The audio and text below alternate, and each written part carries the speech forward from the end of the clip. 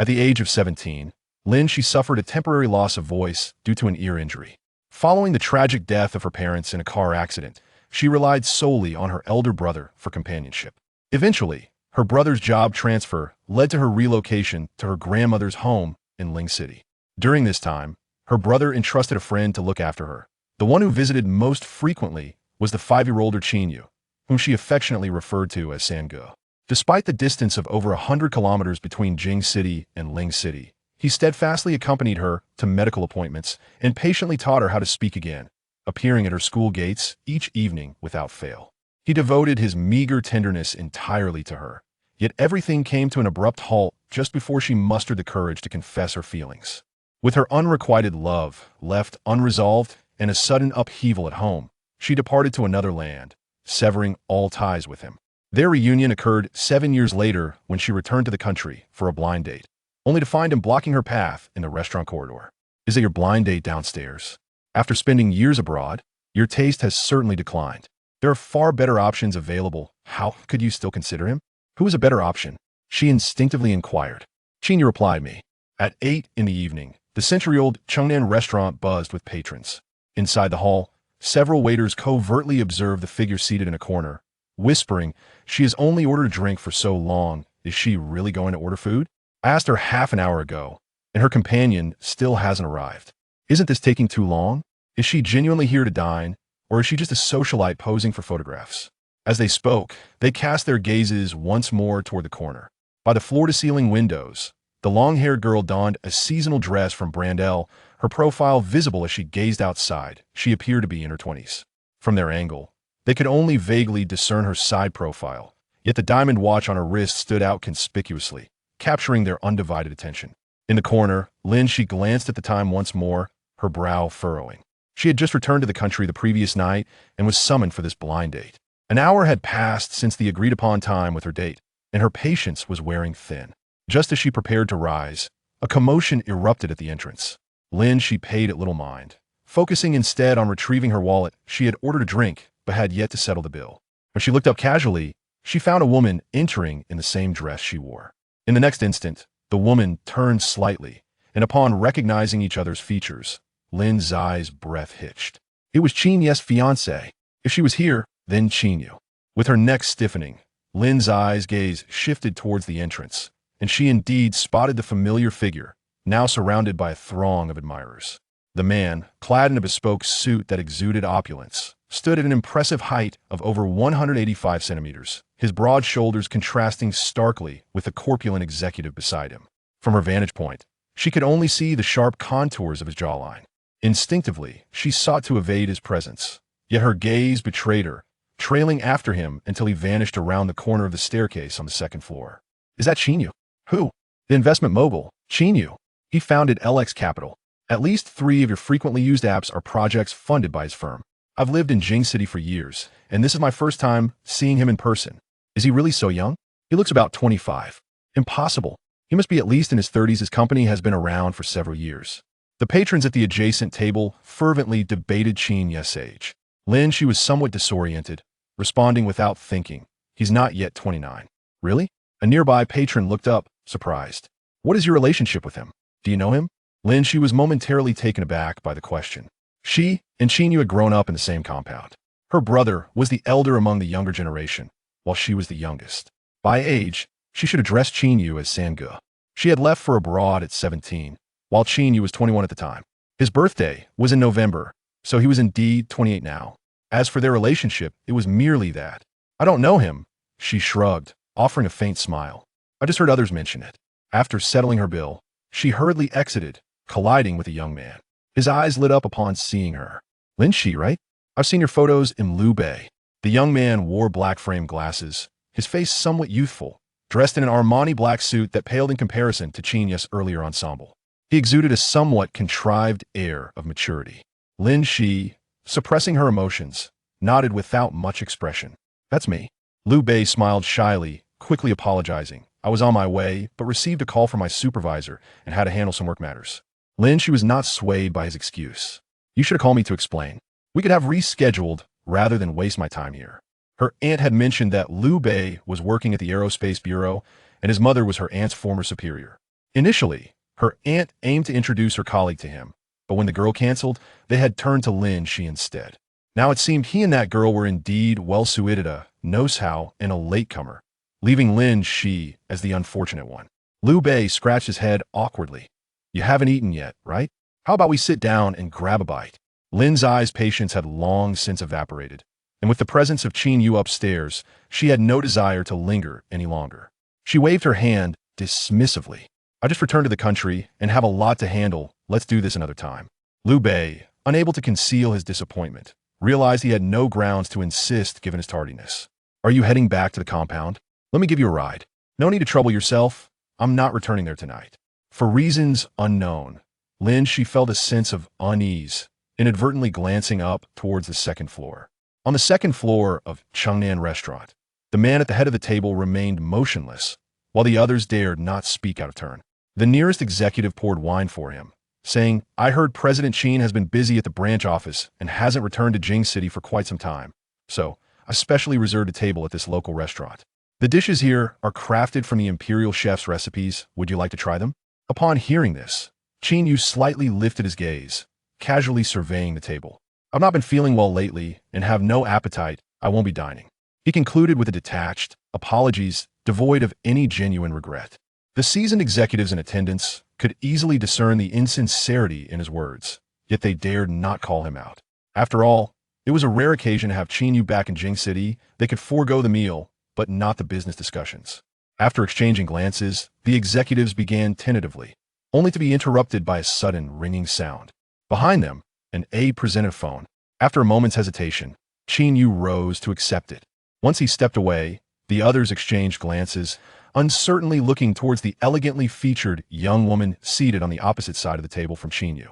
She smiled gently. Sangu will return once he's finished the call. Let us commence our meal in the meantime. Her reassurances eased their minds. After a while, someone could not help but inquire, Miss Song, is something wonderful on the horizon between you and President Qin? Be sure to send us an invitation when the time comes. The woman smiled. Of course you all must be present. Outside the private room, Qin Yu paused by the window, lighting a cigarette before answering the call. President Qin, Miss Lin, she returned to the country last night. Upon hearing the familiar name, Qin Yu's expression momentarily softened before he regained his composure. He flicked the ash from his cigarette and replied calmly, At the compound? There was a brief silence on the other end. As of now, Miss Lin is likely dining with the son of Mayor Liu. Dining? On a blind date, the voice corrected. Qin Yu frowned. Where? City South Restaurant. The very place Miss Lin used to lament about as a child, claiming the food was unpalatable, even causing her to vomit. As if guided by an unseen force, Qin Yu instinctively lowered his gaze downwards. In the restaurant's grand hall, a pair of young lovers were engaged in a tug-of-war. The girl wore an expression of mild annoyance, while the boy seemed to be perpetually apologizing. Then, as if guilt struck, the girl stealthily glanced in his direction, their eyes meeting by sheer coincidence. She froze for a second, her indifference swiftly replaced by astonishment. Qin Yu felt his breath catch, the depths of his dark, cold eyes swirling like a shadowy abyss. He suppressed his emotions, his throat constricting as he finally uttered her name after so many years. Lin Xi, come upstairs. Liu Bei was also drawn in by the sound from above, exclaiming, Third brother? Seeing that Lin Xi remained unmoved, Qin Yu raised his voice. Should I come down? Under the gaze of the man above, Lin Xi inhaled deeply and made her way toward the second floor. The solid wooden staircase creaked underfoot, perhaps due to its age, producing faint sounds with each step. She lowered her head, deliberately slowing her pace, attempting to delay the inevitable. Yet, the staircase was short, and even at a snail's pace, she reached the top in no time. Just as she stepped onto the final stair, a pair of black leather shoes appeared before her, followed by impeccably tailored dark trousers. Finally, upon her arrival, Qin Yu stepped aside to allow her passage. Lin Xi felt a heaviness in her heart, but resolutely followed him. The second floor was lined with private rooms, quieter than the hall below. Her gaze wandered and unintentionally landed on a broken, half-burned cigarette resting on the windowsill. A few ashes scattered nearby, a reminder that Qin Yu had only just stepped out. She had studied electronic engineering in college and had already secured an offer from an overseas company after obtaining her doctorate. She hadn't planned to stay long upon her return, having learned beforehand that Qin Yu had been stationed at the southern branch, prompting her to choose this very moment to come back. She initially thought encountering him here was already unfortunate enough, yet now she found herself ensnared. How terribly unlucky. Sensing Qin Yu's unwavering gaze upon her, Lin Xi ceased her evasion, smiling as she raised her eyes to meet his. I didn't expect to run into you today. The last time we met was 7 years ago, wasn't it? Third brother Qin Yu mulled over this term, a strange feeling settling in his heart. While many in the capital addressed him this way, she had never referred to him as such back then. At that time, shortly after her incident, her hearing relied on a hearing aid, and she was temporarily mute. He had patiently taught her to speak, and she would gaze up at him with teary eyes, stumbling over his name, Qin Yu, rather than calling him third brother as she did now. How have you been, third brother? The man let out a faint chuckle from his nasal cavity, mimicking her languid tone. How could third brother fare well with you gone? Years apart had rendered him rather sardonic, particularly when he emphasized third brother, as if he were gnashing his teeth while uttering it. Lin Xi chuckled awkwardly, perplexed by his sudden shift in demeanor. In the next moment, Qin Yu's gaze inadvertently fell upon the bracelet on her wrist, his brows relaxing. It was his. She still wore it. A slight pang of conscience stirred within him. Did you return last night? Yes, indeed. As she nodded, a strand of hair fell across her face. Qin Yu raised his hand, deftly tucking the stray hair behind her ear. Why didn't you inform me in advance? Third brother would have loved to host you. Such gentleness from him was a rare sight. His eyes ablaze with warmth as he looked at her, their interaction tinged with an ambiguous intimacy reminiscent of lovers. For a fleeting moment, Lin Xi felt a weight lift from her heart, as if transported back 7 years. Yet just as quickly, memories of his disapproval regarding her disability resurfaced. She had inherited her mother's beauty, her delicate face fair and radiant under the light. Her features appeared even more pronounced, imbued with a gentle softness. When she looked up at him, her eyes sparkled with the same clarity as before, slightly curved, holding a hint of laughter. Yet, her words seemed to sting, piercing his heart. I had planned to meet with my match today and visit you tomorrow, but what a coincidence to run into you now. Her tone was playful, even a tad irritating, clearly intended to provoke. As her words hung in the air, Qin Yu's expression darkened, irritation creeping into his voice. Is the one downstairs your match? Before she had a chance to introduce him, he smirked, the edge of his words cutting sharply. After spending years abroad, your standards have certainly plummeted. Lin Xi nearly laughed in disbelief. Indeed, her standards were lacking otherwise. How could she have ever fallen for him? She clenched her hands tightly, deliberately taking the opposite stance. Third brother, I disagree. He seems quite fine, handsome, with a commendable character, and quite accomplished. He fits me well. Accomplished? Qin Yu echoed, scoffing. Is someone like him truly considered accomplished? With better options around, how could you settle for him? Lin Xi, puzzled, instinctively asked, who would be a better option? Qin Yu replied me. Her heart skipped a beat at his words. It was the same old game this man had always enjoyed, making ambiguous remarks that led to misunderstandings. Fearing he might glimpse her unease, Lin Xi averted her gaze, her tone stiff. Third brother is not merely accomplished, you are a prodigy, perfectly paired with that young lady from the Song family. Qin Yu regarded her intently, taking a moment to absorb her words. Why bring up others? How can she not be considered someone else? She isn't your fiancée. Noticing his assistant approaching in her peripheral vision, Lin Xi swallowed her words and swiftly excused herself. It's getting late. I won't disturb you any longer, third brother. Turning away without a hint of nostalgia, she exhaled quietly. Just as she was about to descend, she felt a sudden tightness around her wrist, followed by a firm tug backward. Her rigid back collided with his chest, so close that she could smell the lingering scent of tobacco on him. After giving a brief instruction to his assistant, Qin Yu disregarded her struggles, pulling her down the stairs. Hey, third brother. Lin Xi was compelled to follow. As they passed through the grand hall, Lin Xi caught sight of the table of patrons who had been discussing Qin Yu, just as they were settling their bill.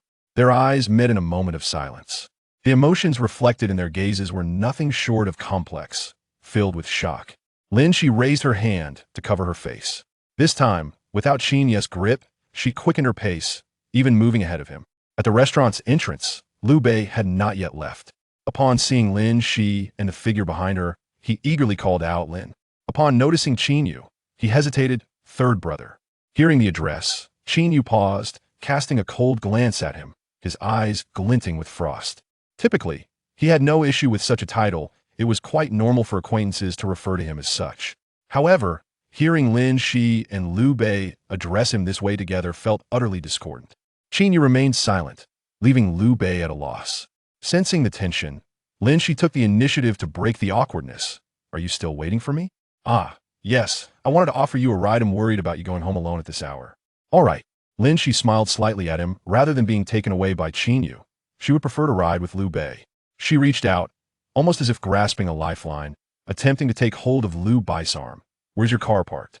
Liu Bei hadn't anticipated her swift agreement and was about to take her hand when Qin Yu yanked Lin Xi back into his embrace, coldly stating, today's matchmaking doesn't count. With that, Qin Yu pulled Lin Xi toward the street. Once shoved in the back seat, Lin Xi felt a daze wash over her, and by the time she realized what had happened, the driver had already locked her side. Turning her head, she saw Qin Yu settle into the seat beside her. Glimpsing Liu Bei outside, still in shock, Lin Xi rolled down the window and waved. Liu Bei, let's reschedule our meeting. Liu Bei promptly nodded. Remember to send me a message when you arrive. All right. The car window, unbeknownst to whom, was raised. Lin Xi, however, paid it no mind. Turning back, she met Qin Yu's piercing gaze. Far from feeling intimidated, she tilted her head and offered a provocative smile. Qin Yu. Chapter 3. Avoiding me? Sensing the low pressure in the back seat, after a while of driving, the driver finally inquired, Mr. Qin, shall we head back? To Ruandong's place. Ruandong was an old classmate of Qin Yu, who had opened a private dining establishment after graduation, gaining a modest reputation. Lin Xi did not wish to spend time with him. Rubbing her wrist that had turned red from his grip, she declined. I'll return to the courtyard. It's not on the way. I could take a taxi back. No need to trouble third brother. There's no rush. Haven't we yet to have lunch? Has third brother become forgetful with age? I already ate with Liu Bei. Are you certain you can stomach the food there? He hasn't even bothered to inquire about your preferences. It seems you are not held in high regard by him. Such a man is unreliable. You should cease your interactions. Lin Xi remained silent, appearing obedient, yet deep within, she was rebellious. Shortly after taking her seat, Qin Yu stepped out to make a phone call, and upon his return, she had vanished. Inside the private room, only Ruandong remained. She left shortly after you went out. I couldn't stop her. She even took care of the bill. Ruandong said with a chuckle, waving a stack of cash. Avoiding you like the plague. Perhaps she still harbors resentment from that incident? Ah, third brother. I find her much more cheerful than before. She speaks more fluently now, and the hearing aid is gone. Returning to his seat, Qin Yu lowered his head and lit a cigarette, remaining silent for an extended period. Ultimately, Lin Xi did not return to the courtyard. She messaged her aunt and went directly to the hotel. Since her teenage years, she had seldom stayed in the courtyard, always residing with her parents. Later, after a family incident during high school, she moved to her grandmother's house in Lin City, never returning to the house left by her parents. That night, Lin Xi was plagued by insomnia, finally succumbing to sleep late. She dreamt once more of the day of the accident, blood trickling from her forehead and flooding her vision with crimson. Though she had survived, she had lost her hearing. Upon waking and realizing her parents had perished on the spot, she wept on her brother's hospital bed until she fainted. Afterward, her personality shifted dramatically. She became withdrawn, to the point of mutism at times. The scene shifted to the day she resolved to confess her feelings to Qin Yu after the college entrance examination. He always appeared punctually at the school gate to escort her back to her grandmother's. However, on that particular day, he was late, sending someone else to take her home. The following day, she learned he had a fiancée. Soon after, she traveled abroad with her uncle. That winter marked her first in a foreign land, and also the day she removed her hearing aid. The doctor repeatedly inquired, Miss Lin, can you hear me? After the accident, it was the first time she had heard sound without the aid. She nodded in delight, and amidst the expectant gazes of the doctor and her uncle, stammered, yes, I can hear. Upon leaving the hospital that day, she sat in the car, gazing out the window when she caught a fleeting glimpse of Qin Yu at the corner. The alarm jolted her awake, and she gasped for breath. The familiar hotel room came into view. The curtains in front were not fully drawn, allowing sunlight to pour through the gap. After staring at the curtains for a few moments, she regained her senses and turned off the alarm. It was only 8 in the morning. She had barely slept. However, she had an important matter to attend to today. After purchasing flowers, Lin Xi took a taxi to the cemetery on the outskirts of the city, arriving by 10 o'clock. As she bent down to place the flowers, her gaze fell upon another bouquet of white chrysanthemums nearby, causing her pause. A sense of confusion washed over her as she touched the petals. They were still fresh, indicating they had been placed there recently and her parents' photographs had been meticulously cleaned. Someone had visited shortly before her arrival. Yet at this hour, there were hardly any visitors. She had walked up without seeing anyone familiar. Several figures floated through her mind, but she dismissed them and chose not to dwell on it. Nearing noon, Lin Xi finally rose to leave. The journey from the outskirts to the courtyard was somewhat lengthy, and on the taxi ride, she couldn't help but doze off for a bit. Upon disembarking, her head felt slightly heavy, and her steps felt light. Is it Xi who has returned? Upon hearing the commotion at the door, her uncle peeked outside and hurried to greet her. Uncle? Lin Xi exclaimed, surprised. Aren't you in the army? Her uncle took her backpack from her. You too? No notice beforehand. I had to take a sudden leave to rush back. I almost missed seeing you. Are you really planning to stay abroad? Lin Xi nodded as she walked in with her uncle. Is Grandpa not here? He has gone to play chess. He doesn't even know you're back. Her grandfather, who had lost the use of his legs, was a man who had survived against the odds, now reliant on a wheelchair. In the sweltering summer heat of Jing City, Lin Xi hurried her steps, eager to avoid the sun. Just as she was nearing the pavilion, she spotted her grandfather in the wheelchair, accompanied by a familiar figure behind him. That person had evidently seen her too. Lin Xi awkwardly tugged at the corner of her lips. Opposite her, her grandfather, unable to clearly see who was in front of him, was fortunate to have Qin Yu there. It's Lin Xi. Xi has returned. See? Yes, she is right in front. Upon hearing this, her grandfather joyfully raised his right hand, trembling slightly, and called out to Lin Xi in a hoarse voice. Lin Xi quickly dashed forward. I was just coming to greet you. No need. Xiao Qin is here. Her grandfather grasped her hand. Where were you yesterday? Why didn't you return? I visited my parents early this morning, so I stayed overnight at a nearby hotel. You came and went together with Xiao Qin? He lied to me, saying you weren't home. That rascal. Her grandfather playfully smacked Qin Yu on the back. Huh? Lin Xi was taken aback, looking up at him. He left that bouquet? Locking eyes with each other, they silently acknowledged without the need for further explanation. Her uncle emerged to usher her grandfather inside, and at the entrance, Lin Xi seized the opportunity to call out to Qin Yu. Did you go to the outskirts this morning? Yes, I had intended to stay longer, but I received a call from home and had to come over. He also casually explained why he happened to be in the courtyard, seeming to imply it was merely a coincidence rather than a deliberate attempt to confront her. Why didn't you come back yesterday? He posed the same question as her grandfather. Before she could repeat her reason, Qin Yu stepped forward, directly addressing her. Avoiding me? Lin Xi found herself pressed against the wall, reminiscent of her childhood when she was punished by her brother for misbehaving. Each time Qin Yu passed by, he merely observed, never advocating for her. His demeanor had always been composed, unlike her brother's sternness. He was colder. In her youth, she truly detested him, but later, she found herself genuinely fond of him. Of course not. Why would I avoid you? Hearing her aunt call for her, Lin Xi quickly responded and dashed away. Qin Yu watched her retreating figure for a while, before silently following. Her aunt, ever warm-hearted, invited Qin Yu to join them for lunch. Throughout the meal, she continually served dishes to the two younger ones. In the midst of their dining, her uncle seemed to recall something and asked Lin Xi, were you planning to return? Next Monday. On the other side, Qin Yu glanced at her, his brow furrowed slightly. You still intend to go back? Her aunt naturally chimed in. Yes, Xi has secured a job abroad and will be returning to work. An inexplicable gloom enveloped the atmosphere, descending into an eerie silence. Is that so? His voice finally broke the stillness, devoid of inflection, yet imbued with an unspoken pressure. His gaze was too intense to ignore. Lin Xi focused on her meal, unable to withstand the tension any longer. She raised her brow and replied, is there a problem? Chapter 4. Moral Coercion After Lunch. In a bid to evade Qin Yu, Lin Xi retreated to her room for some rest. She had anticipated a chance encounter with him that evening. But little did she know, from the afternoon until the morning of the third day, she did not see Qin Yu again. In Lin City, her grandparents were both traditional Chinese medicine practitioners, and after retirement, they opened a small clinic. After accompanying them to the clinic, Lin Xi planned to explore the vicinity. While waiting for a taxi, she received a call from an unfamiliar number from Jing City. After much hesitation, she pressed the answer button. She remained silent, waiting for the caller to speak first. As soon as the call connected, a somewhat familiar male voice emanated from the other end, though it was not Qin Yu. Is this Lin Xi? You are. It's me, dear Chung Si. No way. Can you not even recognize my voice now? Lin Xi exclaimed with joy. Fourth brother. Chung Si spoke with a strong Beijing accent, unmistakably authentic. I went to great lengths to obtain your number. You didn't say a word about returning home. Well, I just hadn't had the chance yet. This excuse had never failed her. Compared to Qin Yu, she had always preferred the more extroverted Chung Si during her childhood. He was quite an interesting person. I happen to be in Lin City as well. Are you at your grandmother's house? I'll come find you.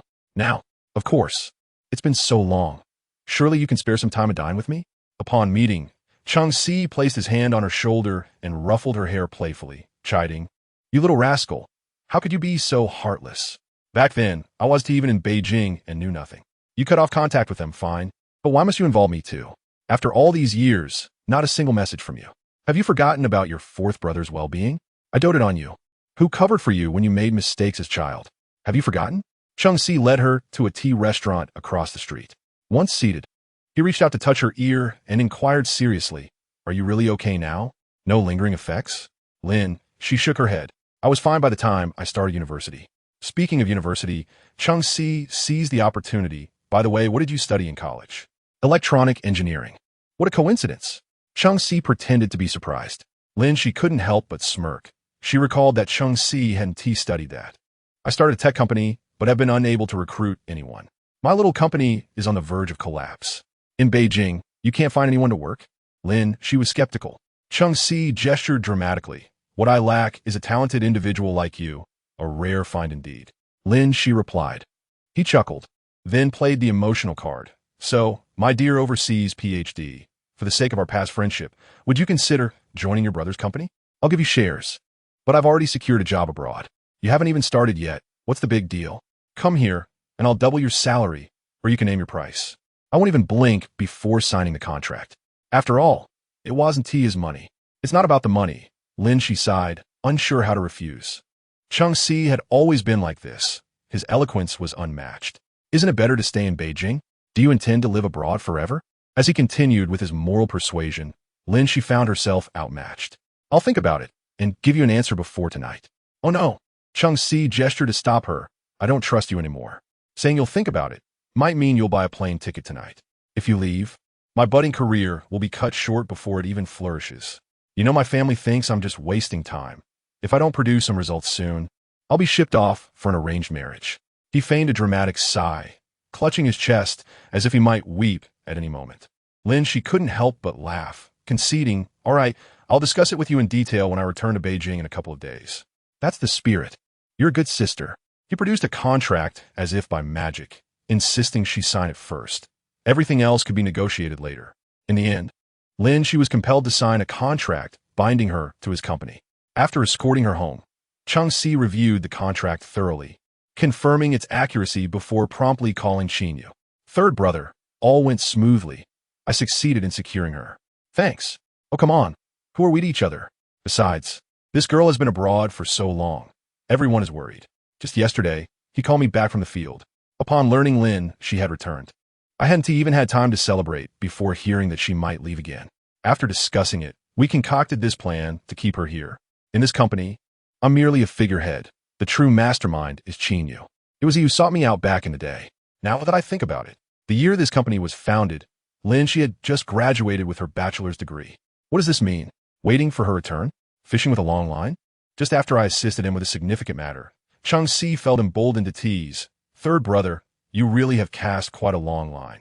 Why on earth would Qin Yu continue to support this little company?" Turns out, he was just waiting for her. Chung Si marveled.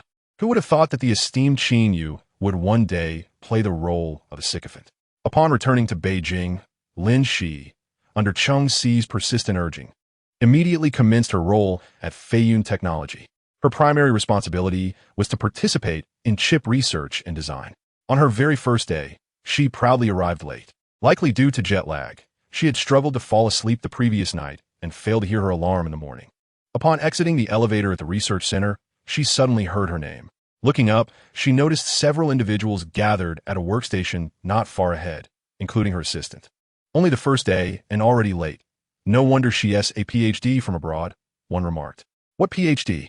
Nowadays, anyone with a bit of money can go abroad. It's easy to acquire a degree. It's all inflated credentials. I could do it too. What do you think her relationship with President Cheng is? I heard from the front desk that she got out of President Cheng's car yesterday, and he personally brought her in. They say he is particularly considerate towards her. It seems their relationship is quite special. Is that so? I was wondering why there hadn't been any movement from HR. Turns out there is some hidden agenda. I took a peek yesterday. She is indeed beautiful, both sweet and innocent. No wonder President Chung was smitten. Wow. It's no surprise she could replace Engineer Chun right upon her arrival. Engineer Chun graduated from a domestic university. Isn't she just as capable? I heard Engineer Chun was furious yesterday, turning pale and skipping lunch. Well, I also heard that a major company is interested in collaborating with us. Given her limited skills, what could she accomplish? Lin Xi approached slowly, inquiring, "Is the big company you mentioned Huashan?" Her assistant replied, "Yes, that is." Just then, one of her colleagues suddenly stood up. Confused, she turned around to meet Lin Xi's smiling eyes. Assistant inhaled sharply, quickly rising to follow. Lin Gong, good morning." "Oh, it's not early anymore, good morning. I apologize for my tardiness. I'm still adjusting to the time difference. I hope I haven't delayed anyone's work." The assistant snapped back to reality. "Not at all. Would you like some coffee to help you stay awake? I could prepare it for you." "Thank you." Lin Xi's demeanor was cool and composed, appearing quite stern when she wasn't smiling. The others, noticing her neutral tone, were uncertain of her feelings, clinging to the hope that she hadn't overheard their previous conversation. Unfortunately, they were mistaken. Lin Xi's gaze swept over the group leisurely, her tone both respectful and assertive. "Yesterday was rather rushed, and I didn't have the chance to properly introduce myself. My name is Lin Xi. I am 24 years old, and I graduated from MIT with a degree in electronic engineering. I received a full scholarship during my studies and have participated in numerous competitions, earning several notable awards. If you're interested, feel free to look it up online. Additionally, I have a private acquaintance with Chung Si. As for our relationship, I prefer not to discuss personal matters of the company. If you're too curious, you can directly ask him, which will save you time rather than speculating here." The group fell silent. "Oh, and I am colleagues with Chun Gong, in a relationship of equal cooperation. There is no question of replacement. Regarding the rumor that Chun Gong is upset, I am indeed unaware of the situation." With that, she pulled out her phone and located Chun Gong in their WeChat group. After a while, he emerged from his office, smiling as he approached. "Lin Gong, you were looking for me?" Chun Gong, in his 30s and a longtime employee at Feiyun, was generally well-liked due to his cheerful demeanor. Lin Xi nodded at him. "I heard you didn't eat lunch yesterday. May I ask why?" She had a direct approach in social situations, never one for beating around the bush. "Oh, it's nothing." Chun Gong waved his hand, producing a blister pack of medication and a payment slip from his pocket. "I had a stomach ache yesterday, so I didn't dare to eat. I went to the hospital right after work to get some medicine, and the prices are outrageous nowadays. Then should you take another day to rest? I can keep an eye on things here." No. I feel much better after taking the medicine." "That is good to hear." She glanced at the others, who were exchanging anxious glances. Under her scrutinizing gaze, they held their breath, bracing for a possible reprimand. However, Lin Xi merely joked with Qinggong. "I thought you might be angry because I didn't treat everyone to a meal after starting yesterday." "How could I be? I'm not that kind of person, haha. But if you do decide to treat us, perhaps you could delay it for a couple of days until my stomach is better. Let us postpone it for a couple of days, then." "All right, let us go see the Huashing project." Lin Xi nodded in agreement, but before she left, she turned to her assistant. "Please bring the coffee to the office later. Thank you." Of course, Lin Gong. Once she departed, the group finally exhaled in relief. Did she hear everything? Is she angry or not? She won't tell Chung Zong, will she? "Xiao Lu, why don't you test the waters when you bring the coffee?" Having arrived late in the morning, Lin Xi stayed late to catch up on work. By the time she left the office, it was already past 9 o'clock. She had eaten dinner early, and now she felt a bit hungry. It had been a long time since she returned to Jing City, and she was unfamiliar with the dining options nearby. Torn between hot pot and barbecue, she realized she couldn't eat much on her own, making both choices impractical. She desperately needed a dining companion. However, who could she possibly contact at this hour? Chung Si had left for a business trip after dropping her off yesterday, and it had been years since she had connected with her other friends in Jing City. As for her colleagues, she wasn't close with any of them. Walking the 300 meters from the entrance to the street took her a leisurely 7 or 8 minutes. She sighed at the street corner, deciding against eating, which would conveniently aid her diet. "What aren't you eating?" Lin Xi turned in disbelief to the source of the voice. A familiar Ferrari Puro saying had apparently followed her for some time. Peering into the lowered passenger window, she found Qin Yu seated in the driver's seat, a sight she hadn't seen in nearly a week. "What are you doing here?" Unlike their initial awkward encounter upon his return, Lin Xi seemed to have grown immune to her discomfort. "Just passing by." Qin Yu rested his long fingers on the steering wheel, lightly tapping it. "Get in. We can't stay here too long." "Lin Xi, if you can't stay, then why not drive? Why call me over? Quickly, I need to talk to you." Under his urging, Lin Xi found herself once again swept up into his world. "What is going on with that person surnamed Liu?" Lin Xi paused, surprised that he knew she hadn't spoken much with Liu Bei over the past few days. "How do you know?" The man turned his head slightly, his gaze inscrutable. "That person told his family he is quite pleased with you. Are you two dating?" Chapter 6. Discussing marriage after Qin Yu's question, the car fell silent, the only sound being the hum of the air conditioning. Lin Xi remained silent, which Qin Yu interpreted as tacit agreement. He withdrew his gaze, his long fingers tightening around the steering wheel. His Adam's apple bobbed twice before he spoke again, his voice low and hoarse. "You're in such a hurry to discuss marriage right after coming back." His tone carried a hint of bitterness, prompting Lin Xi to raise an eyebrow and smile at him. "Are you bored lately, third brother?" She lazily leaned against the passenger's seat, noticing his tightly pressed lips, which brought her a sense of satisfaction. In previous years, she would have hesitated to speak to him like this, but now she felt unrestrained. "My relationship with Liu Bei isn't finalized yet, so you don't need to rush.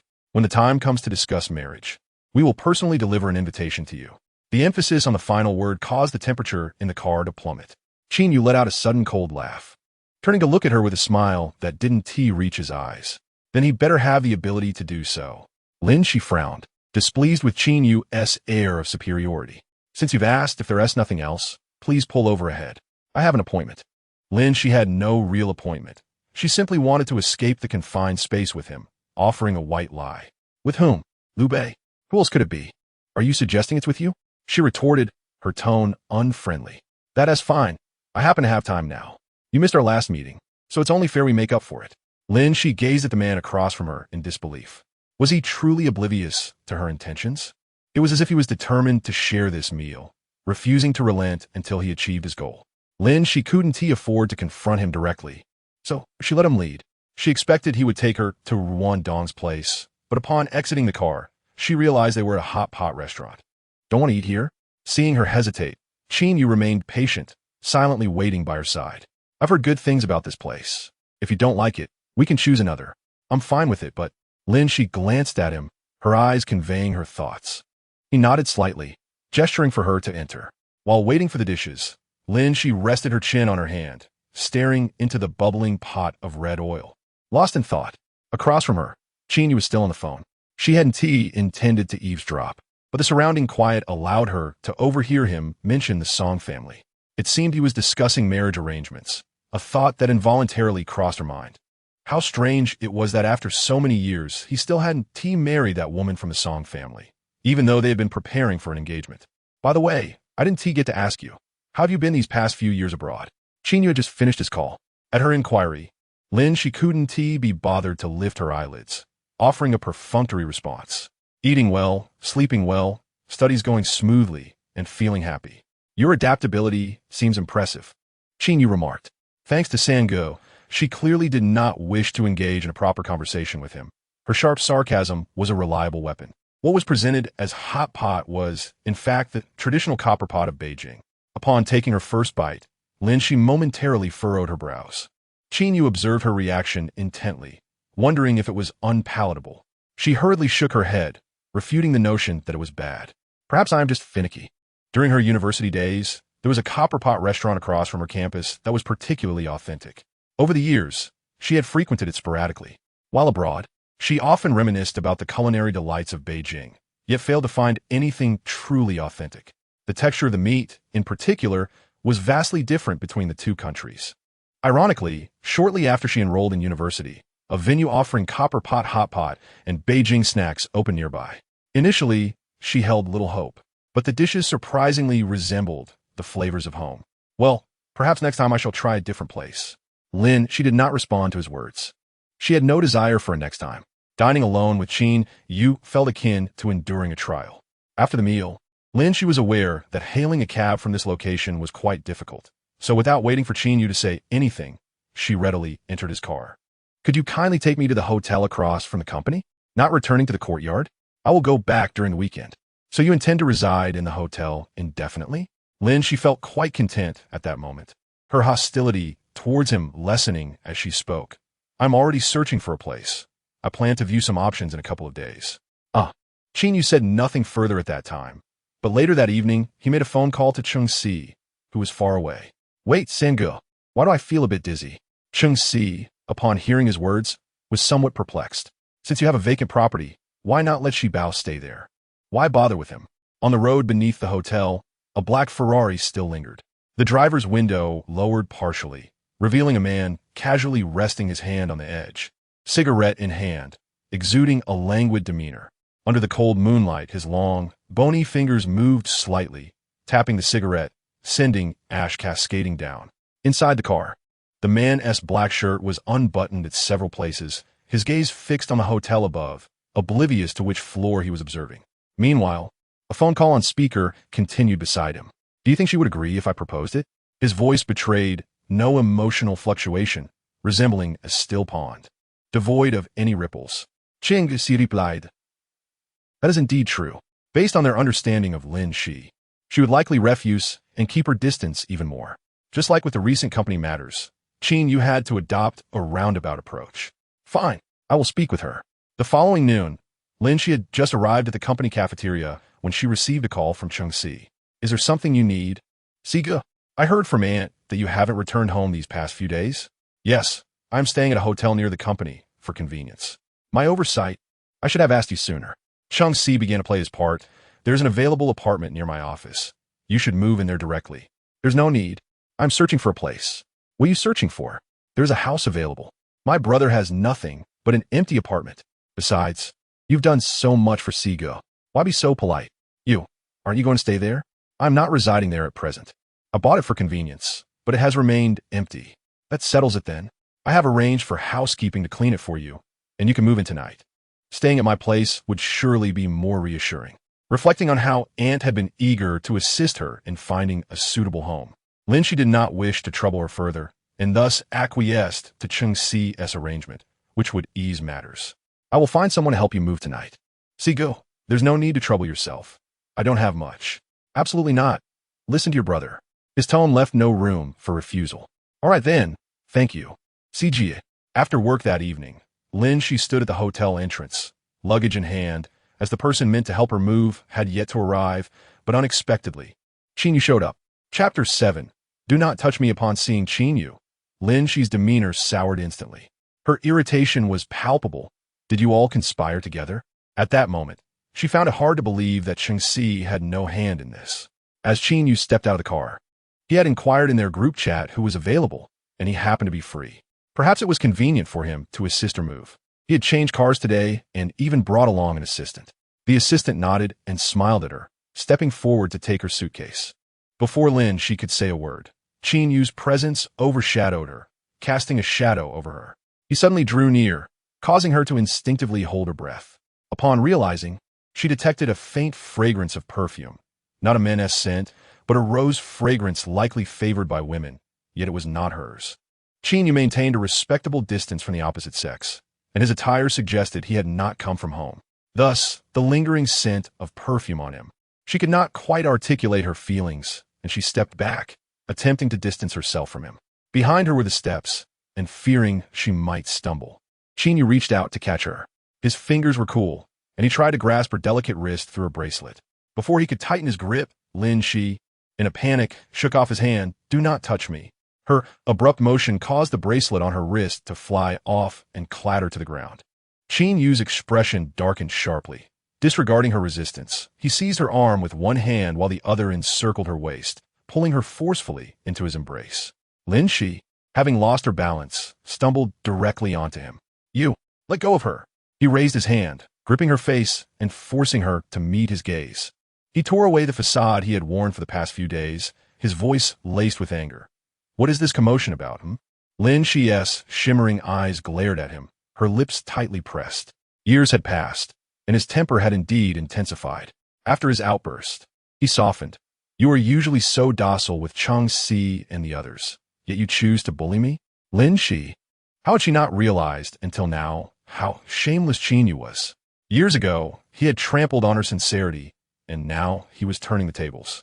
In this situation, who was truly bullying whom? Lin Xi had no desire to engage further, pushing against his shoulder. The man remained immobile, his hand tightening around her waist as he spoke. In Beijing, who dares to bully Sange? Lin Xi forced a smile, nearly gritting her teeth as she replied, I see you have quite a bit of courage. Sangu is unjustly accusing me. I would rather avoid you altogether. This was the truth. Provoked by her words, a fleeting glint of coldness flashed in Qin Yu's eyes, emanating an aura of chilling danger. The thumb pressing against her lower lip applied pressure, leaving a red mark on her skin. Qin Yu. She called out his full name in anger. Meeting her furious gaze, the coldness in Qin Yu's eyes dissipated, and a smile slowly crept onto his lips. Have you stopped calling me Singe? Lin Xi was taken aback. During the time she had temporarily lost her voice, it was Qin Yu who had consistently assisted her, trying to help her regain her ability to speak. Initially, he had taught her just 2 words, Qin Yu. Each time, she would stumble through the pronunciation of his name. In their everyday life, younger relatives who were slightly familiar with Qin Yu would call him Sangu, while those less acquainted would formally address him as Mr. Qin or Young Master Qin. It was well known that Qin Yu's background made him akin to a prince in Beijing. Except for the elders of his family, no one dared to utter his name directly. Yet during that time, she felt as if she had been granted a privilege, a favored position. Each time she called his name, he would smile instead of frown, complimenting her voice and even rewarding her with a small gift. For reasons unknown, as she recalled this, Lin Xi felt a sudden sting at the tip of her nose, her voice trembling. Let me go. Fearing he might provoke her to tears, Qin Yu reluctantly released her.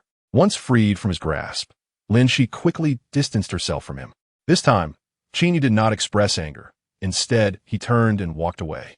The man was tall and slender, and his mere silhouette could evoke desire in countless women. Lin Xi's gaze followed him, her eyes filled with caution. It wasn't until she saw the man, with his straightened back, bending down to retrieve a bracelet from the ground, that she abruptly lowered her head.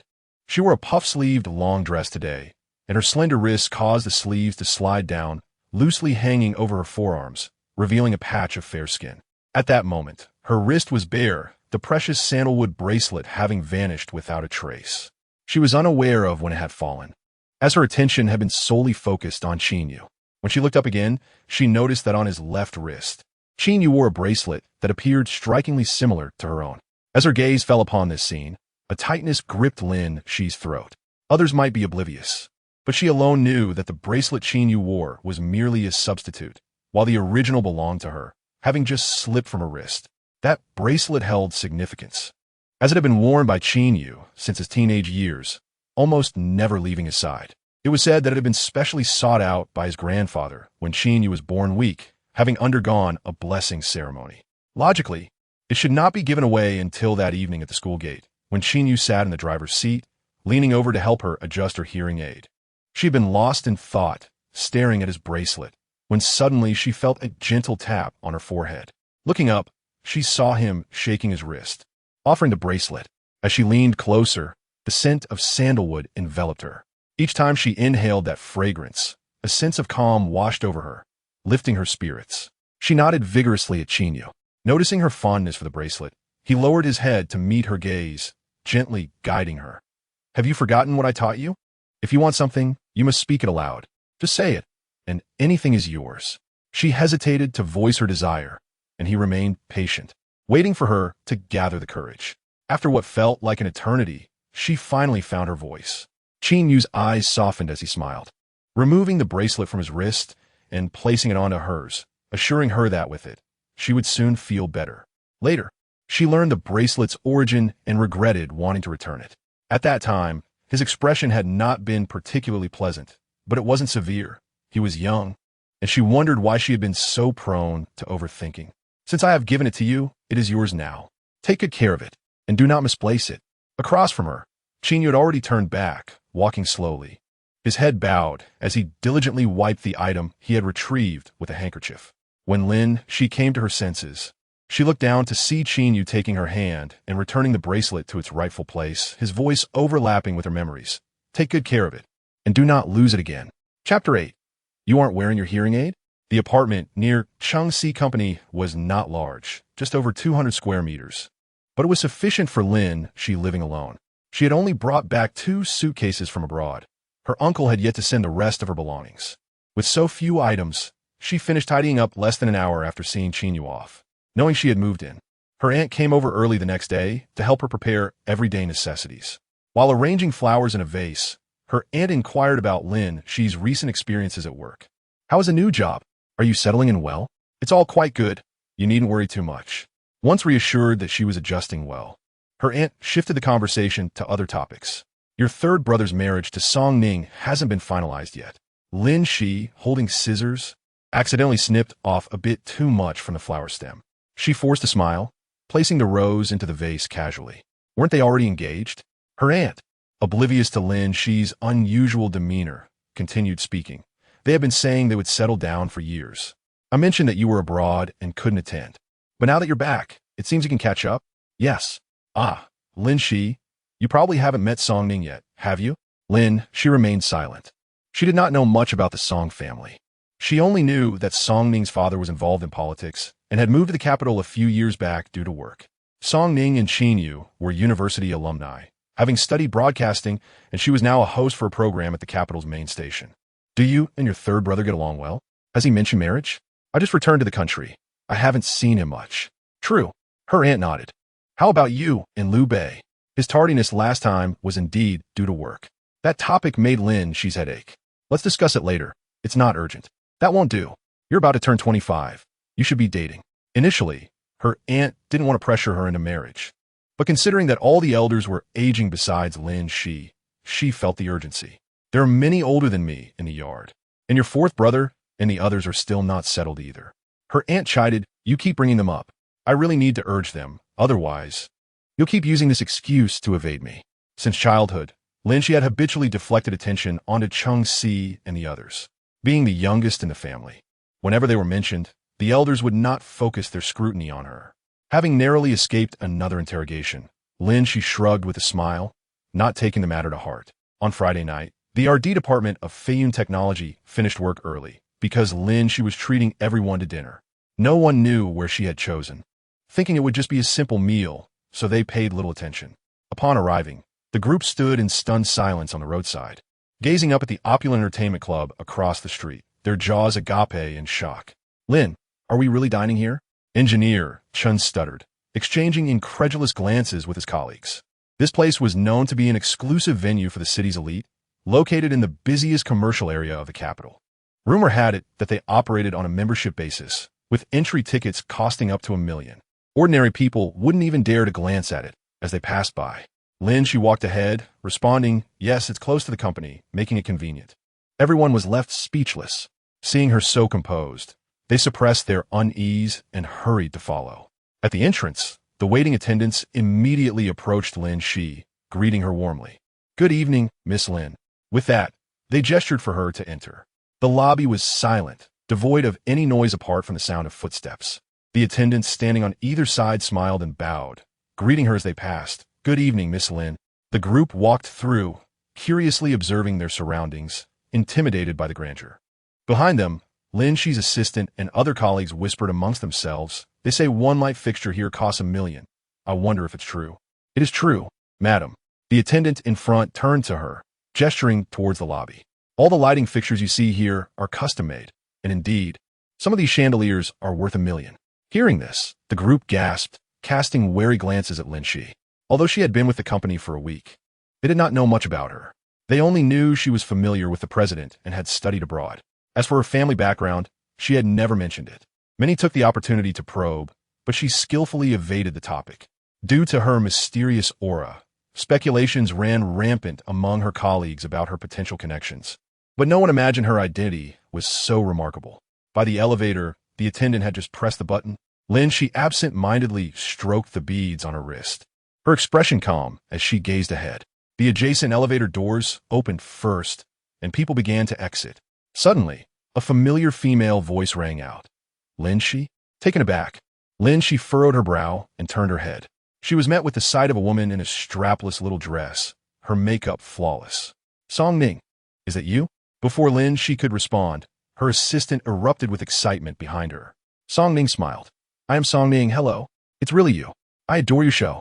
You are even more beautiful in person than on television. And I also admire you. Other colleagues quickly gathered around. Thank you. You are beautiful as well. Turning back, Song Ning looked at Lin Xi again. It's really she. When did you return to the country? Qin Yu never mentioned it to me. Lin Xi's expression remained impassive as she replied softly, and then fell silent, appearing as though she and Song Ning were strangers. Observing this, the onlookers fell silent, their gazes shifting between the two. After a few seconds, an assistant mustered the courage to ask, Lin, do you know Song Ning? Lin, she continued to gaze ahead, not sparing them a glance, merely responding, we've met, but we are not familiar. The disparity in their attitudes was palpable. One was exuberant, while the other remained aloof. The assistant, realizing the gravity of the situation, quickly fell silent, hesitating to speak further. Song Ning stepped closer, her gaze tracing the outline of Lin Xi's ear, only to notice that she wasn't wearing a hearing aid. Is your hearing better now? It seems your speech has improved significantly as well. Unlike before, when it was difficult for you to articulate, evoking sympathy. Over the years, you have changed tremendously. You've become even more beautiful. This statement carried immense weight, causing several onlookers to hold their breath, silently becoming mere spectators. Finally, a flicker of expression graced Lin Xi's calm visage as she crossed her arms and tilted her head, raising an eyebrow to meet Song Ning's gaze. You cannot compare to Miss Song. 7 years have passed, yet you remain unchanged, and your manner of speaking is as unpleasant as ever. Chapter 9. You deceived me. Once more a brief silence enveloped the surroundings. Fortunately, Song Ning was not offended. She maintained her poise. I must have misjudged. She. Your temperament has not altered at all. Are you here for a meal today as well? Why don't you join us in our private room? Ignoring her invitation, Lin Xi warned, we are not familiar. The next time we meet, do not call my name. How can we not be familiar? Soon, we will be family. Watching her retreating figure, the animosity in Song Ning's eyes flickered and vanished. You might not be aware, but I came down to pick up Qin Yu. Our families are here today to discuss our marriage. Henceforth, you may call me sister-in-law, and I shall treat you as my own sister. At the elevator, Lin Xi slightly blocked the closing doors with her foot and let out a faint click of her tongue. I am quite curious about something. Song Ning, what is it? Previously, you told me you were in love and on the verge of engagement. 7 years have passed. Why has it not been finalized? Her tone conveyed genuine curiosity, offering no hint of ulterior emotions. Song Ning's expression shifted slightly as she endeavored to maintain her smile.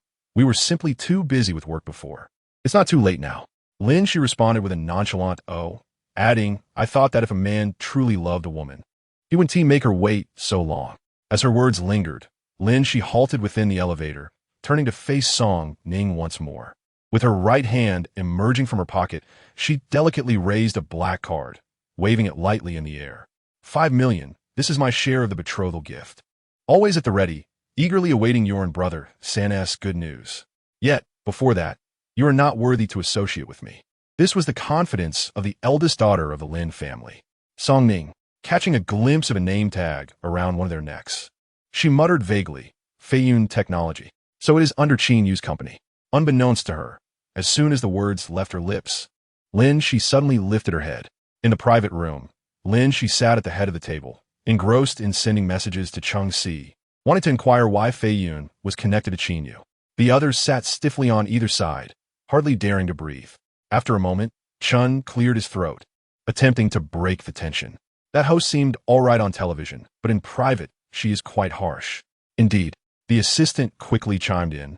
I used to find her face appealing, but now I have lost all fondness. That's right. She even has a hint of a green tea persona. I'll unfollow her when I get back. Lin, could the Qin Yu she mentioned be?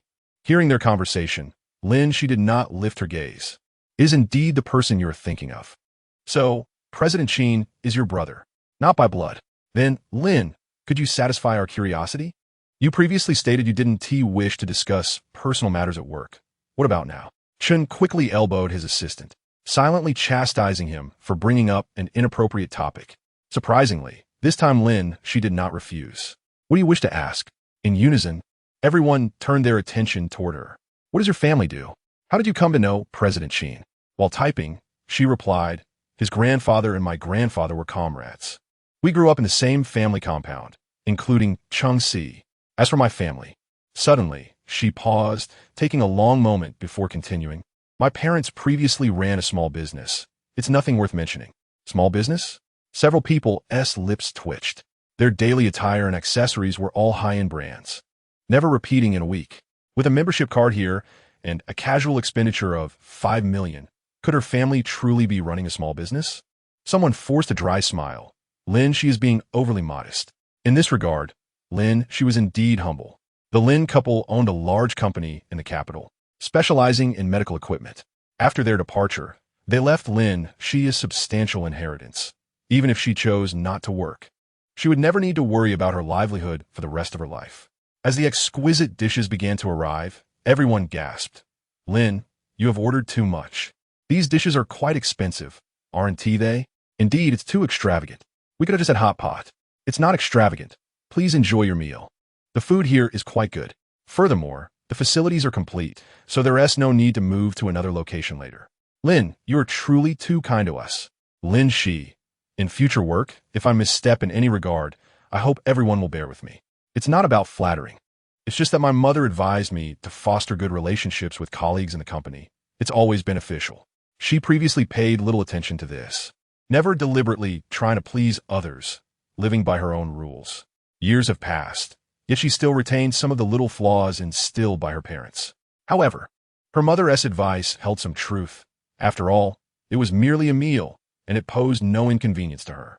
According to what Qin Yu once taught her, anything that could be resolved with money is not a problem, and there's no need to dwell on it. When a knock on the door sounded, everyone assumed it was merely a server bringing more dishes.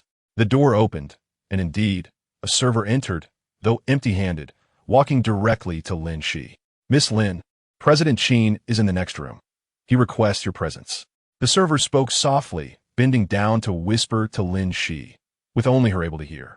Without a second thought, Lin Xi, engrossed in her phone, instinctively replied that she was unavailable. Qin Xi had responded to her message. Despite showing he was typing just moments ago, she had waited 20 minutes without a reply. The server appeared unfazed. President Qin said that if you do not step out, he will come in to discuss matters with you. Miss Lin, do you require me to invite President Qin in? After the server escorted Lin Xi to the adjacent room, he withdrew, expecting that Song Ning and the others would be present. She was surprised to find only Qin Yu seated inside.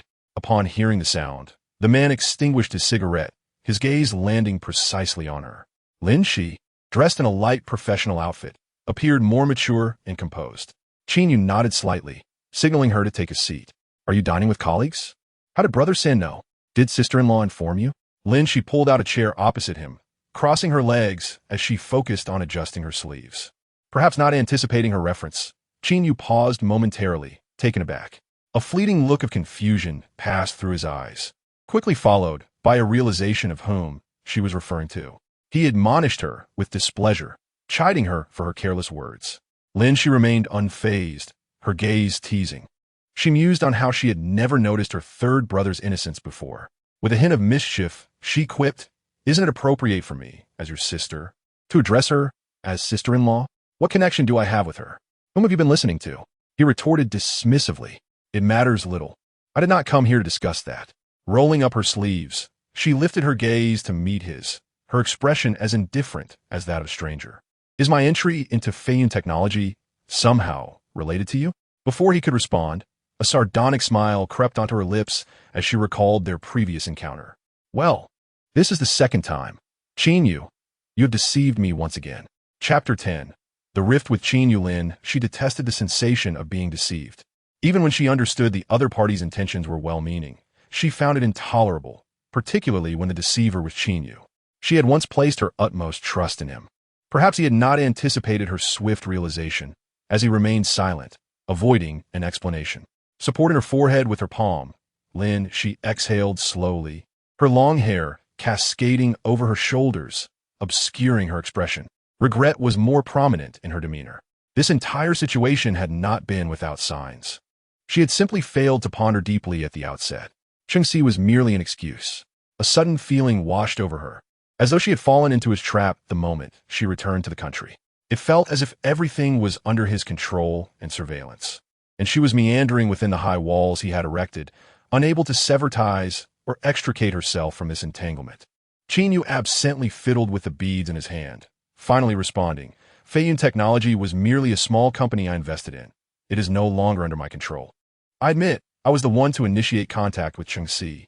Upon hearing this, Lin Xi nodded weakly, realizing why she should not be thanking Xi, but rather him. Your entry into Feiyun cannot be deemed as favoritism.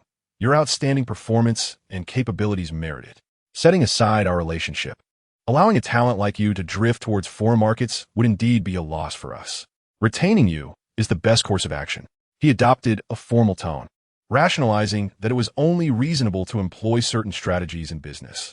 Merchants are inherently profit-driven, and when pressed, they can resort to any means. Moreover, he had not employed extreme measures. Throughout, he aimed to maximize her benefits, striving for a win-win situation. To put it simply, Feiyun Technology had been prepared solely for her from the very beginning. He was aware of the accomplishments she had achieved abroad and recognized that post-graduation, she would not lack employment opportunities. Yet being a businessman, he understood that capability does not encompass everything. As the only girl in her generation and the youngest, she had been coddled by her elders, lacking the worldly wisdom to navigate complexities, unable to learn the art of subtlety. Rather than allowing her to be oppressed elsewhere, keeping her at Feiyun would provide her with the space to showcase her talents while ensuring her safety. Most importantly, she would be close to him.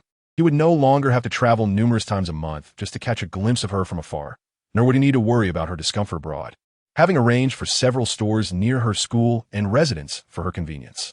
Consider me enlightened. Lin Xi's voice chimed again, laced with a light-hearted laugh, devoid of sarcasm.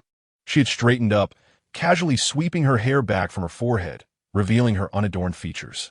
Indeed, every encounter with her third brother imparted valuable lessons. It truly sounded like a compliment. However, next time, you could directly address me. Why beat around the bush with your good deeds? Otherwise, how shall I remember this favor you owe me? Qin Yu's brows knitted slightly. If I were to bring it up, would you agree? Why not? Lin Xi tilted her head in confusion. You've generously granted me shares. Who would refuse money?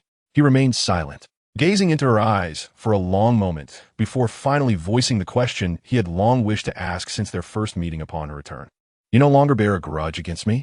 Revisiting old matters, Lin Xi had hoped to evade discussions of their past since her return to the capital.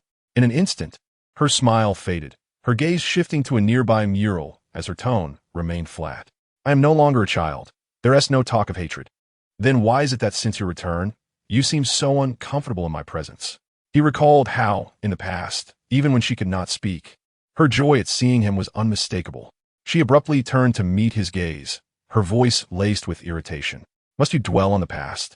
Her tone suggested she had already extended him a courtesy, and now he insisted on tearing down the barrier.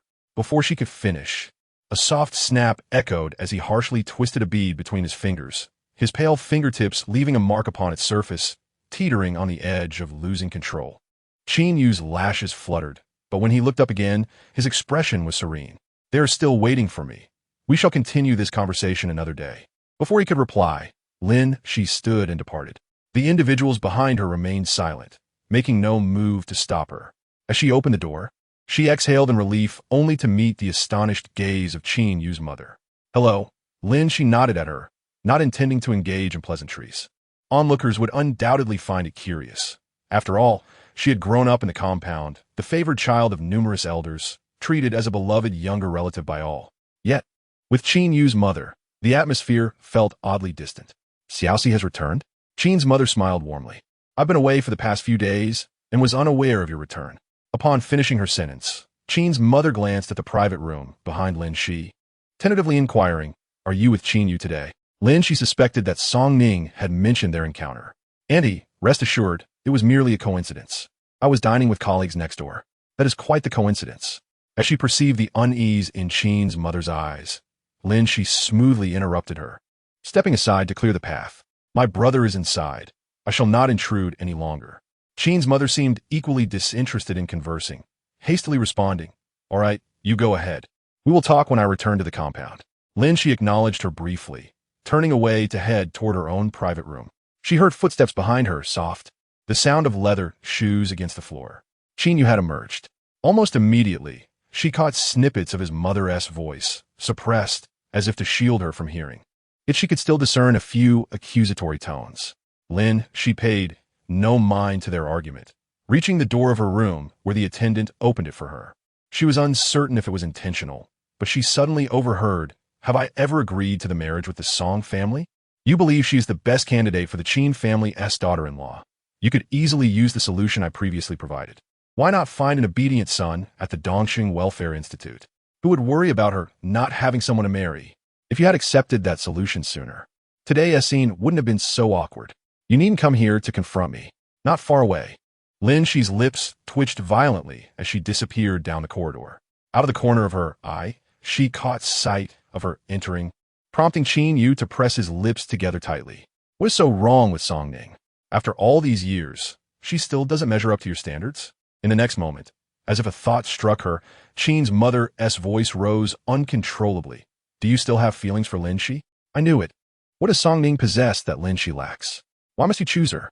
Qin Yu, with his hands tucked in his pockets, raised an eyebrow. "Might I ask you the same? How could Song Ning possibly be compared to her?" Chapter 11. Have they broken up? The following day, as there was no work, everyone relished their time at the venue, knowing this might be their only opportunity to experience such a place. They played until the early hours before reluctantly parting ways. Having declined a colleague's offer for a ride, Lin Xi remarked, "I live nearby, just a short walk away." After watching her colleague's car depart, a black Bentley smoothly pulled into the outer lane, positioning itself firmly before her. The driver quickly exited the vehicle, beaming at Lin Xi. "Miss Lin, do you remember me?" Lin Xi scrutinized the middle-aged man across from her, cautiously inquiring, "You are the driver for the Qin family?" "Yes, indeed. I can hardly believe you still recognize me. Is there something you need?" The driver continued, "Young Master Qin instructed me to wait for you here." Instinctively, Lin Xi cast a glance at the back seat of the Bentley. Sensing her apprehension, the driver recited the explanation Qin Yu had provided. "There is no one in the car. Young Master Qin left a few hours ago. He insisted on ensuring your safe passage. Otherwise, I would have a difficult time explaining my return." As she settled into the vehicle, Lin Xi felt no surprise. After all, their previous encounter had ended on a rather sour note, making a subsequent meeting awkward. His absence was expected. Should he have approached her again, it would only imply one thing. He wished to confront her directly. Though she recognized her own hypocrisy during these encounters with Qin Yu, she had no choice but to maintain her facade. Returning to their previous rapport from 7 years ago was an impossibility, as was completely severing ties with him. The city was not vast, and they traversed similar social circles, with familial connections that ran deep, rendering avoidance futile. Otherwise, she would not have felt compelled to leave the country with her uncle 7 years prior. Since her return, their interactions had been far from harmonious. As Qin Yu had remarked, she was simply uncomfortable.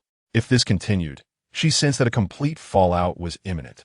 At that point, she would bear no blame. She had done her utmost to evade him, yet he persistently sought her out. What did she do? The thought of still being entwined with his company left her restless, and sleep eluded her. She harbored a nagging feeling that this situation was far from resolved. Sure enough, on Saturday noon, she received a phone call from Qin's mother. Ostensibly a casual inquiry about her well-being, the conversation was, in fact, an attempt to probe into how she had ended up at Feiyun. Lin Xi had not slept all night, and by the time she answered the call, her head was spinning. She offered little in response, hastily excusing herself and hanging up. Upon awakening, it was already early Sunday morning. During breakfast, she glanced at her call log, her brow furrowed in concern. Qin's mother harbored no fondness for her, nor did she approve of her connection with Qin Yu. In their youth, Qin Yu would drive to Lin City daily to pick her up from school, and they spent countless hours together. When Qin's mother learned of this, she and Qin Yu had quarreled, though it seemed to have had little effect, as she ultimately sought out Lin Xi. Chung Si returned in the afternoon, inquiring within their group chat about everyone's availability for the upcoming week. "Since she is back, I have been rather occupied lately, but I would like to host a welcome dinner for her." The fifth brother responded promptly, "I won't be able to return next week." The second brother added, "I expect to be reassigned back to the country next month." Chung Si sighed, "Well, it seems my inquiry was in vain. It appears to be just the three of us left." Excluding Lin Xi, Their group consisted of 5 individuals, a configuration unchanged since childhood. Lin Xi was a full decade younger than her brother Lin Xi, making him their elder brother, whose word was law in their youth. Following him were the second brother from the Zhou family and Qin Yu, both of the same age, though the second brother was born a few months earlier. The fifth from the Liu family was also their contemporary.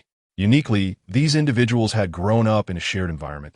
Yet only Lin Xi followed in the footsteps of their forebears.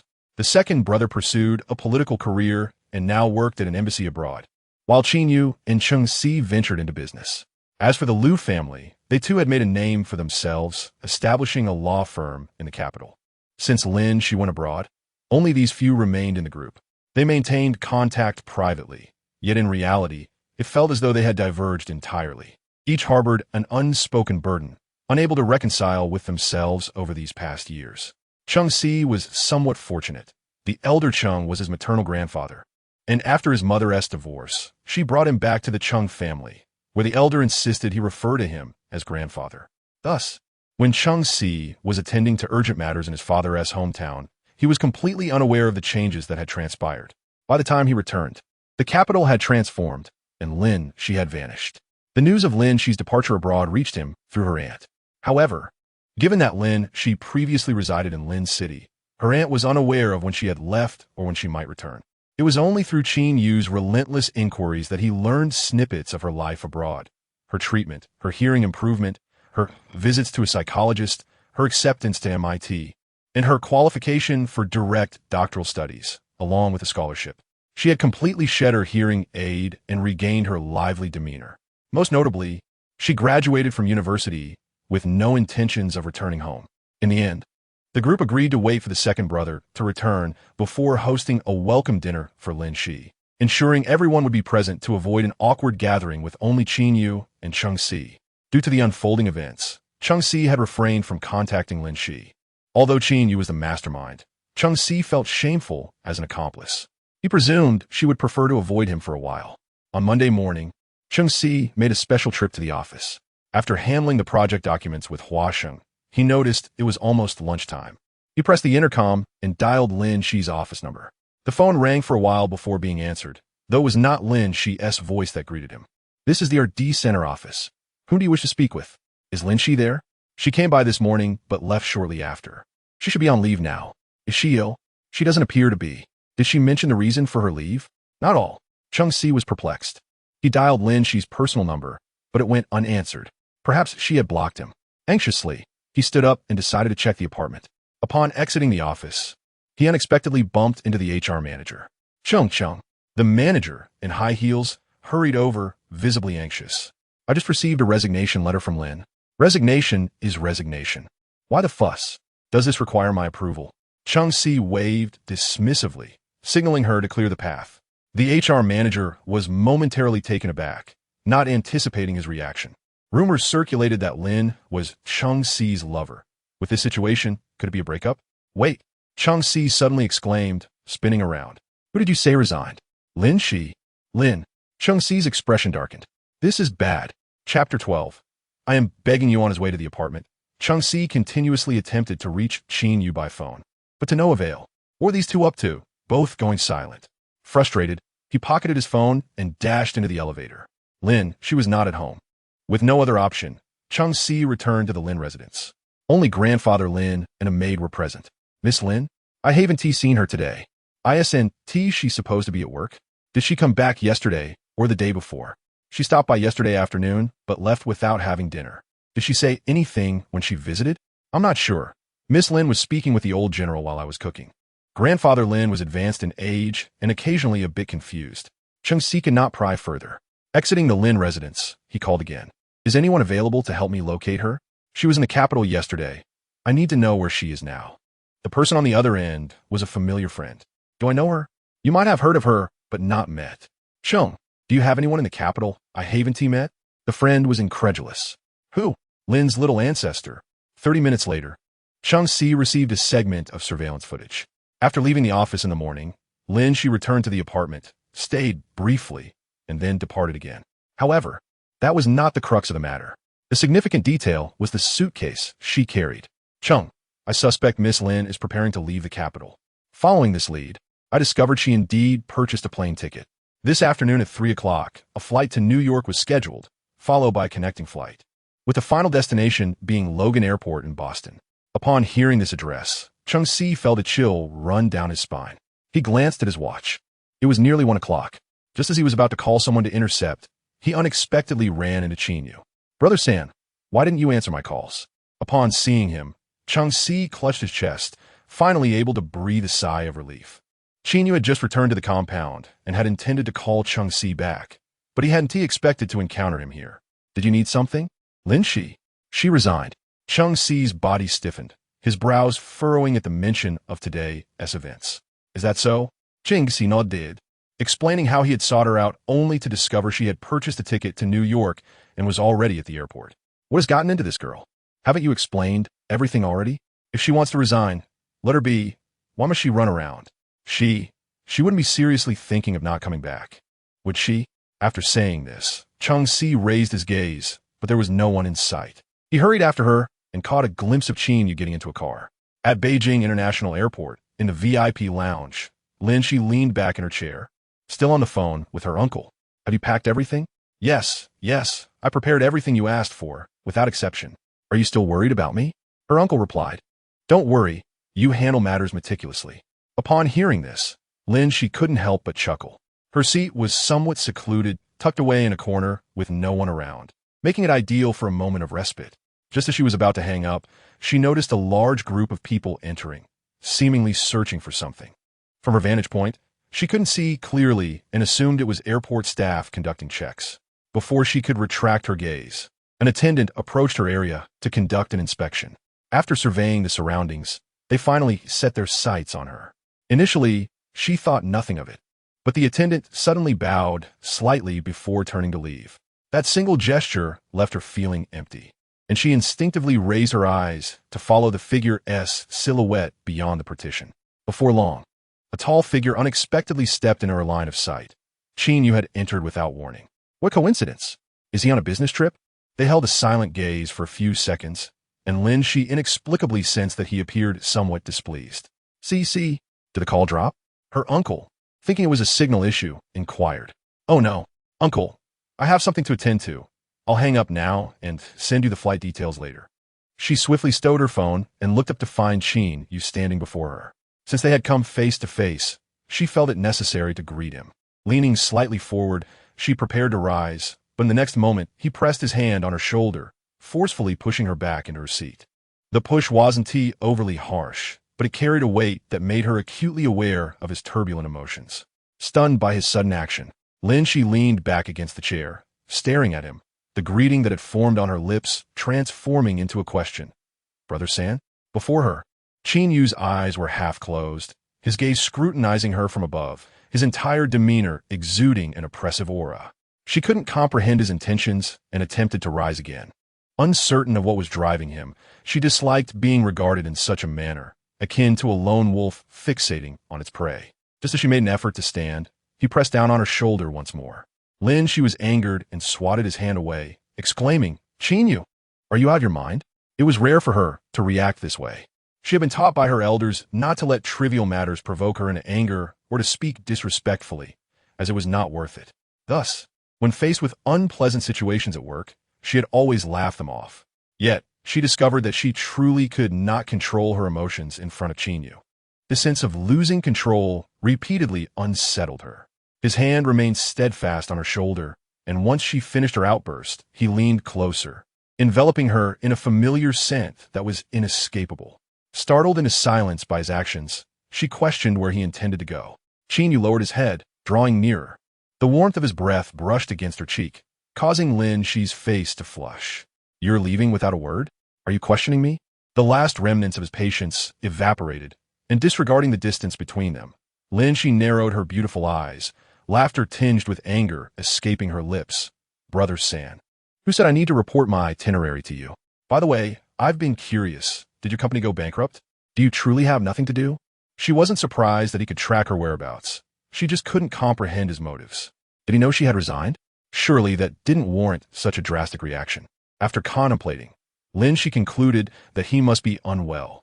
Every ounce of her disdain was etched across her face, and Qin Yu saw his own reflection in her eyes. He swallowed hard, finally managing to lower his voice. You don't need to report any of your travel plans to me. Then why do you still? I'm asking you to tell me.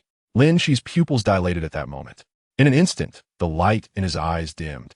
His gaze almost pleading as he hesitantly inquired, why do you want to go back? Lin Xi, I am imploring you for an answer. Chapter 13. The gift of Qixi Festival. Lin Xi had never seen Qin Yu like this before.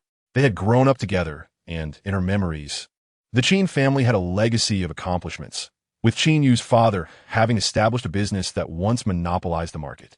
Not to mention, Qin Yu himself had surpassed many of his peers in achievements. It would not be an exaggeration to call him a child of destiny. Throughout their lives, it was always others seeking favors from Qin Yu. He had never been the one to beg.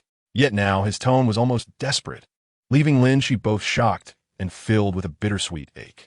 A significant rift had indeed formed between them. While resentment lingered, she did not wish to witness this side of him.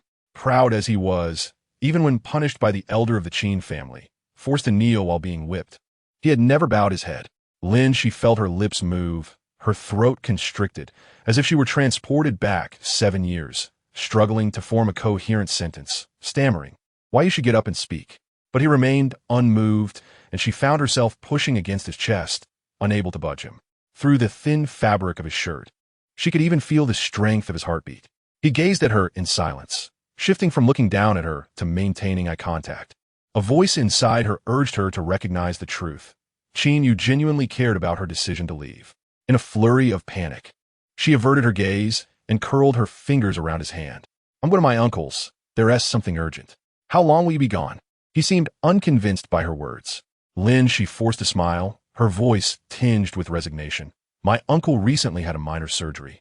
I'm just going to check on him and retrieve some things. Really, that's all. Lin Xi saw no reason to lie about such matters. There was no need. She was free to come and go as she pleased, and if she intended never to return, she would not hide it. Brother San, are you going on a business trip?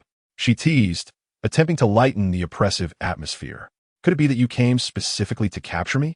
Qin Yu avoided answering her question, his dark eyes narrowing as if confirming something. After a long scrutiny, he finally released her shoulder and straightened slightly. When will you return? Typically at this moment, Lin Xi would have been in no mood to respond obediently. However, the earlier scene lingered in her mind. It depends on the situation. She and T purchased a return ticket, as she was uncertain of her exact return date. If all went smoothly, it would be in 3 or 4 days. Since the duration is short, why do you have so much luggage? On the way, Qin Yu had seen the surveillance video sent by Lin Xi. In the footage, Lin Xi was carrying a 26-inch suitcase she had used when returning home, which did not seem indicative of a short trip. Does this still require reporting? As she glanced at him, her words faltered, revealing her genuine desire to scold him. Indeed, I have no need to bring any personal belongings. My uncle entrusted me with some items that are difficult to procure from that side, and I am merely delivering them along the way. Is there anything else you wish to inquire about, third brother? Observing her impatience, Qin Yu deftly shifted the topic. Are you determined to resign? This time, Lin Xi did not argue, nodding gracefully. According to our contract, I will compensate the penalty on time. There is no need for third brother to worry about this. If we were to discuss this matter, I must clarify a few things. Though it may not be pleasant to say, I still hope third brother can understand. Had I known from the beginning that Feiyun was connected to you, I would have absolutely refrained from any association with Feiyun. As soon as she finished speaking, the man's expression shifted subtly, a storm brewing in his eyes. Lin Xi caught the emotion in Qin Yu's gaze, sighed, set aside the cushion on her lap, and stood. Standing at 1.72 meters and donning 5-centimeter heels, she faced him without fear, her confidence even greater than when seated. I do not wish to survive under your wing. There is no need for further persuasion regarding my resignation. Upon my return, I will formally complete the departure procedures. I have my own plans moving forward, so third brother need not intervene. Qin Yu was astute. Even if her words were veiled, he could discern the underlying implications. Lin Xi was the first passenger to board, seated in the windowed first-class cabin. After adjusting her seat, she donned a sleep mask and earplugs, seeking rest. Having had 2 days of inadequate sleep, drowsiness soon enveloped her. In her hazy state, she sensed someone settling beside her. Instinctively, Lin Xi turned her head towards the window and soon fell into a deep slumber. The flight from Beijing to New York spanned over 10 hours, and midway, Lin Xi awoke, hungry. Removing her earplugs and sleep mask, she straightened, preparing to summon the flight attendant, when her peripheral vision caught sight of a phone on the small table beside her. The phone itself was unremarkable, but a small pendant hanging from it was strikingly familiar. Lin Xi recalled vividly that it was the Qixi festival, and a light rain had fallen in the city. Without an umbrella, she had watched as her classmates shared, walking leisurely outside. Isolated due to illness, she had resolved to run to the school gate, knowing that Qin Yu would surely be waiting for her there. Just then, a sudden force pulled her back from the rain. In a panic, she turned to find Qin Yu, who had appeared behind her, holding a black umbrella with a silver handle. "I knew you hadn't brought an umbrella, so I came to fetch you. I searched upstairs, but didn't see you. Did you come down from the other side?" With that, he naturally took her backpack and coat, holding the umbrella with one hand and leaning closer. She obediently stood under the umbrella, now quite near him. "Along the way," he said, "next time you find yourself in such a situation, you needn't go anywhere. Just stand still, and I will come and find you." That day, he accompanied her to her grandmother's house, as usual. Beneath the eaves, she hesitated with the key in hand, her fingers clenched tightly in her pocket, the pendant digging painfully into her palm. Turning around, she found him still standing by the car with the umbrella. Taking a deep breath, she uttered his name softly. The faint sound consumed all her strength, easily drowned out by the rain. As she hesitated, the man stepped forward, approaching her with the umbrella. "Do you need this?" With her palm facing up, she released her fingers, the imprint of pressure still visible. This was the crystal she had carefully selected from the counter a few days prior, having spent 2 days crafting it. Under the weight of his intense gaze, her heart raced, and she quickly sought an excuse. "It's just something I made in handcraft class. If you don't need it, I—" Before she could finish, he grasped her fingers gently, attempting to soothe the indentation as he spoke. "If this is a gift for the Qixi festival, then I do need it." Chapter 14. No fear. Third brother is here. Her gaze shifted slowly from the phone pendant to its current owner. Even though she had braced herself, seeing Qin Yu's sleeping face still sent her heart racing unexpectedly. How could he be here? Lin Xi was engulfed in confusion. As a flight attendant passed by, she deliberately glanced in Lin Xi's direction. Noticing she was awake, she turned and nudged Qin Yu's shoulder. Without thinking, Lin Xi instinctively spoke up to stop her. "Wait. Mr. Qin, Miss Lin is awake." Turning her head, just in time, she caught Qin Yu opening his eyes. Their gazes met, and an awkward silence spread between them. Fortunately, having seen him frequently in the past few days, Lin Xi had grown accustomed to his presence, maintaining a neutral expression. She turned first to order from the flight attendant. Moments later, after the attendant left, she addressed Qin Yu. "Third brother, you truly are persistent, always following me. So, you're certain I'm the one following you? What brings you to New York?" The man straightened, gazing ahead as he slowly uttered 2 words. "On business." Lin Xi. She truly doubted whether this excuse was simply a theft of her own inspiration. When she had asked him in the lounge, he had offered no reply. What a farce. Her expression was one of exasperation, and Qin Yu met her gaze, a smile playing at the corners of his mouth. Is that not permissible? Lin Xi was rendered speechless, as long as third brother was happy. In the latter half of the journey, Lin Xi filled her stomach and resumed her act of feigning sleep, either dozing off or wearing headphones to binge-watch dramas, giving Qin Yu no opportunity for conversation. Just as they were about to descend, she suddenly frowned, discomfort in her ears becoming apparent. The ringing and sharp pain tore at her nerves, pulling her back to a nightmarish past from several years ago. She had merely taken a nap, and upon waking, everything had changed.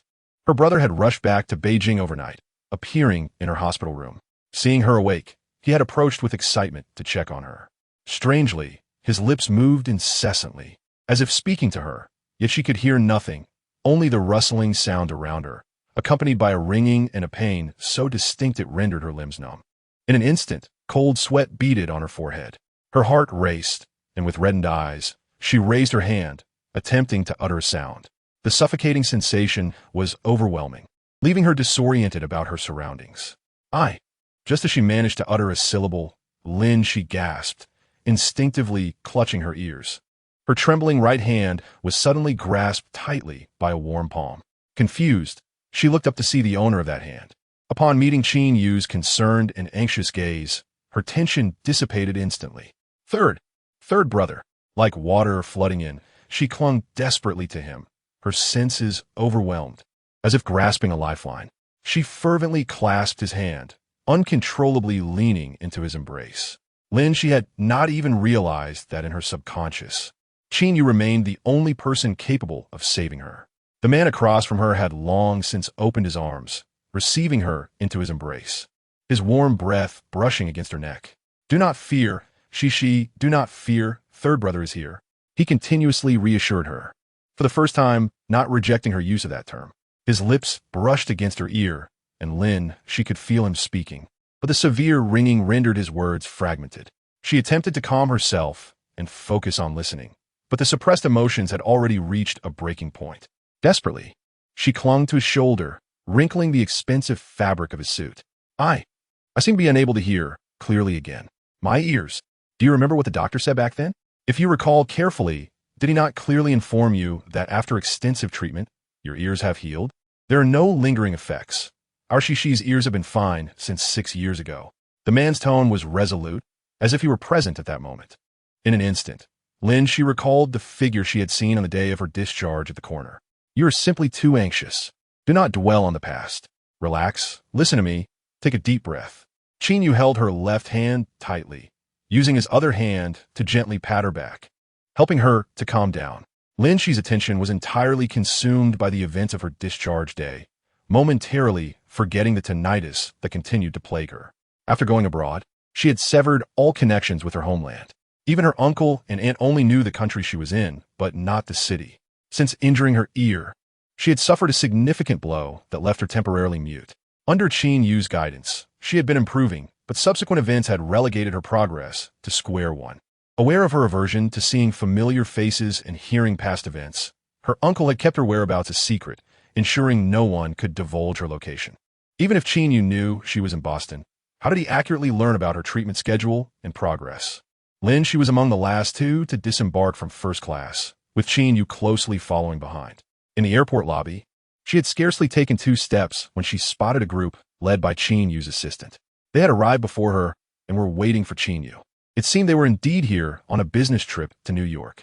She needed to transfer here, which meant parting ways with Qin Yu. Perhaps it was for the best, as the previous encounter had been rather awkward.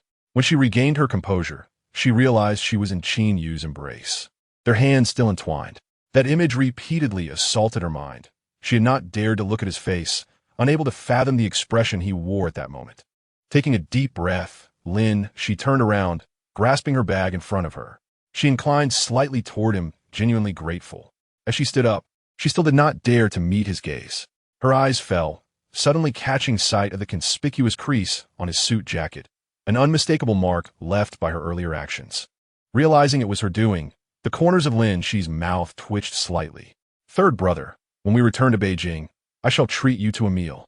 Please attend to your work. I must make my transfer. Until we meet again in Beijing." Qin Yu did not bid her farewell. Instead, he stopped her. "You still have a flight to catch. Are you not concerned about your tinnitus?" She bit her lip, defending herself. "As long as I can sleep during takeoff and landing, it shouldn't pose a significant issue. I will be careful. Nothing will happen." From her own experience, she knew that as long as she fell asleep, the unfortunate incident would not recur. This time, her sleep had been poor, and she had dozed off too long during takeoff, leaving her restless for the latter part of the journey with her mind wide awake. "You need not transfer. Come with me in my car." She found it strange, as it was not on her route. "Did you not come to New York for business? I never stated that my destination was here." "Then you." Qin Yu interrupted her, lifting his chin slightly. "Wherever you go, that is my destination as well. Do you understand?" Chapter 15. Here only for her she stood frozen in place until Qin Yu's assistant retrieved her luggage, still perplexed by his earlier words. Perhaps her confusion was too apparent, as Qin Yu suddenly chuckled. He averted his gaze from her, striding ahead. As he passed her, he reached out and gently tousled her hair before moving on. Regaining her composure, she watched him. From behind, the man in his impeccably tailored suit had an admirable physique. He walked at a measured pace, clearly waiting for her to catch up. She furrowed her brow and quickened her pace to follow him. "Are you going to Boston for business?" Seeing his lack of response, she pressed on, unwilling to relent. "You are a PhD. You are clever enough to draw your own conclusions." Suddenly, she felt as though her intelligence had been insulted. Deep down, Lin Xi had a leaning towards a particular answer, but refrained from voicing it, fearing misinterpretation. From the beginning, her instincts had seemed correct. Qin Yu had come solely for her. The distance from New York to Boston was still over 300 kilometers. In the car, Lin Xi adjusted her seat and reclined to rest. Qin Yu had not spoken to her since they boarded, engrossed in his work. She stole a glance at his computer screen, filled with pending documents. It felt as though they had reverted to their previous dynamic. During school breaks, he would occasionally visit her. In her grandmother's study, she would sit on one side, completing her homework while he worked across from her. Aside from the sounds of writing and typing, there was nothing else to be heard. He had always been a man of few words, succinct in his speech. His naturally aloof demeanor often gave off a cold impression. In contrast to Changxi, he was strikingly different, which made her prefer playing with Changxi during her childhood, always feeling a twinge of apprehension around Qin Yu. When she fell ill, the Qin Yu she encountered was the gentlest she had ever known, almost surreal. It was during that time that she realized he was not as fearsome as she had imagined. Thus, even when they occupied the same space in silence, without disturbing each other, she still cherished the feeling of being with him. Upon arriving at her uncle's house, Lin Xi observed the driver unloading her luggage and glanced at the back seat of the car in front. Qin Yu had not exited. "Miss Lin, shall I assist you with your luggage?" "Yes," Lin Xi nodded. "Just hand it over to the servant at the door." After speaking, she approached the front of the car and tapped on the window. After a moment, the window slowly descended, and Qin Yu turned to look at her. He was still engaged in a video conference. Lin Xi swallowed the words on her lips, gesturing toward the back seat, signaling that she intended to leave. The man nodded, watching her depart. Inside the villa, her uncle stood with his arms crossed, still observing the surveillance at the entrance. Lin Xi had already finished a peach, but noticed he remained unmoving, perplexed. "Uncle, what exactly are you watching?" Without turning around, her uncle replayed the footage. "Who dropped you off?" He had received a call yesterday from Lin Xi, informing him she would be taking a car and that he need not pick her up from the airport. While that was inconsequential, the critical point was that 2 cars had come to drop Lin Xi off. When he went out to meet her, he had seen her bending down to speak with someone in the back seat. The window had only been lowered halfway, and he had not been able to discern who was seated inside. Just as he was about to take a closer look, Lin Xi had bid farewell to the individual and hurried into the courtyard, pulling him back along the way. It was evident that this was not a mere random driver and vehicle. "Whose ride did you share?" Her uncle turned to scrutinize her. "You must not have befriended any questionable men. This place can be quite chaotic. They are unlikely to have pure intentions upon encountering a young lady like you. I have warned you countless times, especially here, to remain vigilant around foreign men." Years ago, when he was transferred for work, Lin Xi had suddenly expressed her desire to accompany him abroad. At that time, her emotions were fragile, and with the doctors here contacting him about the possibility of restoring Lin Xi's hearing, he impulsively agreed to take her along. Compared to remaining behind with the elderly in Lin City, she would receive better care with him. A change of environment was undoubtedly beneficial. It was with this mindset that they had brought Lin Xi from Beijing to Lin City. He had been aware of the general safety conditions when he first brought Lin Xi over. He was not particularly afraid of robbery, as it would only entail a minor loss of belongings. However, he was concerned about her being harassed. Thus, whenever Lin Xi went to school or out shopping, he would personally pick her up when he had the time, or send a servant to accompany her when he could not. Seeing her emerge from a stranger's car naturally made him anxious. In the eyes of a concerned elder, 24-year-old Lin Xi remained a child, naive to the ways of the world. With her parents absent, he, as her uncle, had to shoulder the responsibility. Thinking of his late sister and brother-in-law, he felt a surge of guilt. "Did he lay a hand on you? Did you remember the license plate number? Or can you describe what he looked like?" Lin Xi had no doubt that if she were to respond to the insinuation about her impure intentions, her uncle would certainly track down the person in question and give him a sound thrashing. She hastily clarified, "You are overthinking it. It was Qin Yu who brought me here." Upon hearing that name, her uncle felt a sense of familiarity but could not recall who it was. Lin, she reminded him, "The one from the Qin family in Jing City." "Ah." Uncle suddenly understood. "You mean Qin Sanner." Lin, she remained silent. Her uncle, curious, asked, "How long have you been back, and you and he are reconciled?" In the past, Lin Xi had a close relationship with Qin Yu, and her uncle had seen him come to Lin City to visit her on numerous occasions. Back then, he thought Qin Yu was quite loyal, genuinely helping Lin Shun take care of Lin Xi. Although the distance between Jing City and Lin City is just over 100 kilometers. It requires considerable patience to make such daily trips. Moreover, Qin Yu had recently graduated and returned to the country, with his company in its nascent stage, making it a particularly busy time for him. The fact that he still found the time to come over-demonstrated his sincerity. He had communicated with Qin Yu before, but the latter insisted on picking up and dropping off Lin Xi. At that time, Lin Xi was not keen on communicating with her family, which led her uncle to discover much later that, as a transfer student with a withdrawn personality, Lin Xi had been ostracized by her classmates. They would even mock her for her inability to speak. On one occasion, while she was on her way home from school, a boy on a bicycle deliberately ripped off her hearing aid. Consequently, he had contemplated whether these two children might eventually end up together. Childhood friends, knowing each other well, would provide Lin Xi with an additional source of support, which would also ease the minds of the elders. However, he never anticipated that things would turn out so ugly in the end. That slap Lin Xi delivered back then was indeed resounding.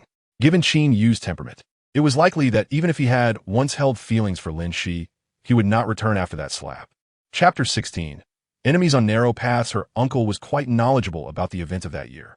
Although Lin Xi had severed ties with everyone in Jing City over the years, he understood that the person she most wished to avoid was Qin Yu.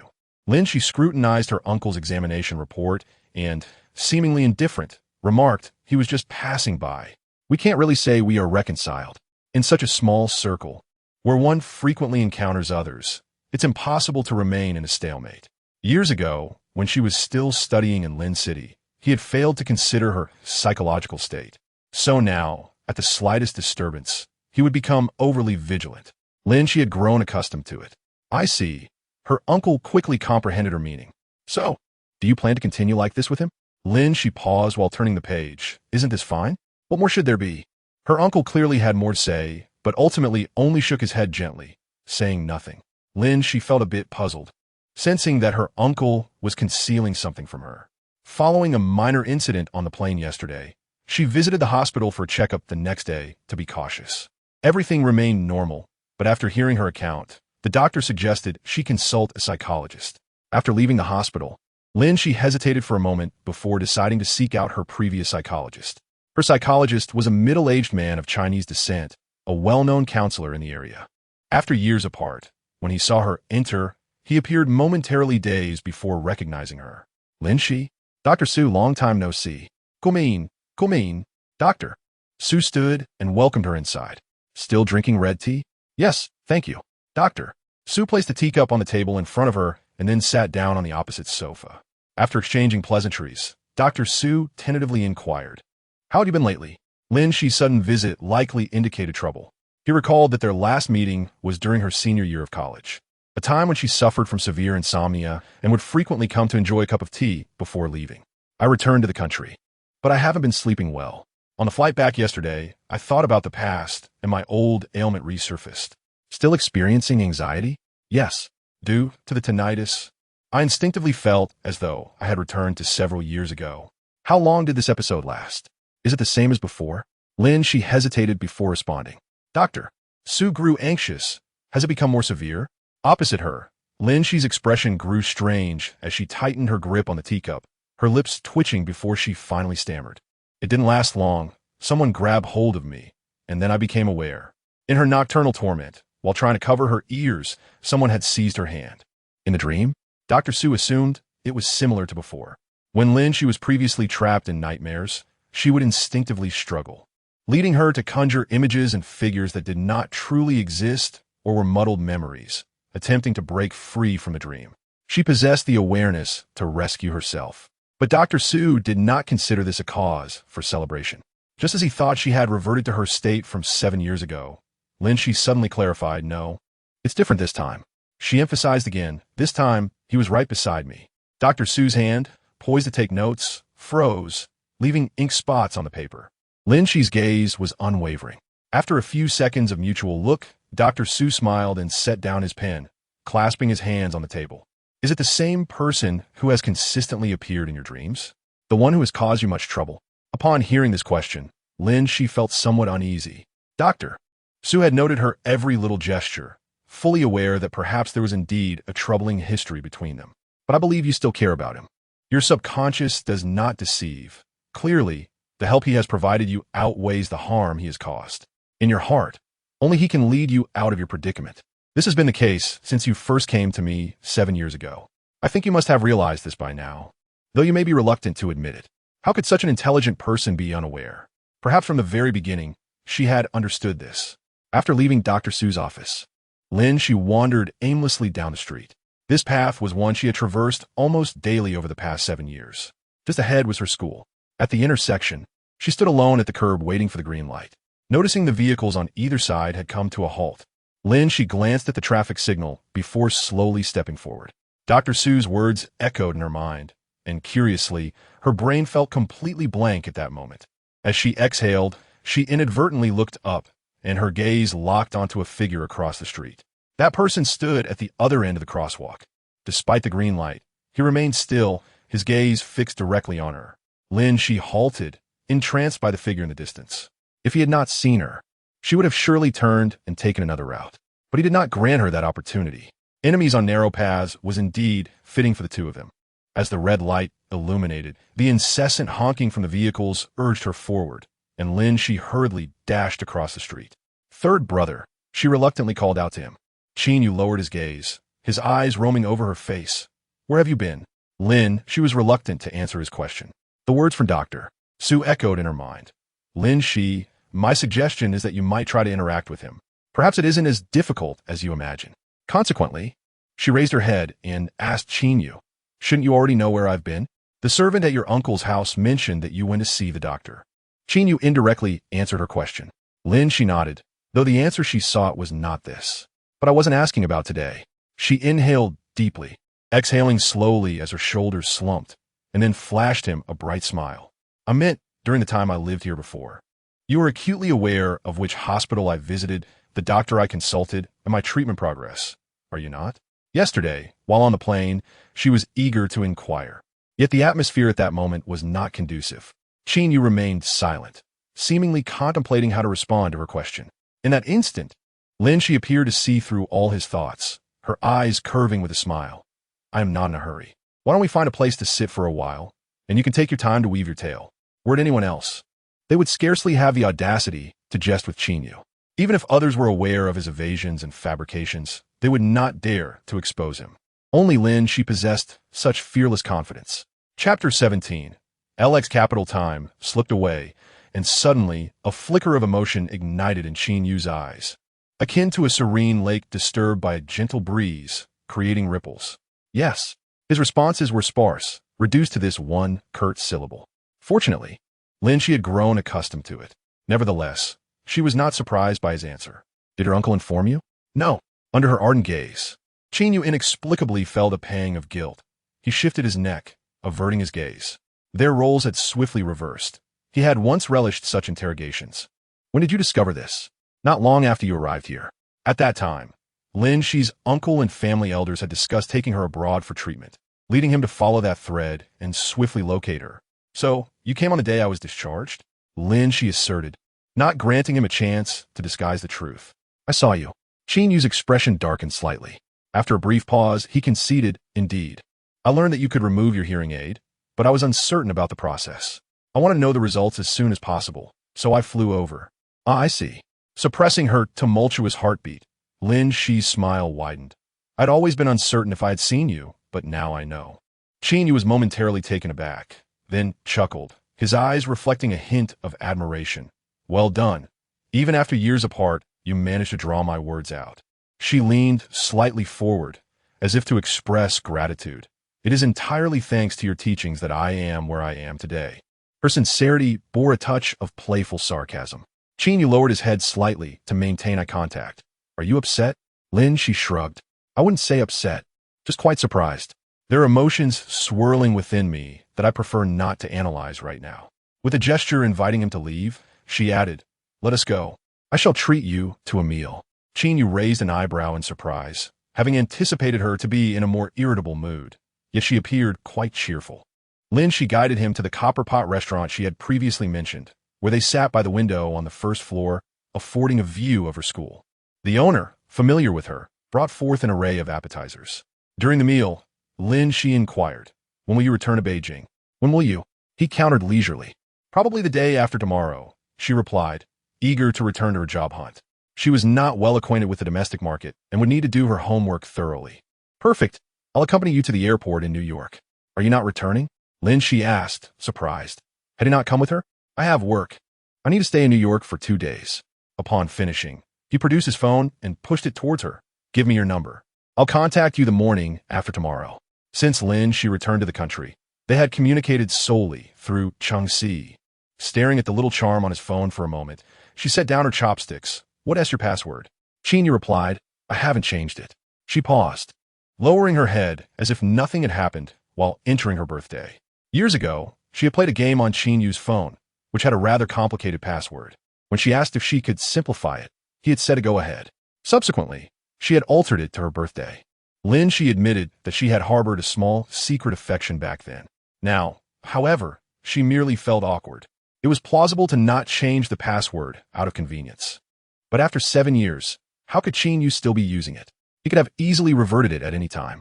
Noticing that she had unlocked his phone, Qin Yu smiled, his brow relaxing. He then realized Lin Xi had just exited his car, and her uncle appeared considerably more composed this time. Where have you been? Why are you coming back so late? I ran into Qin Yu after leaving the hospital, and we had a meal together. Oh, came his meaningful response. Lin Xi froze mid-motion as she bent to change her shoes, casting a glance at her uncle standing nearby. What kind of expression is that? Her uncle chuckled. Just a normal expression. He still cares about you, doesn't he? Seems significant. That is because my brother instructed him. Lin Xi finished changing her shoes and stood, walking inside while her uncle shook his head, following her, not necessarily. With a hint of implication, he asked, doesn't Qin San have a company? What was it called again? LX Capital? Look at that abbreviation. From ahead, a nonchalant voice replied, first of all, when he registered this company, my brother had not yet asked him to look after me. We weren't familiar then. She paused deliberately, turning to smile at her uncle. LX stand for Lux, which is also known as Lux, the international unit of illuminance. Her uncle, an illuminance unit, has no necessary connection to Qin Yu's financial company. He had intended to engage in a thorough debate with her, but she had already entered the elevator. Meanwhile, Qin Yu returned to the same restaurant. Upon seeing him, the owner hurried over. Mr. Qin, I apologize for not greeting you earlier. Qin Yu nodded. It's nothing. Thank you for your efforts over the years. The owner was flustered. No, it should be I expressing gratitude. Without you, I would still be struggling here, unable to find work. And perhaps I would have starved by now. That said, it was quite a surprise to see you here with Miss Lin today. In previous years, Qin Yu had come by, but never consumed anything. When Lin Xi was absent, he preferred to sit by the window, lost in thought. When she was present, he would occupy a booth in the back. He visited once or twice each month without fail. The owner was exceedingly curious about their relationship. Mr. Qin had opened this establishment for him to manage, taking no revenue, especially airlifting ingredients from the homeland, and even hiring several chefs from there, incurring significant costs solely to ensure Miss Lin dined well. He vividly recalled the instructions given by Mr. Qin that day. Miss Lin cannot tolerate spicy food, dislikes scallions and cilantro, and has a fondness for pea cake, among others. To aid his memory, Mr. Qin had even written it down on an entire page, insisting that it must not be discovered by Miss Lin. Why, when they seemed so familiar, could they not meet? Qin Yu offered no explanation and, before departing, signaled for his assistant to leave a gratuity for the owner. When the assistant hurried out, Qin Yu did not enter the car. Hesitating, the assistant followed, too timid to inquire. Moments later, the door of a nearby psychology clinic swung open. Dr. Su was organizing patient files with her assistant when she heard the sound and glanced outside. Hello, is this gentleman one of my previous patients? Dr. Su felt a faint recognition but could not place it. Have we met? He blocked the sunlight streaming in and, once settled, replied to Dr. Su, I came once before, and we also communicated over the phone. I am Qin Yu. Dr. Su, author's note. Please help me by voting and giving 5-star reviews. Chapter 18. Redemption in the office. Dr. Su and Qin Yu sat facing each other. The sofa where Qin Yu sat was the very same where Lin Xi had recently occupied. The tea leaves in the cup swirled, releasing steam. Dr. Su cleared her throat and spoke first. Mr. Qin, I still stand by what I said years ago. As a qualified physician, I adhere to my professional ethics and cannot casually disclose a patient's personal information. If your purpose for this visit is related to that matter, I must regretfully inform you that you will be disappointed. Several years ago, an individual from across the way inquired about Lin Xi's condition. At the time, I presumed he had abandoned his pursuit, only to discover that he has been calling nearly every year since. Dr. Su had his considerations. In fact, upon meeting Qin Yu for the first time, he surmised that this individual was the source of Lin Xi's troubles. Qin Yu sat with his hand resting on his knee, leaning back slightly, his narrow eyes slowly opening. Dr. Su's worries were unfounded. I need not know anything else. I simply wish to ascertain how she feels today. Shortly thereafter, the assistant bent down to place a check in front of Dr. Su. He glanced at the figure on it, entirely unperturbed, for each time Qin Yu called. He would pose the same inquiry. Following their conversation, a sum would promptly be transferred to his account. Mr. Qin is indeed persistent. Retrieving his gaze from the check, Dr. Su adjusted his glasses with a sigh, ultimately stating, "You need not worry excessively about Miss Lin. Her mood today should be quite pleasant." After sitting for a while longer, Qin Yu prepared to leave when Dr. Su called out to him, gently remarking, "With you around, I believe Miss Lin will not need to return here again." A nod of acknowledgement came from Qin Yu, who expressed his gratitude. Dr. Su smiled as he watched him depart. Lin Xi had returned to the country. Without even adjusting to the time difference, she began preparing her resume. Upon hearing she was job hunting, her senior brother promptly recommended her to seek opportunities in Huai City. In their field, prospects in Huai City slightly surpassed those in Beijing. However, considering her elders, Lin Xi preferred to remain in Beijing for the time being. 3 companies had extended offers, and Lin Xi scheduled interviews, all progressing smoothly. Upon exiting the first company, she spotted a young girl squatting at the entrance. The moment she saw Lin Xi, she sprang up and hurried to keep pace with her. Lin Xi turned to appraise her, frowning slightly. "Do we know each other?" The girl shook her head. "Not before, but now we do. Is there something you need from me?" The girl, seemingly young, elicited Lin Xi's patience. "Sister, regarding your resignation from Feiyun, could you reconsider?" Lin Xi raised an eyebrow in surprise. "Are you with Feiyun?" "Not yet. If I can convince you to stay, then I will be." Lin Xi halted and scrutinized the girl anew. "What is your name?" "You can call me Xiaonan." The surname was rare in Beijing, yet Cheng Xi's family bore the same name. "Are you Cheng Xi's niece?" She recalled that Cheng Xi had a young niece for whom he had previously procured gifts and sought her opinions. "Did he send you?" The girl chuckled awkwardly, not daring to admit it. Taking a deep breath, Lin Xi replied, "My decision to resign was well considered. I will not return. If it poses difficulties for Cheng Xi, I will contact him later." Believing she had articulated her stance clearly, she was surprised when, in the following days, this niece appeared like a mobile monitor, showing up every time Lin Xi exited her interviews. "Sister, you've worked hard. Coffee. I specially ordered this for you, and it's iced. In the summer heat." The girl squatted outside, waiting for Lin Xi. Who could resist such a sight? Yet Lin Xi recognized it as Cheng Xi's emotional manipulation. This tactic of moral coercion was tried and true. "Cheng Xi is being deliberate. Please do not return." "Sister, reconsider.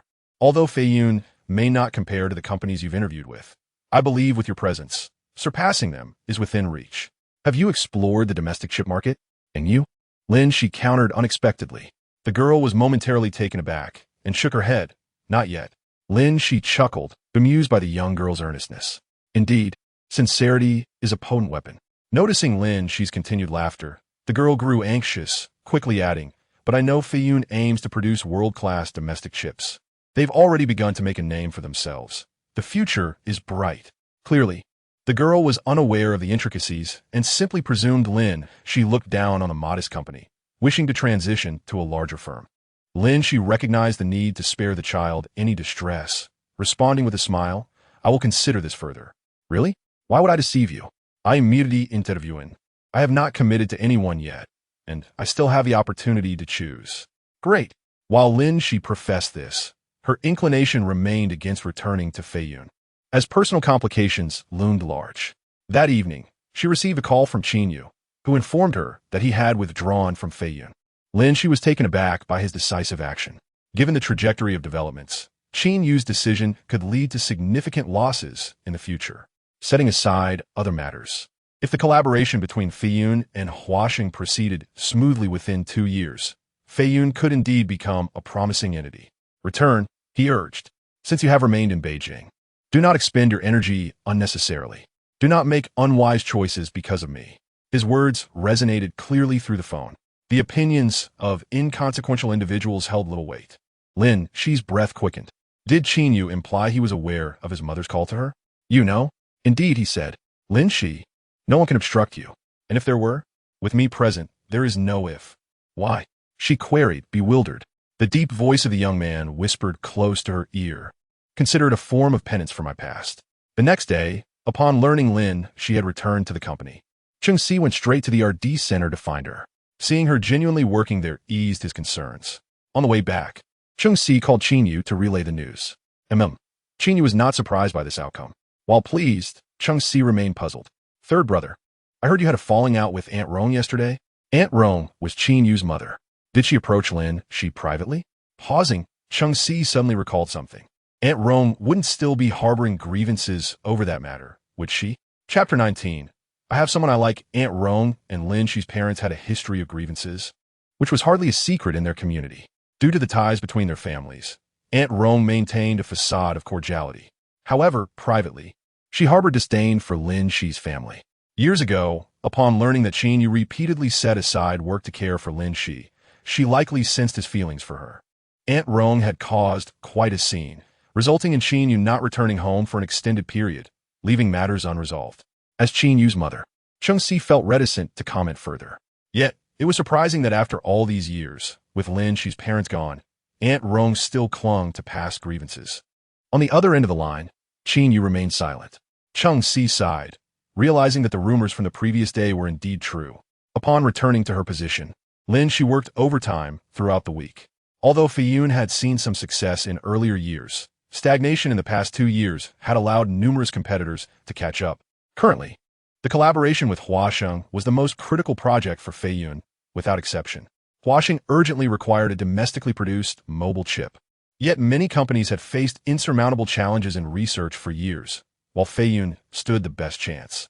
If this project succeeded, Feiyun could leverage Huasheng's products to make a significant mark in the domestic chip market.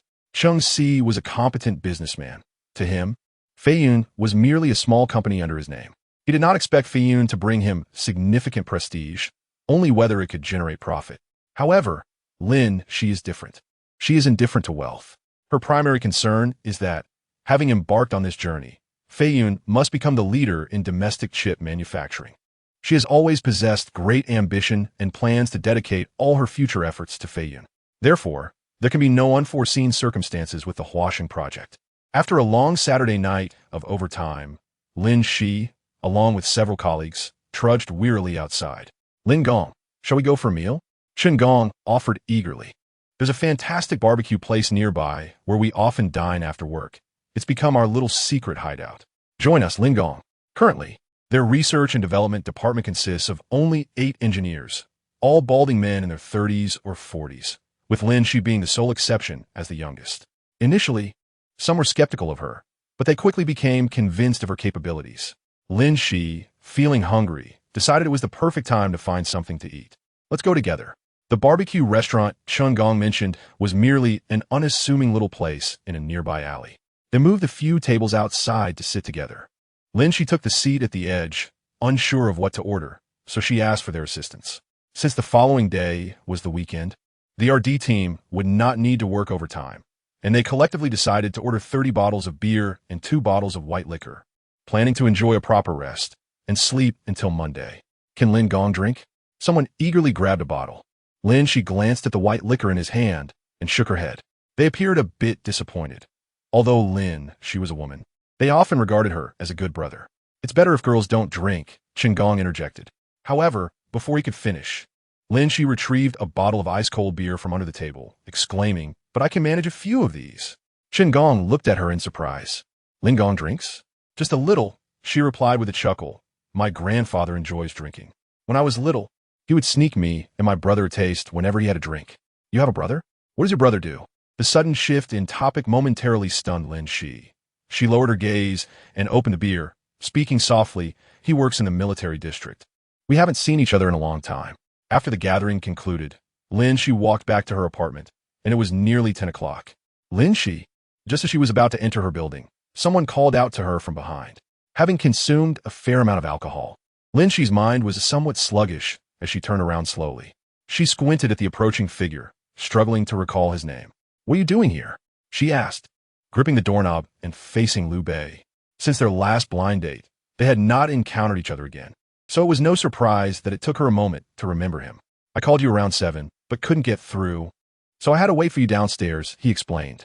Lin, she felt a twinge of guilt as she checked her pocket, replying, "I was working overtime, and my phone was on silent." Liu Bei stepped closer and soon caught a whiff of alcohol. Realizing something was off, he asked, "Did you go drinking?" "Yes. A colleague gathering." After answering, Lin, she furrowed her brow. "What do you need me for?" "Oh," Liu Bei responded, quickly handing her a thermos.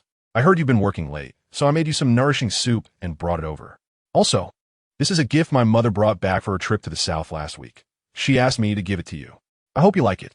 Lin, she stared at the items in his hands for a long while before replying, "Why are you giving me gifts?" They were hardly acquaintances. Although Liu Bei often messaged her, she never displayed much enthusiasm, merely replying politely from time to time. "It's just a small gift. My mother said it would suit you. There's no other meaning." The effects of the alcohol made it take Lin Xi a while to comprehend his intentions. She rubbed her temples and softly explained, "I think I mentioned on WeChat that I was there on behalf of someone else for the blind date. We're not suitable for each other." "I'm not joking. I remember you saying that," Liu Bei persisted, "but if it doesn't work out, that's okay. We can still be friends. Didn't you say you just returned to Beijing and don't have many friends around? You can always ask me to join you for meals or shopping.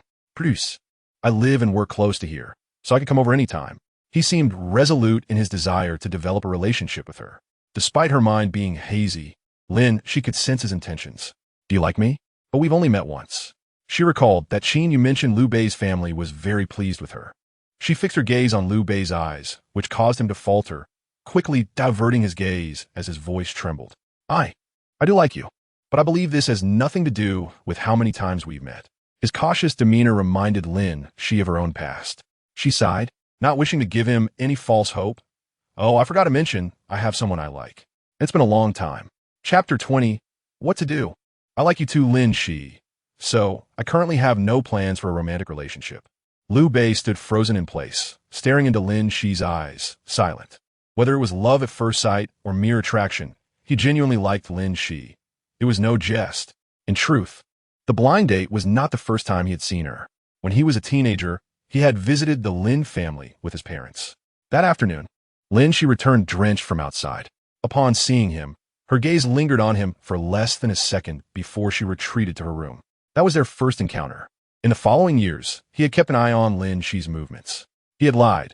He wasn't delayed by work on the day of the blind date. Initially, he was tricked into attending. When he discovered it was a blind date midway, he had tried to leave. However, on his way home, his mother called, informing him that the other party was Lin Xi. Thus, he changed his mind and went to meet her. Lin Xi, oblivious to the despondent look in his eyes, declared, "It's getting late. You should head back." Having reached this point in her speech, any man who previously attempted to flirt would have retreated. But unexpectedly, Liu Bei smiled, unfazed, and said, "That's all right. Can we still be friends?" Fearing her refusal, he hurriedly pressed the items into her hands. "This is for my mother for you. Please accept it. I'll head back now. See you another day." "Hey." Lin Xi, slightly inebriated, stumbled in her high heels, watching helplessly as Liu Bei drove away. At the entrance of the community, Liu Bei gently pressed the accelerator, letting out a long sigh. Just as he was about to turn onto the main road, a lurking black Bentley suddenly blocked his path, causing him to slam on the gas. The tires screeched against the pavement, creating a jarring sound. Liu Bei, startled, looked up, relieved that he had been driving slowly. Otherwise, he would have collided. The Bentley across from him remained motionless. Liu Bei unbuckled his seatbelt and angrily pushed open the car door. "Hey!" He knocked on the driver's window, but the driver ignored him completely. "How do you drive? Are you blind?" Before he could finish, the back seat window suddenly lowered, drawing his gaze toward the interior. Upon recognizing the figure inside, he stuttered, "Sengo? Oh, it's you. I didn't notice the license plate. Haha." Liu Bei laughed awkwardly, his face paling with anxiety. He and Qin Yu were not well acquainted. Over the years, they had met fewer times than he could count on one hand. Yet, from childhood to now, Qin Yu had always loomed as a shadow over their generation, especially now. Beijing could roughly be divided into 3 factions: the elite offspring, led by Qin Yu, the ordinary wealthy second generation and official second generation, and a few external enterprises. When it came to status, it was still the well-bred Qin Yu who held the upper hand. Only his parents could exchange a few words with Qin Yu. As for him, he had no opportunity whatsoever. Liu Bei bent down to speak with Qin Yu, asking, "Third brother, where are you headed at this late hour?" Inside the car, the man furrowed his brow and narrowed his eyes, finally casting a glance in his direction. "I haven't asked you yet, what brings you here at this time?" I'm just delivering something to Lin Xi." A sudden chill crept over Liu Bei, causing him to rub his hands together nervously. Is third brother also looking for Lin Xi? Qin Yu's voice was cold, as if enveloped in a layer of frost. "Did I not make myself clear the last time we spoke?" Last time? What did you say?" Liu Bei's mind raced, recalling that his last meeting with Qin Yu was on the day of Lin Xi's blind date. On that day, Qin Yu had only uttered a single sentence: "The blind date doesn't count." Realizing this, Liu Bei felt a wave of understanding wash over him. As Lin Xi's brother, it made sense for Qin Yu to say such a thing. He probably misunderstood his intentions. "Third brother, I'm serious about Lin Xi. You really don't need to worry. I've never been in a relationship before, and my social circle is very clean." His sincerity was rare among peers, which was likely why his parents were eager to arrange a blind date for him. In both work and personal life, they shared some common interests. Although he and Lin Xi specialized in different fields, they were both engineers from prestigious universities. In a sense, they were still colleagues. Liu Bei remained in his bent posture, feeling somewhat stiff. After what felt like an eternity, the occupants of the car finally reacted. With a piercing gaze, Qin Yu fixed his eyes on Liu Bei's face. "You like her?" Liu Bei had always struggled to read between the lines, a flaw that had cost him dearly throughout his life, ultimately leading his mother to leverage connections to secure him a job after graduation. If it were anyone else, they would have hesitated to answer Qin Yu's question honestly. Yet, Liu Bei, with a foolish grin, eagerly nodded, mistakenly believing that Qin Yu was granting him approval. Upon hearing this, a hint of amusement appeared on Qin Yu's otherwise stoic face. He leaned back lazily, rhythmically tapping his fingers on his knee. Half of his face was shrouded in darkness, adding an air of mystery. From Liu Bei's perspective, he could only see Qin Yu's casual smile before he spoke again, his tone exuding an undeniable authority. "What a coincidence. I like her too." Upon returning to her apartment, Lin Xi placed the items Liu Bei had sent on the coffee table. She had no intention of drinking the soup. Her mother's gift was something she planned to return through her aunt another day. In any case, she could not accept it. Lying on the sofa, she groggily replied to a message from Engineer Chun in the group chat before tossing her phone aside. She wasn't particularly drunk, having only consumed a few bottles of beer. However, someone had poured her a mix of white liquor with the beer, and it was only after finishing that she realized something was amiss. Fortunately, she was still coherent, though somewhat sluggish with a slight headache. The only silver lining was that tonight she could finally enjoy a good night's sleep. When the doorbell rang, Lin Xi was deep in slumber, only gradually realizing the sound was coming from the entrance. She initially thought she was dreaming. Glancing at the clock on the wall, she wondered who could be visiting at this hour. Since moving in, no one had stopped by. Was Liu Bei back again? With this thought in mind, Lin Xi picked up the items from the table and headed toward the door. Before opening it, she checked the surveillance camera by the entrance. It was indeed a man, but not Liu Bei. Observing his figure, the doorbell automatically hung up, and, after a few seconds, the man outside knocked heavily on the door. Lin Xi, hearing the familiar voice, made Lin Xi's shoulders jump, instantly waking her from her drowsiness. Before she could think, her body acted on its own, and she opened the door. Leaning against the door, she steadied herself while peering outside, staring blankly at Qin Yu. "You." The words that were on the tip of her tongue suddenly faltered as he stepped closer, bending down to sniff near her face. "Have you been drinking?" As Lin Xi opened her mouth to respond, her nod inadvertently brought her flushed cheek into contact with his warm skin. Feeling the man's halted breath in front of her, she froze for a few seconds, only reacting with panic as she realized what had happened and instinctively recoiled. She was slightly tipsy, her cheeks already red, and now they blushed even deeper. When his lips brushed against her skin, Qin Yu was momentarily taken aback. A flicker of emotion flashed in his eyes as he straightened up, seemingly unfazed, and casually asked, "How did you end up drinking? How much did you have?" Lin Xi was far more anxious than he was, stammering for a while before answering, "A colleague's gathering. I only had a little." Her vague response conveyed her reluctance to share, her eyes dropping to the items in her hand, prompting Qin Yu to frown. What is this? Lin Xi glanced down, biting her lip and remaining silent. Though she didn't speak, Qin Yu could easily guess. Did Liu Bei send this? After drinking, Lin Xi's thoughts were plainly visible on her face, and anyone familiar with her would recognize it immediately. Upon hearing Qin Yu mention Liu Bei, her expression shifted to one of clear surprise. She looked up at him, her innocent eyes seemingly questioning what he knew. I ran into him on my way here.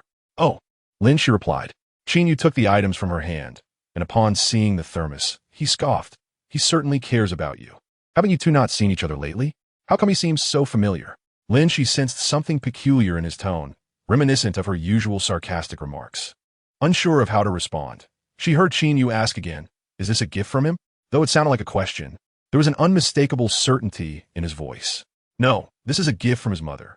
She didn't know why she felt compelled to explain this to Qin Yu, but she instinctively divulged everything. She spoke the truth, yet Qin Yu did not believe her. He extracted a pink card from the bag, examining it closely before turning it toward her. Happy Valentine's Day, he read aloud, signing off with Liu Bei. What? It was unbelievable. The card was too close, causing Lin Xi to step back a bit, squinting to read the writing. The card was filled with words, resembling a short essay. However, the emphasis lay in the last few words, which clearly stood out. Liu Bei's name was unmistakably visible. Lin Xi could not help but feel perplexed. What? Qin Yu scrutinized her, unwilling to miss any subtle expression on her face. Could it be that this card was also written by his mother? Perhaps. Qin Yu remained silent. Lin Xi couldn't articulate her thoughts clearly. Her initial reaction upon seeing the card was not that Liu Bei had deceived her, but rather, is Valentine's Day this month? She asked Qin Yu earnestly. Lately, all her attention had been focused on work. The entire research center was overwhelmed, with everyone working overtime to the brink of exhaustion, leaving her oblivious to the date.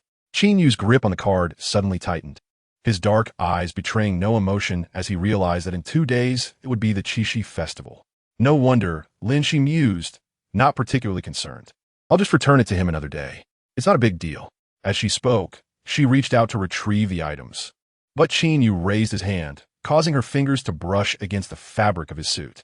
He abruptly lifted his arm, tossing all the items out the door.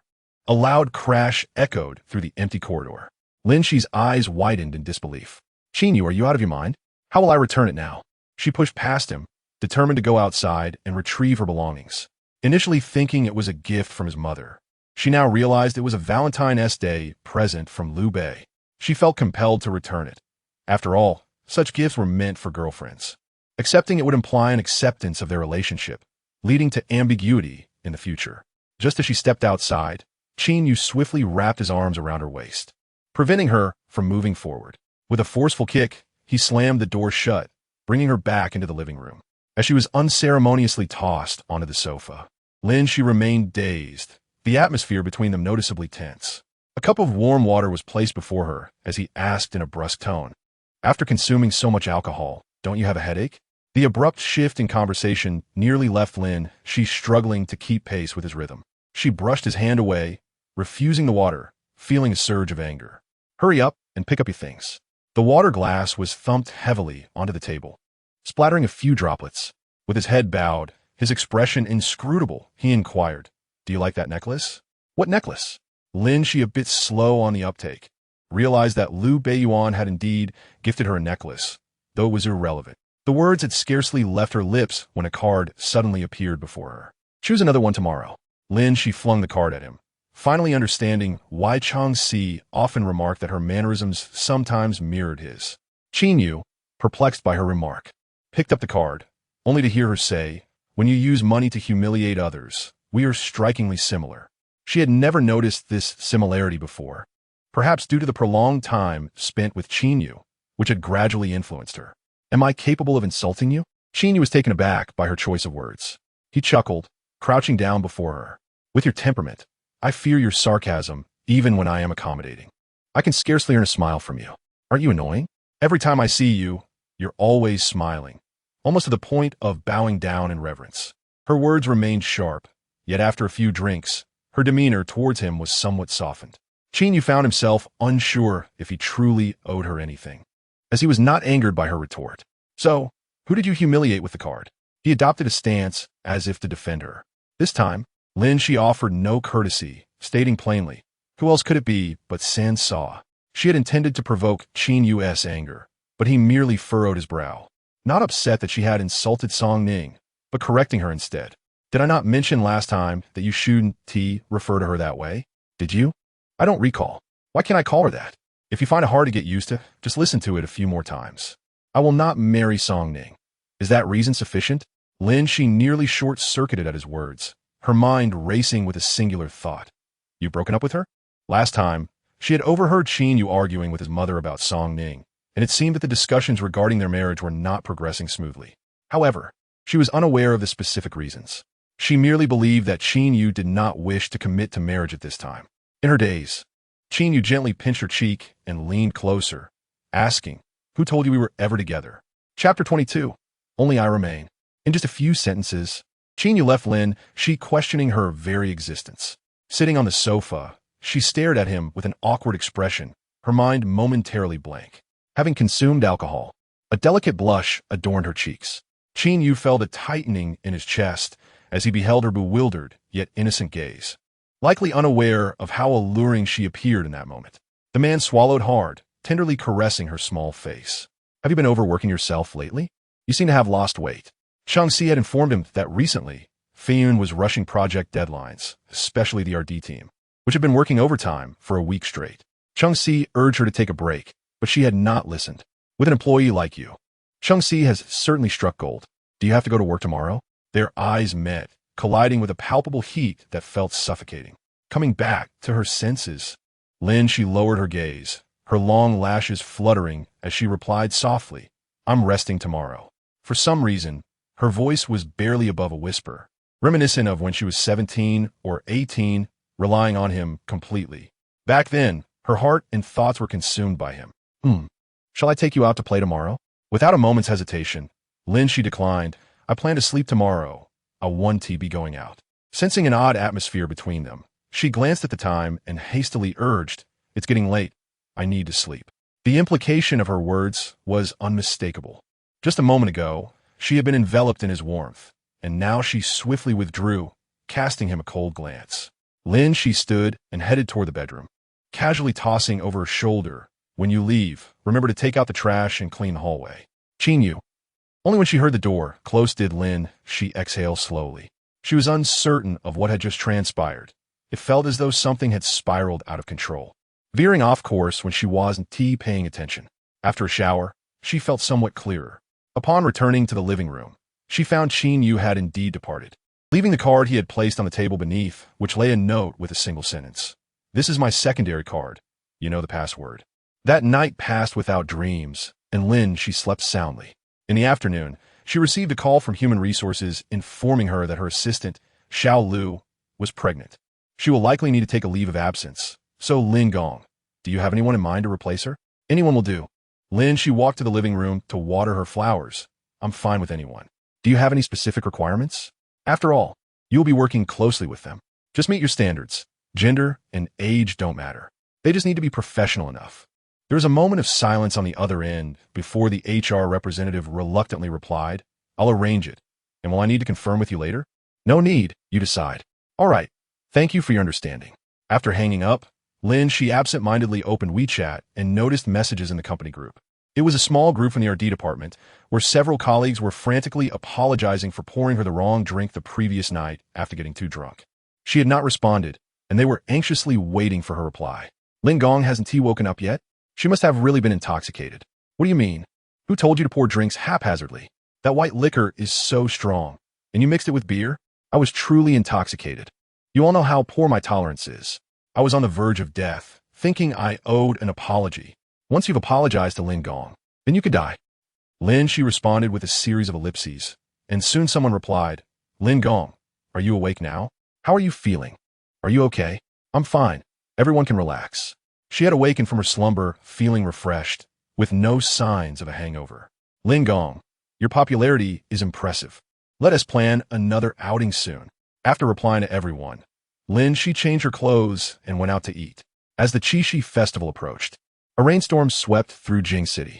The weather forecast had predicted rain from the afternoon until evening, but Lin Xi could not find an umbrella before leaving. So she dismissed the thought altogether. She took a cab to a trendy restaurant recommended by a colleague. The restaurant was only a few kilometers from the cemetery, and after dining, Lin Xi visited her parents. It was a weekend, and there were more people than the last time she had come. Upon seeing the fresh bouquets placed beside her parents' gravestone, Lin Xi felt unsurprised.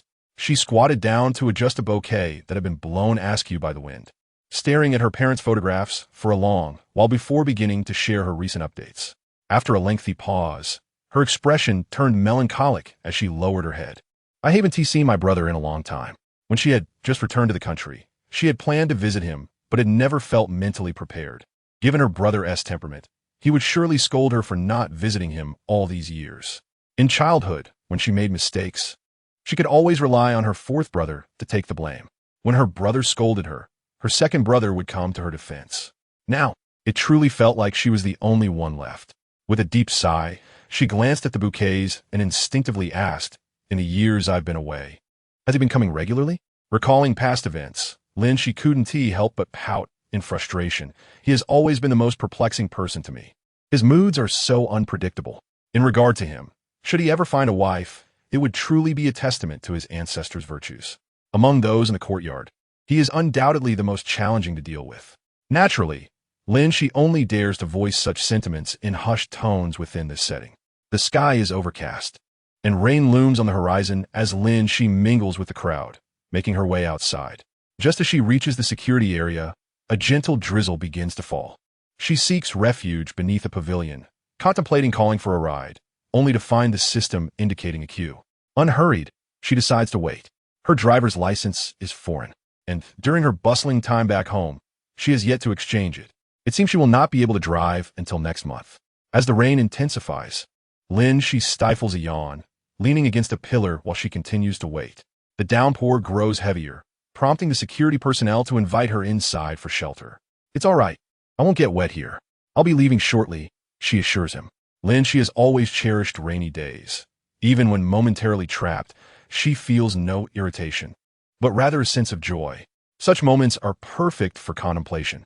In the distance, headlights flicker as a vehicle approaches, causing Lin Xi to momentarily believe her ride has arrived. Turning to look, she notices someone approaching with an umbrella and thinks to herself that this driver is quite reliable, even coming to fetch her with an umbrella. Surely, she would have to express her gratitude with a monetary token of appreciation. However, as her gaze falls upon the wrist holding the umbrella, her smile falters. In that instant, it seems to resonate with his earlier words. "You need not go anywhere. I will come to find you." Chapter 23. He descended from her bed upon entering the vehicle. Lin Xi leisurely wipes the beads of water from her hands with a tissue. Has Sangu become familiar with the security here? Today, she wears a short skirt, and the air conditioning chills her knees, leaving them reddened and her legs feeling quite cool. She tugs at the hem of her skirt, preoccupied with her hands, speaking without glancing at him. "Is that so?" Qin Yu, with one hand on the steering wheel and the sleeves of his black shirt rolled up, reveals his forearms. His suit jacket, casually draped, rests on Lin Xi's lap. She pauses, looking at the jacket on her legs, and then at him. The fabric is smooth, sliding down her thigh, prompting her to instinctively press it back into place. Qin Yu appears unfazed, treating it as a mere oversight, as he resumes the previous conversation. "I merely advised them to call me if you're to visit. How would they recognize me?" Lin Xi responds, not one to feign modesty, as she adjusts his jacket to cover herself more thoroughly. "Has Sangu shown them my photograph?" "No, he only provided a rough description of your appearance." She smirks slightly, and they must have keen eyes. The man naturally continues, "Primarily because you are quite beautiful." She is not just an ordinary face. Her beauty is striking and distinctive, easily memorable. Feeling somewhat flustered by his compliment, Lin Xi turns her gaze towards the window, adjusting her seatbelt as silence envelopes the car. After a moment, Qin Yu inquires, "Have you not exchanged your driver's license since returning home? Would you like my assistance?" She replies, "For now, I lack the time. Perhaps next month." Leaning back against the seat, she studies his face, his glasses still perched on his nose, exuding an aura of restrained elegance. It is unclear from where he has hastily arrived, as his short black hair is slightly damp, bearing marks of the rain. Upon closer inspection, she notices fresh water droplets lingering along his sharply defined jawline. Below, His open collar reveals a distinct red mark on his neck. Lin Xi's gaze narrows. This mark is unmistakably left by a woman, not something he could have inflicted upon himself. Almost instinctively, her mind conjures up inappropriate images. Just as Qin Yu is about to respond, he catches her staring intently at him. Once the car merges onto the main road, he turns his head to find her still lost in thought. What is it? Startled back to reality, Lin Xi hurriedly averts her gaze, only offering him a view of the back of her head. Nothing, she replies, her eyes darting away, her expression betraying her discomfort. Qin Yu glances at the rearview mirror, following her line of sight until it lands on the fresh mark on his neck.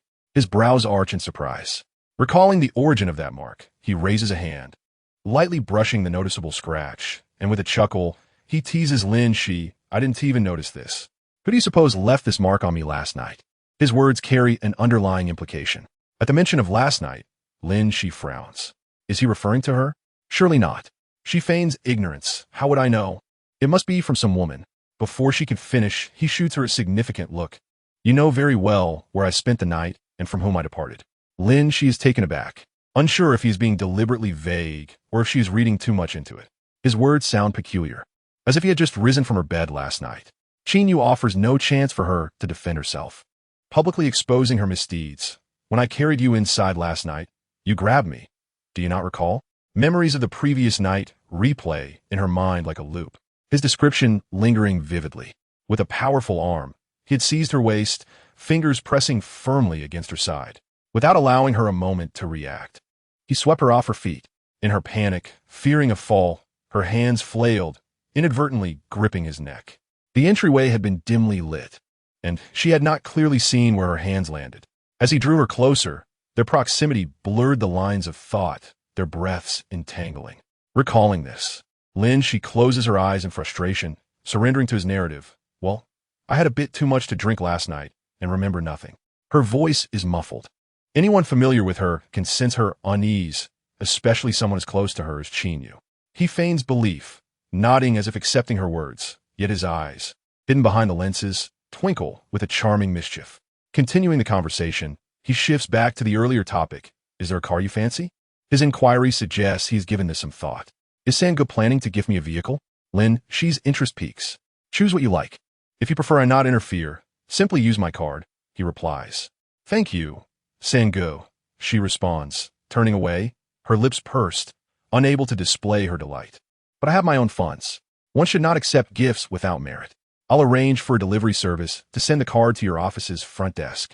He counters. She had considered it until he mentioned it. After all, it is his supplementary card. Are you really being so meticulous about our finances? Of course. It's not a holiday, so why accept such a lavish gift? In previous years, Lin Xi, as the favored younger member of the family, had been showered with gifts, especially from these older brothers, who were generous and unreserved. It seemed they had never regarded her as merely a neighborly sister, but rather as family, sharing a bond of genuine camaraderie. During her childhood, meals or study sessions felt like a star-studded tour, bouncing from one household to another. She had believed this would continue indefinitely. Isn't your birthday approaching? Consider it a birthday gift, Qin Yu's voice interjects. Upon hearing the mention of her birthday, Lin Xi's smile fades slightly. She remains silent, turning away, her long lashes casting shadows over her eyes, concealing the turmoil within. From Qin Yu's perspective, she seems lost in contemplation, staring at the droplets collecting on the car window. Realizing the potential misstep in his words, Qin Yu furrows his brow, suddenly aware of his faux pas. Next month's welcome banquet. Has Chung Si mentioned it to you? He casually brought up a topic, attempting to divert her attention. Whose? Lin Xi moved her stiff neck. I've been back for quite some time now. It's unnecessary. Not just for you. The one abroad is coming back. Abroad. Lin Xi blinked in confusion. A familiar figure flashed through her mind, and she sat up in surprise. Second brother. Chapter 24. Why is it you?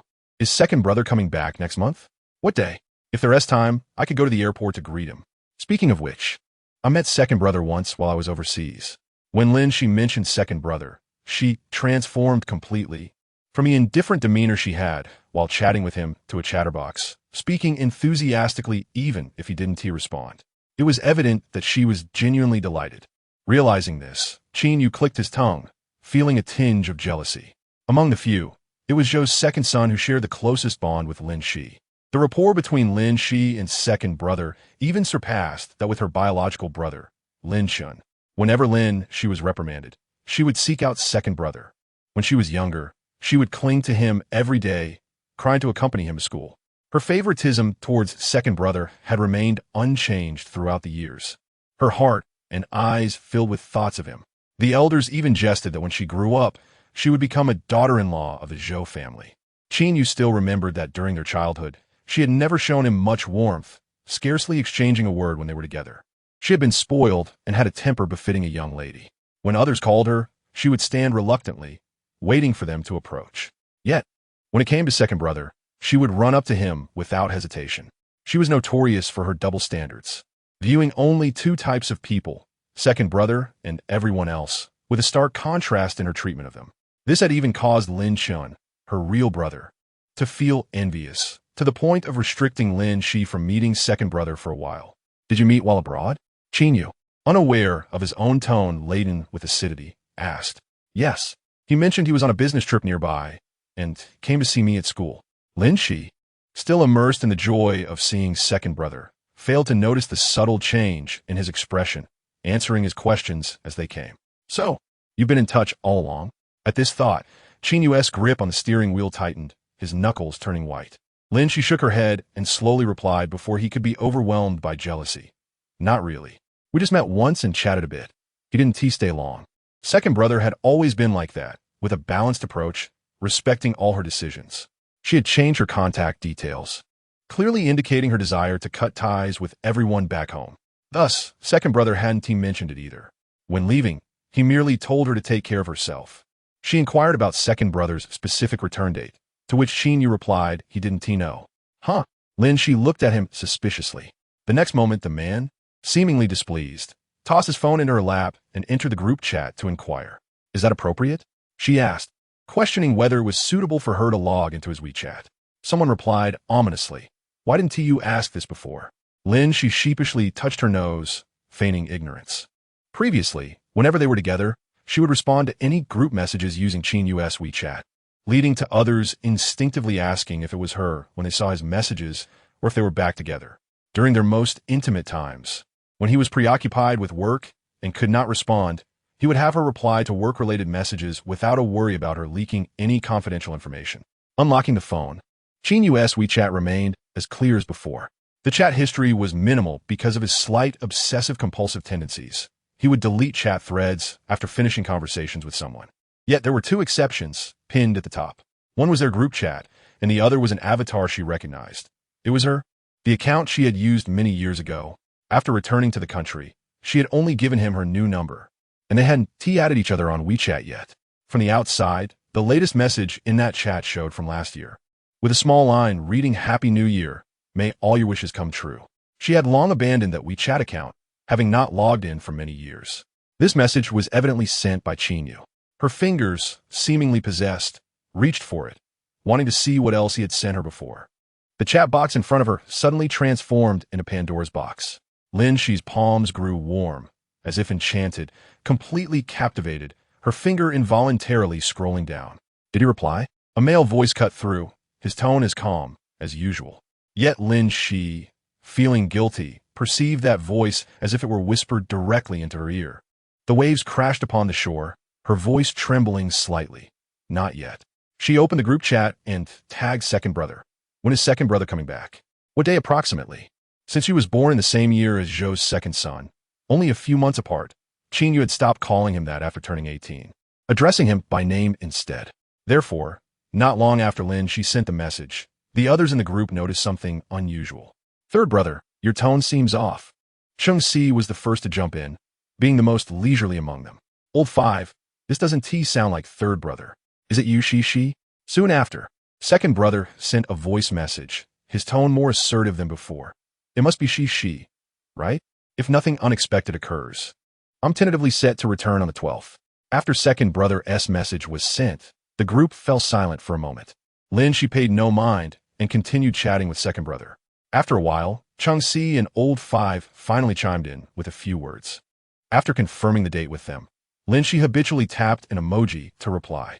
Once sent, she stared at the cute image on her screen, momentarily lost in thought. She clicked back to examine the saved emojis again. Qin Yu would never save such things, nor send them. If he managed to type a few extra words in a reply, that was a rare treat. All these were her creations. Did Qin Yu still keep them? Would he not delete them? With that thought, Lin Xi helped him clean up the chat before finally returning the phone to him. On Tuesday morning, at the Feiyun RD department, Lin Xi and others were seated, deliberating on what to have for lunch.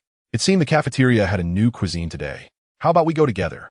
Seeing that the others were hesitating, Lin Xi suggested. Someone responded with a groan, a hint of disdain. Has the cafeteria changed chefs? The last innovative dish nearly killed me. They wouldn't dare to feed us like pigs, would they? Ever since that last meal, I haven't set foot in the cafeteria again. The discussion grew heated, and before they could settle on anything, a knock echoed through the room. The HR department brought in a newly hired assistant, claiming to be Lin Xi's recruit. Hearing this, Lin Xi lifted her head from a pile of documents. Upon seeing her face, the newcomer's eyes widened, and she blurted out, "Why is it you?" Chapter 25. The Swan. Due to illness, Lin Xi transformed overnight.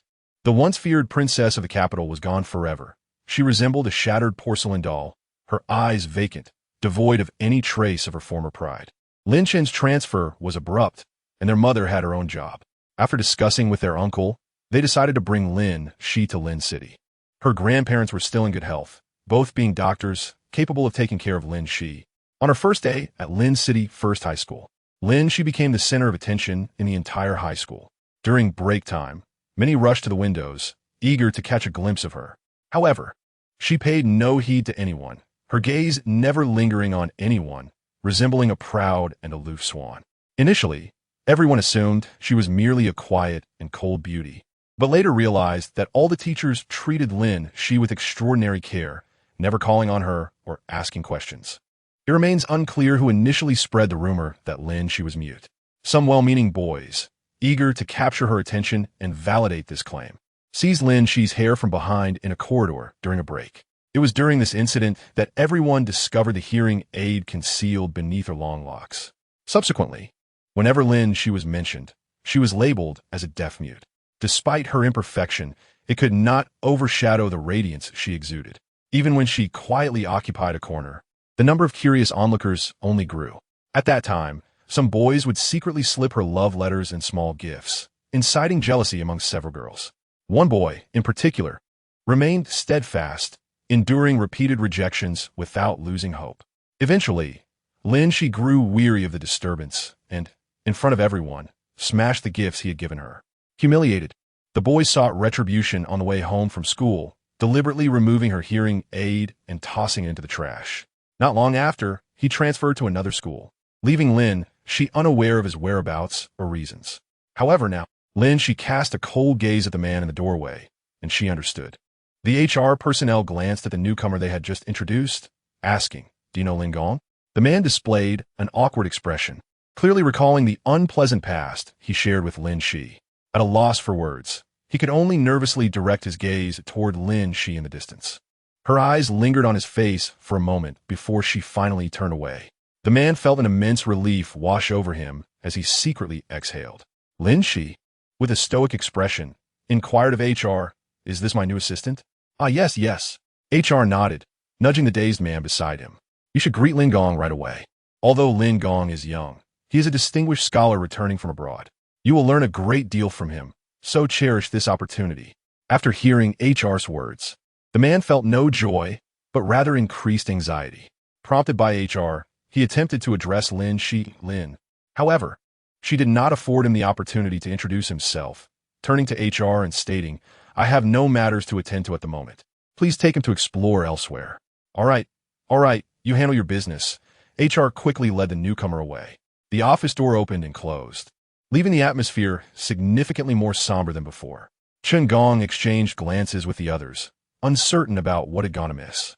The group, primarily composed of straightforward engineers, dismissed the incident without much thought and soon resumed their discussion about whether to eat in the cafeteria at noon. In the afternoon, Lin Xi found herself alone in the office. Chen Gong and the others had gone to the gym downstairs, and she returned feeling somewhat fatigued after lunch. Sensing someone lingering at the door, Lin Xi adjusted her chair, sitting upright from her semi-reclined position, and called out, "If you have something to discuss, please come in." Her voice was typically soft, lacking any pronounced inflection. Nevertheless, the door was slightly ajar, allowing the person outside to hear her.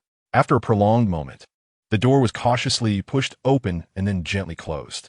Lin Xi, the man who entered, greeted her with a friendly smile. "It's been a while. Do you remember me?" He took a few steps forward, stopping at Lin Xi's desk. "I am." Lin Xi raised her eyes to glance at him. "Do we know each other?" The man hesitated. "No, we don't." "Do you need something from me?" Unable to discern whether she remembered him, he abandoned his original intent and stated, "Here is my resume. HR asked me to deliver it to you." Lin Xi inclined her chin slightly, indicating he should place it on the desk. "Just put it here." The man awkwardly withdrew his hand and set the resume down. "Lin Gong, is there any work you need to hand over to me this afternoon?" "Of course," Lin Xi replied. "Bring me a cup of coffee at 2 o'clock." The man's lips twitched as he suppressed his irritation and asked, "What does Lin Gong prefer to drink?" Lin Xi fixed her gaze on him, her eyes devoid of warmth. "You should have coordinated with your predecessor, shouldn't you? Didn't she inform you?" In just a second, she withdrew her gaze, her tone icy. "If there's nothing else, I would like to rest now. Please remember to close the door on your way out." "Lin Gong, is this the resume of the newcomer?" As soon as Chun Gong returned, he noticed the document on her desk. "Yes." Chun Gong casually opened it. "Oh, a master's degree from Haicheng University. Impressive. This resume is quite well written."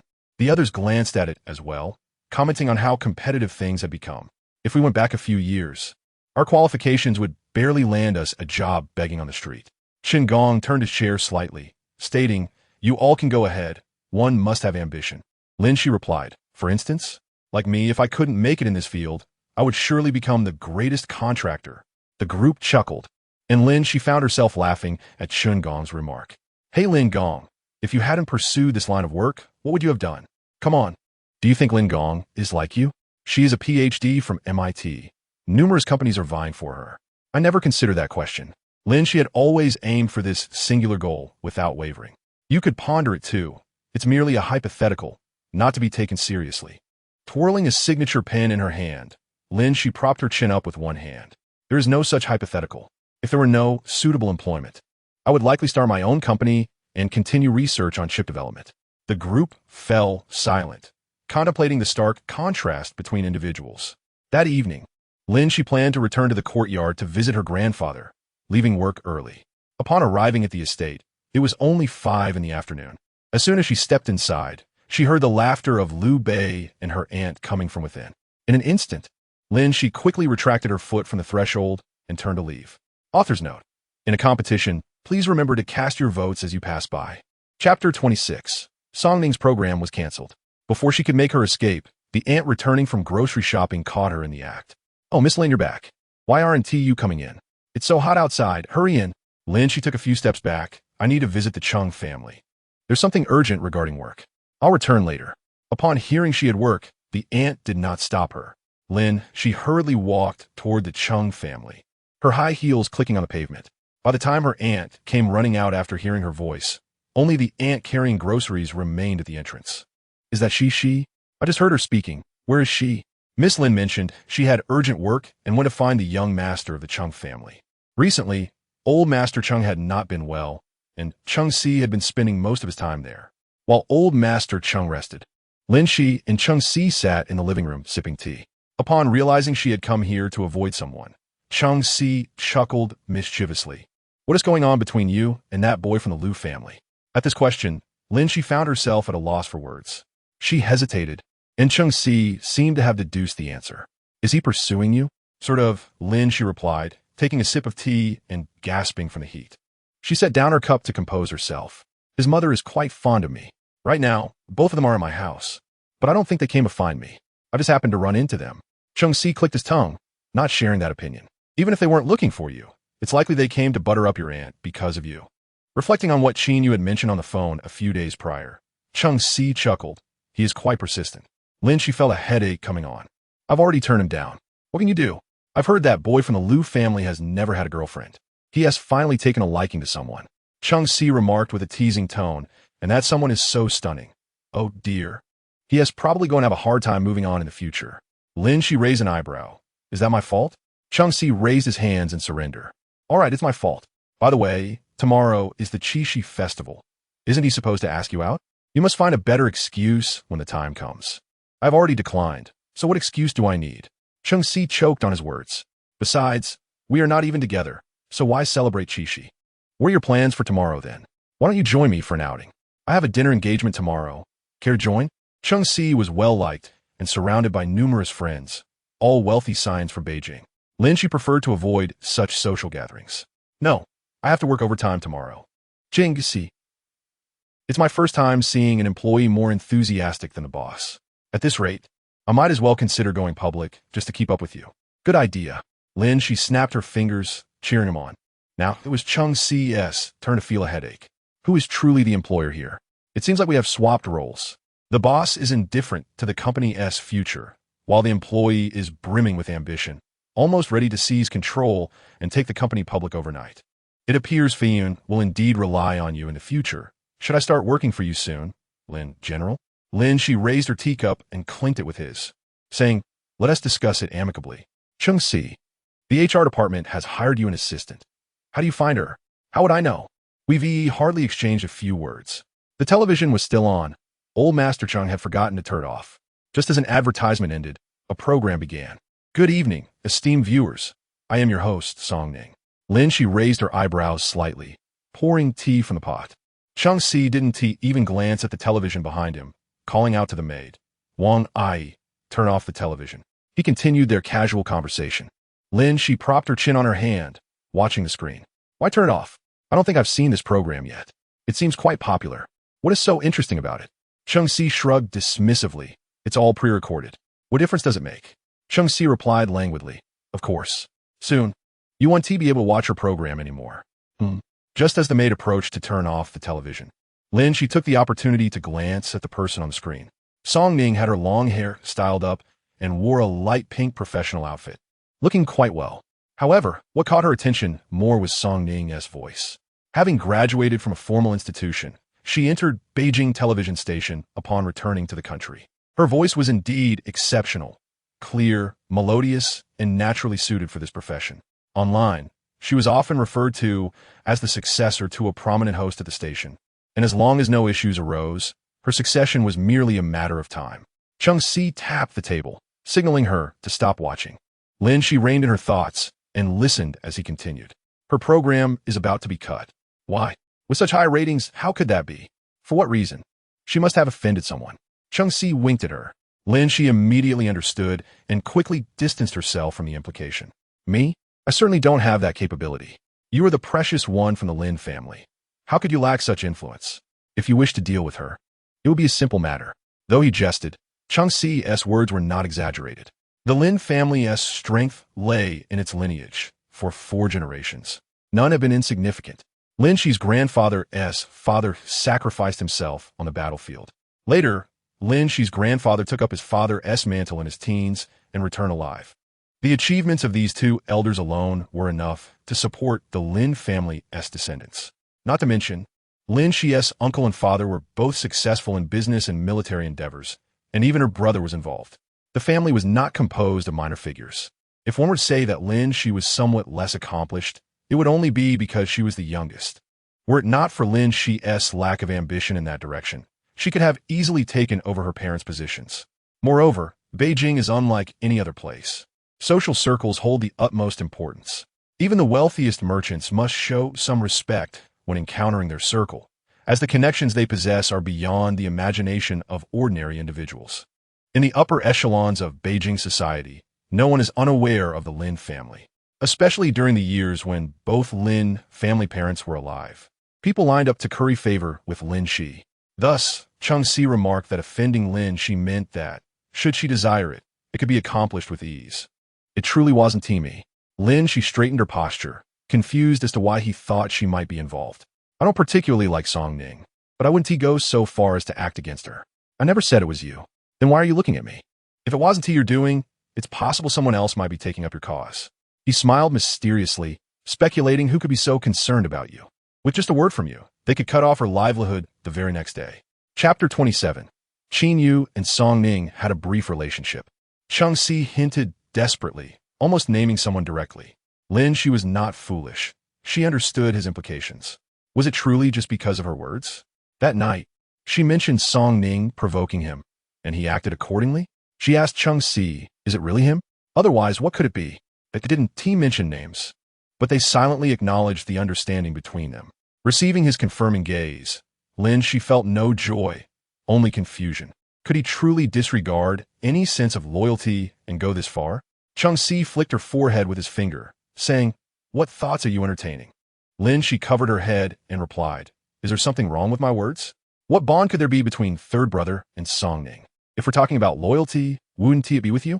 You think you can compare to an outsider? Third brother certainly knows the weight of priorities. Even if you were kicked by a donkey, he wouldn't disregard you for an outsider. You say you seem quite intelligent, yet when it comes to serious matters, you speak nonsense. Have you been overworking yourself lately? Do you need me to give you a few days off to rest your mind? Lin Xi, sensing her resentful glare, Cheng Si leaned back slightly, mainly to avoid her wrath. Don't glare at me like that. I'm serious. Your head is full of wisdom. It's genuinely fragile. Therefore, when it's time to stop, you must. She was too weary to engage in his banter, attempting to redirect the conversation. What I meant was, third brother and Song Ning were college classmates, right? I heard their essay story there. Lin Xi was unaware of what transpired while they studied abroad, as her relationship with Qin Yu had gradually improved only after his return to the country. Before that, after Qin Yu went abroad, she only occasionally heard his name from her brother and had received gifts from him during the new year. However, their interactions were minimal. Qin Yu would only ask about her well-being in passing before running out of topics. At that time, she didn't particularly enjoy his company. When he stopped asking, she would turn to find others to play with. She didn't know much, but Cheng Si surely did.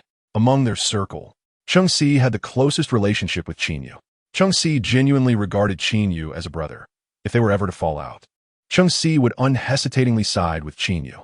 It is no exaggeration. If Cheng Si had to choose between her and Qin Yu, he would undoubtedly choose Qin Yu without a second thought. There were always plenty of secrets between the two. A story. Jing Si paused, considering, then nodded.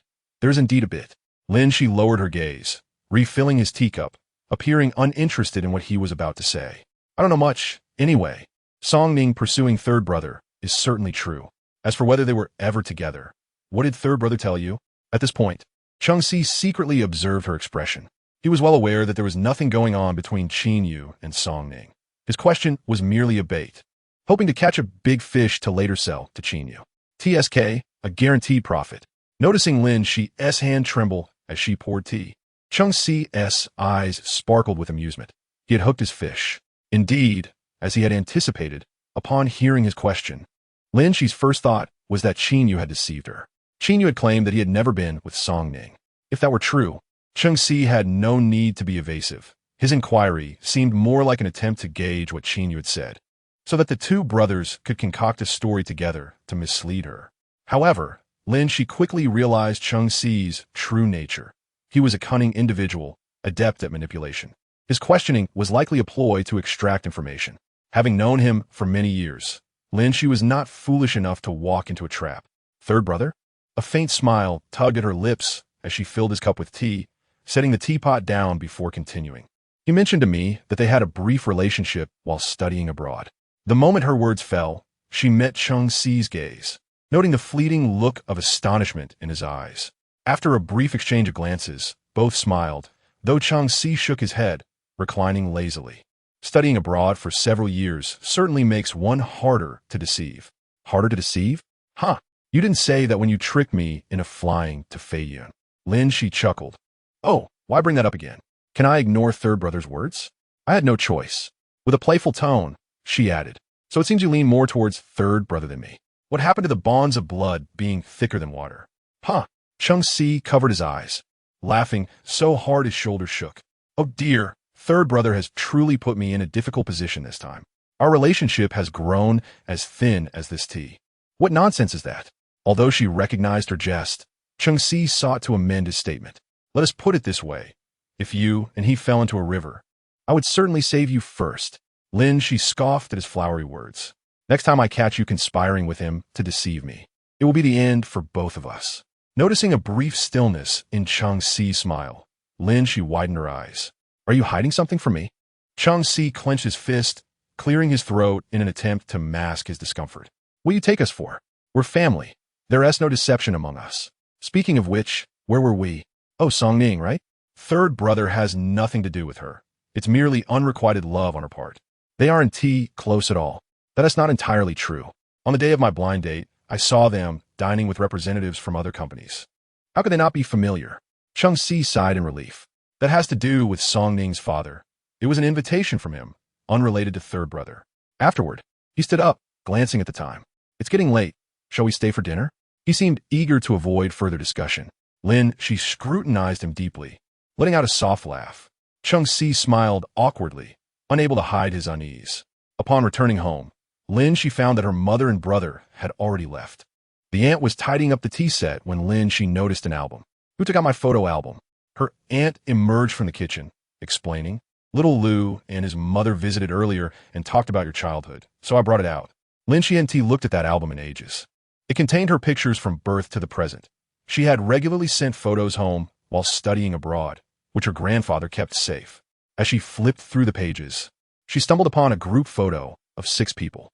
In the picture, Qin Yu stood behind her, his gaze fixed upon her. Chapter 28. A heartless betrayal before Lin Xi went abroad. The 6 of them took a group photo every year.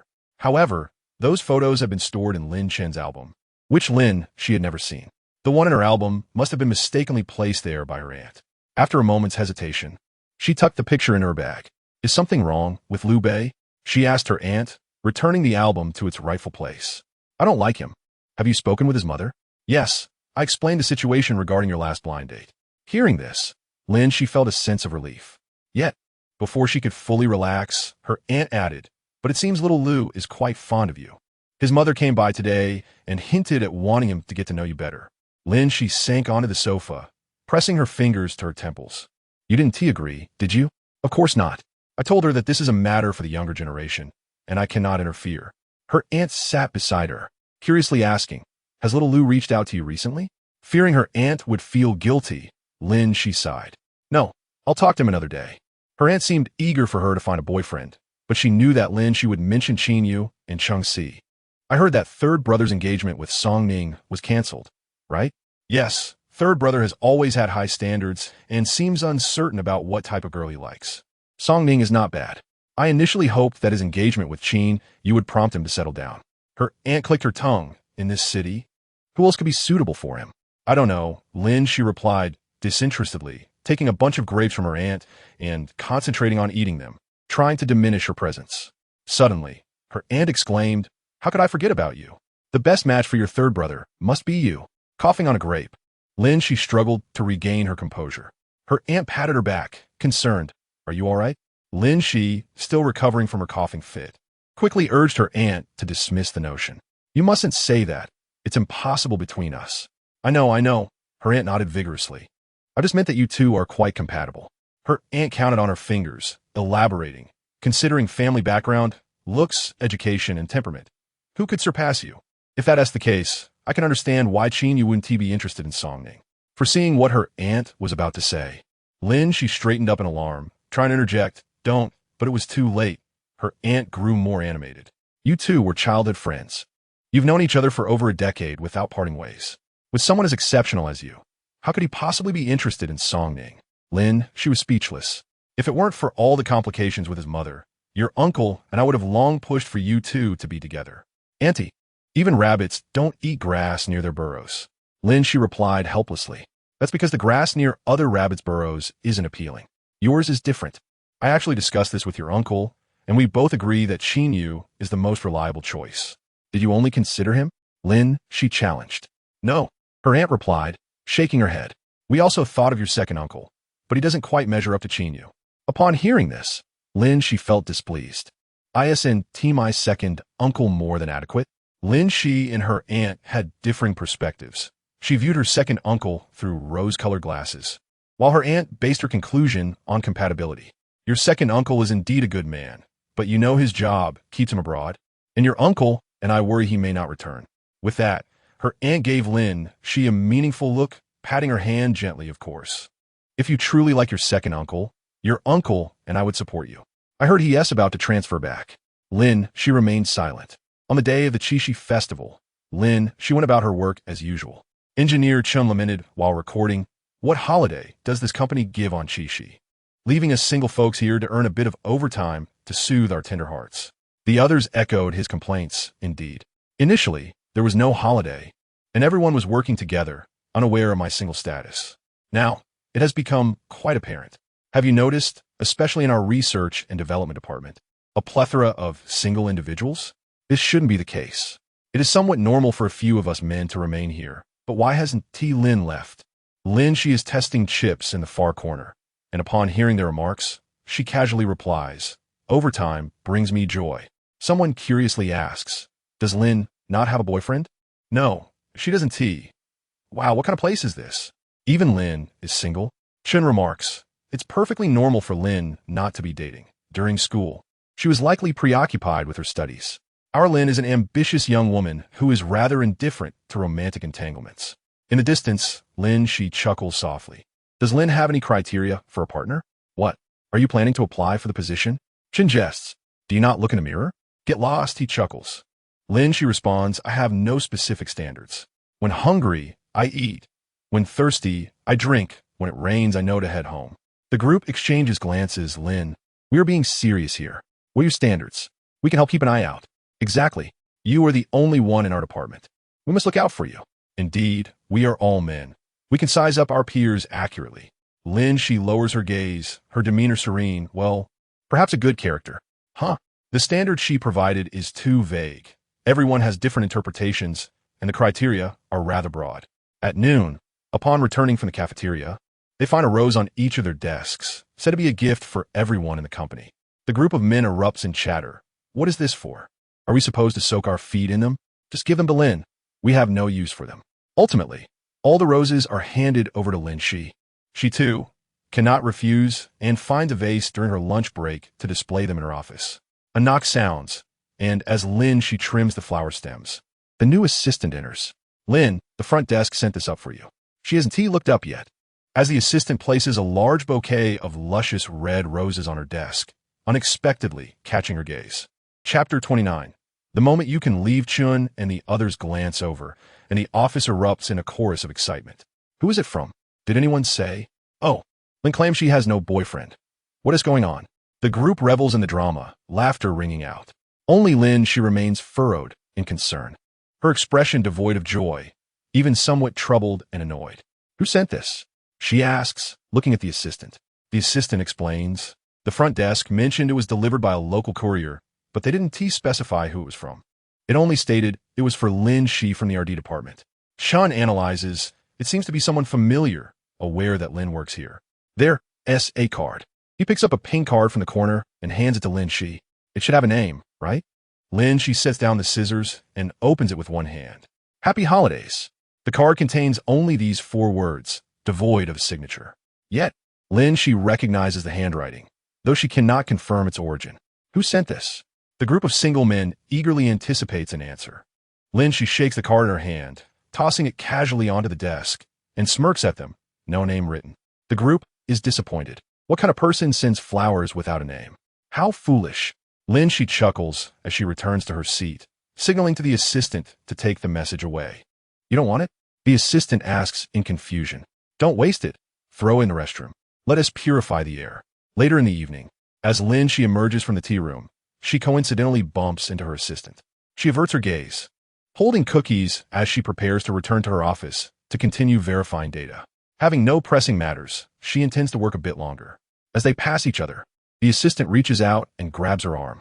Almost instinctively, Lin Xi swings her arm to shake off his grip. She turns slightly, her eyes icy. "Don't touch me." Surprised by her intense reaction, he freezes momentarily. For the past few days, he had been unable to find a moment alone with Lin Xi. Maintaining distance whenever they encountered one another, she had yet to look at him directly. Observing the woman before him, he realizes that despite the years that have passed, she remains unchanged. Her demeanor is perpetually cold towards everyone, and even her occasional smiles carry a mocking quality, her disdain and aversion never concealed. It mirrors the gaze that man once cast upon him, a condescending look that bore a heavy sense of oppression, as if to say that to them, others were merely inconsequential. He had always despised that look from Lin Xi. Even after all these years, it lingered like a nightmare. In her presence, he felt that his dignity and pride were utterly trampled upon, insignificant. Yet, undeniably, she remains stunningly radiant. Her long hair, casually gathered, with a strand cascading softly by her ear, she moves with an ethereal grace, as though untouched by any dust, a vision that could captivate the passage of time. The figure before him evokes memories of the girl in a school uniform, rendering him momentarily spellbound. As she turns to leave, he quickly interjects, "I didn't mean to. I just wanted you to stop." Lin, she glances back, her brows arching in a mix of mockery and sincerity. "Can't you speak up?" He stutters. "I was worried you wouldn't hear me." Upon hearing this, Lin, she narrows her eyes. "Weren't you using a hearing aid before?" "So I." Lin, she sets her plate down and steps closer. "Haven't you been wishing to settle the past? You remember me." The man doesn't feel embarrassed. Rather, he is pleased with his correct assumption. Lin, she smiles, surprised. Once again, that familiar smile causes his heart to skip a beat. That was all in the past. "You wouldn't hold it against me, would you?" His greatest fear has materialized. He had repeatedly tested Lin Xi, anxious about this very outcome. "Rest assured, you are not worth my trouble." Lin Xi leans against the wall, arms crossed, raising an eyebrow, "because I can have you leave at any moment. Do you think you're the boss of Feiyun? You can decide my fate?"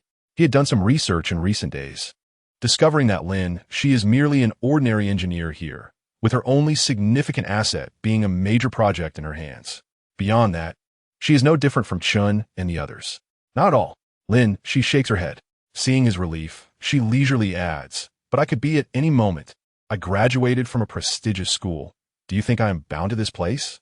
Have you forgotten about the non-compete agreement? Do you need me to explain it to you?" Upon leaving Feiyun, he is prohibited from joining a competitor or engaging in competitive work for 2 years. A clause signed in the initial contract. "Can I apologize? I didn't mean it back then. I was expelled too. Moreover, all these years, I have lived in the shadow of you and that man." "That man?" Lin, she furrows her brow. "Didn't you transfer voluntarily?" This contradicts her understanding of events. Mentioning that individual ignites his agitation. "It was your brother. Not only was I expelled, but my parents were also affected. My future was nearly ruined. I thought it was over, but then I encountered you again just after graduation." His voice drops, reluctantly muttering the last part. Lin, she's focus sharpens. After the incident, she had confided only in Qin Yu. The brother he refers to must be Qin Yu. However, Qin Yu never mentioned this matter to her. "I have apologized to you. Can you give me another chance?" His educational background is rather questionable, and he truly does not know where to go after leaving Feiyun. His earlier bravado stemmed from his ignorance of her connections at Feiyun. Lin, she replied, "It depends on my mood." That evening, Engineer Chen invited everyone to dinner. Lin, she still failed to get overtime approval, and a group from the RD department descended the stairs in a grand procession. Upon reaching the entrance, Engineer Chen began assigning cars to everyone. Before they could finalize their arrangements, headlights flashed in the distance, illuminating them.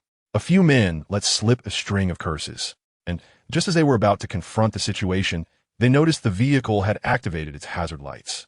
Lin Xi, hiding behind Engineer Chen, was oblivious to the unfolding events as she rummaged through her bag for her keys. "What car is that, a BYD?" One commented. "What kind of eyes do you have?" "That's a Bentley." Another exclaimed, "Look at that license plate, consecutive Beijing A numbers.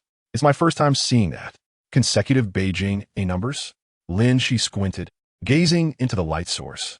Why is it flashing its hazards? Could it be that a wealthy woman is here to pick up old Chun for Valentine's Day? While everyone laughed, Lin, she quietly raised her hand. "Sorry to interrupt, but that car is here to pick me up." Chapter 30. Competing secretly like other affluent heirs in Beijing, Qin Yu had a passion for cars, though he was not as obsessed as Cheng Si and the others. He owned a private garage filled with numerous vehicles, making his cars less recognizable, yet his license plates were memorable, such as the current consecutive Beijing A1s. Taking a deep breath, Lin, she smiled at Engineer Chun and the others. "I'll go ahead for a moment." "Ah, sure." They willingly cleared the way. Lin, she approached the back seat of the Bentley and gently tapped on the window. The window slowly lowered, revealing none other than Qin Yu inside. Upon seeing him, Lin, she pouted, "Third brother, do you need something from me? Where are you headed?" Qin Yu noticed her with colleagues and fixed his dark gaze on the figures outside. "A gathering?" Lin, she confirmed, "I booked the restaurant. So, I'm taking you out to dinner."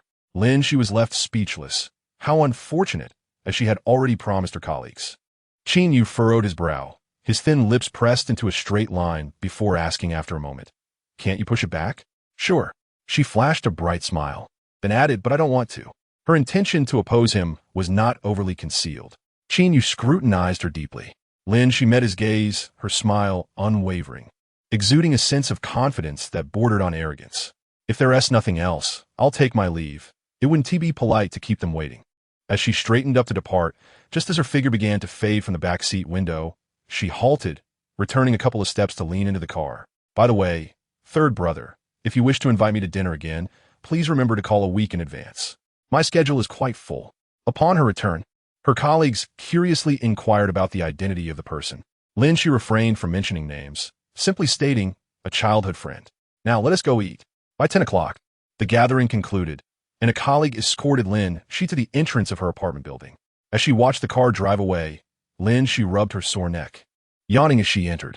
The elevator seemed to be occupied, and after waiting in vain, she grew impatient and pushed open the emergency exit door, ascending leisurely. Her floor was not high. It would only take a minute or two. The corridor was equipped with motion sensor lights, and as Lin Xi emerged from the passage, darkness enveloped her. The overhead light remained unlit, causing her to feel puzzled as she glanced up and gently tapped the ground with her heel. Soon, the lights flickered, illuminating the corridor in an instant. Satisfied, Lin Xi lowered her gaze, only to have a figure abruptly enter her line of sight. Clad in black, the person stood at her apartment door. Lin Xi's heart raced in fright, instinctively stepping back. Once she recognized who it was, she bit her lip and muttered, "Why didn't you say anything? You startled me." Qin Yu frowned slightly. "Why didn't you take the elevator?" Covering her heart, Lin Xi took a moment to compose herself before walking over, ignoring his question. "Do you have something to discuss?" When she was in a foul mood, her facade would immediately crumble. There was no need for honorifics, and she offered him no smile. Qin Yu gazed down at her, inquiring, "Did you receive the flowers today?" Lin Xi paused. The movement of entering her password halted. "Did that bouquet of roses come from Qin Yu?" "Yes," she replied vaguely. "Why didn't you bring them back?" Lin Xi pouted, thinking she couldn't very well say she had discarded them in the restroom. She awkwardly touched her nose and fabricated a lie, because they were too beautiful. "I wanted to keep them in my workstation to admire every day." A silence hung in the air, the atmosphere shifting. Lin Xi felt the intensity of his gaze upon her, making her somewhat uncomfortable. She raised her head and asked, "Do you still need to watch me input my password?" Qin Yu's gaze lingered on her face for a couple of seconds before he replied, "You don't need to worry about that. I can guess your password." With a sharp glare directed at him, Lin Xi forcefully entered the password in front of him. After changing her shoes, she turned to find him still standing outside. Instinctively, she thought to invite him in, but the words died on her lips. "Is there anything else, third brother? I've finished eating, and what else do you need?" He hadn't shown any intention of coming inside, which struck her as odd. Qin Yu indeed had no intention of entering. Only when she asked did he move, extending a delicately wrapped box from his side, flat and about the size of a book. Lin Xi was momentarily taken aback, looking at him with confusion, as if silently questioning what it was. "A necklace? For me?" "Yes." Given the occasion today, what was the purpose of such a gift? Was it because Liu Bei had given her a necklace that day? After pondering, Lin Xi declined. "I don't like wearing necklaces." Typically, she wore a watch and her ever-present agarwood bracelet. One was due to her strong sense of time, while the other had a different significance. She would only adorn herself with jewelry for major events or family gatherings. Otherwise, she deemed such items a burden. Qin Yu held the box aloft, unperturbed by her refusal. They stood facing each other, each unwilling to yield, as if engaged in a silent contest to see who would concede first. Given her nature, Lin Xi would never relent, especially not to Qin Yu. For her, bowing to anyone was acceptable, except for him. When facing Qin Yu, it transcended mere temperament. She raised her chin, maintaining an air of dignity. Clad in her professional attire from work, she projected an assertive aura that matched the man before her. Ultimately, Qin Yu relented first. Seizing the moment when she was caught off guard, he took her hand and placed the box in her palm. "This is compensation for last time. If you don't like it, return to Liu Bei." His tone was firm, devoid of emotional fluctuations, and after saying this, he turned and departed without a backward glance. Lin Xi stood there momentarily stunned, and by the time she rushed outside, The elevator had already descended, leaving no opportunity for her to refuse. Back in her living room, Lin Xi tossed the item on the table and settled onto the sofa, crossing her arms as she scrutinized the box with a serious expression. The box bore no logo, and she had no idea which brand the necklace belonged to. It seemed more like something acquired from an auction, fitting for Qin Yu's status. She recalled that Liu Bei's was a high-end brand, starting at around 30,000, though not particularly extravagant. Was she really going to return this necklace to Liu Bei? Her mind was not in disarray. Overcome by curiosity, Lin Xi stood up, reached for the box, and weighed it in her hands. It indeed had some heft. As she untied the ribbon, she felt as if she were unearthing Pandora's box. Under the light, the diamond necklace nestled within sparkled brilliantly, capturing attention. Just as she had anticipated, when Qin Yu made a move, it would undoubtedly be something of substantial value. In recent years, she had devoted herself entirely to her studies.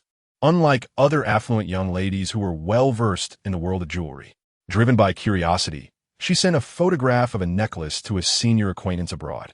The response came swiftly. "So, you were the one who took this shot?" Lin Xi, puzzled, replied with a question mark, "Not mine." "What is this?" "This was featured at the auction in the port city a couple of days ago. Over 100 carats, and it sold for more than $4 million. Chapter 31. Littered with red roses, the senior informed her that details about the auction could be found, promptly sending her a link. Upon clicking, Lin Xi discovered that the diamond necklace had indeed been claimed by a mysterious bidder. After verifying the necklace again, she confirmed it was the same one. Nearly $5 million, which converted to over 30 million in her currency. To Lin Xi, this sum seemed insignificant. For Qin Yu, it was merely trifling. Yet, she felt certain that they would not be so generous as to bestow such wealth upon another without reason. In that moment, Lin Xi felt as though she was not holding a necklace, but rather stacks of heavy currency. Such a valuable item, and Qin Yu had entrusted her to give it to Liu Bei. Was he engaging in charity? She returned the necklace to its original place and attempted to call Qin Yu, but alas, there was no answer. Upon emerging from the bathroom, Lin Xi noticed several missed calls on her phone, each one from Qin Yu. Before she could return the call, she received a notification for a friend request on WeChat. Wiping her hair dry, she tapped to open it and was greeted by a familiar profile picture and name. Qin Yu. The note attached simply read, "Open the door." Lin Xi, momentarily taken aback, glanced at the doorway. An hour had passed since he called her back. Had he been waiting at the door all this time? But why had he returned? Setting her phone down, she strode purposefully to the entrance. Outside, all was still. The visual doorbell revealed no one in sight. Perplexed, she cracked the door open slightly and peered out. The dark corridor was illuminated by the sound of the door opening, revealing a seemingly endless expanse of roses scattered across the ground. Her heart raced loudly in her chest. Fully opening the door, she stepped outside. Her gaze fixed in a daze, but with nowhere to place her feet, she hesitated, merely taking a small step forward. She stood at the threshold for several minutes until the sensor light extinguished, shattering the dreamlike moment and returning everything to normalcy. She cleared her throat, and the brightness returned. It was not a dream. The flowers remained. The overwhelming fragrance and the vivid red petals were impossible to ignore. Regaining her composure, she found herself at a loss for what to do. Hadn't Qin Yu sent her a bouquet of roses earlier? What was the purpose of these? Today was the Qixi festival. Retrieving her phone, she accepted his friend's request and spent a while crafting a message. "Third brother, did you arrange for the flowers at the door? Wasn't there a bouquet delivered earlier? This is far too much. How am I to manage it?" His response came almost instantly, as if he had been waiting for her message. "Those at the door are unrelated to the bouquet you received earlier. Take as many as you like inside. The rest will remain in the corridor, tended to daily." His replies were characteristically succinct, reflecting his usual style. Unchanged over the years, as if 2 additional words would tire him out. She silently teased him as she typed back. "Then why did third brother send me so many flowers? What purpose do they serve left in the corridor?" Her apartment was a 2-unit layout with no neighbors on her floor, so she needn't worry about disturbing anyone. However, she was baffled by Qin Yu's actions. After moving a dozen roses indoors, she finally saw his reply.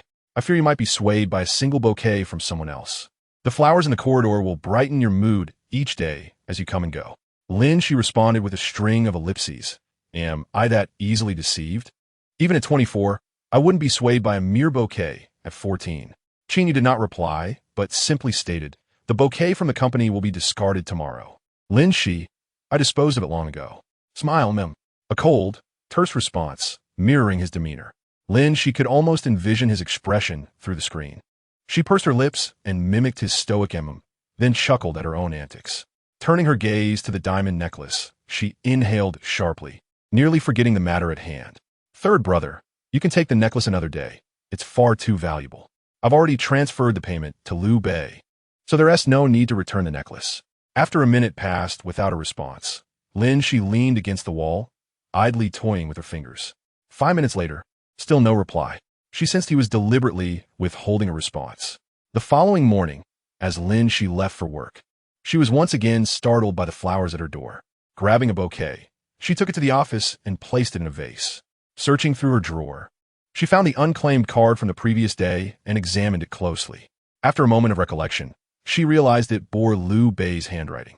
The penmanship resembled that of the card Qin Yu had shown her previously. It must be from Liu Bei. No one else would sneakily send her flowers. After her morning tasks, Lin Xi took a moment to message Liu Bei. "I received the flowers. Thank you, but I do not like them. Please do not send me gifts in the future. It causes me great discomfort. Regarding your feelings for me, I maintain that you're a good person, but I have someone I like, and we are not meant to be."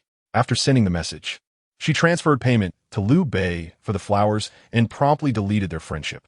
In the afternoon, during her lunch break, Lin Xi received a call from Qin Yu. Half closing her eyes, she lounged in her chair for a moment before answering the call.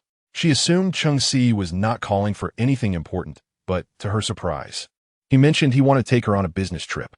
"Me?" Lin Xi opened her eyes, switching the phone to her other hand. "Couldn't you take someone else? You are the primary person responsible for this project. Who could be more suitable than you?" He continued, "Besides, you needn't worry. It's merely to report progress to Huasheng and coordinate further. It's quite easy. Isn't this something anyone could do? Why must it be me?" Qin Yu replied, "This is for your own good. You've been working so hard lately. This is a perfect opportunity to relax a bit. I'll give you 3 days off. After you wrap up with Huasheng, you can enjoy a couple of days in Huai City." Lin Xi closed her eyes again, her voice weary. "No need. I'm already quite relaxed. I don't require a getaway." "Thank you, boss. Are you that devoted to your work? Have you fallen into the depths of financial obsession? You think I work for those few coins? My monthly salary barely covers the gaps. And what is your motivation then?" "Of course, it's to ensure our little Cheng becomes a billionaire as soon as possible." Qin Yu. Chapter 32. The beginning of a nightmare. Ultimately, Lin Xi could not evade the business trip assignment. Qin Yu had an urgent matter arise and could not attend, leaving her to report with her assistant. "Why don't we take a plane? That will be faster, right?" At the high-speed train station, her assistant grumbled behind her as Lin Xi focused on replying to Qin Yu's message. For some reason, the station was busier than usual that day, with a long line just for security. After waiting a while, the assistant noticed Lin Xi had finished her message but had yet to acknowledge him. He furrowed his brow and moved slightly closer. "I said, why are we?" Lin Xi stood upright and interrupted him. "Are you speaking to me?" "Assistant, who else would I be speaking to?" Upon hearing this, Lin Xi turned around, squinting her eyes as she scrutinized him, and asked with a serious tone, "Has anyone ever mentioned that you lack proper upbringing?" "No," he replied. She smirked slightly, retorting, "Well, now they have." The assistant was left momentarily speechless. As she turned away with a frosty demeanor, he found himself baffled. After passing through security, the realization hit him. Lin, Engineer Lin. It felt strange to transition from classmates to a superior-subordinate relationship so abruptly. Are those two words so difficult to say? He thought, his lips twitching at the corners. "Engineer Lin, why aren't we flying? I checked the tickets, and there are plenty available. It only takes a little over 2 hours to reach Huai City." In the lounge, Lin Xi leaned back on the sofa, resting. When her assistant assumed she had fallen asleep, she finally responded, "There's no particular reason. I simply prefer it this way. If you find it inconvenient, you can take a cab to the airport now. You don't have to accompany me." They were only scheduled to go to Huasheng the following day. Upon arriving in Huai City, there was little of urgency on their agenda. Primarily, it was about rest, making it unnecessary for them to travel together. After a moment of silence, the assistant decided to change the topic. "Engineer Lin, I heard you're pursuing a direct PhD?" "Yes," she replied, eyes still closed, leaving no further elaboration. The assistant pursed his lips and chose to remain silent. He began to comprehend that attempting to get close to Lin Xi was futile. She would not afford anyone that opportunity. Her demeanor radiated an air of aloofness, as if she were someone who had been wronged. Moreover, she was an enigma. Outwardly appearing cultured and refined, she could be piercingly acerbic in her retorts, striking at the heart of the matter without resorting to vulgarity. He still could not decipher the origins of her background and the prideful essence she exuded, reminiscent of an aristocratic young lady. Her older brother certainly carried an air of affluence. However, if she were indeed wealthy, why would she toil so diligently? Her dedication surpassed that of many without such a background. His impression of wealthy heirs suggested a life of leisure, a privileged existence that required no effort. He had inquired with Lin Xi's previous assistant, Liu, who had been cryptic, merely advising, work diligently and speak less. Engineer Lin appears aloof, yet she is even colder inside. As long as you're earnest in your work and avoid drawing attention to yourself, she will not cause us trouble. Is that really the case? Of course. Though I've only interacted with Engineer Lin for a week and have unintentionally offended her, she is forgiving and tends to leave some face. Just don't act too clever. That is the only taboo. Beyond that, she is quite commendable as a superior. By the time they arrived in Hawaii City, it was already evening. Lin Xi had slept throughout the journey, and upon disembarking, her sleepy eyes shimmered with a hint of innocence, devoid of her earlier assertiveness, rendering her more approachable. The assistant turned to ask if she would like to grab a bite, but upon glancing back, he was captivated by the gentle depths of her gaze. No, I'm going back to the hotel. You do as you please. Lin Xi did not look at him, pulling her luggage past him toward the parking lot. The assistant, belatedly aware, trailed behind, stealing another glance. Indeed, her gaze was softer, devoid of its usual sharpness. In that moment, he felt a rare sense of equality between them, as if they were contemporaries. Naturally, it would have been even better had she chosen silence. Reflecting on this, he nostalgically recalled the days when Lin Xi had been mute. Although her demeanor hadn't been overly amiable, at least she hadn't uttered words that could embarrass others. I'll head back to the hotel with you, he stated. She did not respond. Though she could hear him, she chose to ignore him. Her indifferent attitude was both endearing and infuriating. During her school days, many were drawn to her, fully aware of her physical challenges, which explained why so many were willing to risk it all for her attention. He vividly remembered the first time he laid eyes on Lin Xi. Rumors had spread about a beauty transferring from the neighboring class, prompting a rush of students to catch a glimpse. Upon arriving, he squeezed to the front and immediately spotted Lin Xi, quietly reading by the window.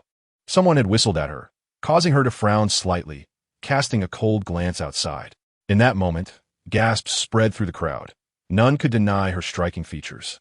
In hushed tones, the girls expressed envy, deeming her too beautiful and accusing fate of favoring her. Even after learning of her circumstances, her admirers did not dwindle. Some pursued her earnestly, while others viewed it as a mere game. He found himself divided between both sentiments. Initially, he was indeed captivated, but upon understanding her situation, he questioned the merit of her beauty. How could someone so flawed be worthy of his attention? He feared the ridicule of his friends should he pursue her. Coming from a wealthy family and being a prominent figure at school, he had no shortage of admirers. Why should he concern himself with someone like Lin Xi? Yet, he was unable to resist following his friends to see her. After witnessing her reject numerous suitors, they placed a wager to see who could win her over. He believed he was at a distinct advantage, but to his surprise, Lin Xi continually rebuffed him. At first, it was bearable, but when she finally lost patience and threw away the gift he had given her, telling him to leave, his nightmare began. On his way home from school, a man intercepted him, nearly breaking his hand. He had expected his parents to report the incident, but their company's financial situation suddenly deteriorated, leaving them overwhelmed and blaming him for offending someone. He found himself expelled from school, unable to enroll in any high school across the northern region. Throughout all, he remained oblivious to the identity of that man, and his parents could only speculate. The one certainty was that the man was Lin Xi's brother, a figure of considerable influence in the capital. It seemed. His surname was Qin. Chapter 33. No one will bear the burden of your mistakes that evening. Lin Xi dined in the hotel restaurant, opting not to venture outside. The next morning, she and her assistant departed early for Huaxing's headquarters. The scope of Huaxing's business had consistently expanded, evolving from basic electronic products like smartphones to self-developed chips and now to drones. Huaxing's standing in the domestic market was undoubtedly at the forefront, with a notable presence in the overseas market as well. This was Lin Xi's first visit to Huaxing's headquarters. Once led to the conference room, she began her wait. Her assistant nervously rubbed his hands together, inhaling deeply. Hearing the noise, she cast a glance at him. "What are you doing?" The assistant, taken aback that she had spoken to him, quickly replied, "I heard the president of Huaxing is coming. I'm a bit nervous about meeting him for the first time." Lin Xi was perplexed. The assistant assumed she was unaware of Huaxing's president due to her extended time abroad. Mr. Shun, the president of Huaxing, was known for his low profile, rarely appearing in public. He asked my idol. Oh, didn't he have to wait long? He arrived punctually 10 minutes ahead of schedule. "Hello, Mr. Shun. I am Lin Xi, an engineer from the Tycoon R&D department and the primary person responsible for this project." As her assistant had noted, Mr. Shun was affable and showed no airs. He appeared to be of a similar age to Qin Yu, yet his ever-present smile created a warm atmosphere, far more pleasant than Qin Yu's stoic expression. Lin Xi gathered her thoughts and signaled for her assistant to start the presentation. He complied and stepped forward. A few minutes passed, and the assistant glanced helplessly at Lin Xi. "I'm sorry." Lin Xi indicated to Mr. Shun and stood up. Approaching her assistant, she quietly inquired, "What is going on?" The assistant, feeling awkward, admitted, "Last night while I was organizing documents, I accidentally dropped the computer. As I observed the situation, everything seemed fine, yet unexpectedly, a critical failure occurred." Noticing her pale complexion, General Shun inquired with concern, "Is there a problem?" Lin Xi glanced at the laptop on the table and decisively shut it. She then turned and returned to her seat, maintaining her composure but not yet sitting down. With a nod and a smile, she addressed General Shun. "I apologize, General Shun, but we are experiencing a temporary issue with our equipment. Would you mind reviewing the documents for a few moments while I provide an oral report?" He was agreeable, not one to make things difficult, and responded with a smile. Lin Xi retrieved her own laptop, reflecting on the time since their company and Tycoon had officially embarked on their collaboration. During this period, Tycoon had dedicated its entire focus to the project with their esteemed company. "Our research and development department initially analyzed data from your previous mobile phone chip." As she spoke, her hands were busy connecting the devices. "It was undeniable that your company's technology surpassed that of other brands. This chip could offer faster processing and lower power consumption, featuring a dedicated hardware processing unit for handling vast AI data. It was indeed one of the more exemplary products available in the domestic market. Thus, we utilized its data as a foundation for further optimization and analysis." After a few minutes, Lin Xi completed the setup and raised her hand to indicate that General Shun could examine the detailed data. "General Shun, here is the compilation of all data." 20 minutes later, Lin Xi slowly lifted her gaze, directing it forward.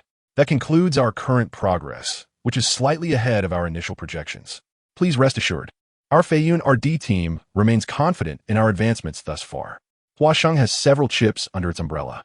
However, due to the limitations of domestic technology, none of these chips can be considered truly indigenous. Consequently, Huaxing has begun investing in semiconductors, striving to establish a complete industrial chain. Yet after years of research, they have yielded no results. Presently, the only entity capable of collaborating with Huaxing to accomplish this daunting task is Tycoon, which is poised to address what can be deemed the most challenging issues in the entire industry. Should this endeavor succeed, the high-end mobile phone market in our country would be entirely within our grasp, eliminating the need to rely on certain overseas chips. Furthermore, once the technology matures, Tycoon can continue to optimize it for application in a broader range of products. However, this is a protracted battle. Since its inception, Tycoon has invested substantial effort and funding solely into this undertaking. Lin Xi may not seem particularly reliable. She has voiced her opinions about Qin Yu privately. Nevertheless, she admires their commitment. The reason Tycoon, a modest company, possesses multiple top-tier domestic R&D teams lies in its genuine provision of a platform for engineers to showcase their talents, coupled with ample funding for research and multiple high-end laboratories. Moreover, Tycoon's compensation packages far exceed market standards, which is a primary reason Huaxing selected Tycoon. After enjoying lunch at Huaxing's cafeteria and declining an invitation for dinner from the higher-ups, Lin Xi departed with her assistant at 1 o'clock. Upon exiting the headquarters, she paused and turned to face her assistant. Receiving her gaze, he halted involuntarily. After a few seconds of familiar pressure, he hurriedly apologized. I didn't foresee this issue. I was under the impression that everything was fine yesterday. You thought? Lin Xi raised an eyebrow, regarding him with an intrigued expression, as if she found his choice of words particularly noteworthy. I didn't wish for this to happen. It was entirely unexpected. Do you believe I or the Huasheng executives wanted to hear that? Lin Xi retorted. Have you never interned? Do you possess no experience whatsoever? Her frustration stemmed not from this minor mishap, but rather from his lack of seriousness towards his work. He consistently deflected responsibility, attempting to absolve himself with a few words, lacking even the most basic conversational tact, selfish and arrogant, resorting to the term unexpected to address any issue. Does that not strike you as absurd? He quietly defended himself. But I was not hired as an assistant. He could have stood on equal footing with Lin Xi, free from such menial tasks. So what? You lack even a proper work ethic, and you still aspire to achieve something? I don't care about your educational background or your future aspirations. All I know is that you are my assistant now, and you must fulfill every responsibility that falls within your purview. Minor errors can be forgiven. I can accept them once or twice, but you must correct your attitude. No one will bear the cost of your mistakes. Today, General Shun is amiable. If you were to encounter someone less accommodating, given their status, would they have the time to listen to your unexpected explanation? Noticing his gaze wandering, Lin, she suddenly smiled. You aren't still hoping for the other party to comfort you with a no problem, are you? Casting a final, deep look at her assistant, Lin, she warned. Be mindful of your conduct. On the way back, her assistant hesitated multiple times, words caught in his throat. Each time he glimpsed Lin Xi's stern expression, his thoughts were stifled. He harbored immense resentment towards Lin Xi. What did it matter if she had studied abroad? How much better could she possibly be than him?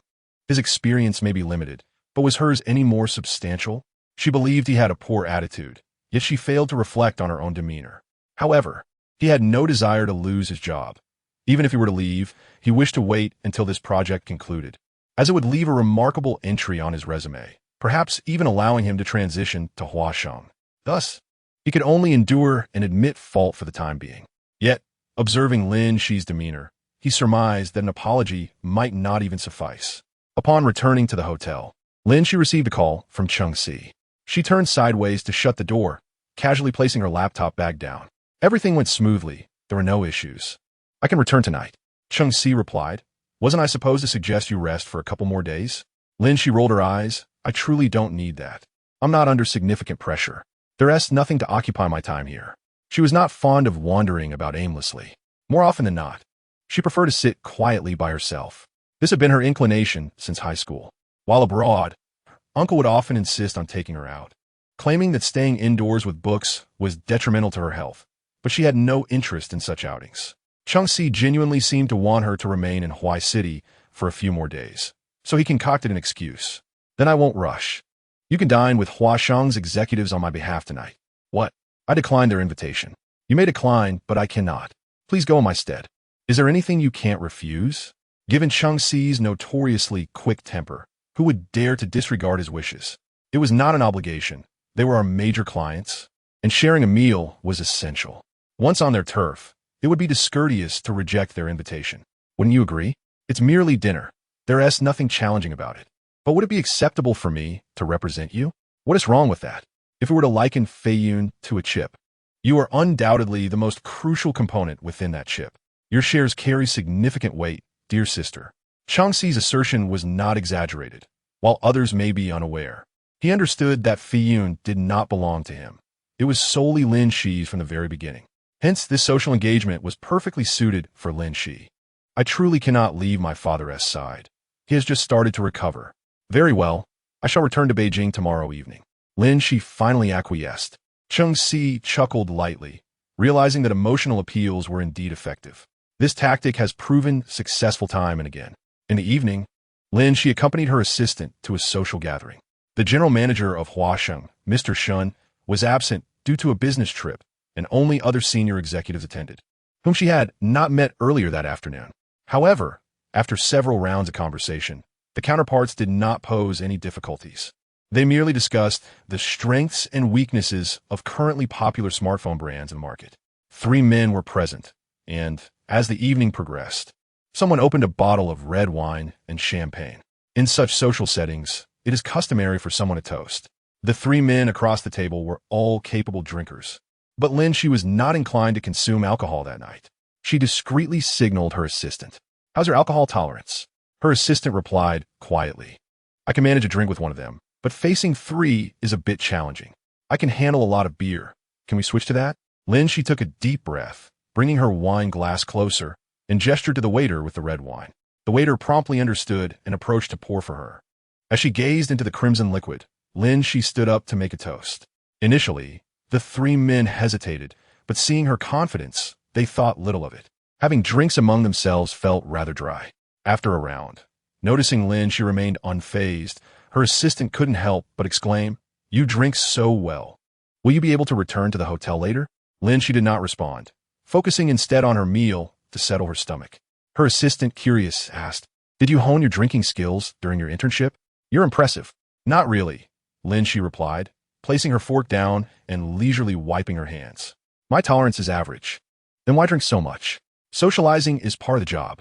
Is there anything wrong with maintaining a proper attitude?" Her assistant felt subtly criticized. After consuming some food, Lin Xi felt slightly better, and with a flick of her wrist, she tapped the table, signaling the waiter to refill her glass. "I'll handle it," her assistant insisted. Lin Xi raised an eyebrow, surprised. "You?" Just then, a sudden knock interrupted their standoff, and a waiter entered, smiling at the group. "Apologies for the interruption." The waiter scanned the 5 attendees, noting only one woman. "Are you Miss Lin Xi?" Lin Xi lazily lifted her gaze. "That's me." The waiter nodded and exited. Just as the group pondered this, the door swung open again, revealing Qin Yu. Upon seeing him, Lin Xi's pupils dilated slightly. The man immediately locked eyes with her and stood behind her seat without a hint of hesitation. Before Lin Xi could speak, the three slightly inebriated Huasheng executives stood up in unison, exclaiming, "Mr. Qin, what did you arrive in Huai City? What a coincidence to find you dining here. Please, have a seat." They hastily gestured for the waiter to clear the main seat. Qin Yu inclined his head slightly, interrupting, "No need. I'll sit here." With that, he took the vacant spot beside Lin Xi, casually resting his arm on the back of her chair, a gesture that felt oddly intimate, as though claiming her presence. The three men, seasoned in the ways of the world, quickly understood the dynamics and returned to their seats, engaging in conversation with Qin Yu. Lin Xi, feeling out of place, couldn't continue eating and instead listened attentively. Yet her mind wandered, her gaze flitting about until it landed on her assistant. "What's wrong with you?" she asked, noticing his anxious demeanor as he kept his head down. Lin Xi found it peculiar. Although she wasn't particularly fond of this assistant, he was still her employee, and as her direct subordinate, she felt responsible. The assistant timidly raised his head, unsure how to explain. Hearing the commotion, Qin Yu paused his conversation and glanced in their direction. The moment he recognized the young man's features, his expression hardened, his dark eyes narrowing dangerously. Chapter 35, What Am I? Before the assistant could articulate his thoughts, his gaze met Qin Yu's, rendering him speechless. Lin Xi sensed the tension and turned to the man beside her. Qin Yu's demeanor softened, yet his eyes remained inscrutable upon meeting hers. "Everything seems quite normal," Lin Xi mused, gradually realizing why her assistant appeared frightened. Qin Yu had previously troubled him. Clearing her throat, she feigned a cough to mask her mouth. Speaking in a tone only they could hear, "Don't mind him. We are here for work." As the heir of the Jing City elite, Qin Yu had never been one to consider others' feelings. Lin Xi worried he might confront her assistant here, which would be entirely inappropriate given the circumstances. They were still engaged in professional duties, and personal matters should not interfere, especially as it could leave a negative impression on Huasheng. While they might overlook Qin Yu's rudeness, Feiyin would not. Reputation is paramount for a company. As the atmosphere grew tense, Lin Xi withdrew her gaze from him and cheerfully lifted her glass. "Mr. Wan." A light sound interrupted her as Qin Yu forcefully pressed her wrist back down. She nearly dropped the glass. "What are you doing?" she asked, lowering her voice. Qin Yu mimicked her tone in response. "What are you doing?" "Making a toast," she replied, bewildered. Isn't that normal? In this day and age, such toasts were commonplace, even at family gatherings. As long as no one forced her to drink excessively or behaved inappropriately, Lin Xi saw no issue. She was there to work, not to play the role of a pampered lady, and she understood the necessity of toasting. The men seated across from her were all industry leaders, including 2 heads of Huaxing's research department, her seniors. Qin Yu assumed the 3 were pressuring her, and when he glanced up at them, his expression darkened. Mr. Qin, the men attempted to clarify. She cannot drink. With that, he seized the wine glass from Lin Xi's hand. I'll toast on her behalf. The 3 men, startled, jumped to their feet. No. Mr. Qin, what are you doing? We should be toasting you. They hastily approached, almost grappling for the glass. Yet, Qin Yu paid them no heed, tilting his head back to down half a glass of red wine, calmly stating, It's fine. I'm not representing myself. She represents Fei Yun, and I represent her. Hearing this, Lin Xi's hand, poised to intervene, froze mid-air. After the socializing concluded, the 3 from Huaxing were quite inebriated. Lin Xi signaled her assistant to escort them out, intending to confront Qin Yu alone about the earlier incident. Why did you come? Tell him to leave. They both spoke almost simultaneously. Qin Yu, having consumed quite a bit of alcohol himself, wore a fierce expression. Lin Xi, yielding this time, explained he is my assistant, accompanying me on this business trip. Such scum, and you dare to employ him? Qin Yu was aware she remembered the incident from years ago. I initially had no idea he would be my assistant. Leaning back with her arms crossed, her tone turned icy. I thought it would be too easy on him to simply let him go. If I dismiss him now, Fei Yun would owe him a substantial severance. More importantly, now that he knows I'm his superior, he is constantly on edge, carefully watching my moods, forced to navigate his career under my scrutiny. Isn't that rather fitting? I have other plans. Once he can't endure it anymore and resigns, with a non-compete clause in place, he won't thrive in this industry. These lessons were imparted to me by you. After all, a swift execution would be too merciful for such trash. A slow demise is far more appropriate. Her phone vibrated on the table, and she checked the message. Lin, I'm not feeling well, so I'm heading back to the hotel. Upon reading this, Lin Xi smiled and showed Qin Yu, look, did you have a hand in his dropping out years ago? Qin Yu was not surprised that she was aware of this matter. He tossed the unlit cigarette on the table. It concerns me. He was indeed not just ordinarily afraid of you. He even mentioned that you were his nightmare. At the mention of this, Lin Xi felt a surge of amusement. However, it was understandable. Your mere presence here is sufficiently intimidating. Qin Yu picked up on the teasing in her words. He was not offended and joked back. Is that a compliment? Lin Xi shrugged, of course. After all, not everyone possesses such an imposing aura. Third brother's terrifying presence seems innate. When I was younger, I was just like them, too afraid to speak to you. As she reminisced about this place, Qin Yu's eyes flickered with unspoken emotions, a hint of surprise evident. Noticing his unwavering gaze, which suggested he did not entirely agree with her sentiment, Lin Xi straightened up, suddenly wanting to revisit old grievances. Among her brothers, you were the coldest, always indifferent towards me. When my brother scolded me, even fifth brother, who was notoriously bad, would defend me, while you remained aloof, detached from the situation. Your perpetual indifference was quite palpable. Am I wrong? The man furrowed his brow, his gaze laden with confusion and grievance, as if Lin Xi had truly wronged him. Are you certain you haven't reversed the roles? He scoffed lightly and retorted, if I recall correctly, it was you who was indifferent. In that moment, seeing the pain in his eyes, Lin Xi felt a pang of sympathy, but upon hearing his subsequent words, she deemed him utterly unreasonable. I would have liked to converse with you, but you never offered me a friendly demeanor. She shot him an exasperated glance. Just today, I remarked how you and General Shun from Washington are worlds apart. Despite being of similar age, he treats me with warmth, while you remain as frigid as ever. Qin Yu replied, that man treats everyone the same. Besides, he has a girlfriend. Did I inquire about that? She countered, from your words. It seems you harbor feelings for him. Lin Xi forced a smile. If third brother says so, then it must be true. However, I do prefer gentler souls. The insinuation was clear, and Qin Yu understood well. Gentle, he mused silently, so if I smile and treat you better, you would take a liking to me? Lin Xi found his question somewhat childish. The effects of the alcohol began to take hold, leaving her feeling lightheaded. She gathered her belongings and stood up. Third brother. It's getting late. Let's go. As she reached the door, Lin Xi noticed the absence of footsteps behind her. Turning back, she discovered the man still seated. Calling out to him, he seemed to snap back to reality, slowly lifting his gaze, his eyes wandering for a few seconds before settling on her form. Perhaps it was the alcohol playing tricks on her, but she thought she saw a faint blush at the corners of Qin Yu's eyes. Suddenly, he asked her, "After all these years of trailing behind you, nearly sacrificing my life for you, what do I amount to?" Chapter 36. She no longer needs him. Lin Xi stood before the door, staring blankly at Qin Yu. She considered herself quite astute, yet for some reason, upon hearing his words, her mind momentarily faltered.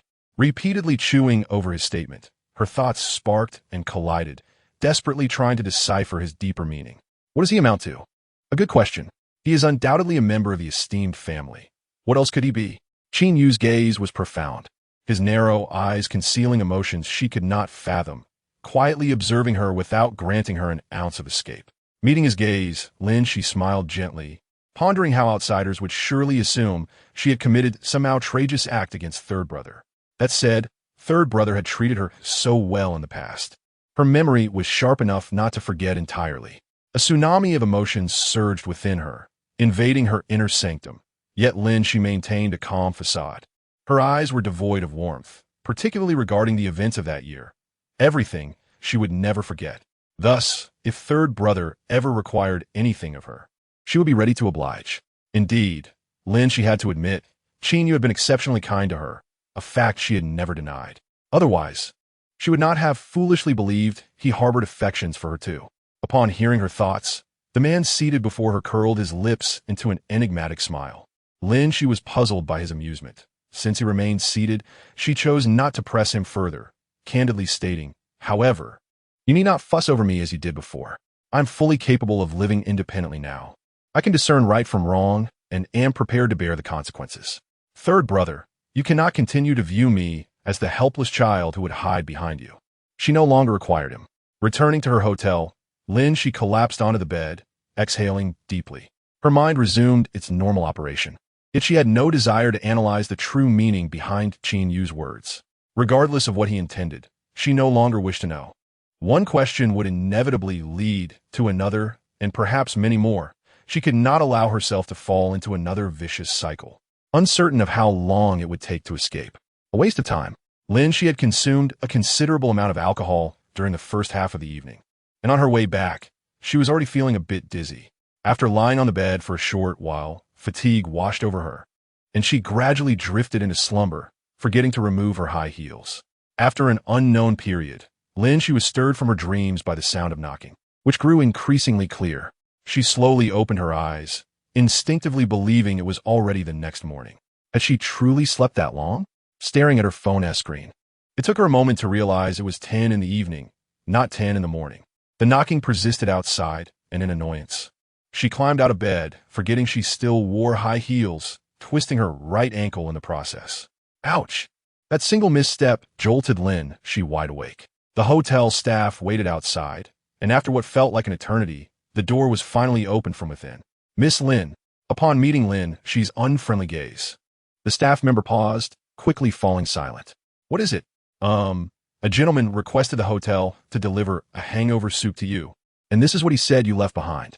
The staff member handed her a paper bag from a cart, and Lin Xi stared at it for a moment before reaching out to accept it, then stepped aside to allow the soup to be delivered. Opening the bag, she discovered a Richard Mille crystal diamond watch. Touching her wrist, she realized her own watch was missing. It dawned on her that during the first round of drinking, she had casually removed her watch and placed it on the table. Initially intending to remove her bracelet as well, she had ultimately decided against it. In her haste, due to Qin Yu, she had overlooked the fact that she left her watch behind. What about the person who sent this? Lin Xi called out to the departing staff member. "That gentleman? He has returned to his room. Does he reside here too? What was Qin Yu up to?" "Yes." The staff member replied, realizing their relationship was not simple, and thus refraining from further elaboration. "Mr. Qin lives just above you." "All right, thank you." Back in her room, Lin Xi drank the hangover soup and collapsed onto the sofa, kicking off her high heels. She bent down to massage her ankle, feeling little discomfort, though walking would be slightly painful. All she wanted was to rest, so she brushed the incident aside, hurriedly showered, removed her makeup, and fell asleep. The next morning, Lin Xi awoke to find her ankle swollen. The heels she had worn last night were not particularly high. Testing her movement, thankfully, there was no bone injury. She called the front desk, and the hotel promptly sent up an ice pack and spray, inquiring whether she needed a ride to the hospital. "No, it's a minor issue."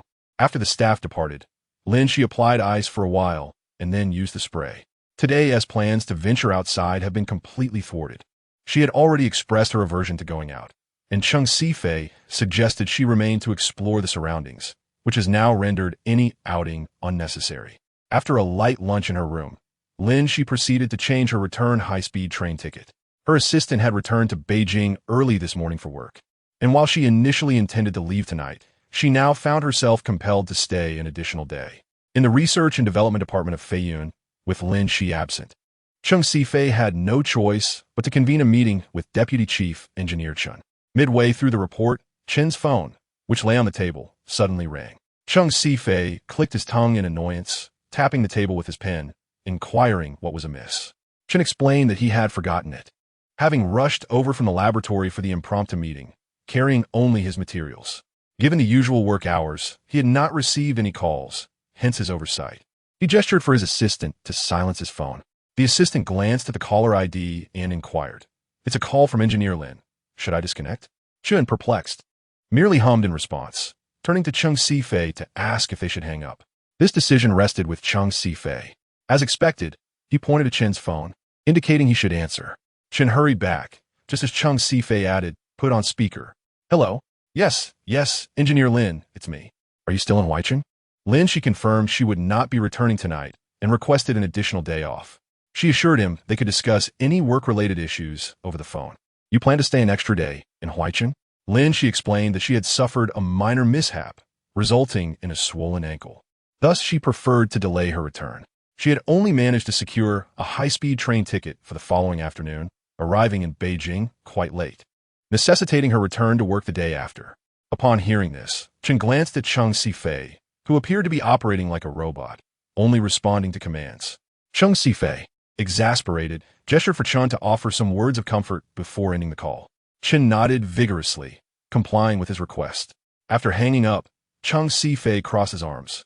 Unable to restrain himself from commenting, "I have come to realize that you high achievers seem to lose your wits when outside your area of expertise. Is this a common trait among geniuses?" The meeting concluded prematurely. Cheng Sifei exited the RD department while dialing another number. "Hello, Sangu. I heard that Shi Bauer twisted her ankle. What happened yesterday?" He chose to inquire with Qin Yu, uncertain whether he was already aware of the situation. If he was not informed, this would serve as a timely heads-up. At that moment, Qin Yu emerged from the elevator, followed closely by an assistant and a female doctor carrying a medical kit. "I'll head over to check on her," he stated. Lin Xi had requested ice packs and a spray from the hotel staff, and they had mentioned her right ankle seemed to be sprained. She had declined a trip to the hospital, claiming the injury was not serious. However, he remained concerned. Upon hearing Qin Yu's assurance, Cheng Sifei felt relieved and engaged in light conversation before hastily ending the call. A knock on the door interrupted Lin Xi, who was seated on the couch, turning her head in irritation towards the entrance. She had already made it clear to the hotel staff that she did not wish to be disturbed. So who could possibly be knocking? In her current state, she had no desire to get up. The person outside seemed to sense her reluctance to answer, and with a soft click, the door was pushed open. Lin Xi immediately straightened her posture, mentally preparing her complaints until she saw Qin Yu stride in.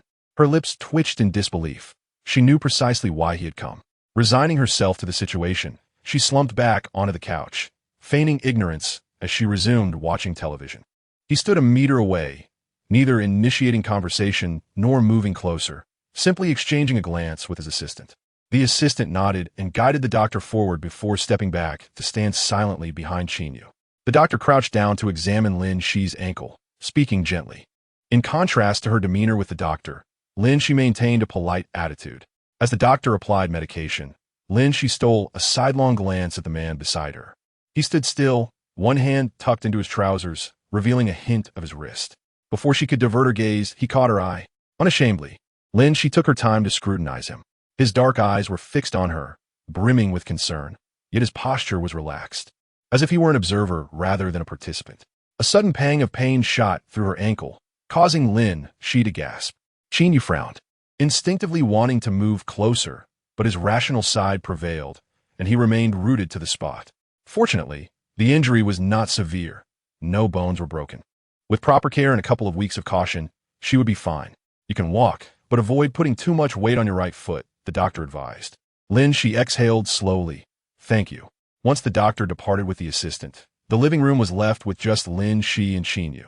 She glanced at him, only to find herself ensnared by his obsidian gaze. It would be rather awkward to ignore him at this point. Wasn't everything fine when you returned last night?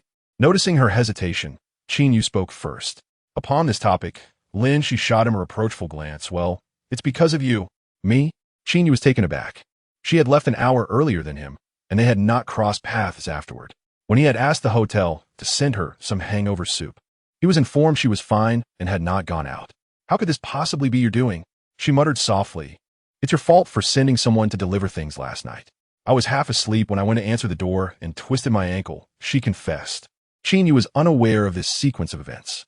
After a moment of contemplation, he nodded. Fine, my mistake. To make amends, I will personally take care of you for the next 2 weeks. Excuse me? Lin Xi's eyes widened in disbelief. Since it's my fault, it's only right that I take responsibility. No, that is not what I meant. Lin Xi struggled to rise, insisting that she did not need him to take responsibility. This was neither compensation nor a punishment, but he did not allow her the chance to refuse. Just stay put. I'll accompany you on the train back in the morning. He mentioned having a video conference to attend and left swiftly. Lin Xi sat on the couch, stunned, unable to process what had just transpired. The following morning, she rose early, packed her belongings, and limped downstairs. After checking out, the hotel staff assisted her with her luggage, guiding her towards the exit. Upon stepping outside, she spotted the car they had arranged for her. The driver placed her luggage inside, while the attendant supported her as they approached the vehicle. As the car door swung open automatically, Lin Xi hesitated about how to enter, when suddenly a hand reached out from within the car, grasping her wrist. Lean on me. Take your time getting in. Lin Xi could only respond with a silent expression of disbelief. 10 minutes later, seated in the car, she could no longer contain her curiosity. Did you really wait for me downstairs this morning? She had thought that Qin Yu would come to her room to confront her, but instead, he was waiting for her right at the door. To her surprise, he knew she would leave early. The man's gaze swept over her face, and he chuckled lightly, almost. I knew you wouldn't be honest. Lin Xi could only respond dryly. He, third brother really understands me. Qin Yu replied. It's only natural to understand someone who has always been on my mind. Chapter 38. Another slap. The man spoke with a casual tone, leading Lin Xi to initially believe it was just a jest. She frowned and looked up at him, only to find him gazing back. They were close enough that a slight shift could bring them into contact, surrounded by familiar scents. A hint of sandalwood mingled with the warmth of their bodies, becoming more intense as the temperature rose, making it difficult to discern whose fragrance it truly was. Lin Xi shot him a glance, intending it as a warning. However, to Qin Yu, it seemed no threat at all, more akin to a playful cat's demeanor. With unspoken thoughts weighing heavily on both, Lin Xi turned her head towards the window, feigning sleep, and refrained from further conversation for the remainder of the journey. Half an hour later, they arrived at the high-speed rail station. Qin Yu stepped off the train ahead of her, circled to her side, and extended his hand. In this situation, Lin Xi could not afford to be coy. She grasped his wrist, using his support to step down. With her injured right foot, every movement was inconvenient, and as soon as she found her footing, the man retracted his hand, leaving her stranded, caught between moving forward or retreating. Lin Xi had not anticipated his sudden withdrawal and looked up at him in disbelief. You how? Qin Yu, with his hands tucked into his pockets, looked down at her, his expression devoid of any malice. She attempted to locate his assistant, only to find them already in line for security checks. She was left with only Qin Yu beside her. Initially, she had hoped to manage with her luggage alone in the absence of his assistant, but it had been whisked away, as if anticipating her potential escape. Such cleverness was indeed fitting for Qin Yu's aid. Now, both paths were blocked. Lin Xi forced a bitter smile. Everyone around third brother was exceptionally astute. It was quite a waste to have someone earning a six-figure salary by his side. If third brother no longer wished to keep him, he might as well recommend him to me. He is certainly smarter than your current assistant, if he were inclined. I could transfer him to Feiyun by tomorrow. His assistant had joined LX Capital upon graduation and had been promoted by Qin Yu for years. A diligent worker, he maintained a perfect balance in private matters. Over the years, Qin Yu had cycled through numerous assistants and secretaries, yet this one remained, proving there was no need for change. Lin Xi, to be honest, I admire such individuals and enjoy working alongside them. I genuinely wish to recruit him. However, since he is indeed Qin Yu's subordinate, Even if both he and Qin Yu consent, I cannot accept. His agreement would undoubtedly stem from Qin Yu's influence, but his true desire would likely be to remain where he is. The gap between an assistant in the RD department at Feiyun and the executive assistant to the president at LX Capital is not merely one of rank. Even if I offered a competitive salary, only someone irrational would genuinely wish to join Feiyun. If I were to rely on Qin Yu to bring him over, he would surely resent me for it. Never mind, I was merely speaking offhand. We are not even in the same field. He would be of little use here. With that, Lin Xi refocused her thoughts on the pressing matter at hand: how to leave. She attempted to take a few steps, limping painfully, moving slower than the elderly rushing to catch their trains. While she could walk, avoiding placing weight on her right foot was utterly impossible. Initially, it seemed the injury was inconsequential, but every step brought a sharp reminder of her pain. Throughout this, one person remained aloof, merely observing the scene unfold. Lin Xi inhaled deeply, surrendering to her frustration. Is this how you show responsibility, third brother? Qin Yu seemed to have been waiting for this moment. When she glared at him, a faint smile flickered in his eyes. She had just stepped forward, creating a slight distance between them. Yet he closed that gap with a single stride, further igniting Lin Xi's irritation. Hadn't he wanted to leave on his own this morning? She thought he had just applied medicine yesterday, so why was he so eager today? He clearly knew what she was going through, yet chose to tease her. Lin Xi turned her head away in anger, realizing it was foolish to rely on him. There were countless individuals willing to assist her for a few hundred yuan. Why should she seek his help? Aware of her irritation, Qin Yu softened his demeanor and swiftly scooped her up before she could call for assistance. The sudden lift startled Lin Xi, eliciting a short, surprised scream as she instinctively wrapped her arms around his neck, holding on tightly. By the time she regained her composure, the man was striding toward the security checkpoint with her in his arms. Irritated, she smacked his shoulder, but one hit was insufficient to quell her frustration. She gathered her strength for another strike, only for her fingers to graze his cheek as he turned his head. In that moment, Lin Xi's heart stopped. As if time itself had paused, her hand suspended in midair. Since her memory began, she knew that aside from the old master of the Qin family, Qin Yu's parents had never laid a hand on him. Back in school, Chengxi and Ruandong were notorious troublemakers, often getting into fights and skipping classes. They had been in the same class, but Qin Yu was different. He rarely fought, and no one dared to provoke him, resembling a shadowy figure orchestrating events from behind the scenes. Her older brother, a leader in the academy, had often reprimanded Chengxi and the others, and physical altercations were not uncommon. Yet, even her brother never laid a hand on Qin Yu, let alone struck him. But her, since returning to the country, no one had mentioned the incident of that slap, and, as the recipient, Qin Yu bore no grudge. She had thought that matter was long forgotten, and they all tacitly agreed to let it slide. She assumed Qin Yu would be angry, but he showed no sign of stopping, lowering his gaze to meet hers. Mimicking her earlier tone of accusation, he said, "Lin Xi, this is the second time." Those few words left Lin Xi feeling utterly mortified, unable to escape the situation. She knew that Qin Yu could not have forgotten that slap. In life, one must sometimes yield. This incident was one she should have avoided. The apology lingered on the tip of her tongue, but her nature prevented her from voicing it. "I'll remember this slap. I didn't intend to strike you. It was an accident." Lin, she choked on her words. "Besides, I've cut my nails, so there shouldn't be any marks." Surely, third brother Wu Ti truly hold a grudge, would he? The implication in his words suggested he intended to return the favor when the opportunity arose. Lin Yu was known for his penchant for settling scores, and she was well aware of this. However, would he really go so far as to retaliate against her? "Can I apologize to you? What do you think?" "Fine, just let it go, third brother." Chapter 39. You deserve to extend one's neck is to invite trouble, and debts must eventually be repaid. It was merely a slap. She comforted herself. After passing through security, Lin Xi leaned against him, feeling dismal. "Why not just hit me back now?" The weight was excruciating. A swift execution would have been more merciful. "What did I ever say I would hit you?" "You didn't say it outright, but your meaning was clear enough." "Isn't your mind solely focused on work?" "What do you mean?" The abrupt shift in topic caught Lin Xi off guard. Shortly after, she heard Qin Yu leisurely add, "How can you still have time to ponder such futile matters? Isn't it exhausting?" Lin Xi. In her childhood, Lin Xi was not like this. She was raised amidst adoration, basking in the brilliance of the sun.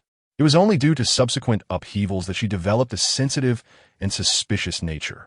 Despite the passage of years, even though her health has improved, this aspect remains unchanged. In her moments of confusion, Qin Yu offered her a comforting reassurance. Stop overthinking. For all these years, I have been the only one to hit you. When did you ever return the favor? I only struck you once, and besides, that slap back then was well-deserved. Qin Yu, indeed. Well done. His tone was devoid of emotion, tinged even with a hint of sarcasm. Lin Xi averted her gaze, choosing silence. The high-speed train station was bustling with people, and as Qin Yu carried Lin Xi inside, they attracted many curious stares. Fortunately, both were preoccupied with their thoughts and paid little attention to the attention they garnered. In the VIP lounge, when Lin Xi was finally seated, she exhaled a sigh of relief. Before she could adjust her posture, a shadow loomed over her as someone took the empty seat beside her. Lin Xi thought, I am not angry. I hold grudges, but your actions toward me were justified. Both then and now, and even in the future. With me, you may act as you please. The man's voice was low, each word striking heavily in her heart. Qin Yu has always relished in controlling everything, just as he did now. After granting her a moment of respite, he suddenly retracted it, thrusting her back into a state of bewilderment. He is indeed a troublesome person, stirring her emotions with a mere phrase. Once on the train, Lin Xi adjusted her seat, instinctively lying down as if to feign sleep. Qin Yu sat across the aisle from her, the distance granting her a semblance of safety. Upon their return to the capital, Qin Yu escorted her back to her apartment, informing her that he had spoken to Cheng Si and that she should refrain from going to the office for the next few days. At this, Lin Xi frowned but remained silent. After all, she wouldn't heed his advice, so there was no need to waste breath arguing with him. The one who would suffer would be herself. In her distraction, she felt her injured ankle being grasped. The air conditioning had left her lower leg and ankle cool to the touch, and the warmth from the man's palm sent a shiver through her. She attempted to withdraw her foot from Qin Yu's grasp. Don't move. I need to apply medicine. Fearing injury, the man was cautious with his grip, preventing her from squirming. His index finger pressed against her calf, and, as she struggled, he gently tapped her leg with it. What was merely a simple gesture took on an unusual significance when performed by Qin Yu. Lin Xi pursed her lips, silently observing him. Opposite her, Qin Yu knelt, gently placing her foot on his lap, then straightened up to retrieve the medicinal alcohol from the side table, warming it in his palm before slowly applying it to her ankle. If it hurts, tell me. He carefully massaged her ankle, being mindful of his strength. Lin Xi responded dully. It was just a matter of applying medicine, yet Qin Yu's demeanor was exceptionally focused and earnest. She recalled a time in her childhood when she had fallen and scraped her leg. Her brother, standing at a distance, had not noticed, assuming she was merely being petulant and telling her to get up on her own. At that time, her disposition was quite spoiled, exhibiting a touch of princess syndrome. Thus, her brother was strict with her, offering her no leniency. Yet, that day she had truly hurt herself, her knee scraped and bleeding. In her pain, she couldn't move. Despite the growing redness, her brother remained indifferent. Feeling wronged, she wished to cry until another person who had been following her brother stepped forward. I'll go check on her. He approached, much like today, with a cold expression, yet lowering himself to her level. His presence made her even more terrified to cry, her eyes glistening with unshed tears. Looking utterly pitiful, she remembered that he had said nothing, merely picking her up as he stood. A princess carry. She curled into herself, too scared to move. That day, he carried her to have her injury treated. Perhaps realizing her fear, he compassionately said, if you want to cry, just cry. Your brother isn't here. She pouted, remaining silent. It wasn't until the doctor used iodine to clean her wound that she could no longer hold back, curling into his embrace and crying freely. In a daze, she recalled that he had offered no comforting words. However, while she wept, he stayed close, gently patting her back, his shirt soaked in her tears. Yet he bore no resentment. Compared to that childhood incident, this minor injury on her foot was hardly painful, for he was exceedingly gentle, even lighter than she would have been in applying the medicine herself. You shouldn't bathe today. Just take care when walking. I will come by in the morning. Huh? Lin Xi was abruptly pulled from her reverie as Qin Yu stood up. Aren't you going to the office? The man leisurely wiped the leftover medicine from his fingers with a wet wipe, replying softly, I'm not busy. But I'm not going anywhere tomorrow. There is no need for you to come by. I will seek you out when I need you. Upon hearing this, Qin Yu seemed to find her words amusing. Leaning closer, their gazes locking. His voice was smooth, laced with a lazy undertone. The final syllable tinged with laughter. Do you truly believe what you just said? Lin Xi, defeated, she lamented, I have important work. And the office is just across the street. You could send someone to pick me up. I wouldn't even need to walk. Let us discuss it in the morning. Qin Yu did not outright refuse, leaving her with a glimmer of hope. Yet Lin, she was not satisfied. Contending with him. If you want tea, let me go to the office. Once you leave, I will head straight to the office myself. Her words sounded like a threat. Qin Yu raised an eyebrow, leaning closer to her, their warm breaths mingling as he spoke. If you insist on that, I will have no choice but to bring you to my place. Lin Xi. Author's note. Resuming the duel updates at midnight. Chapter 40. Making calls to rally support Lin, Xi threatened Qin Yu, and he retaliated with his own threats. Both were of similar temperament, and neither yielded. Ultimately, they reluctantly reached an agreement. Lin Xi would remain at the courtyard for a week. By the second week, she could walk again, though she needed to be cautious not to stand for too long. On her first day back at the office, Lin Xi was inundated with accumulated work, so busy that she squeezed out her lunch break. In the evening, multiple teams from the R&D department gathered for a meeting, and Lin Xi, exhausted, found herself dozing off, barely absorbing the meeting's content. Uncertain of who spoke, she felt a nudge from Engineer Chen beside her. Huh? Lin Xi stirred from her drowsiness, still not fully awake. What is it? Engineer Chen cleared his throat softly, gesturing with his eyes for her to look ahead. Following his gaze, Lin Xi met the eyes of a team leader from the 2nd R&D division. A slight frown crossed her brow as she tried to discern the situation. Engineer Chen leaned closer, whispering, that guy is quite unprincipled, borrowing staff from our team. Currently, the 1st R&D division had 2 teams collaborating on the Huashing project, making Lin Xi the de facto leader of the 1st division. Naturally, any borrowing of personnel should be approved by her. Borrowing? Lin Xi regarded the team leader across from her, smiling at what appeared to be a congenial demeanor. Is the 2nd division short-staffed? Yes, Lin, you and team know since you've been away. We've taken on a significant project from above, and it's urgent. The 3rd division has directly allocated a team to assist. It was evident where the urgency lay. In terms of project funding, it couldn't compare to Huashing's project. Yet in importance, Huashing's project paled in comparison. Darn it, this is hardly a borrowing attitude, Engineer Chen grumbled. Our 1st division is already understaffed. Lin Xi wasn't angry. I see. How many do you need to borrow? The 1st division is composed of heavyweights. We wouldn't dare touch them. But if we could get 2 or 3 assistants to help with the menial tasks, that would be beneficial. As soon as the words were spoken, Engineer Chen slammed his hand on the table in frustration. Wang Chun, have some dignity, will you? There's not a single person available here. Are you trying to bully us? Old Chen, your words are excessive. We're merely discussing with Lin about borrowing personnel. This project is urgent, and we have no choice. If we keep them waiting too long, it will reflect poorly on us. Besides, we only need to borrow 1 or 2 people. Is it really necessary to get so worked up?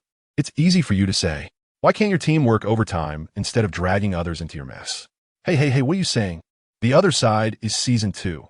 Engineer Chen won't gain any advantage here. Lin Xi raised her hand to pat Engineer Chen gently, signaling him to sit down. Despite his desire to scold further, he was nudged again, and Lin Xi simply said 2 words, let me. Hesitating, Engineer Chen sat back down. Lin Xi crossed her legs and slightly tilted her body, remaining in her seat without moving an inch. Her expression was calm and unruffled, showing no signs of anger. The meeting room fell silent, and all eyes turned to her, waiting for her to speak. Borrowing personnel is certainly negotiable, she remarked, her eyes sparkling with a gentle smile. We are all part of the same company. Of course, we can lend a hand. After all, you have made the effort to ask.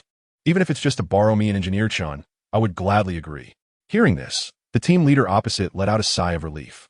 I knew Lin was agreeable. It seems this girl isn't as difficult to deal with as rumored. She is quite easy to manipulate. However, Wang, you know our department is short-staffed. If we lend you personnel this time, we will need your assistance in catching up with our schedule later. Of course, once we finish our task, I will lend you 2 assistants. Engineer Chun did not expect Lin Xi to agree, and thus both sides reached a consensus. Wang Chun, on the opposite side, wore a smug expression. Anger surged within Engineer Chun, and he gritted his teeth, ready to retaliate. That might not be feasible. A firm female voice suddenly interjected, causing both Engineer Chun and Wang to freeze. Wang frowned, wondering if Lin Xi was about to backtrack. Lin Xi gently shook her head. No, I never go back on my word. I always keep my promises. However, the issue is that our department is quite busy, and those assistants of yours might not be very helpful. What do you mean? I mean that in exchange, I will need Wang and a few others to come to our department to assist us. Wang's expression soured as he attempted to dissuade her. That is not possible. We have other projects to attend to, and we can't contribute anything to Huaxing's project. No, I'm not asking you to interfere with the project. I mean, she raised an eyebrow and pointed her pen toward Wang and his colleagues. You all need to come over as our assistants. Everyone gasped in shock. Engineer Chun stood frozen, knowing he didn't have to look up to see the expressions on Wang Chen's face.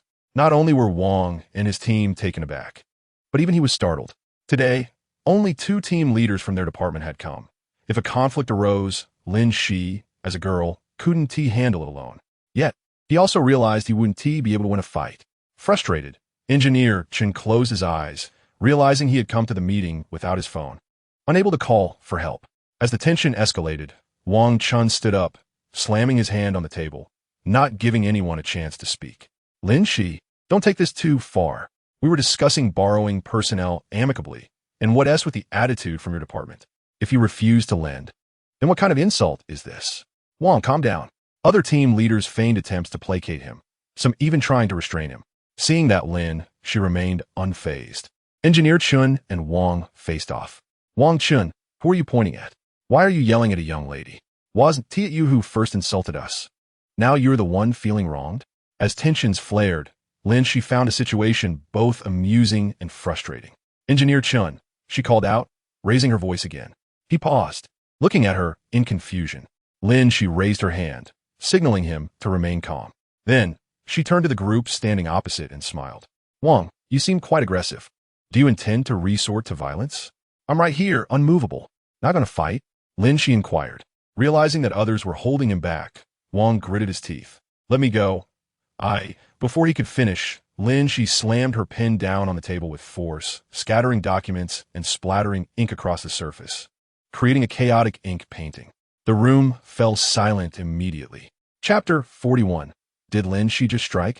The incident unfolded so suddenly that even Engineer Chen recoiled slightly, his gaze meeting Lin Xi's dark expression, causing him to hold his breath.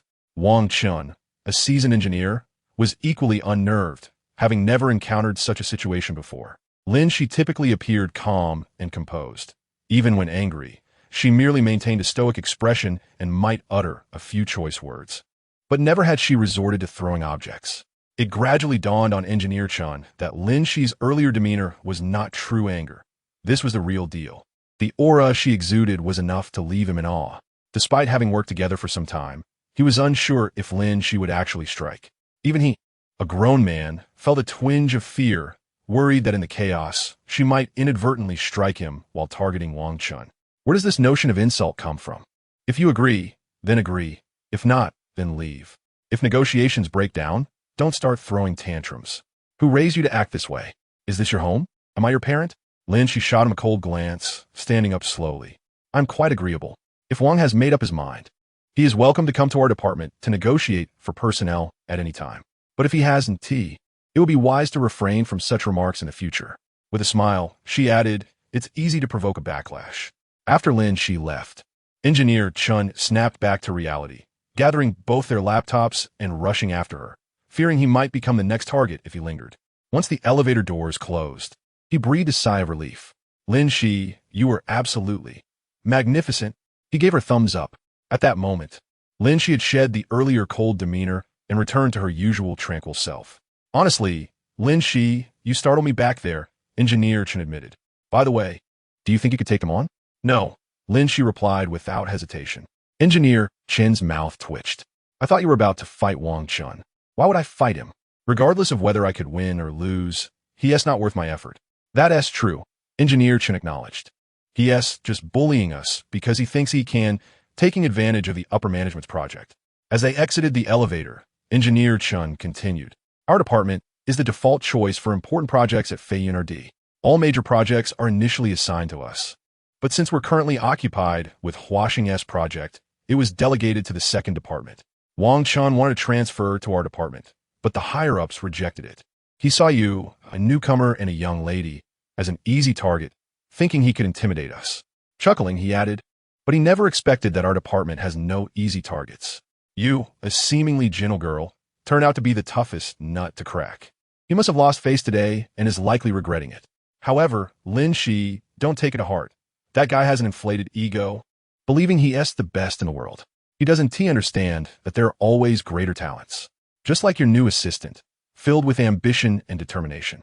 Upon returning to the office, Engineer Qin animatedly recounted the events of the previous evening to everyone. The next day, when Lin Xi arrived at the company, she noticed that many people regarded her with a hint of caution. Previously, they had covertly observed her, curious about her background. She knew without a doubt that the news of the meeting from last night had spread throughout the company.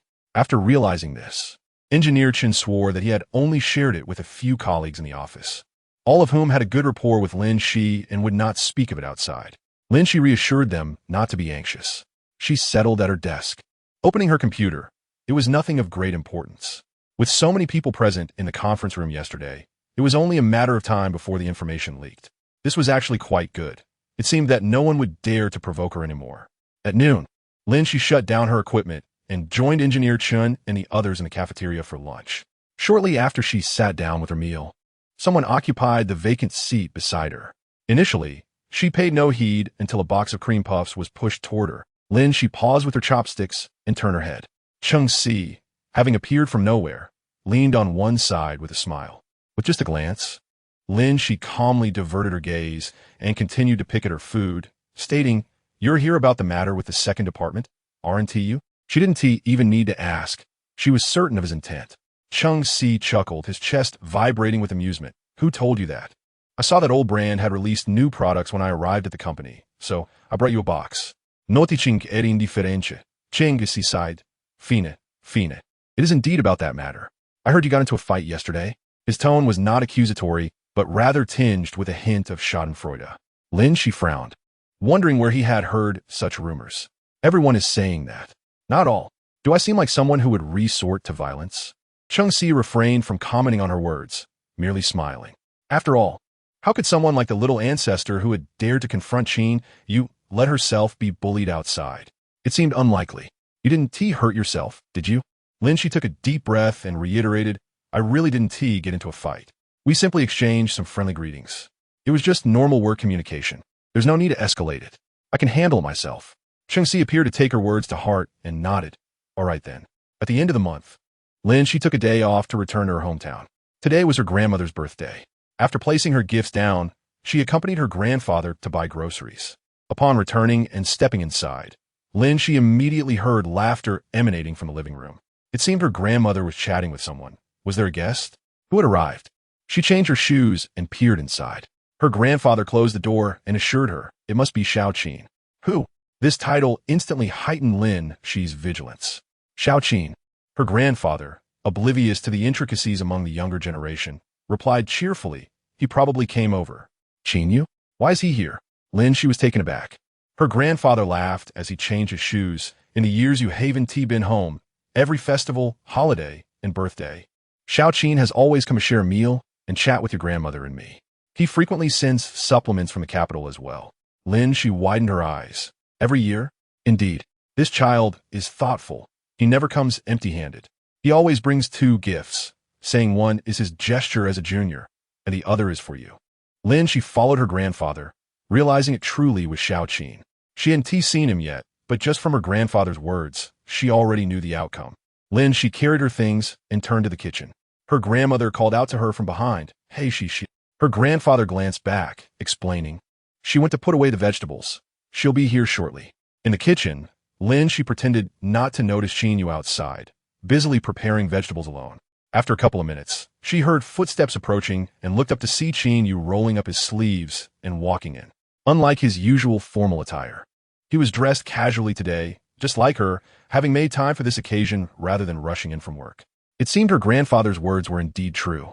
Thinking about how he had been visiting her grandparents over the years, Lin Xi felt an indescribable emotion swell within her. the last time she had visited her grandfather. He also mentioned that Qin Yu often came to play chess with him and took him out for walks.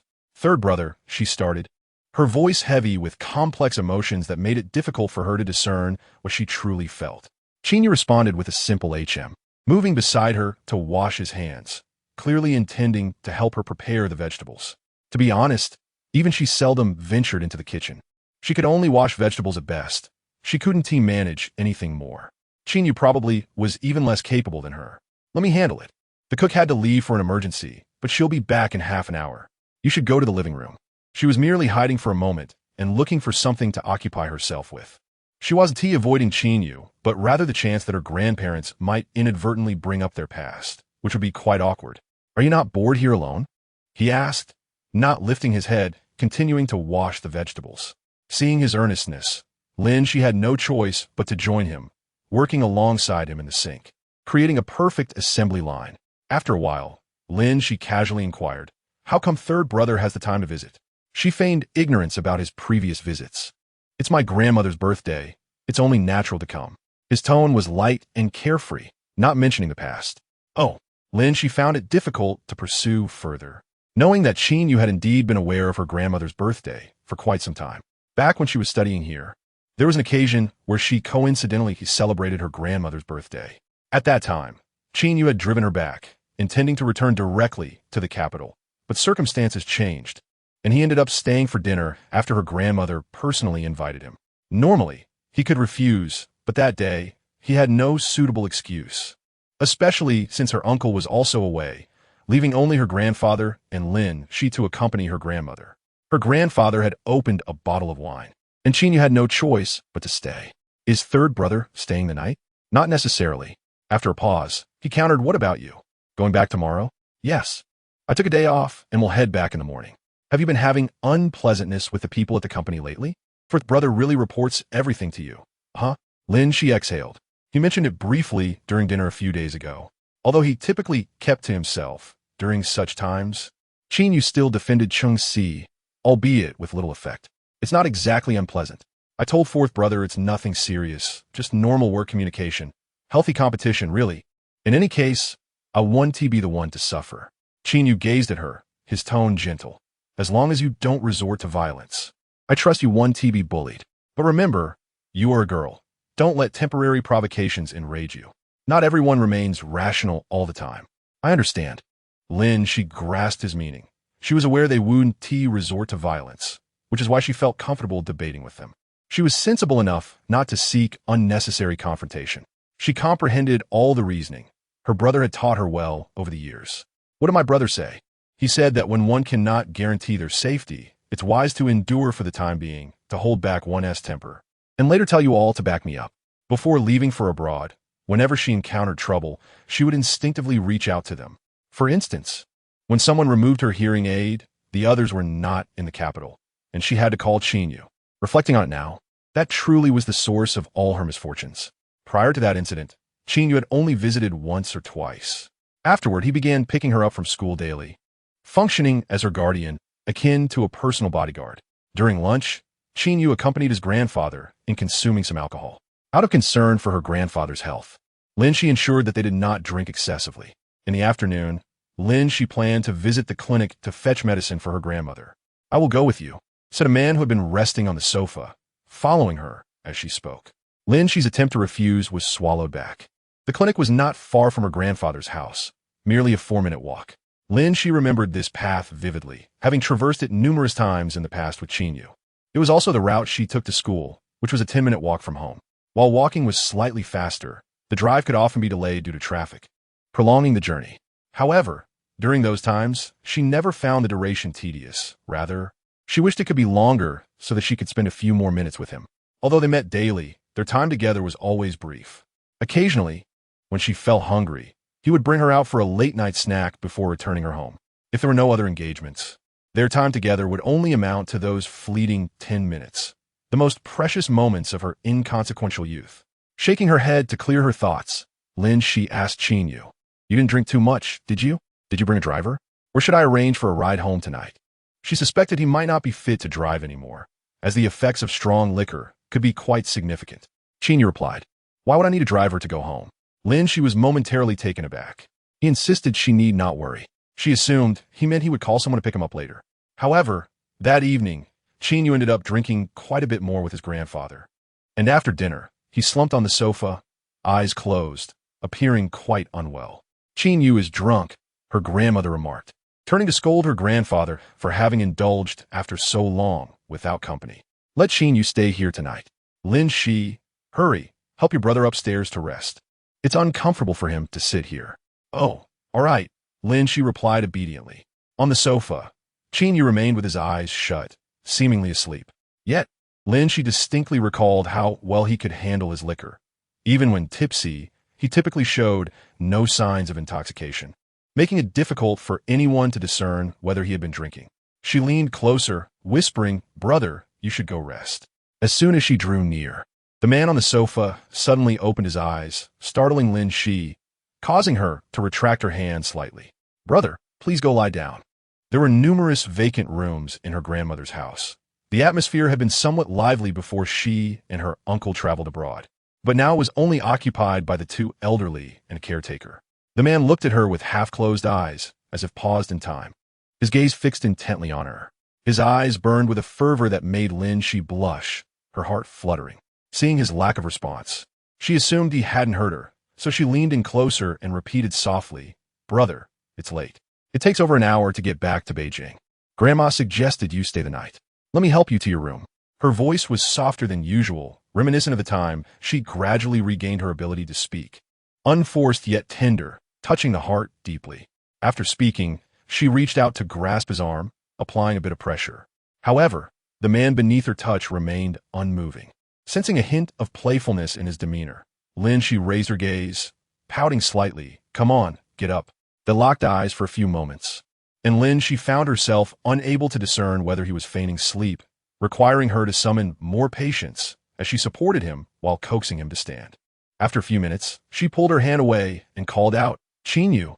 Upon hearing his name, the man finally stirred, his eyelashes fluttering open to reveal a pair of smiling eyes that seemed to gaze deeply into her soul.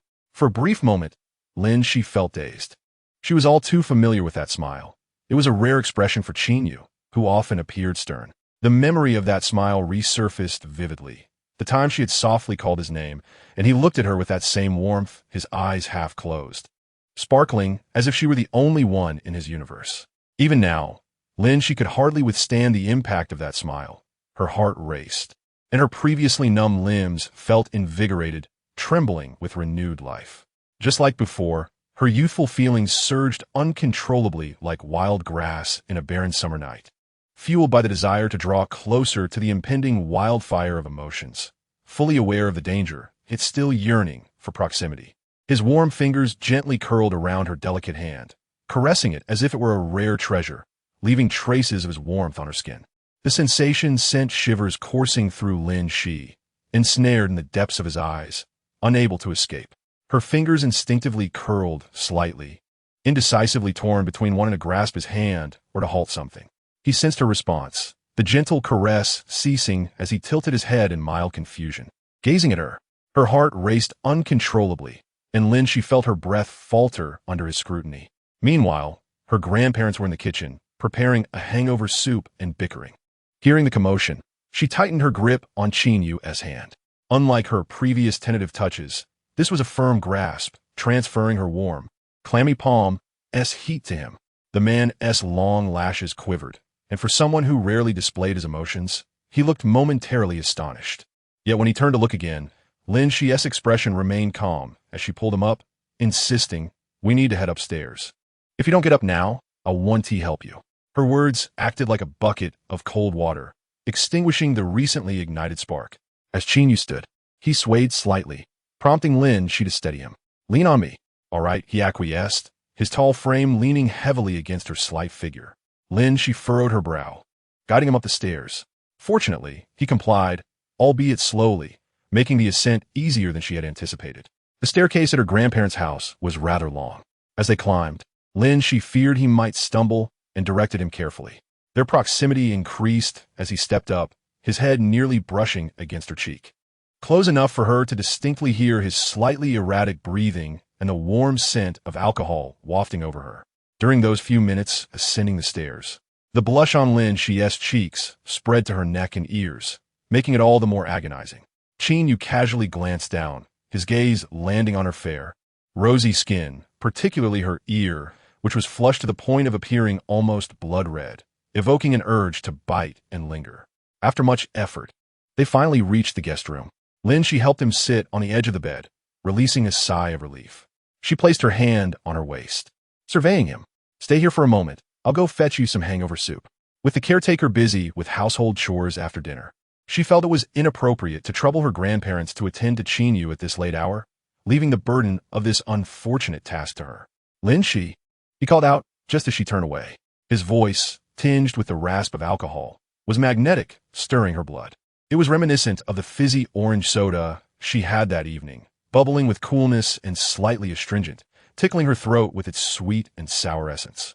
Compelled by an inexplicable urge, she turned back to him, her expression neutral. "What do you want?" Qin Yu continued to smile, his hand adorned with a sandalwood bracelet patting the space beside him. "Come sit with me for a while." Thus, they sat in a stalemate for 2 minutes before Lin Xi, unable to resist, settled beside him on the bed, maintaining a distance of 2 fists. Once seated, she immediately regretted her decision, staring blankly at the window. It was late, and the room was silent. Outside, the bright moon climbed above the treetops, casting a gentle sway of shadows. The old locust tree in the yard rustled softly in the evening breeze. In the cities of Jing and Lin, the stars are scarcely visible. When one gazes upward, the night sky appears oppressively dark. "Are you happy?" A voice suddenly interrupts her thoughts. Lin Xi turns her head in surprise. "Are you happy abroad? Why inquire about that?" The questioner persistently repeats it, seemingly unsatisfied by any silence. After a moment, he smiles with a hint of defeat. "You must have been happy these years away from me, right?" At that instant, Lin Xi realizes that Qin Yu is genuinely intoxicated. He would never behave this way when sober, nor would he direct such questions at her with that clingy gaze, calling her by her name. She raises her chin, responding without thought, "Yes, I'm happy, of course." Chapter 44. Am I your pet? Lin Xi lies. During her years abroad, she struggles to recall anything truly joyous. Even when she secured her direct doctoral qualification or received job offers and competition victories, the happiness she anticipated never materialized. If one moment could be deemed happy, it was the restoration of her hearing. Yet that joy was fleeting.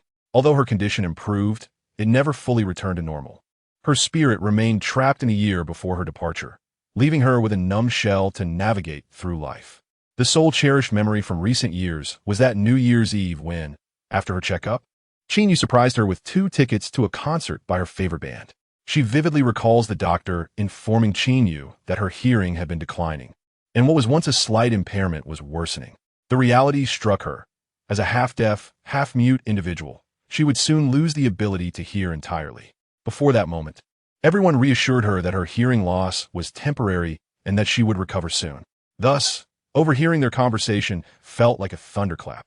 On that day, she should have been elated, anticipating the fireworks display with Qin Yu, their first New Year's Eve spent alone together.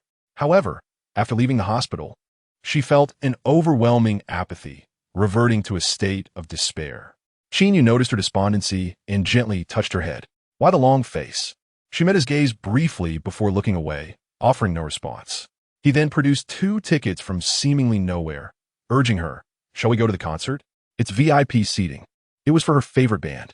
Overcome with emotion, her eyes welled with tears. She despised crying, and though she wished not to, the tears flowed uncontrollably. He understood her sorrow and, usually reserved, spoke comforting words. "I promise, she, you'll be all right." Despite her refusals, he eventually coaxed her away, flying to the other side of the country for the concert. Yet upon entering, she stubbornly removed her hearing aid, attempting to demonstrate that without it, she could not hear a thing. The buzzing in her ears was overwhelming, and the distant sounds felt like drums relentlessly pounding against her eardrums, filling her with anxiety. However, when her gaze met his captivating eyes, her heart gradually found solace amidst the tumultuous waves. Time passed, and the song changed to one of her favorites.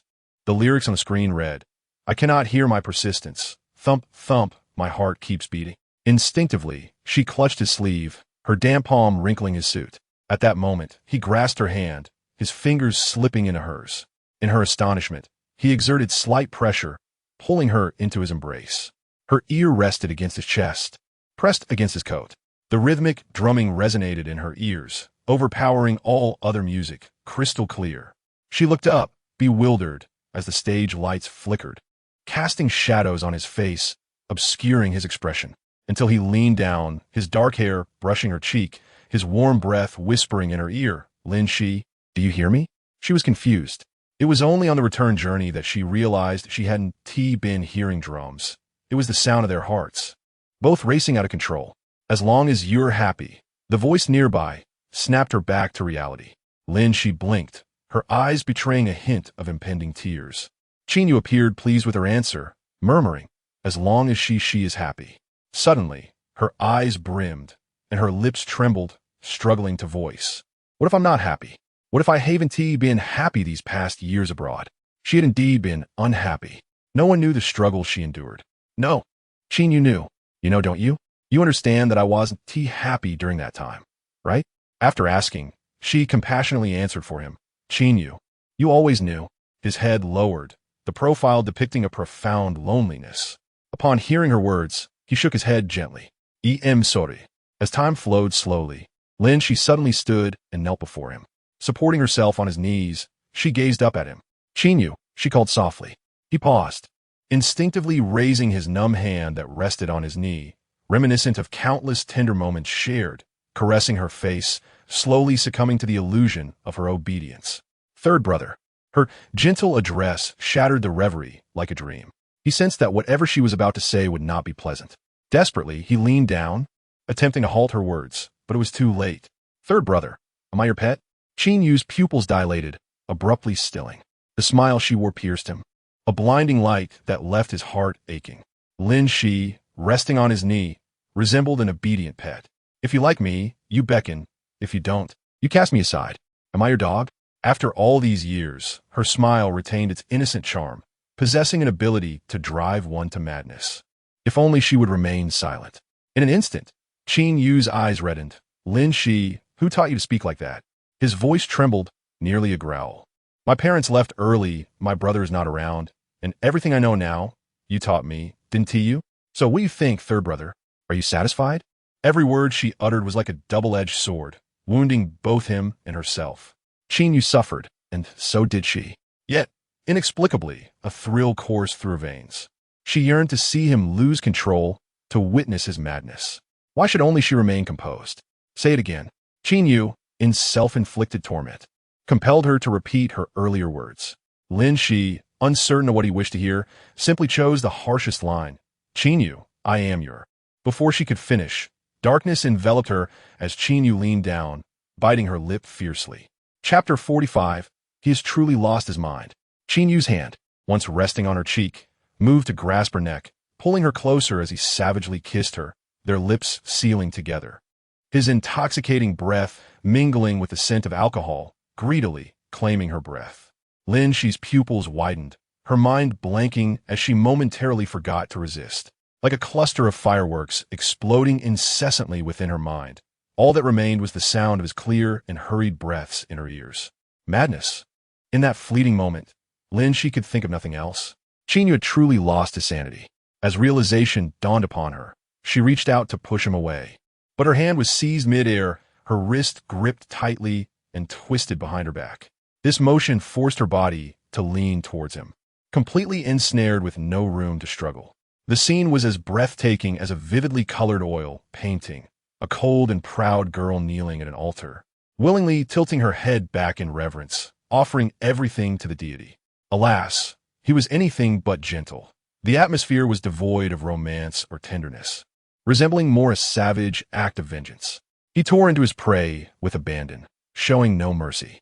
The heat of his lips was overwhelming, like a fierce storm ravaging the land, invading her without granting a moment's respite.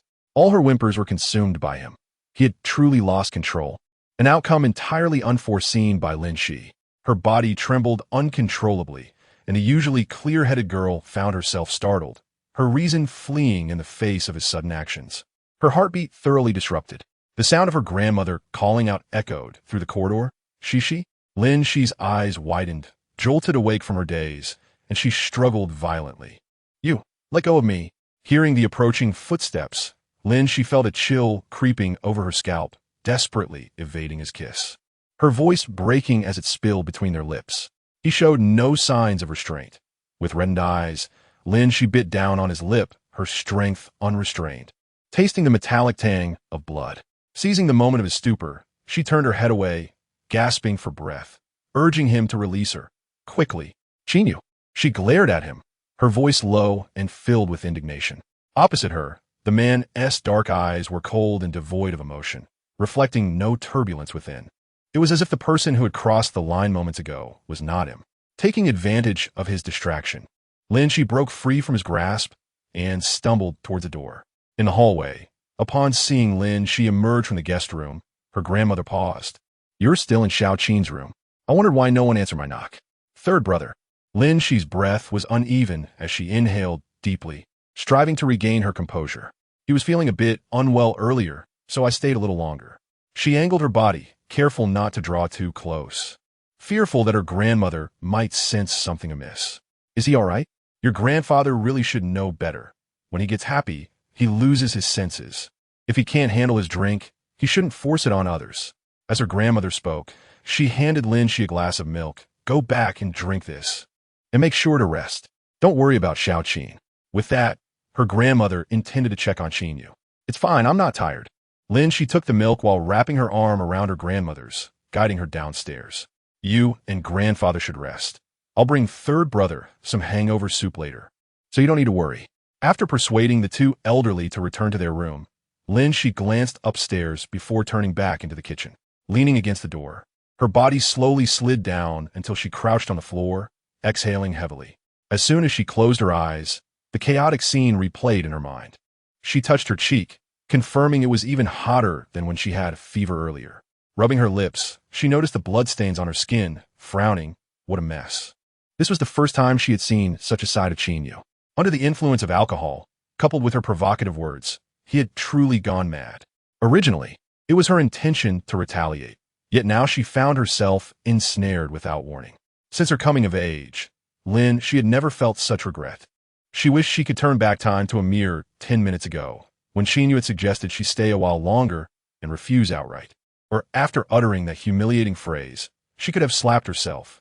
She was not the only one losing her mind. Was she not equally culpable? Was this not merely a case of a lunatic encountering another madman? She even began to suspect that it was not Qin Yu who was intoxicated that night, but rather herself.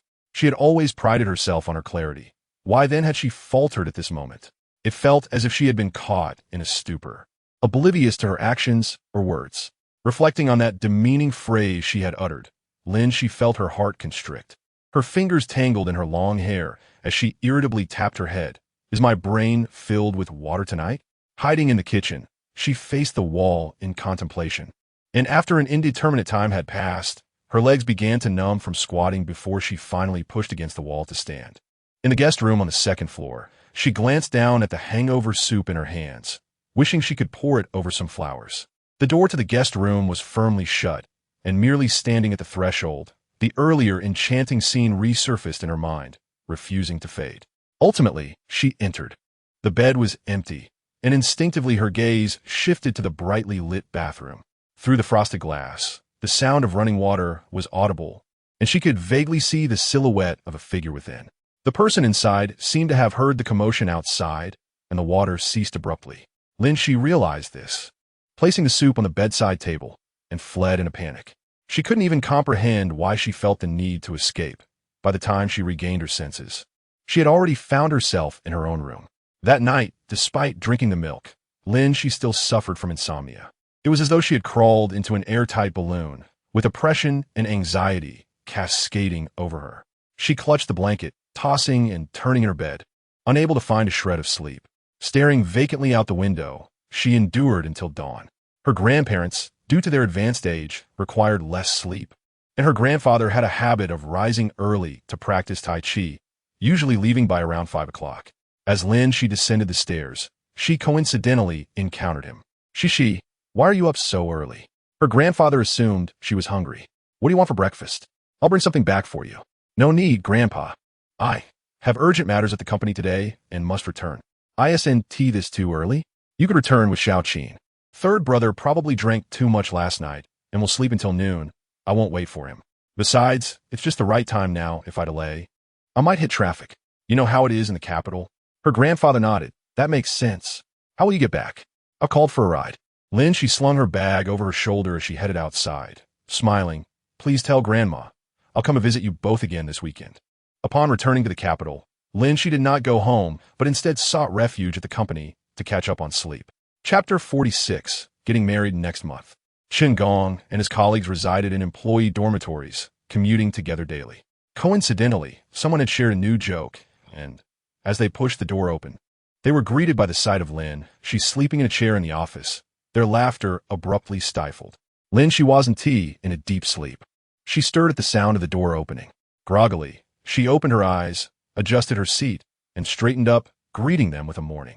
She appeared as though she had just woken, with faint dark circles under her eyes, looking utterly exhausted. Lin Gong, how did you end up sleeping here? Did you come last night or this morning?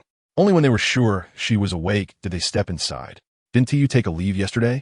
You wouldn't actually work through the night, would you? If anyone could be dubbed a workaholic at Feiyun, it was undoubtedly Lin Xi. Her reputation as a dedicated worker was well earned. Fortunately, they were aware of her stake in Feiyun, which justified her commitment. Otherwise, her relentless drive as a newcomer would have left the veteran employees feeling overwhelmed. Keeping pace with her would be a Herculean task. No, I just arrived a little while ago. She had trouble sleeping at home, so she decided to come to the company for a quick nap.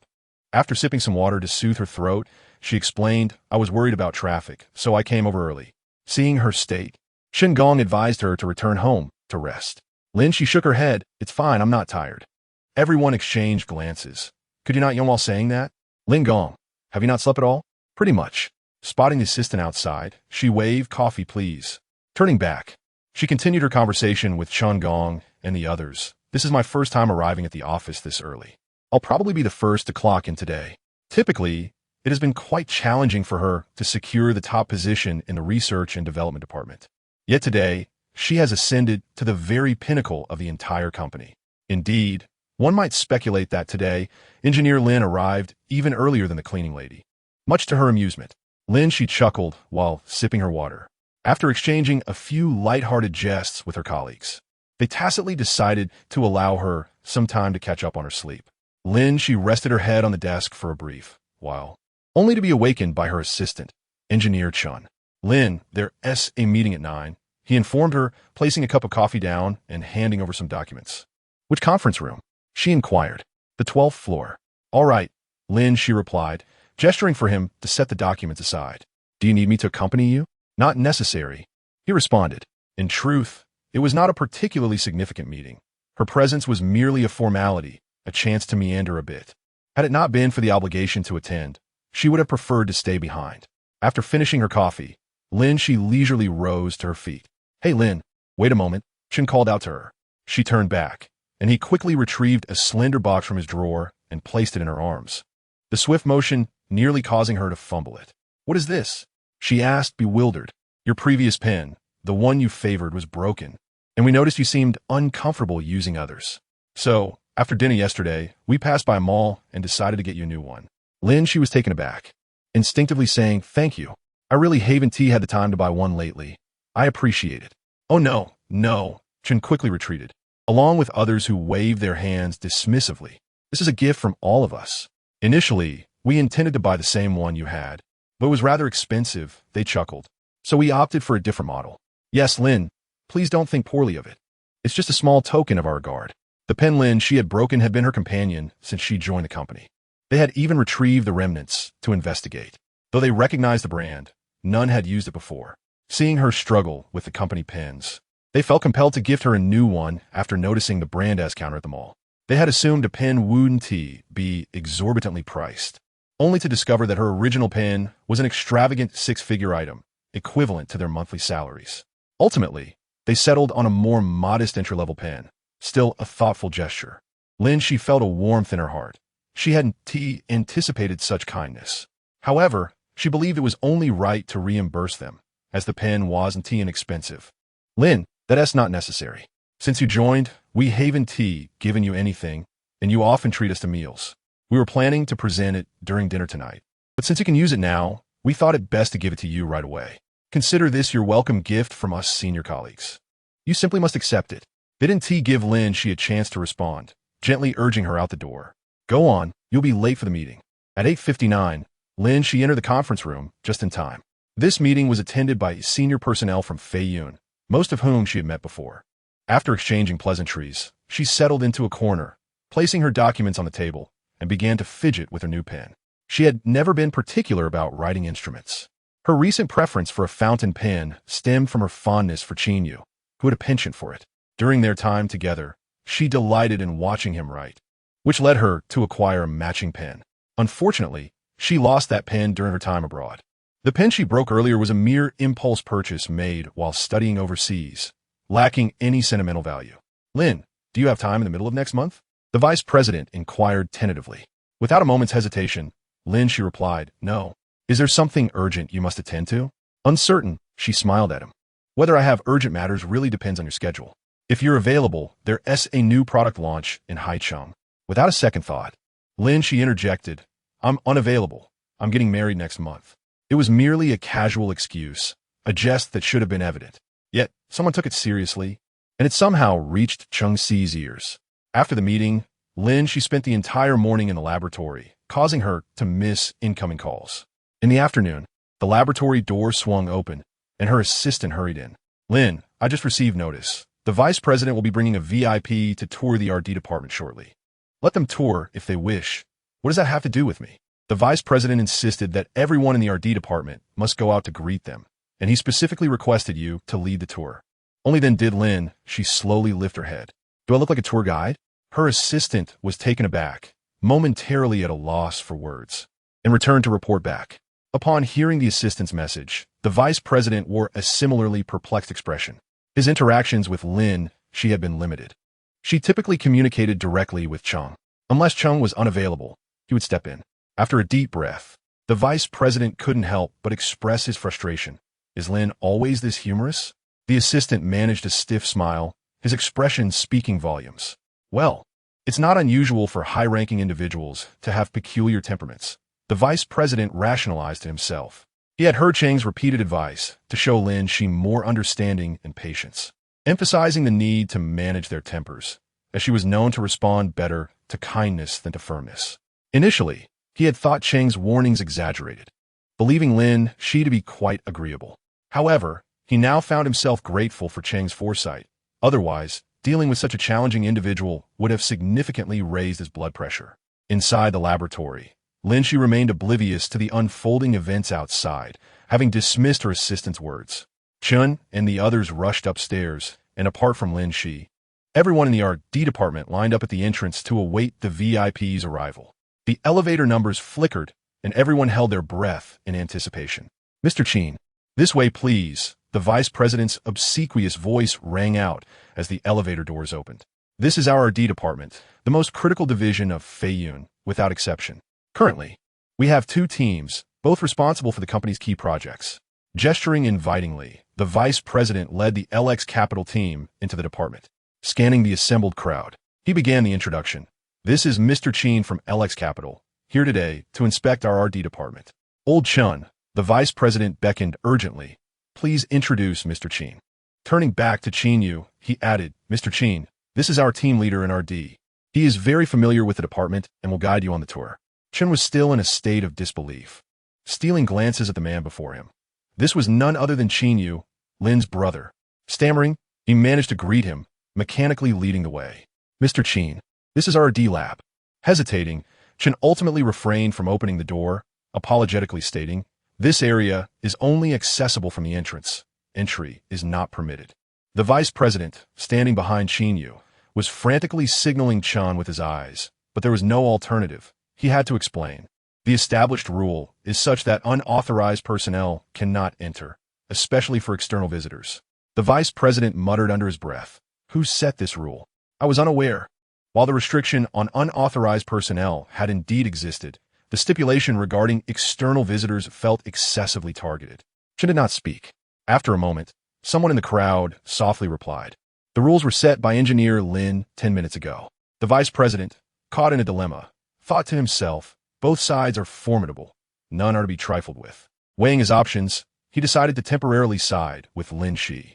After all, Qin Yu was a friend of their general manager Cheng. If trouble arose with him, it would be Cheng's responsibility to resolve it. Mr. Qin, I truly apologize. I hope you can understand. Our engineer Lin is a recently recruited overseas PhD, and she is currently the team leader of our R&D department. Well, she isn't targeting anyone specifically, so please don't take it to heart. She is simply someone who holds a profound respect for science and is quite meticulous. You know how such brilliant minds can be a tad eccentric, right? A few quirks and minor obsessive tendencies are to be expected. As for her lab, our general manager Cheng can hardly enter. It's certainly not meant as a slight against you. The vice president's mind raced, uttering words he scarcely understood, yet none of it mattered. Whether Qin Yu believed him or not was irrelevant. He certainly did not. After hearing his remarks, Engineer Chen quietly raised his thumb, commending, "Your ability to fabricate excuses is truly remarkable. No wonder you hold the position of vice president." The vice president shot him a glare before attempting to lead Qin Yu next door. To his surprise, Qin Yu showed no inclination to leave, as if he had not comprehended his earlier words, and inquired, "Is Engineer Lin not here?" Qin Yu scanned the crowd, but did not see the figure he sought. The vice president was taken aback by the question. He could hardly claim that Lin Xi had intentionally stayed away. Engineer Lin had an urgent matter and is currently unavailable in the R&D department. Is that so? Qin Yu glanced at the firmly closed door, his tone indifferent. The vice president could not discern his meaning. How about we explore another area first? All right. Qin Yu did not press further and turned to leave. The vice president exhaled in relief and hurried to catch up. Engineer Lin. Once they departed, Engineer Chen hurried to find Lin Xi and report. They've left? Lin Xi, focused on her work, asked casually. Just a moment ago. Do you know who came today? I wasn't aware at first, but I saw the company group chat just now. Then why didn't you let Mr. Qin in for a visit? Isn't that against the lab's rules? Outsiders are not allowed in. It has nothing to do with me. Engineer Chen was at a loss for words. But why would Mr. Qin come here for an inspection? Is there a new project? He stroked his chin, analyzing. I haven't heard anything about it before. Do you think I'm unaware of Mr. Qin's purpose? It's not an inspection. With Cheng Si around, there is no need for funding or resources from him. He is clearly here to confront me, merely using an excuse. Lin Xi had spent the morning in the lab, neglecting her phone, but had noticed Qin Yu called her early on, along with several messages from Cheng Si. She had ignored them, feeling guilty. I'm not entirely sure. Lin Xi removed her gloves and walked alongside Engineer Chen toward the exit. Perhaps he was just passing by. As they stepped out of the lab, they unexpectedly collided with Qin Yu and the others, creating a moment of palpable awkwardness, particularly for the vice president, whose expression was quite telling. Is Engineer Lin here? I thought you'd stepped out. He laughed nervously. Lin Xi remained silent. Chapter 48. Did you bite me? Lin Xi exchanged glances with Engineer Chen, who appeared innocent. He had indeed seen Qin Yu and the others leave, who knew they would return. Recognizing the feigned encounter, Lin Xi deduced that Qin Yu had done it intentionally. Luckily, she maintained her composure, showing no signs of distress. Is there something you need from me? The vice president quickly interjected. Engineer Lin must have just returned. This is Mr. Qin from LX Capital. Since you have the time, why not show Mr. Qin around? As he spoke, the vice president desperately gestured to Lin Xi, his eyelids nearly twitching, fearful that if he moved too subtly, she might miss it. In truth, Lin Xi saw his gestures but chose to ignore them. She offered no concession, her hands tucked in her lab coat pockets. A strand of hair slipping from her shoulder to rest against her chest. Without looking at anyone, she directed her gaze to the window. I don't have time. I need to return to the lab. Didn't you finish your work? Her exit suggested she was free.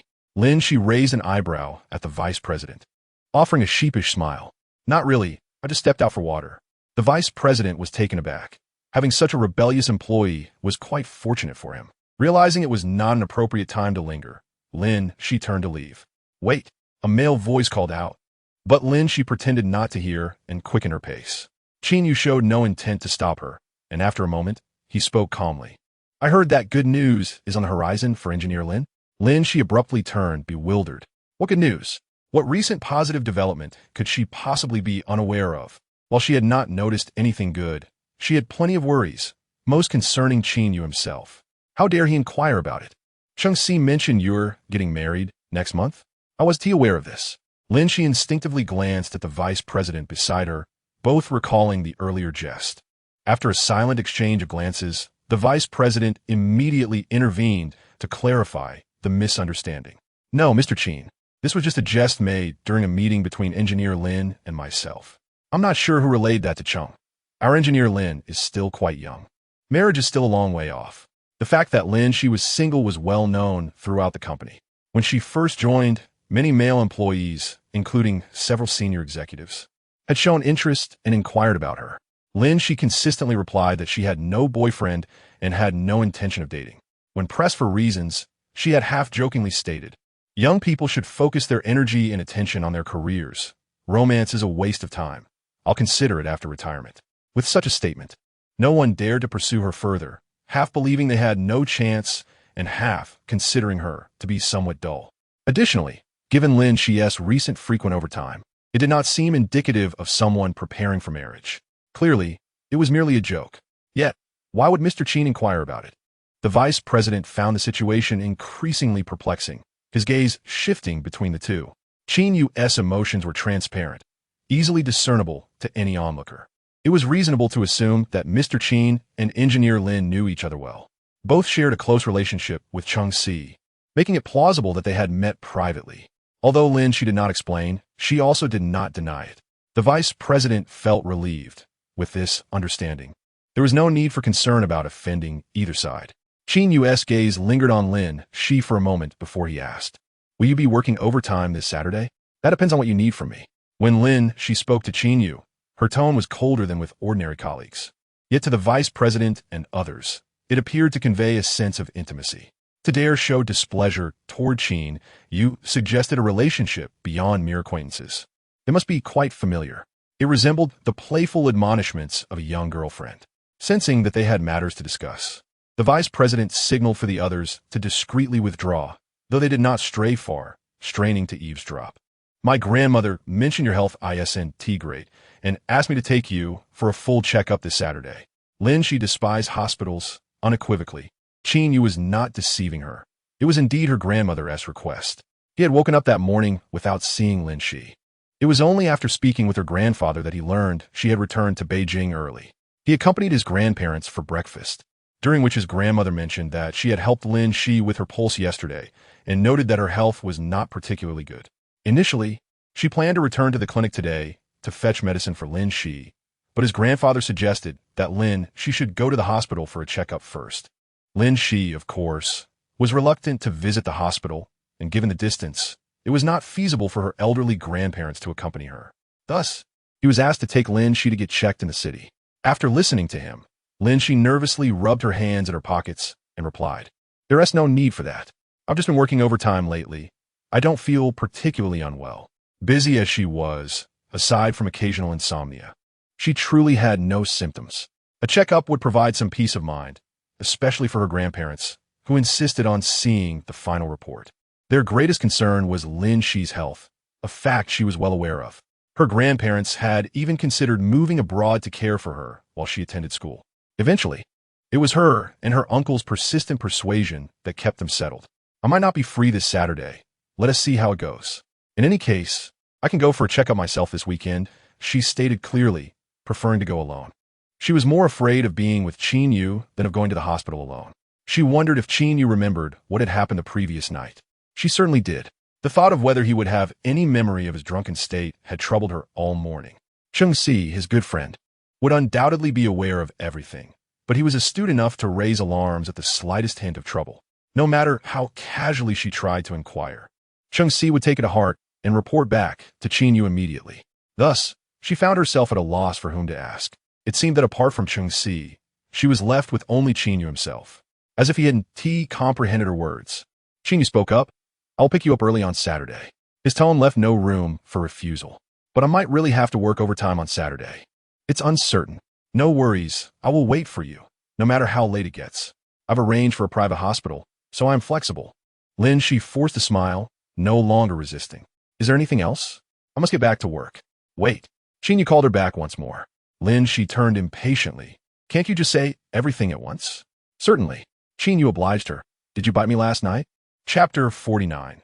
The situation intensifies. Merely hearing the words last night sent Lin Xi into a frenzy, and the subsequent question only heightened her agitation. She fought to maintain her composure, her back tense, while her hands, hidden in her pockets, balled into fists. It felt as if she were being seared repeatedly over hot coals, the mere touch of his gaze igniting a painful burn upon her skin. What nonsense are you spouting? He asked, his expression darkening. What are you talking about? She retorted, but he clarified, I mean last night. Lin Xi was astonished. He indeed remembered what had transpired. She hesitated to meet Qin Yu's eyes, but their familiarity compelled her to maintain the gaze, fearing he would detect her discomfort. I can't recall the events of last night very well, she admitted. She had indulged in drinks too, albeit not to the extent he had, merely a light sip. At this juncture, she could only use that excuse to keep things calm. Initially, she had contemplated asking Qin Yu what he meant. That kiss had been utterly absurd. However, reason quickly prevailed. What difference would it make to ask? She had no desire to entangle herself with him, and no matter the outcome of any inquiry, it would bear no significance for her, only adding to her worries. It was better to dismiss it as a mere lapse in judgment after drinking.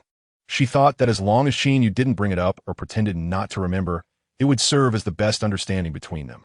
Yet, Qin Yu had a knack for making her uncomfortable, deliberately broaching topics that ought to remain unspoken, which was infuriating.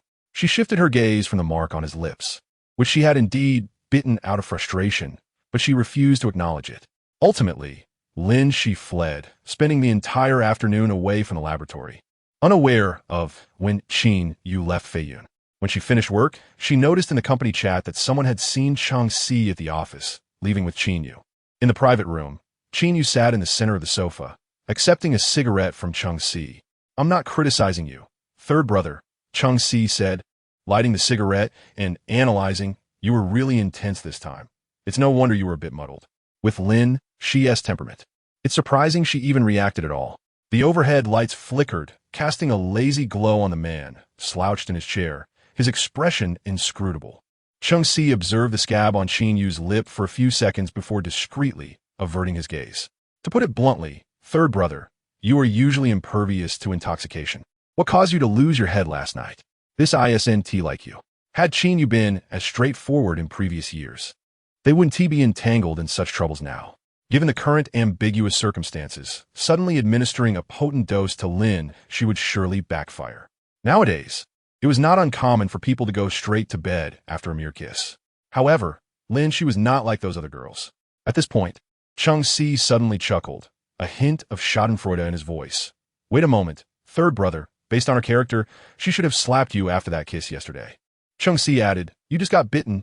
You actually came out ahead. Qin Yu raised his eyes, casting a cool glance at him. Chang Si was undeterred, laughing until he could barely stand.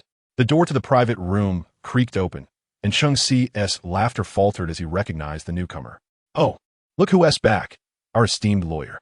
The person entered, adjusting his tie and handing his suit jacket to the attendant before stepping forward, respectfully greeting, third brother. MHM, Qin Yu replied without looking up, merely gesturing with his fingertip to indicate a seat. Chang Si kicked the newcomer's pant leg playfully, muttering, Bai Su, didn't you see me? Bai Su ignored him, taking a seat in an empty spot and beckoning the attendant for a drink. Jinx, he scolded. You have such a terrible habit.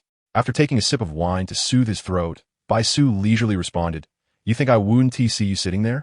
If I see you, I wouldn't call out. You've spoiled yourself with this awful habit.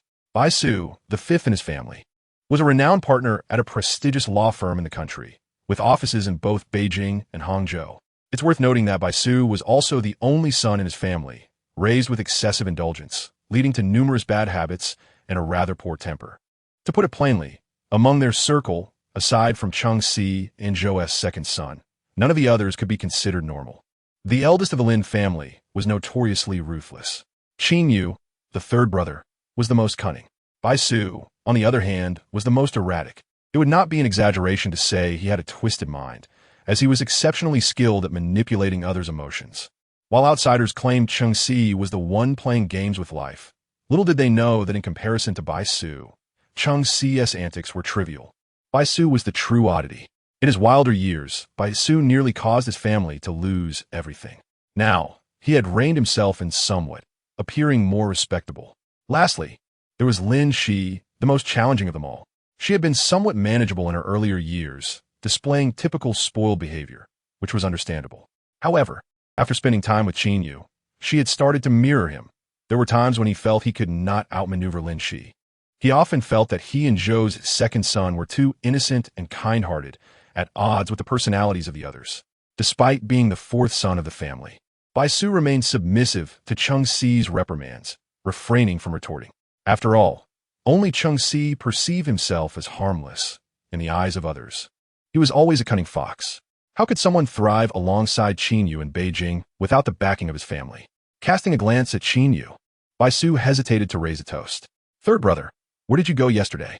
It seems the situation was quite intense.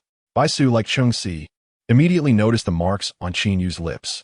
However, having just returned to the capital and not being in touch with Qin Yu and the others lately, he was not as informed as Cheng Xi. Upon mentioning this, Cheng Xi couldn't help but laugh, remarking that it was bold of him to speak so freely, truly unafraid of consequences. It was the first time he had seen Sang-ge in such a situation, merely out of curiosity. Bai Su smirked slightly, sipping his drink. He contemplated potential candidates from his memory, and, selecting the one he deemed most likely, asked, "Is it that girl named Song Ning? How did you think of her?" Before Qin Yu could respond, Cheng Xi was already restless. Bai Su was unaware that the engagement between their families had fallen through. Wasn't Sang-ge supposed to be engaged to her? As he spoke, he glanced at Qin Yu and added, somewhat pointedly, "Sanji's taste is truly mediocre. That woman is certainly not of good character. If you wish to marry her, you might as well get your eyes checked." The only ones bold enough to criticize Qin Yu like this were Lin Xi and Bai Su. Cheng Xi had made his comments in jest, but he understood boundaries. However, these two were quite serious. Yet, Bai Su differed slightly from Lin Xi, while Lin Xi acted with impunity. Bai Su shared a deeper bond with Qin Yu. He was Qin Yu's cousin, with their fathers and mothers being siblings. Cheng Xi, in agreement with Bai Su's earlier remarks, also held a low opinion of Song Ning. However, he was curious as to why Bai Su harbored such animosity towards her. "You seem to have quite a problem with Song Ning," he inquired nonchalantly, while both he and Qin Yu turned their gaze toward Bai Su. Receiving Qin Yu's cold, piercing glare, Bai Su remained unfazed. He had long been accustomed to his cousin's demeanor. "I simply dislike her, a mere hostess seeking to enter the Qin family." Bai Su was clearly withholding something, yet ultimately said nothing more. "Aunt's taste is questionable. Among so many fine young ladies, she insists on Song Ning. How about I introduce someone to you, Sang-ge? Do you prefer ample bosoms or shapely backsides?" As soon as he finished speaking, a lighter was hurled at him, which Bai Su deftly caught. "Sang-ge, I am your dear cousin. If that had hit my nose, it would have truly marred my appearance. And how would I ever find a wife?" Across from him, Qin Yu sat upright, extinguishing his cigarette with force on the table. "Next time you speak such nonsense, you can forfeit your tongue." Bai Su forced a smile, not believing Qin Yu was joking. He was the family's darling. His father had passed away early, and as a premature child, the elders were lenient with him despite his mistakes. Yet, his cousin was utterly devoid of mercy. Sensing the tension, Cheng Xi intervened, steering the conversation towards Lin Xi. "How has she been lately?" he asked. "Well, it has been quite eventful." Cheng Xi recounted several key incidents involving her. "By the way, hasn't that Lu guy been pestering Lin Xi recently?" "Who?" Bai Su asked. "Lu Bai. After their blind date, he was smitten and has been quite attentive lately." Cheng Xi recalled how Sang-ge had warned him previously, but it seemed to have had little effect. Hearing this, Bai Su looked at Qin Yu in astonishment, seeking confirmation of Cheng Xi's words. Cheng Xi was known for mixing truth with exaggeration, making it hard to discern the veracity of his claims.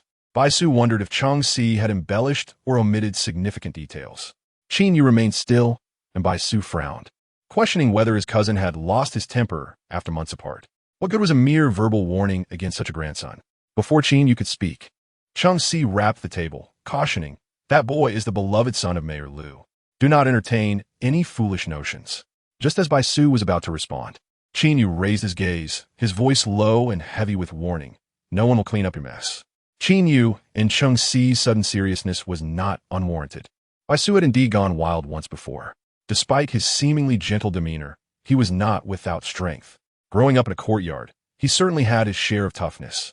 Among them, apart from Lin family's eldest son, Bai Su was known for being the fiercest in fights.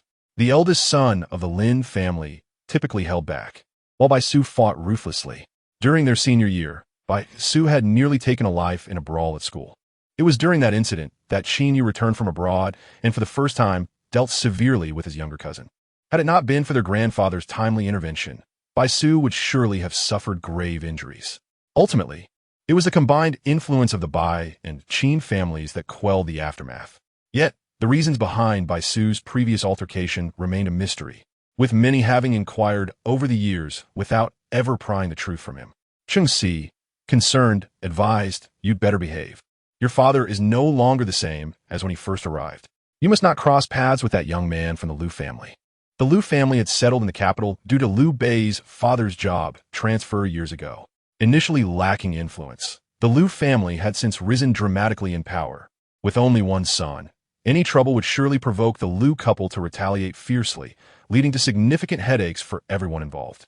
The following morning, Lin Xi was indeed quite busy, her phone ringing incessantly beside her. Her assistant inquired if she wished to answer. "Whose call is it?" she asked. The assistant glanced at the caller ID, an unfamiliar local number. "Go ahead and answer." Put on speaker. "Likely a telemarketer." The assistant complied. "Who are you looking for?"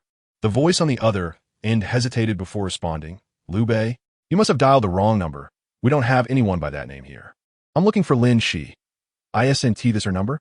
"Ah, yes." The assistant looked toward Lin Xi, questioning. "Who are you?" "I'm her assistant." "Lin Gong is busy. Can I take a message?" The caller pressed, "And who are you?" The assistant, somewhat exasperated, was about to answer when a hand reached over. Taking the phone, Lin Xi handed him a document. "Take this to Chung Gong and the others." The assistant nodded and left, glancing back occasionally. Lin Xi pulled a chair closer and, after disconnecting the speaker, held the phone to her ear. "You were looking for me?" "Lin Xi." The other party confirmed her voice, fixating on the male assistant's earlier presence. "Who answered the phone just now?" "My assistant." "A male assistant. Is there a problem?" From his voice, "He doesn't seem like a good person." "That depends on who you compare him to. If it's you, he might actually seem like a decent fellow." "That joke isn't funny." "Who said I was joking?" "It's the truth." "Umph." The caller, visibly irritated, paused for a while before replying. What Qin Yu said was indeed correct. Lin Xi could already guess that Qin Yu hadn't spoken favorably of her. "What do you need from me?" "I have work to attend to." "Have you figured out who I am?" "It's hard not to recognize you." "Then let us meet for a meal." "I'm working." "How much can you earn?" "Hurry up. I'm downstairs at your office. If you don't come out, I'll just barge in." "I wonder if the security Qin Yu hired will stop me." 10 minutes later, at a nearby tea restaurant, Lin Xi returned the menu to the waiter. "That will be all." "All right, please wait a moment." Once her gaze shifted back to the man across from her, she noted that Bai Su seemed unchanged after several years. He still wore glasses and was dressed in a casual suit, appearing polite and cultured. Unfortunately, this demeanor was merely a facade. Bai Su met her gaze, assessing her as well. After a moment, he generously complimented, "You look even more beautiful." Lin Xi chose to ignore his flattery. "You just returned to the capital?" She casually inquired. "I only landed last night. If it weren't for Qin Yu dragging me out for drinks, I would have come to see you immediately." He had intended to visit her right after his arrival, but Qin Yu had intercepted him along the way. He could easily have brushed off Qin Yu, but he could not neglect his elder cousin. "Have we talked?" Bai Su glanced at her, a half-smile gracing his lips as he remarked, "We also discussed that woman. Song Ning. Third brother claims he won't marry her. You have a chance now." End of this chapter. Chapter 51. I Shall Avenge You. Lin Xi's affection for Qin Yu had always been a closely guarded secret. Unfortunately, this secret was later unearthed by none other than Bai Su. Knowing they were cousins, Lin Xi was initially apprehensive, fearing Bai Su might reveal her feelings to Qin Yu. At that time, she had recently developed feelings for Qin Yu and had yet to decide on confessing. Bai Su was an enigma, and she struggled to comprehend his thoughts. Tentatively, she tried to persuade him to keep her secret. Strangely enough, he actually agreed. Subsequently, Bai Su continued to inquire about her progress and even offered to assist her in pursuing Qin Yu. However, Lin Xi planned to confess only after the college entrance examination. Thus, she declined his offer. Bai Su was privy to more than just her feelings. He also knew about the incident when Qin Yu's mother and Song Ning came to Lin City to find her. He was among the few who were informed. To put it simply, Bai Su held numerous secrets about her, possessing leverage over her. Among her affluent cousins, Her relationship with Bai Su was neither particularly close nor overtly distant.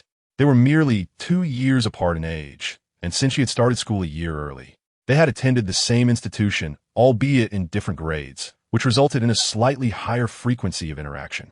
Yet, Bai Su's character was exceedingly difficult to decipher. Therefore, aside from Qin Yu, she was least inclined to engage with Bai Su. The blood ties between these cousins were undeniable. That was in the past. Lin Xi shot him a sidelong glance, her voice crisp. I currently have no feelings for your brother. Please refrain from mentioning that again. What did he mean by saying she had a chance now? Bai Su chuckled, his shoulders shaking slightly. Can you honestly say that? You can't fool me. I bet you still like third brother. Lin Xi, unwilling to appear weak, retorted, what are the stakes? He spread his hands, a mischievous glint in his eyes. Anything you desire. But are you truly daring enough to wager? Lin Xi realized she had made a grave mistake. She and Qin Yu were not the irrational ones. Bai Su was the real lunatic, far more erratic than they were. Nevertheless, she had never been one to concede defeat. I dare to bet with you. Bai Su's eyes sparkled with interest.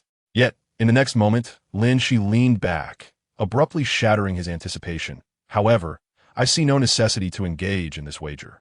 I was injured in the car accident, specifically my ear, not my mind. Your sanity is questionable. Do not drag me into your folly. Betting with you over trivial matters would merely squander my time. Bai Su replied, how can it be a waste of time? Are you not curious if third brother might have feelings for you? Lin Xi frowned. What does betting change? Is it merely to ascertain whether I still harbor feelings or if he might reciprocate? After all these years, why are you still so childish? Regardless of whether you win or I win, it holds no significance for me. This wager has no meaningful beginning. If I were still a teenager, perhaps I would have entertained the idea of playing along. Lin Xi spoke these words with utmost sincerity. She was no longer the 17-year-old Lin Xi. And Qin Yu was not the same Qin Yu of yesteryears. She acknowledged that she still liked Qin Yu, but the feelings she cherished were rooted in the past. No one could surpass the Qin Yu of those days, not even the present version. After observing her for a while, Bai Su snapped his fingers very well. If you say you do not like him, then so be it. He finally relinquished this topic, and, for some reason, Lin Xi felt a sense of relief. However, just as she was about to exhale, he unexpectedly asked, then who do you like now? Lin Xi felt an urgent desire to silence Bai Su. I currently like no one. Does that answer satisfy you? Ohat, Bai Su zet ponde non talen. Lin Xi was bewildered by his inquiry and had no desire to explore the matter further. She hastily changed the subject. Did you inform them about when Song Ning sought me out? No. Bai Su looked at her, his tone teasing. Do you want me to? I could easily make a phone call. Lin Xi was entirely disinclined to converse with him any longer. She turned her gaze toward the window, her expression betraying her annoyance. Bai Su smiled at her. If their relationship were any worse, he believed Lin Xi would have stood up to leave, perhaps even slapping him on her way out. He was rarely attuned to the nuances of their interactions, so he clarified, I was joking. I have never mentioned this to anyone. Although he is my brother, I am not as close to him as Cheng Si is. I have consistently stood by your side. Lin Xi scoffed, turning to him once more, just you? She genuinely doubted this claim. Bai Su likely found it hard to believe himself. If they were to choose sides, he would undoubtedly be recognized as the traitor. That makes sense. Consider it a compliment, Bai Su replied, unfazed, smiling as he echoed her words, but I have always defected to your side. My brother does not lack for my presence. But you're different. If you were to speak in such terms, what do you possess to contend with him? Not to mention he has Cheng Si on his side, a wolf and a fox, one to devour you, the other to betray you. Of course, second brother will unconditionally favor you, but you know what kind of person he is. He cannot play mind games. Who else do you have to rely on? You can only depend on me. Since we're on this topic, let's not just speak in theory. Let's engage in something thrilling. What do you have in mind? Are you interested in Feiyun? Let us join forces to seize control of Feiyun. Do you not know that Feiyun originally belonged to your brother? I have heard rumors. That is why I suggested it be thrilling. Do you not harbor resentment toward third brother? I can assist you in avenging yourself. Absolutely not. Lin Xi coldly rejected. What? Do you possess more ambition than I? If Feiyun does not satisfy you, you cannot possibly be eyeing LX capital, can you? Lin Xi was infuriated, her words almost laced with profanity. She assumed Bai Su was merely jesting, ridiculing her aspirations. Yet the next moment he stated, if that is your objective, I can assist you. Bai Su, are you out of your mind? Are you trying to lead me to my demise? Do you wish for my life to be cut short? Even if he were not joking, she dared not entertain such thoughts regarding LX, let alone contend with Baisu over it. They would be mere lambs to slaughter. LX capital was the culmination of Qin Yu's years of dedication, and the consequences would undoubtedly be bloody. She had already contemplated how to atone for such a transgression. I will pretend I did not hear that today. If we discuss this again, we need not meet again. Baisu responded, "You are so reluctant? You do not happen to know that LX capital was named after you, do you?" Into this chapter, chapter 52. He thinks too much of you. What nonsense are you spouting? Lin Xi exclaimed, taken aback. Turns out you were unaware, Baisu remarked, his expression mirroring hers with a hint of mischief. When that name was first mentioned, my aunt guessed it was in reference to you. At that time, my aunt disapproved and even struck third brother for the first time over this matter. You did not know? His aunt referred to Qin Yu's mother. Lin Xi was left speechless. Should I have known? It is merely a coincidence. Just 2 letters. Why must it be linked to me? Whether it is by Sue or Aunt Rome. Why do they fixate on me? Whether it is a coincidence or not, only third brother knows. Should I call to inquire? Before she could finish her sentence, Lin Xi grabbed her bag and stood up after such a long time apart. Is it permissible to jest? Baisu, quick-witted and agile, promptly returned the person to their original position. Lin Xi cast him a cold glance, her expression tinged with displeasure. Fine, I shall remain silent. At this moment, he was surprisingly self-aware. Once the dishes were served, the two fell into a silence, engaging in little further conversation. The restaurant was not far from Feiyun. Crossing a street would suffice. Lin Xi intended to walk back, but Baisu insisted on accompanying her for a stretch. Upon reaching the foot of Feiyun Tower, Baisu halted, handing her the packaged dessert. I must take my leave now. Call me if you need anything. What could I possibly need from you? Lin, still irked, retorted sharply. Baisu, interpreting her words as a genuine inquiry, pondered earnestly. For instance, news about Sanga? If there is anything you wish to know, feel free to ask me. In response, Lin Xi shot him an exasperated look, departing without a farewell. On Saturday, Lin Xi rose early. When Qin Yu arrived, she was nestled in a lounge chair, engrossed in her materials. Once in the car, it was evident that she was reluctant to converse, her focus unwavering on the documents in her hands. Qin Yu's gaze remained fixed on her. You're still so serious on a Saturday? Today, it was not Qin Yu driving. He had brought a chauffeur and an assistant. The partition was raised, ensuring privacy in the back seat. I mentioned I had to work overtime today. Had it not been for the health check, I would already be at the office. As if to validate her busy schedule, she turned a page with calm precision. You seem to be busier than I am. His tone was casual, his words seemingly indifferent. However, to Lin Xi, the implication was far from trivial. Indeed, in comparison, Qin Yu was likely the more occupied of the two. With billions at stake every minute, her endeavors felt trivial, akin to wielding a grand sword before Guangdong. Nevertheless, with the performance underway, it was too late to halt the show. Lin Xi chose to feign ignorance, turning her body to continue poring over her materials. Upon entering the hospital lobby, the scent of disinfectant invaded her nostrils, and standing there, Lin Xi felt an overwhelming chill envelop her. Her dread of hospitals was ineffable, a place filled with countless unpleasant memories she wished to forget. Ahead, Qin Yu took a few steps before realizing she had not followed. He gestured for his assistant to proceed, returning to her side. The shadow fell upon her, and Lin Xi momentarily froze, lifting her gaze to him. He observed her for several seconds. Even in her silence, Qin Yu grasped her thoughts. Were it not for his concern for her well-being, he would have been reluctant to bring her here. Lin Xi did not wish to appear weak before him, nor did she want him to perceive her unease. Lowering her head, she fastened the buttons of her coat, her long hair cascading slightly to obscure her expression. Let us go. As she took a step forward, her left wrist suddenly tightened. Confused, she turned, thinking he had further arrangements. His warm palm gently enveloped her hand, fingers intertwining with hers, conveying silent strength. Remarkably, this simple gesture anchored her drifting emotions, bringing her a sense of tranquility. The thought of having blood drawn made Lin Xi's head throb. As the nurse prepared, fragmented memories flooded her mind. Watching the nurse's movements, she quickly turned her head away. The needle pierced her skin, less painful than anticipated, yet she still flinched, her body tensing, hands and feet stiffening. Please try to relax. The nurse noted her distress. Are you squeamish about blood? Lin, she shook her head. No, then there's nothing to fear. It will all be over shortly. Lin, she acknowledged her words. Yet her body's response was far more genuine, unyielding to the nurse's reassurances. In an attempt to prove her composure, she dared to glance at the crimson liquid steadily filling the collection tube. Her breath hitched, fingers trembling, her body shaking involuntarily. Her gaze darted aimlessly, seeking escape. Relax. A weight settled upon her shoulder. Lin Xi's spine stiffened slightly.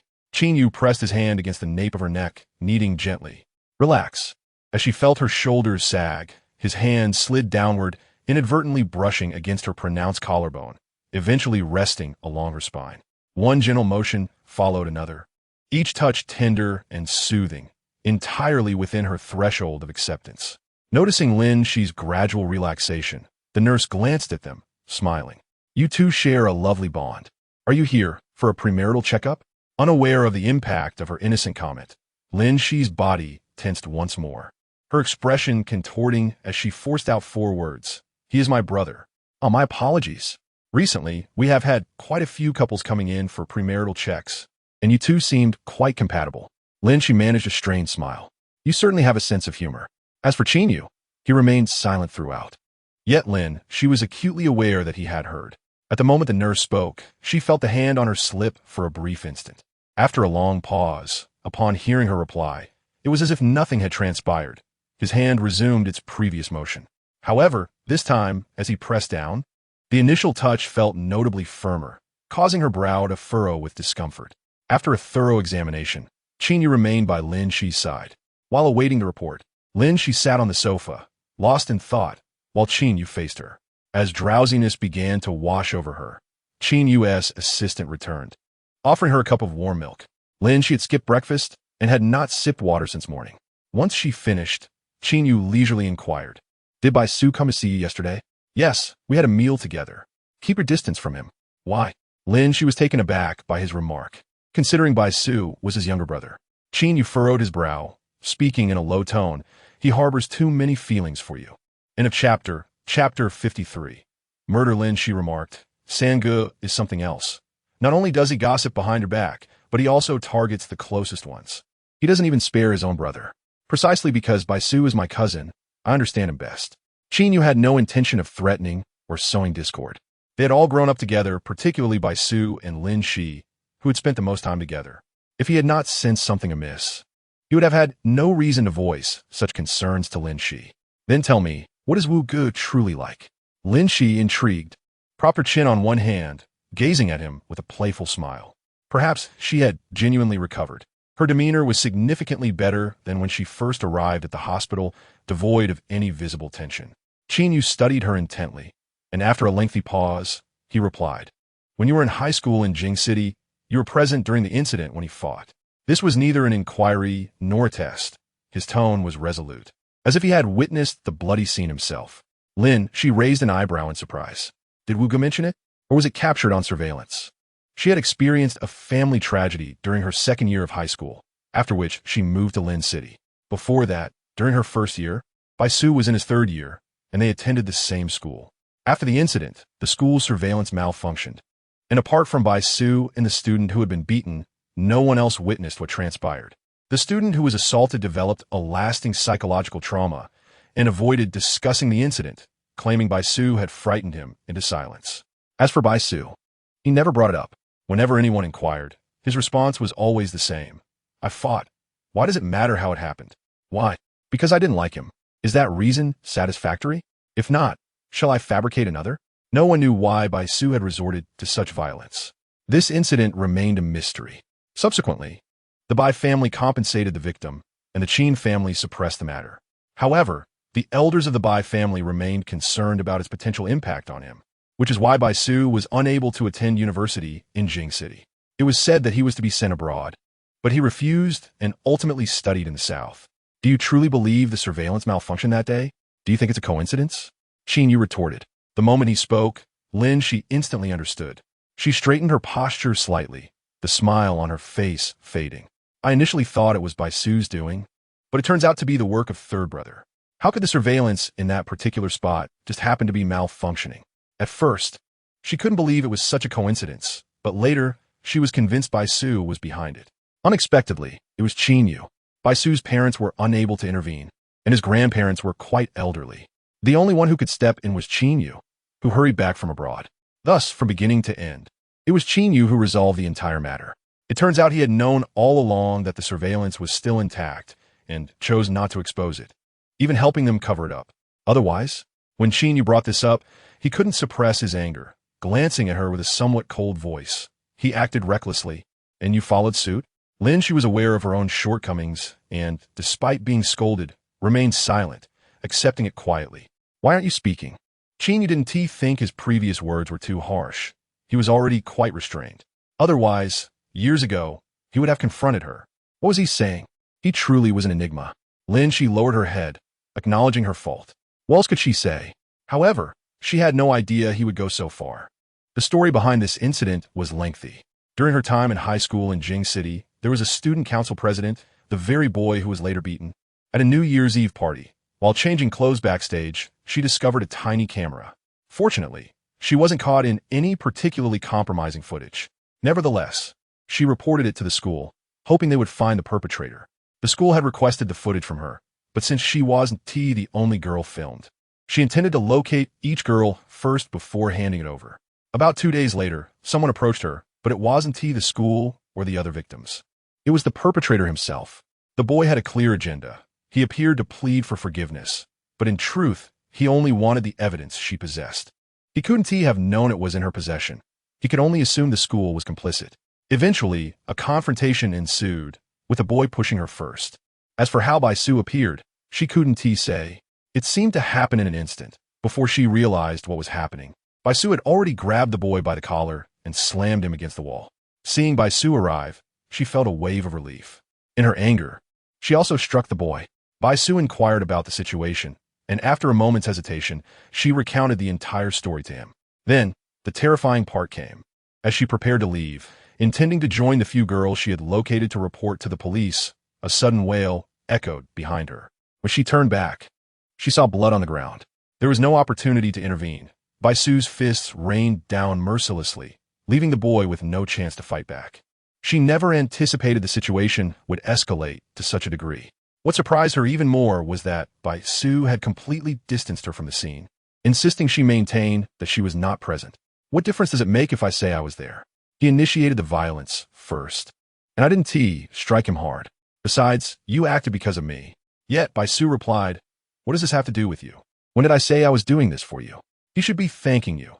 If you hadn't intervened, I wouldn't have left him with a breath. He added ominously, if you dare disobey, next time at LLB you all hit. Later, Bai Su left Jing City. Her family also faced issues, and they temporarily lost contact, until she arrived in Ling City, when he came to visit her during a break from school. That scene from years ago remained vivid in her memory, bloody and violent. As a child, she often witnessed boys fighting in the courtyard, which seemed normal, more like play. But Bai Su that day was no longer just fighting, it was akin to murder. Hence, for a time, she harbored a psychological shadow regarding Bai Su. In her childhood, Bai Su had neither treated her particularly well nor poorly. His temperament was unpredictable, and no one could discern his thoughts. She had always found him peculiar, rather hypocritical. To put it bluntly, he was truly a lunatic. Especially after that incident, the image of a lunatic was firmly rooted in her mind. However, deep down, she understood that Bai Su's actions were largely due to her. She was well aware of this. Thus, when Bai Su came to Ling City to find her, she maintained a cordial attitude. Eventually, feeling annoyed and wishing to avoid him, she attributed it to his erratic behavior and his tendency to say unkind things, seemingly satisfied only when he saw her angry. Author's note: Bai Su is simply a reckless lunatic, capable of anything without reason. End of this chapter, chapter 54. Family banquet. Lin Xi never expected that Qin Yu was also involved in this matter. So third brother always knew? Was it after seeing the surveillance? The two exchanged glances, and Lin Xi attempted to penetrate the depths of his soul through his eyes. Qin Yu was an enigma. His emotions inscrutable. His face a mask of ice regardless of his circumstances. Even those who were extremely familiar with him might struggle to guess his thoughts. However, since returning to the country, she had indeed witnessed several rare instances of him losing control. After staring at him for a long while, The man finally provided her with the answer she sought, but only after. Lin Xi couldn't hold her composure this time, nearly letting her astonishment be written across her face. She momentarily forgot what they were discussing, instinctively leaning closer to him, inquiring earnestly, "How could you have known this beforehand? Didn't Bai Su mention it?" She didn't doubt Bai Su. It was just that his temperament was too unpredictable, filled with variables. With any given situation, he had no plan, disregarded rules, and acted solely on impulse. Throughout this ordeal, he had not once mentioned Qin Yu. From his perspective, Bai Su seemed relatively reliable, bearing some responsibility. Lin Xi was even more perplexed. His words went unchallenged, as no one delved deeper into them. Another reason was that Qin Yu had not disclosed anything. Lin Xi pouted, feeling that Qin Yu was indeed rather dull. The medical report arrived. Fortunately, there were no significant issues, but there were indeed several minor ailments. Sleepless nights filled with dreams and a poor appetite. The doctor advised her to adjust her routine and maintain regular meal times. Such problems were common among young people nowadays. There was no need for President Qin to worry excessively. After speaking with Lin Xi, the doctor turned to communicate with Qin Yu. Lin Xi cast a glance at them, noting how the doctor meticulously detailed every point. It suddenly gave her the feeling of being an underage patient accompanied by a guardian to a doctor's appointment. She was right there. What else needed to be reiterated to Qin Yu? Upon exiting the hospital, Lin Xi let out a long sigh of relief, feeling a weight lift off her shoulders. "I appreciate third brother's help today. I'll call Grandma when I get back." Although it wasn't her who requested Qin Yu's presence, she felt it necessary to express her gratitude. Ignoring her thanks, Qin Yu asked, "Heading back to the hospital?" She had indeed been busy these past few days and hadn't had the chance to return. "Then I'll catch a ride with third brother." This was no ordinary carpool. She didn't need to be overly polite. On the way back, Lin Xi called her grandmother. "Really, it's nothing. I just left the hospital, just a minor issue. I'll come by next week to pick up some medicine." "I'm not lying to you." She glanced sideways at the man beside her, responding to the call. "P.S. right next to me." Upon hearing her voice, Qin Yu reached out his hand. "Give it to me." "Oh." Lin Xi handed over the phone. "Yes, it's me. Grandma, please don't worry. I'm with her, and it's nothing serious. I'll have someone deliver the report later." With just a few words, Qin Yu managed to reassure her grandmother. After hanging up, the expression on Lin Xi's face was indescribable. She had spent half a day explaining, yet a single sentence from Qin Yu had convinced her grandmother. When she took the phone, she couldn't help but click her tongue. Third brother truly has an extraordinary charm that endears him to the elders.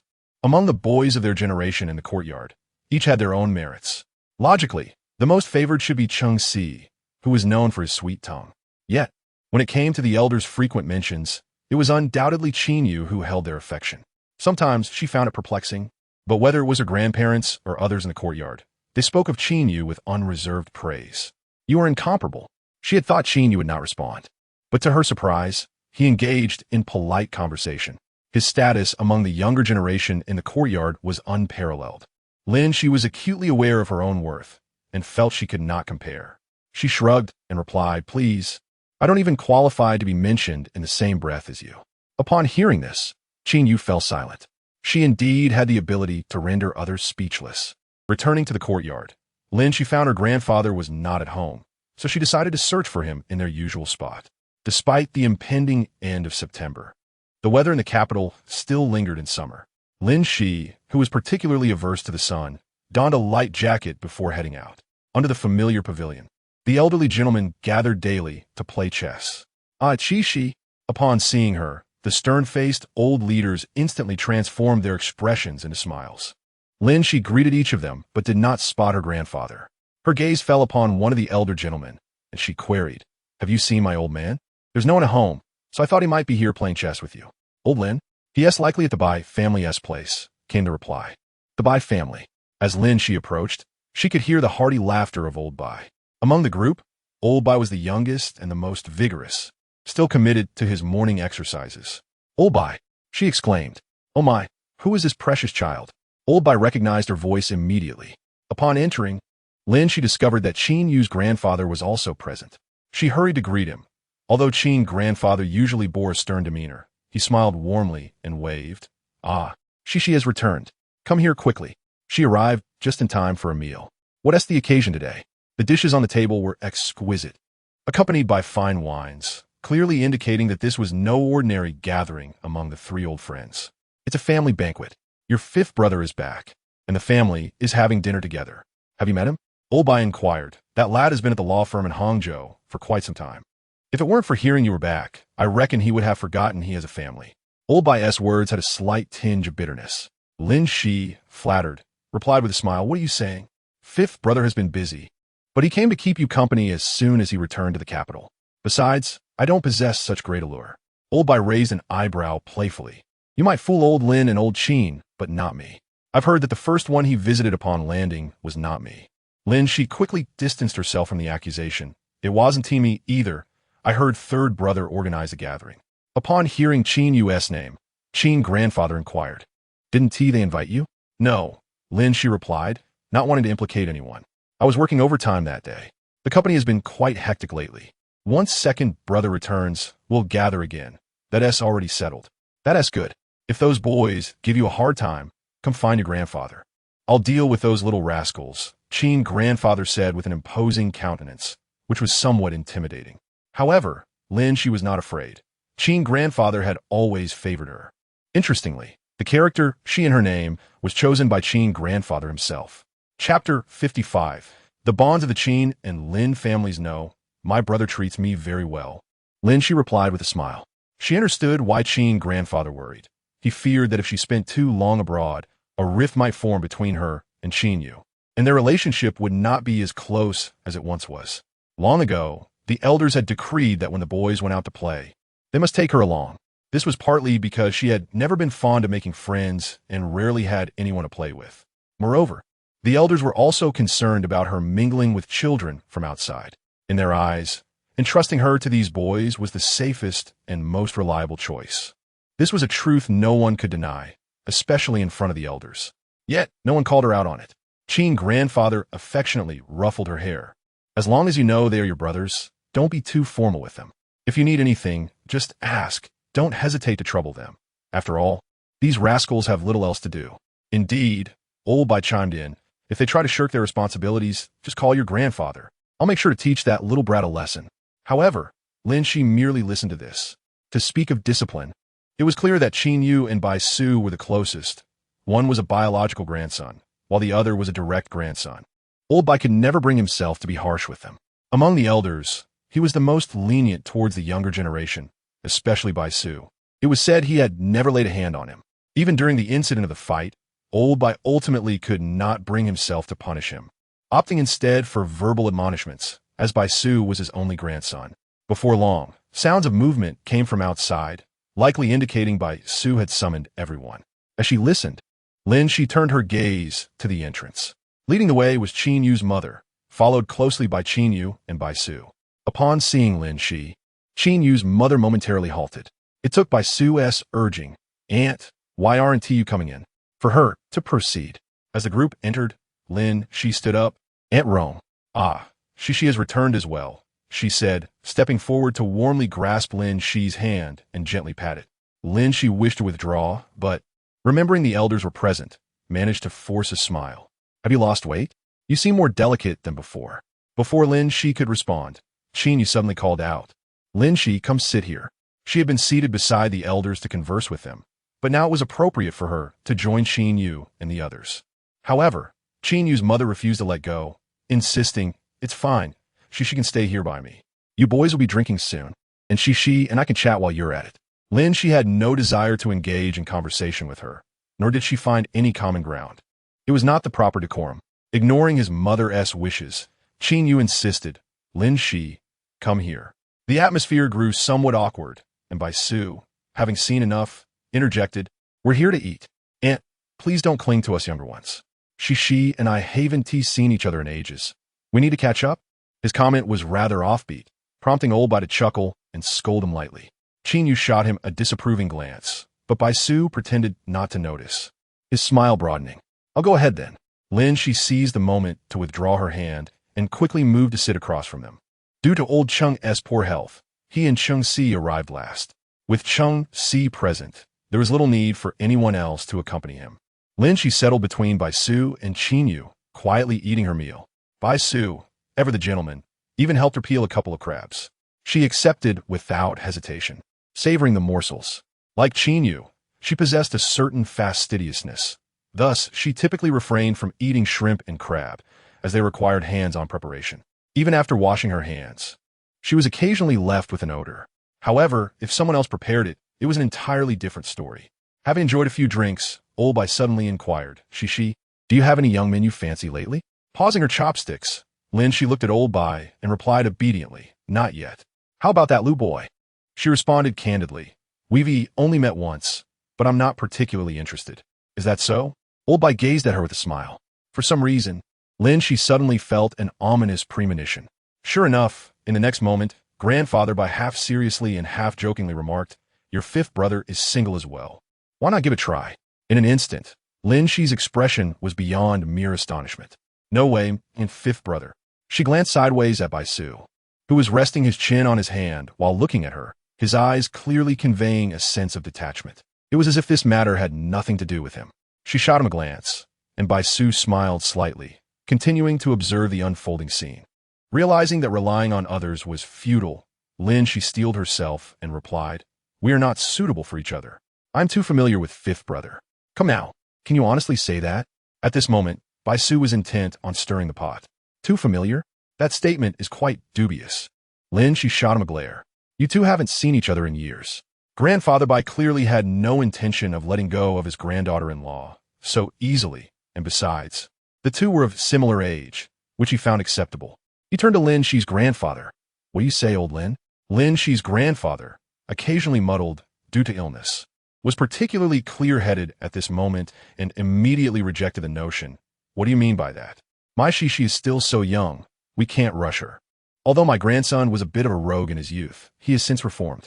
Look at them, they are quite well matched. No.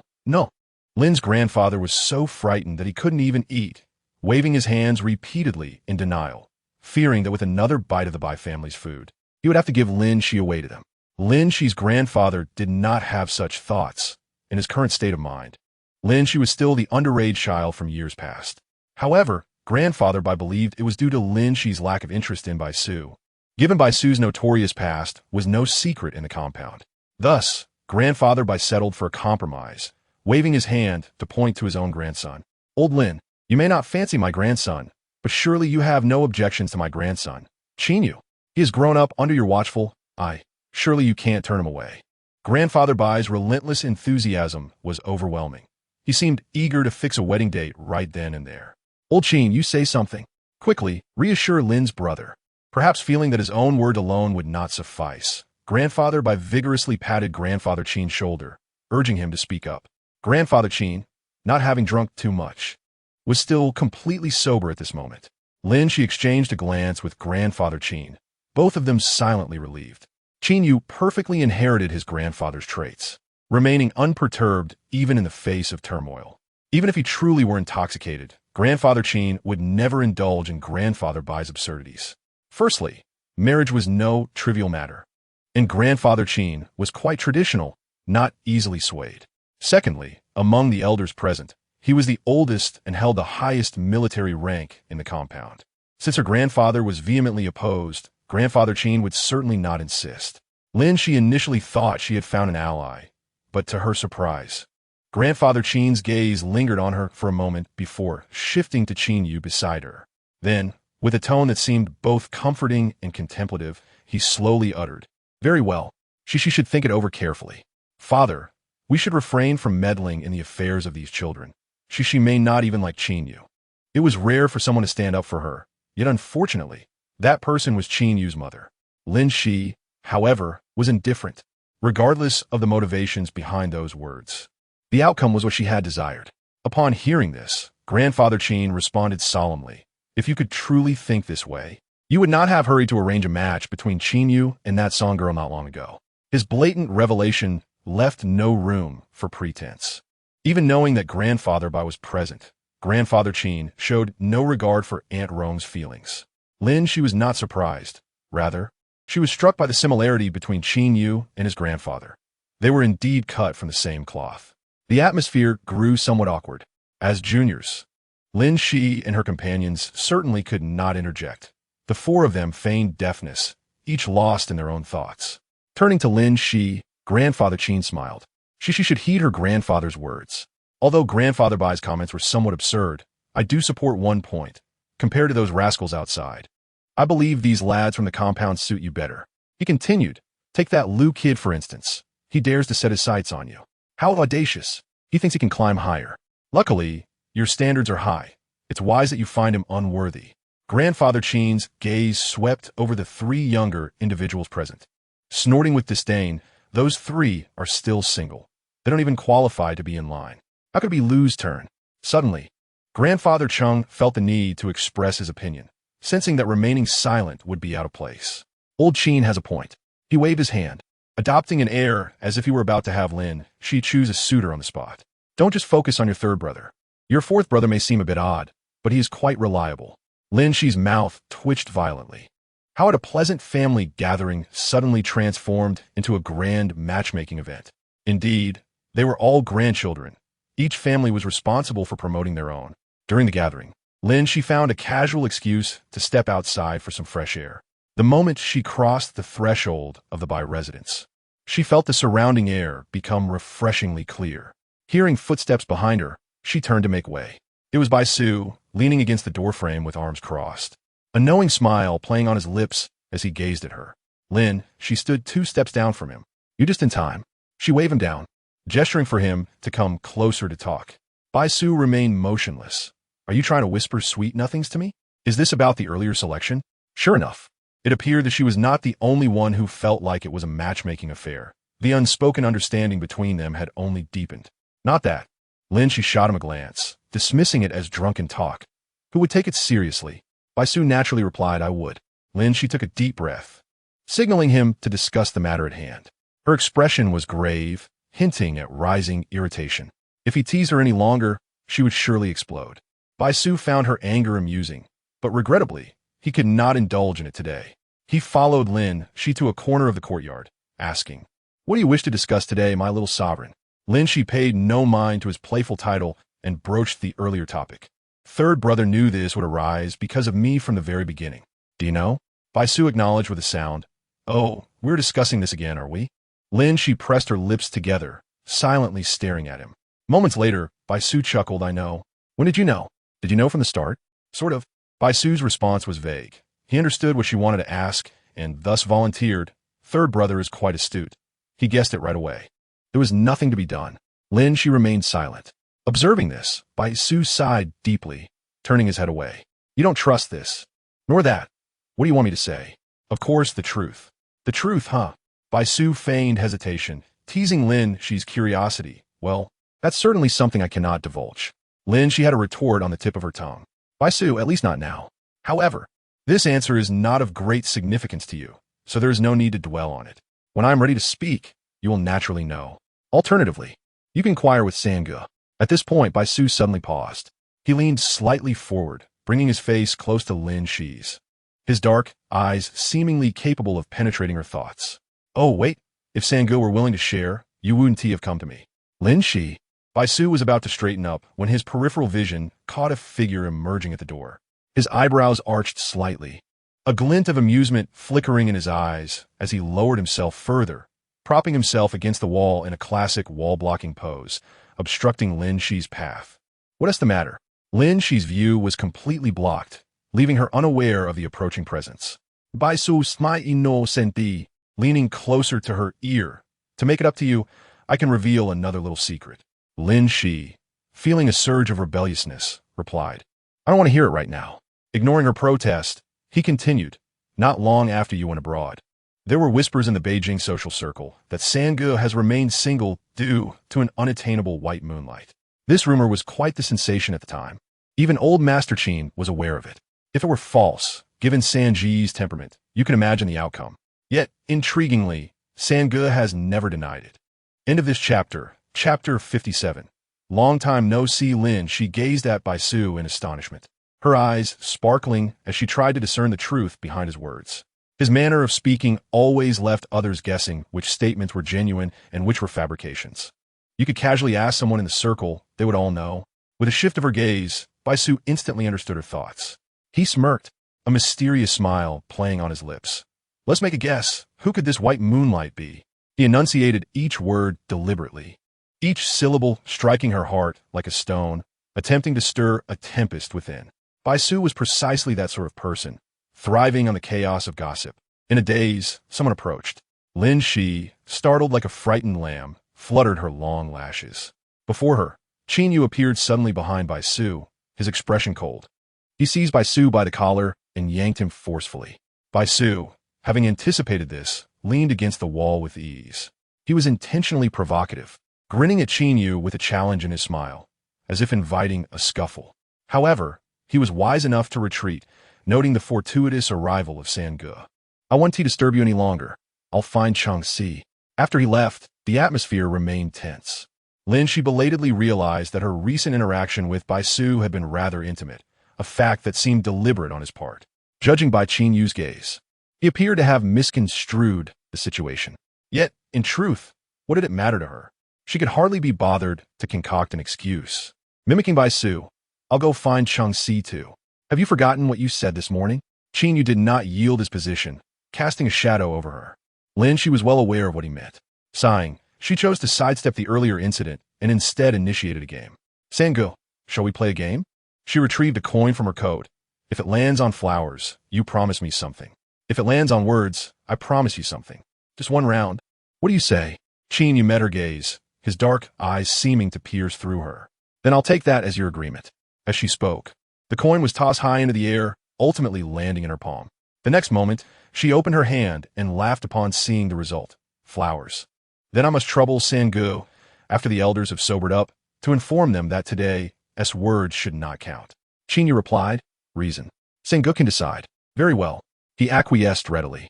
Lin Xi tucked away the coin, her smile strained. Then it's much appreciated, Sange. This matter could easily be dismissed by Qin Yu. He alone could manage both elder gentlemen. For him, it posed no difficulty, merely a matter of a few words.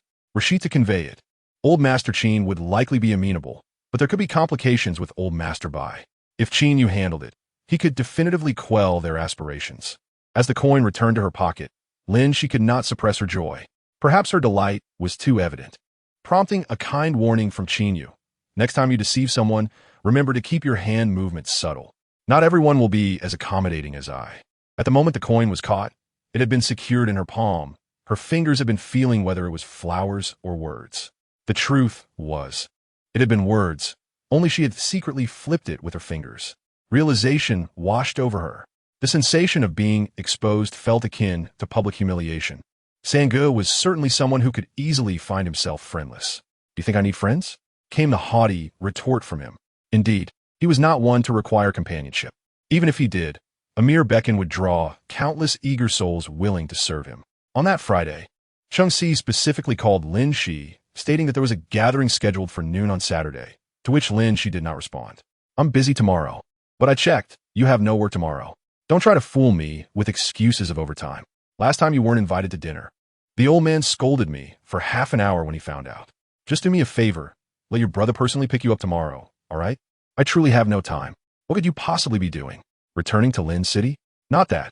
Lin Xi refrained from elaborating. You all enjoy yourselves. On Saturday, Changxi, undeterred, came to her residence. However, he was met with an unyielding door. After inquiring with the security at the entrance, he learned that Lin Xi had ventured out early at dawn. By herself? Did she take anything with her? Luggage, perhaps? Changxi pondered, already apprehensive of her spontaneous nature. Yes, Miss Lin was alone. It seemed she carried only one bag, which looked rather light. She lingered at the entrance for a while before hailing a taxi. Back in the car, Changxi glanced at Qin Yu in the passenger's seat, shrugging helplessly. This girl truly has something going on. It's not just an excuse. Bai Su, sitting in the back seat, put away his phone upon hearing this. At this hour, what genuine business could she possibly have? Despite being a native of Beijing, Lin Xi had limited places she could go. Her early departure must indicate a return to Lin City or the courtyard. However, neither was the case now. Do you think she might be meeting someone? Changxi speculated. Bai Su replied, she is more likely to visit Uncle Lin. To the cemetery? Changxi questioned. So early? The pair engaged in analysis, each holding differing opinions. North of the city. Huh. Both Changxi and Bai Su turned to the passenger seat. The usually silent Qin Yu lowered his gaze, his eyes clouded, yet his tone unmistakably certain. She is going to see Big Brother. North of the city, at the Martyrs' Cemetery, Lin Xi stood at the entrance, seemingly rooted in place, as if in a moment of penance. After an hour, she took a deep breath, clutched the items in her hand tightly, and stepped through the gate. At this hour, the cemetery was eerily quiet, devoid of any visitors. Although many years had passed since her last visit, the location remained etched in her memory. Before she could fully comprehend, she found herself standing on the familiar steps. With only a few more steps left, her legs weakened, drained of all strength. After what felt like an eternity, a gentle breeze brushed against her, as if urging her forward. It was then she dragged her numb body, laboriously making her way to the end. Kneeling down, she hesitated to lift her head, focusing instead on arranging the items in her hands, meticulously laying them out. Brother, long time no see. I am Lin Xi, your sister, the real one. You should remember, right? It has been so long that you would sulk and claim not to know me. I've been back for a while now. I had intended to visit you from the very beginning. There was even a time I reached the gate, but I ultimately couldn't bring myself to enter. Originally, I intended to bring along a shield for company, but I have come alone. Yet, I still prefer to converse with you in solitude. End of this chapter, chapter 58. Qin Yu. I am without a brother now. In early autumn in the capital city, a gentle breeze caresses the air. The day is splendid. Lin Xi has tied her hair into a simple high ponytail, adorned in a knee-length white dress, devoid of any superfluous embellishments. Today, her face is bare of makeup, her bright eyes and pearly teeth shining. As she murmurs softly, her voice is tender and soothing. When reminiscing about the past, she occasionally furrows her brow in playful reproach. Just as in the past, she remains the delicate little girl in front of her brother, gently wiping the dust from the tombstone with her handkerchief. Lin Xi gazes at the familiar name inscribed upon it, her fingers trembling uncontrollably. Lin Xun, an army officer, sacrificed his life at the tender age of 27. After their parents' departure, her elder brother took on the mantle of responsibility, returning from afar to care for Lin Xi. However, it was not long before he had to return to his duties due to an urgent mission. Lin Xi recalls that night when she struggled to sleep, restlessness consuming her. Around 1 a.m, her brother unexpectedly knocked and entered. The room was dimly lit by the small bedside lamp. Dressed impeccably, he sat on the chair beside her bed. His hands, seemingly rougher than usual, held hers gently, his callous palms a testament to his strength. At that moment, she was unaware of his impending departure. She merely assumed he was concerned about her being alone at night, seeking to offer her comfort. As her eyelids grew heavy, she thought she saw her brother's lips move, but without her hearing aid, she could only catch faint sounds, unclear to her weary mind. That night, she dreamt not at all and finally fell into a deep sleep. It was after that night that she never heard her brother's voice again. Exiting the cemetery, Lin Xi had managed to regain her composure, appearing unchanged from when she had entered. Returning to the spot where she had alighted, she found her ride patiently awaiting her. Beneath the locust trees by the roadside, the white BMW had vanished, replaced by a rather unfamiliar vehicle, a silver-gray Cullinan. Yet, the three figures standing outside were unmistakably familiar. Lin Xi halted, standing in front of the car. Chung Si offered her a smile, though this time it was tinged with embarrassment and helplessness, markedly different from his usual carefree demeanor. Good morning, Shi.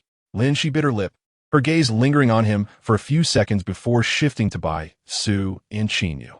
Bai Su stood upright, his expression peculiar, as if he had something to say, but faltered when she looked his way, his eyes darting away. Qin Yu stood further back, the calmest of the trio, maintaining his inscrutable expression. Bai Su, come with me to turn the car around, Chung Si said, taking the initiative.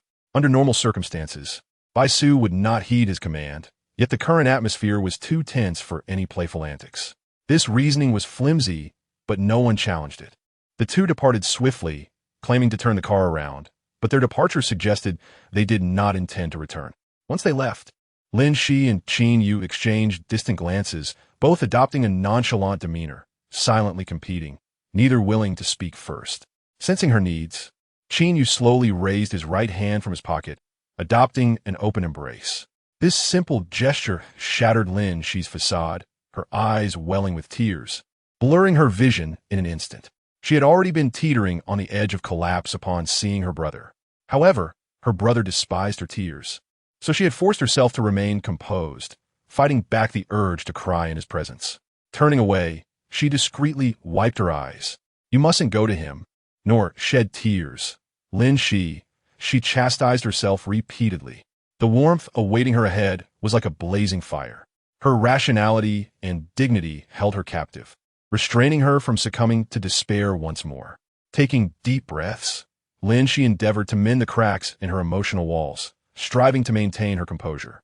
Unfortunately, without warning, Qin Yu drew near, enveloping her in his familiar scent. His strong arms encircled her waist, the force of his embrace almost melding her into him. No one will witness this, not even I, he murmured softly, his voice a low, seductive whisper. As his hand caressed the back of her head, Lin Xi's eyes stung, and tears flowed freely as she clung to him, her body trembling. I no longer have a brother. Qin Yu, she sobbed, her voice choked with grief.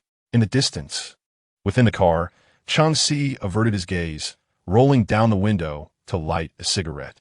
Bai Su, fixated on the two embracing, harbored a myriad of conflicting emotions. After a few puffs, Changxi felt a weight in his chest, an unresolved tension. They were all ensnared by the past, unable to move on. What of Lin Xi?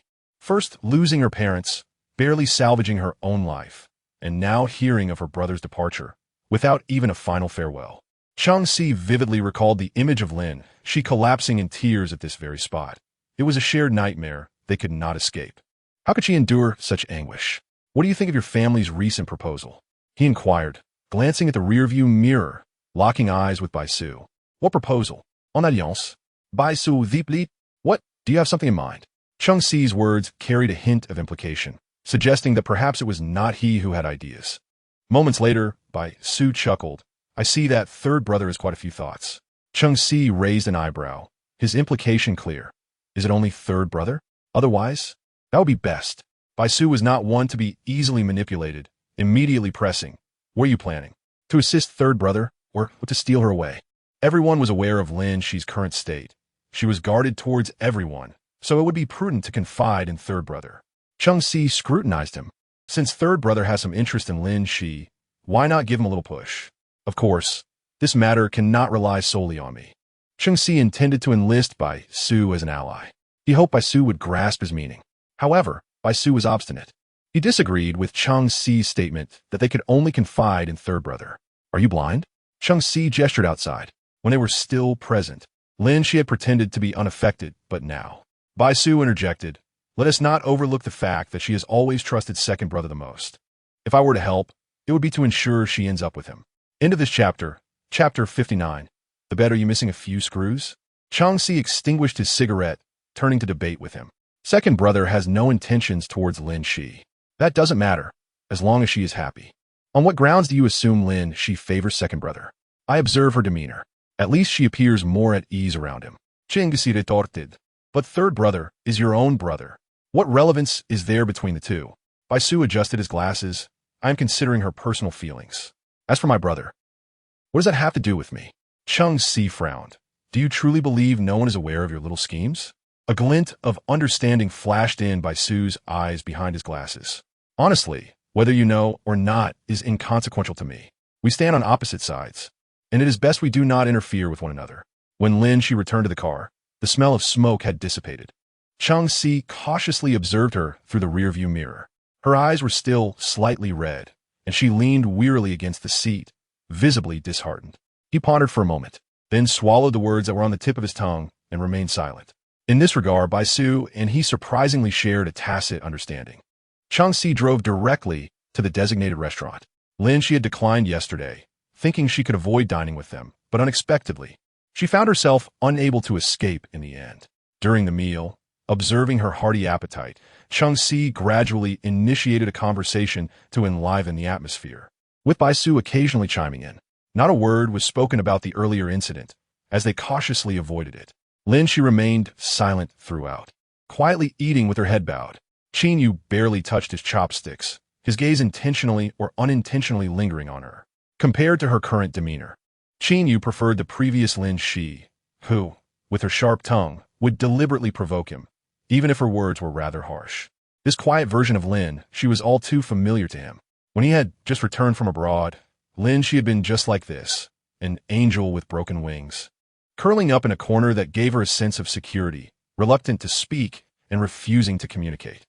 Long ago, he had been a person who cherished tranquility, shunning all forms of commotion.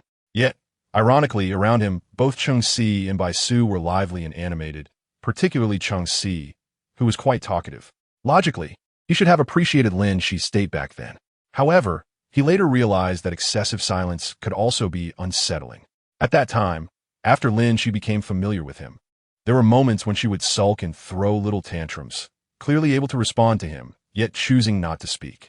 It was then that he never anticipated how an overly quiet atmosphere could instill an unprecedented sense of panic in him. After finishing their meal, Cheng Si insisted on taking Lin Xi out for some fun, refusing to let her leave. He and Bai Su engaged in a playful banter, one coaxing her while the other nudged her towards a car. Although Qin Yu did not voice his opinion, he positioned himself in the back seat, blocking her escape route from the other side. "Em tired," Lin Xi replied weakly. "That is not an excuse. You didn't suddenly decide to visit your brother. You've been oscillating between excitement and anxiety all night without much sleep. Coupled with the fact that she had cried earlier, she truly felt drained. Oh, once we reach our destination, you won't feel tired anymore." Cheng Si had not driven long before they arrived at their destination. "What place is this?" Lin Xi had no recollection of the area and was certain she had never been here before. "It's third brother's horse ranch, which he recently gifted to me." Cheng Si's tone brimmed with undeniable pride as he mentioned it. Bai Su beside him offered an ambiguous smile. Lin Xi was equally surprised. Qin Yu gestured for her to exit the car. "Come on, let us go for a stroll." Oh, Lin Xi had learned to ride as a child, taught by her brother. Lin Shan was adept at many things, truly a jack of all trades. In contrast, her focus had always been on her studies, lacking any particular hobbies or notable skills. Riding was something she had only learned because her brother insisted on teaching her. Otherwise, she would not have been interested. "You all enjoy yourselves. I'll just watch." She genuinely felt a bit fatigued today. Cheng Si's intention was to take her out to relax and distract her. Seeing her disinterest, he lost some of his own enthusiasm for fun. Just as he contemplated suggesting a different location, Bai Su suddenly removed his glasses and asked, "Since we're here, why don't you in third brother race? I'll bet on Lin Xi. It'll be much more interesting." He casually gestured a number towards Lin Xi, asking, "What do you think?" Bai Su was not fond of animals, and he was the only one who couldn't ride here. Sure, horse racing seemed entertaining. While she didn't want to participate, she could certainly enjoy being a spectator. Lin Xi thought for a moment and said, "I'll bet on fourth brother. If he wins, dinner is on me." Receiving her gaze, Bai Su nodded. "All right, I'll take advantage and bet on third brother. I'm fine with whatever." Cheng Si merely wanted to please Lin Xi, indifferent to the outcome. However, the situation with third brother was uncertain. Asking third brother to join their fun, only Bai Su was audacious enough not to fear repercussions. Yet to make Lin Xi happy, third brother likely had no boundaries. As for the result, it unfolded as he had anticipated. Upon seeing Qin Yu head towards the changing room, Cheng Si sighed, entirely unsurprised. Thoroughbred. Seeing Qin Yu's horse, Lin Xi finally wore a smile. Bai Su glanced over casually and then resumed polishing his lenses, replying somewhat disinterestedly. "Looks like I'm going to win. It doesn't matter. Your odds aren't too bad. I won't end up losing everything." For these two placing bets, winning or losing was hardly a concern. If third brother won, dinner on her meant she would cover the bill. Hearing this, Bai Su teased, "Seems Cheng Si hasn't shortchanged you on your salary." The friendly race officially commenced, and Lin Xi leaned back on the sofa, propping her chin on her hand, her eyes glued to the scene before her. Bai Su waved his hand, signaling the waiter to leave. "I suddenly have a new idea." "What?" Lin Xi did not quite understand. He said, "How about increasing the stakes? Are you short on cash lately? How much are you planning to swindle me?" Talking about money can hurt feelings.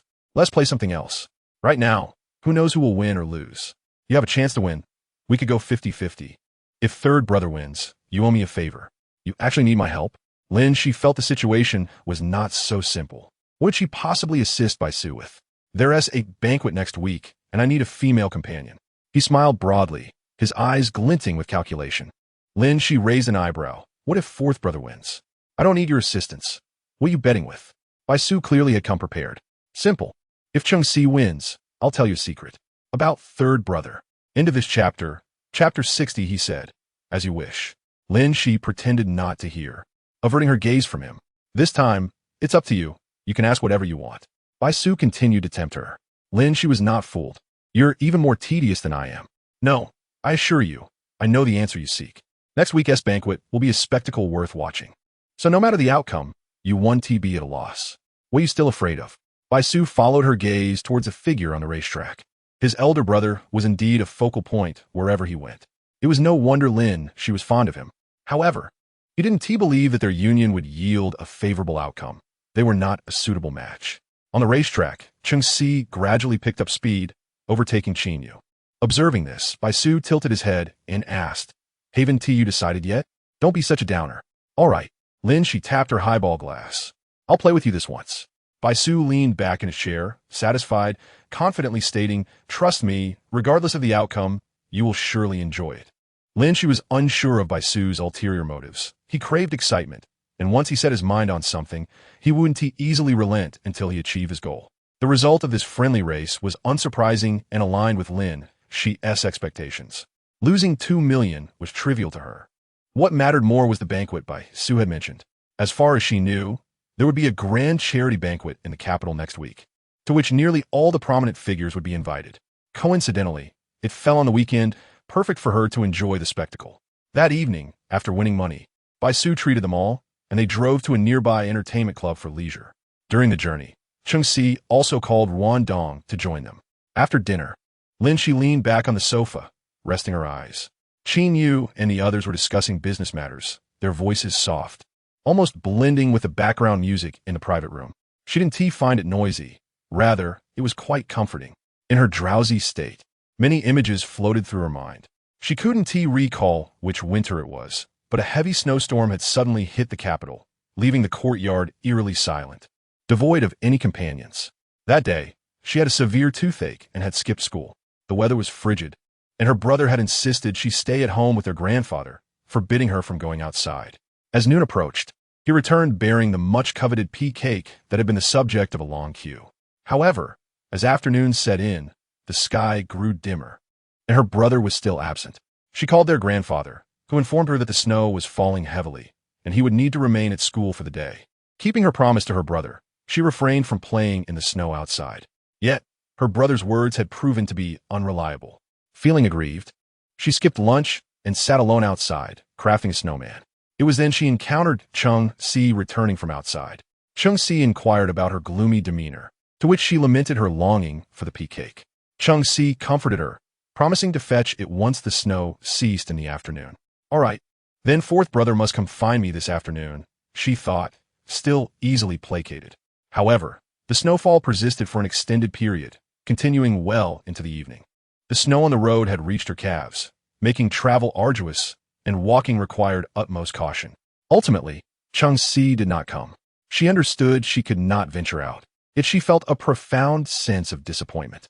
What troubled her was not merely the absence of the pea cake, but the realization that they had promised her yet failed to uphold their word, leaving no explanation in their wake. Unexpectedly that day, Qin Yu arrived. Do you still want to eat it? The young man stood at the doorway, allowing snowflakes to settle upon his shoulders. After gazing at him for a considerable time, she grasped the doorknob and, in a daze, asked, Third brother, are you taking me to buy it? Now, or tomorrow? We'll see if you wish to eat it now or tomorrow, he replied. It is up to you. Can we go out? The youth did not respond directly, but raised his chin, gesturing for her to return inside. Go put on your coat. All right. She scampered back, glancing over her shoulder, exclaiming, Third brother, wait a moment. I'll be right there. That snowfall marked the largest she had ever experienced in her memories. As she followed Qin Yu out of the courtyard, she immediately regretted it. Yet, having ventured out, she feared that suggesting a return would anger Qin Yu. Steeling herself, she continued for a short distance until he unexpectedly halted. Without warning, Qin Yu crouched down and said, Come here. I will carry you. She hesitated, but after his repeated encouragement, she slowly climbed onto his back. She lost track of how long they walked, but his pace was steady and careful, ensuring she would not fall. As they returned, the snowfall gradually lightened. Before long, they encountered Qin Yu and Bai Su, who had come looking for them. Qin Yu brought her a hand warmer and gloves, apologizing and soothing her. Bai Su had a small wooden sled for her to sit on. The two of them pulled the sled, each taking a side of the rope in a bid to make amends, while Qin Yu walked beside her, unhurriedly keeping pace. Passing along Chang'an Street, Lin Xi, with trembling hands, took a group photo. In the snapshot, she sat in a pristine white down jacket, eating the pea cake Qin Yu had bought her, a stark contrast to the dusty appearance of the three boys. Along the way, few pedestrians were visible, and the world was blanketed in white as they made their way home, leaving a long trail of footprints behind. Lin she was unaware of when she had fallen asleep. But upon awakening, the lights in the private room had dimmed. It was pitch black, devoid of sound, abruptly pulling her from her dreams. Her first thought was that they had abandoned her here alone. As her eyes adjusted to the darkness, she realized she was in the lounge of the private room, with a faint light seeping through the crack of the door opposite her. Supporting herself, she sat up, her coat slipping off and falling to the ground, a faint, familiar scent wafting by. Qin Yu detested chaotic odors and seldom used perfume, only applying it on special occasions when social etiquette necessitated.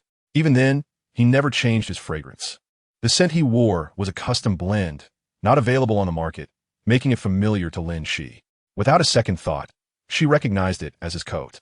Bending down to retrieve it, her fingers brushed against a button just as the door to the lounge was pushed open. A beam of light streaming in and illuminating Lin Xi. She squinted uncomfortably at the sudden brightness, and once she picked up the coat, she looked up to see who had entered. Qin Yu had not anticipated her waking so early. He paused in the doorway, not entering or abruptly turning on the lights. Half of his body still outside, maintaining that stance as he softly inquired, "Do you wish to sleep longer?" Using the light from outside to assess him, Lin Xi felt a sudden emptiness in her heart, a wave of sadness washing over her, perhaps due to just awakening. Qin Yu gazed at her, and after a long while, she gently shook her head and said, "Third brother, I want to eat pea cake." End of chapter. Chapter 61. Accompany me for a formality, y'ah. Now, what time is it? Are you sure they are still open? Upon hearing Qin Yu express his intention to take Lin Xi to buy pea cake, Lin Xi was taken aback and gestured to Bai Su to check the time. Bai Su replied, "It's almost midnight. They must be closed." Lin Xi looked at Lin Xi, who had just awakened, puzzled as to why she suddenly craved that delicacy at such an hour. While finding pea cake at this late hour wasn't overly challenging, as many shops or street vendors offered it, the dilemma lay in Lin Xi's discerning palate. She insisted on that particular old establishment, refusing even the branch stores. None of them particularly relished such snacks, nor could they discern the difference between the main store and its branches. After all, it was the same establishment. How could there be any distinction? Yet Lin Xi adamantly claimed, only the main store tastes good. Although they feigned confusion, Lin Xi and Bai Su had already risen. Lin Xi donned his coat, phone in hand, asking Ruan Dong, "ISNT that main store just a short distance from yours? Do you have her number?" "Find one." Without moving, Qin Yu extended his hand and took hers, leading her outside. Once in the car, the wind blew against her, and the tumultuous waves within Lin Xi's heart began to calm. Deep down, she understood that, like years prior, her desire had never been solely for that piece of pea cake. Rather, she sought to confirm something, to test their reactions and replenish her waning sense of security. She had always believed she no longer needed such reassurances. Yet the disappointment and emptiness that followed her dream, coupled with her emotions after meeting her brother today, converged, forcing her to confront reality swiftly. Each individual is an independent entity. No one is truly indispensable to another in this world. And even the best of relationships bear this truth. Cracks remain cracks, incapable of mending. Thus, she could sever ties for many years and still live well alone. Yet now, that intense sense of belonging, that overt favoritism, was impossible to ignore. She realized that the source of her security still lay with them, unchanged throughout the years.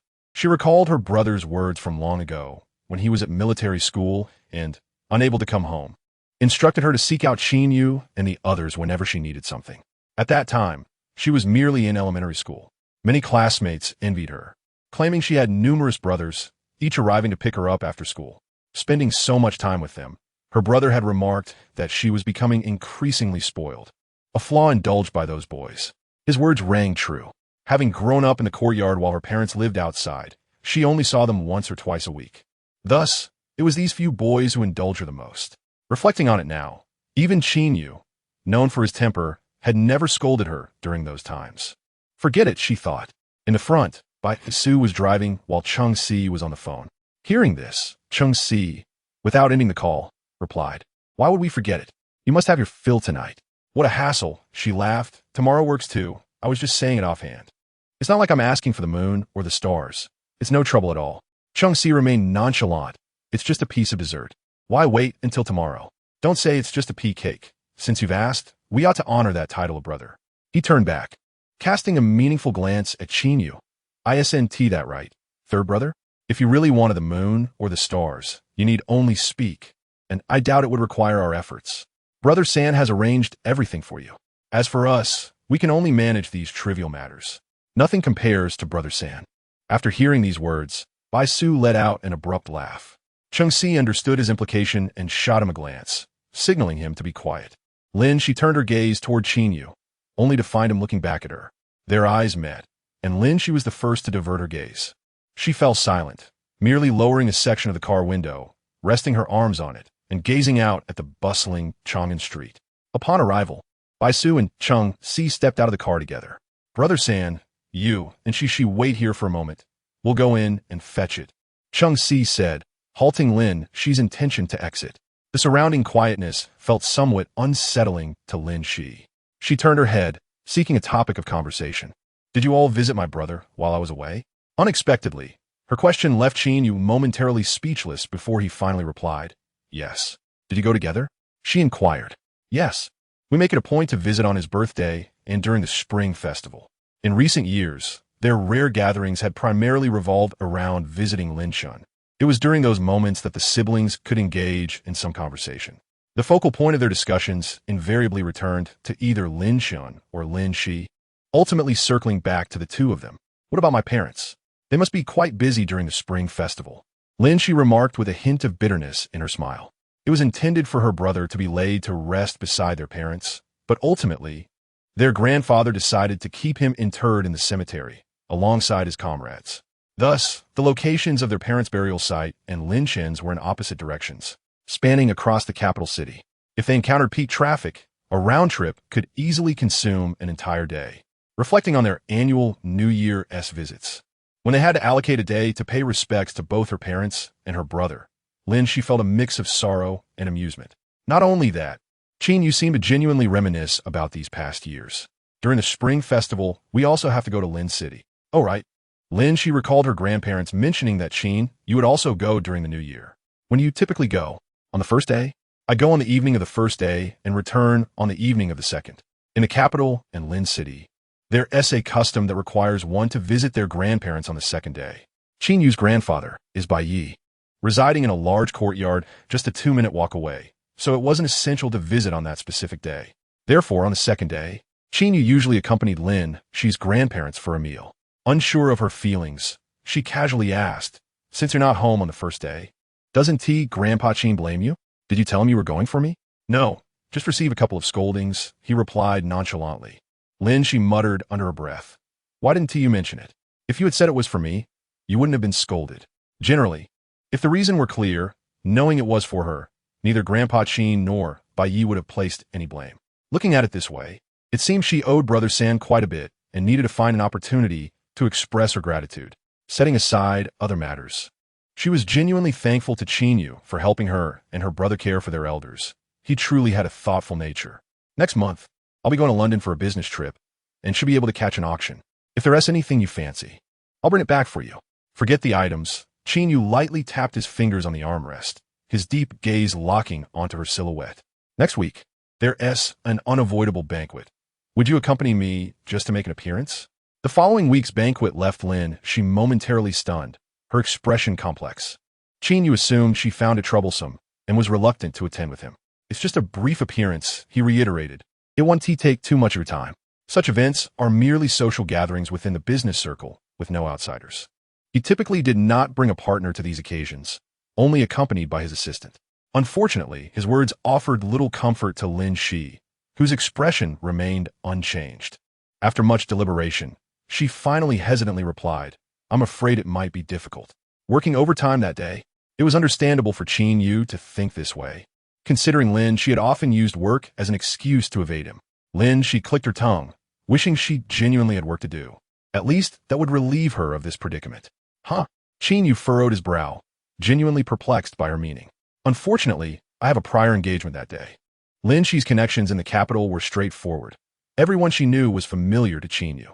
Thus, within an instant, he deduced who she was referring to. Bai Su. It was a question that held a sense of certainty in his eyes. Lin Xi feigned surprise. Was it that easy to guess? A bit of deduction made the answer quite clear. I promised him earlier this afternoon. Brother San, you're a tad late. Perhaps next time. Lin Xi spared his pride, not being as harsh as before, jokingly adding, didn't I mention that my schedule is quite full? Next time, let me know in advance. And I'll make sure to set aside time for you. But this time, it's all about first come, first served. Both are brothers. Please don't put me in a difficult position. Compared to attending such events with Qin Yu, she felt far more at ease with Bai Su. After all, Qin Yu was always the center of attention. She had no desire to steal the spotlight. After a considerable wait, Cheng-Si and Bai Su returned, not only bringing her sweet pea cake, but also a selection of her favorite snacks, creating a delightful assortment. Typically, Lin Xi wouldn't eat at this hour. Though she harbored no anxieties about her figure, she rarely even drank water this late. On the way back, unable to resist temptation, she ultimately snuck a piece in her mouth. Today was supposed to be a heavy day, yet with that delicate sweet pea cake, it felt not so sorrowful after all. It seemed autumn in the capital arrived in an instant, with no transitional period whatsoever. Morning still felt like summer, only for the afternoon to suddenly turn windy and rainy. The temperature shifted so rapidly that even though Lin Xi wore a coat daily, she still succumbed to a cold. Hearing her sneeze 3 times within 5 minutes, Qin Gong looked up from his monitor, concern etched on his face. Lin Gong, you seem quite unwell. Are you sure you don't need to go to the hospital? There's nothing pressing today. Perhaps you should have a look. Lin Xi wiped her nose with a tissue, her voice nasally as she replied, I took some medicine this morning. It's just a minor cold. The temperature has been dropping quickly. You should be cautious, he advised. Lin Xi was naturally slender, and she struggled to withstand seasonal changes, though it usually never escalated to anything serious, merely discomforting for a couple of days. During her lunch break, Lin Xi fell into a deep slumber due to her cold. Her assistant knocked on the door for quite some time, receiving no response. After waiting a while at the door, the assistant cautiously pushed it open. Seeing Lin Xi still asleep, he gently placed the meeting notes on her desk. Then he noticed Lin Xi's computer was still on, displaying recent test data that only she and Qin Gong had seen. He stepped closer, trying to read the text on the screen. Suddenly, the screen went black. Turning around, he met Lin Xi's cold gaze. Lin Gong. He took a nervous step back, hastily explaining, I didn't see anything. I was just curious. And I knocked for a long time before coming in. You must have been asleep. He was quick to clarify his intentions. Recently, he had been on edge under Lin Xi's scrutiny. She was meticulous about details, and working under her had been quite the ordeal. Lin Xi frowned, her gaze shifting away from him as she picked up the meeting notes he had delivered and flipped through them casually. The assistant stood by, holding his breath, awaiting her judgment. You may leave. Huh? The assistant was taken aback. He had already anticipated how Lin Xi would scold him, yet the outcome was, just this? Lin Xi, is there anything else? No. The assistant pointed towards the doorway, so I will take my leave now. Lin Xi did not respond, returning to her previous position to rest. The assistant glanced back 3 times as he walked out, still unable to believe the reality of the situation. Could it be that, due to her illness, she was unwilling to expend her energy? Had this been in the past, Lin Xi would have surely lectured him for a while. Today was truly a stroke of luck. As it turned out, the assistant's assumptions were correct. Due to her cold, Lin Xi spent the entire day lacking in spirit, seizing every opportunity to rest her head on the desk. When she spoke, her voice was weak, and her complexion bore a hint of sickness. Whenever issues arose, she would effortlessly downplay them. Lin, do you still need to work overtime today? Chun, the colleague, was packing his bag and preparing to leave. Noticing Lin Xi still seated without any intention of departing. Lin Xi glanced at the time in the bottom right corner of her computer and responded, as if waking from a dream, no overtime for me. I'm heading home too. That's good. I thought you would still work despite being unwell. Lin Xi stretched lazily, saying, I'm not that hard on myself. Unless Cheng-Si offers me overtime pay. Chun chuckled as they descended the stairs together. Lin, remember to take your medicine on time. See you tomorrow. Chun waved at her. Lin Xi smiled and nodded. See you tomorrow. Once outside, the wind rejuvenated her. In this city, it felt as though winter had already arrived instead of autumn. Wrapping her coat tightly, Lin Xi kept her head down as she walked, wanting nothing more than to return home and snuggle under her blankets. Lin Xi, hearing her name, she turned slowly towards a voice. Liu Bei jogged over, looking somewhat awkward upon seeing her. Oh, it's you. Lin Xi sighed. Did you need something? Since placing him on her blacklist, they had not been in contact for quite some time. Lin Xi had nearly forgotten about him until now. Isn't your aunt's birthday coming up soon? My mother is out of town, so she asked me to deliver a gift.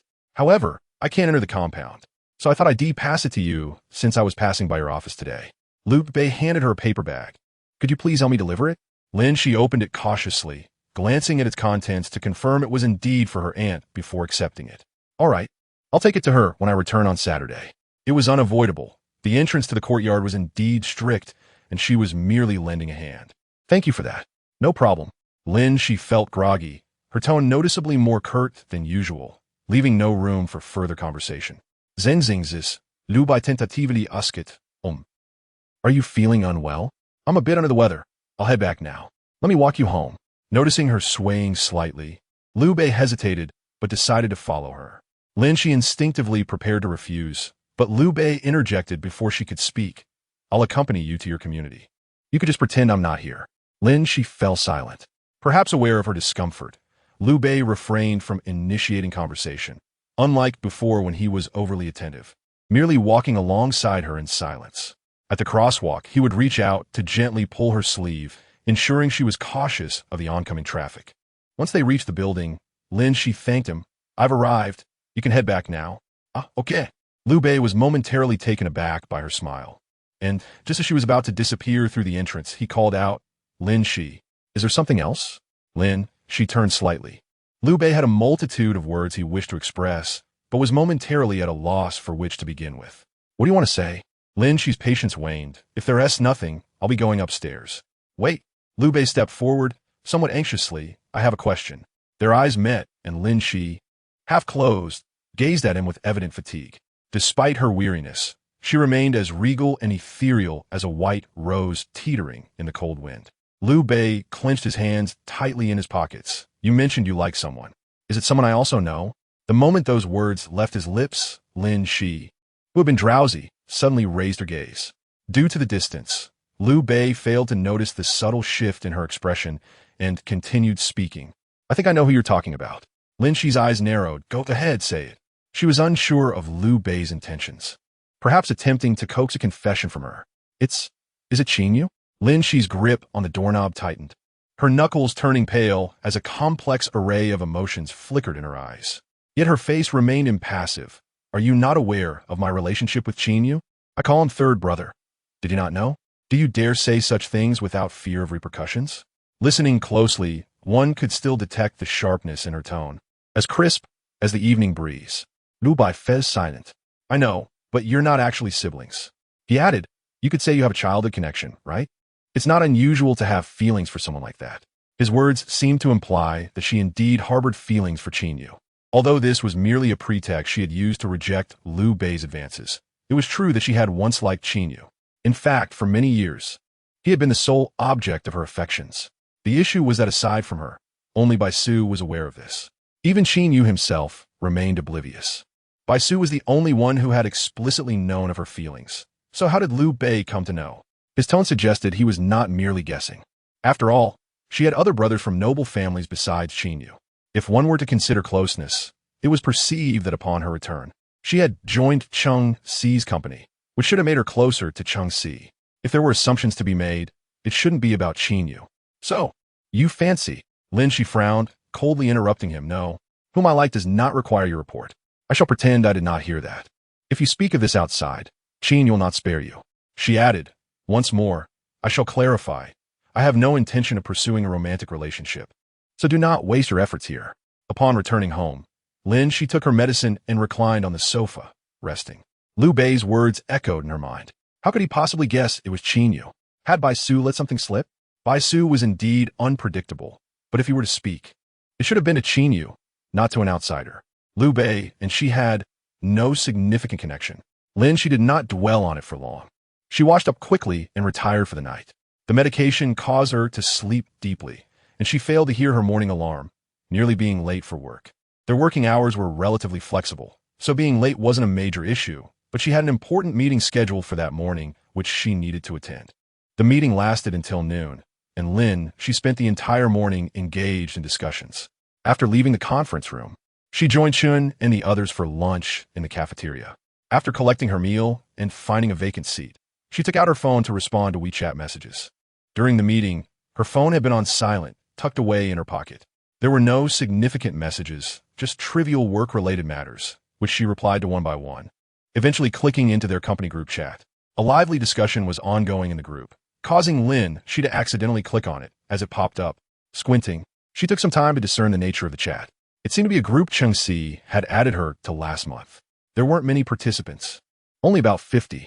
Chung had mentioned that they were all affluent youths from the city, starting from at least the third generation of wealth.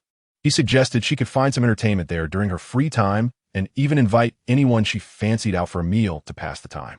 Since joining the group, she had scarcely engaged with the messages or contributed to the conversation. The individuals within this group seemed remarkably active as messages continuously flood in. After observing for a while, she finally comprehended the topic of their discussion. Indeed, I have seen the photographs. That young man from the Liu family is quite severely injured. Are there any images? Please share them. My goodness, the collision appears quite serious. Truly unfortunate. Upon seeing the words Liu family, Lin Xi furrowed her brow and, almost instinctively, clicked on the photos. They depicted the scene of the accident, and she recognized the vehicle. It was Liu Bei's car. The sky was still dark, and during their encounter last night, he seemed perfectly fine. Lin Xi scrolled through the group chat, and someone mentioned that it was indeed last night's accident. Fortunately, Liu Bei survived, sustaining only a leg injury with no threat to his life. Given her significant trauma concerning car accidents, she confirmed repeatedly that he was all right before finally breathing a sigh of relief. Just as she was about to exit, someone in the group exclaimed, "Breaking news! Do you know who collided with Liu Bei?" "Who? Why the secrecy? Do we know this person? Quit keeping us in suspense. Just tell us." Messages surged through the group at breakneck speed, and Lin Xi found herself intrigued. After a lengthy build-up, the person leisurely responded, "It was that one from the Bai family." Surprising, isn't it? Upon hearing this, the group fell into an immediate silence. A couple of minutes passed before someone cautiously replied, "Are you certain? Please refrain from making baseless claims. Changgu is still in the group." After this reminder, the person hastily retracted their message, realizing that Chung Si was indeed present. Unfortunately, the message could not be undone. "I heard it was from the Bai family. The license plate matched, so it should be correct, right?" Regrettably, no one echoed this sentiment. About a minute later, someone tagged him, asking, "What was the license plate number? Do you have any photos?" Staring at the unfamiliar white avatar, the individual hesitated, feeling it inappropriate. "Chung Si is in the group. I can't just share this recklessly. Chung Si won't come after you. He will only pursue me." After a moment's hesitation, the person finally shared the photo. They needed to substantiate their claims, after all. "This is what someone sent me. Thank you. You mustn't disseminate this carelessly. I won't take responsibility if something goes awry. By the way, who are you? I don't recall seeing you around before." After a few seconds, the white avatar responded with 2 words, "Lin Xi." At the canteen, Chun Gong returned with his meal. "Lin Gong, why didn't you get the roast goose? It looks quite good today, you should." Before he could finish, Lin Xi stood up. Chun Gong assumed she was going to fetch some for herself and raised his hand to direct her. "I suddenly have an urgent matter. I won't be eating. I might not return until the afternoon. So please call me if anything comes up," Lin Xi declared, leaving without delay. Chun Gong couldn't interject. By the time he caught up with his gaze, Lin Xi had already exited the canteen. Upon leaving, Lin Xi did not return to her office for her bag, but instead called by Sue as she walked. Unsurprisingly, there was no answer. She then attempted to contact Chung Si, but again, no response. She was uncertain if he had simply not heard or was intentionally ignoring her. Lin Xi scrolled through the work group, inquiring if anyone had seen Chung Si at Feiyin that day. Soon, Chung Si's secretary replied, "Lin Gong. Chung Zong is not in the office today." With no other options, Lin Xi reluctantly dialed Qin Yu. Listening to the busy signal, she felt increasingly anxious. She intended to return to the courtyard first, but just as she opened the ride-hailing app, Qin Yu's call came through. She hesitated for a moment before quickly answering. "Third brother." "Yes? What is it?" Qin Yu, well aware, understood that if Lin Xi could reach anyone else, She would not have called him unless it were an urgent matter. Are you aware that Baisu was involved in a car accident with Liu Bei last night? Yes. Is fourth brother aware as well? Yes. Lin Xi bit her lip, feeling frustrated that no one had informed her. Why did no one tell me? It's not something of great importance, he implied, indicating that there was no need to discuss it with her. What exactly happened? I saw that Liu Bei was injured. What about Baisu? He's not in serious trouble. After a pause, Qin Yu coldly added, if he's hurt, it's his own fault. That single statement solidified Lin Xi's suspicions. The moment she saw the group messages, an ominous feeling washed over her. Initially, she did not dwell on Liu Bei's accident, as it seemed minor and not worth visiting. Otherwise, it would lead to entanglements down the line. However, she never anticipated that this incident would involve Baisu. Clenching her phone tightly, Lin Xi felt as if she had swallowed shards of glass. Her voice turned hoarse as she spoke Baisu. It has nothing to do with you. Lin Xi instinctively wanted to retort, but suddenly felt powerless. If your cold is too severe, just go rest. Don't push yourself. I'll have someone bring medicine. He noticed her tone was off. Are you at the courtyard now? Qin Yu remained silent. His silence was the most telling response. Taking a deep breath, she declared, I'm coming over now. Without giving Qin Yu a chance to protest, Lin Xi abruptly ended the call. At the courtyard, Chang Si observed Qin Yu put down his phone. His expression less than pleasant. What did she say? Lin Xi is quite clever. Upon seeing her call, I surmised her intentions. Fearing I couldn't keep it hidden, I deliberately avoided answering. Yet this girl is relentless and insists on finding out the truth. Through the window, Qin Yu silently gazed into the courtyard. Baisu had yet to change his clothes. Faint traces of blood remained on his white shirt. He knelt there, dignified and composed, with no sign of remorse. Just as he had been in the past. Chang Si received another call and, glancing at the caller ID, put on a smile before answering. Director Wang, my sincerest apologies. Yes, it's no trouble at all. We have already visited the Liu family, and everything is fine. Thank you for your concern. Just leave the rest to me. No need for you to worry. Let's arrange a meal together sometime. Why are you being so polite? We are all family here, just a simple meal. All right. You take care. Once the call ended, Chang Si's smile vanished instantly. His expression turned stern as he sighed, realizing he owed yet another favor. This Baisu truly knows how to stir up trouble. Though the incident appeared minor, an ordinary traffic accident where no one was seriously harmed and everyone was acquainted, allowing for a private resolution. The complications arose from surveillance footage showing Baisu tailing the vehicle and suddenly accelerating, hinting at intent. Baisu was a well-known figure in the capital. No one was oblivious to him. Therefore, to avoid unnecessary trouble, Chang Si had been occupied with Baisu's predicament since last night.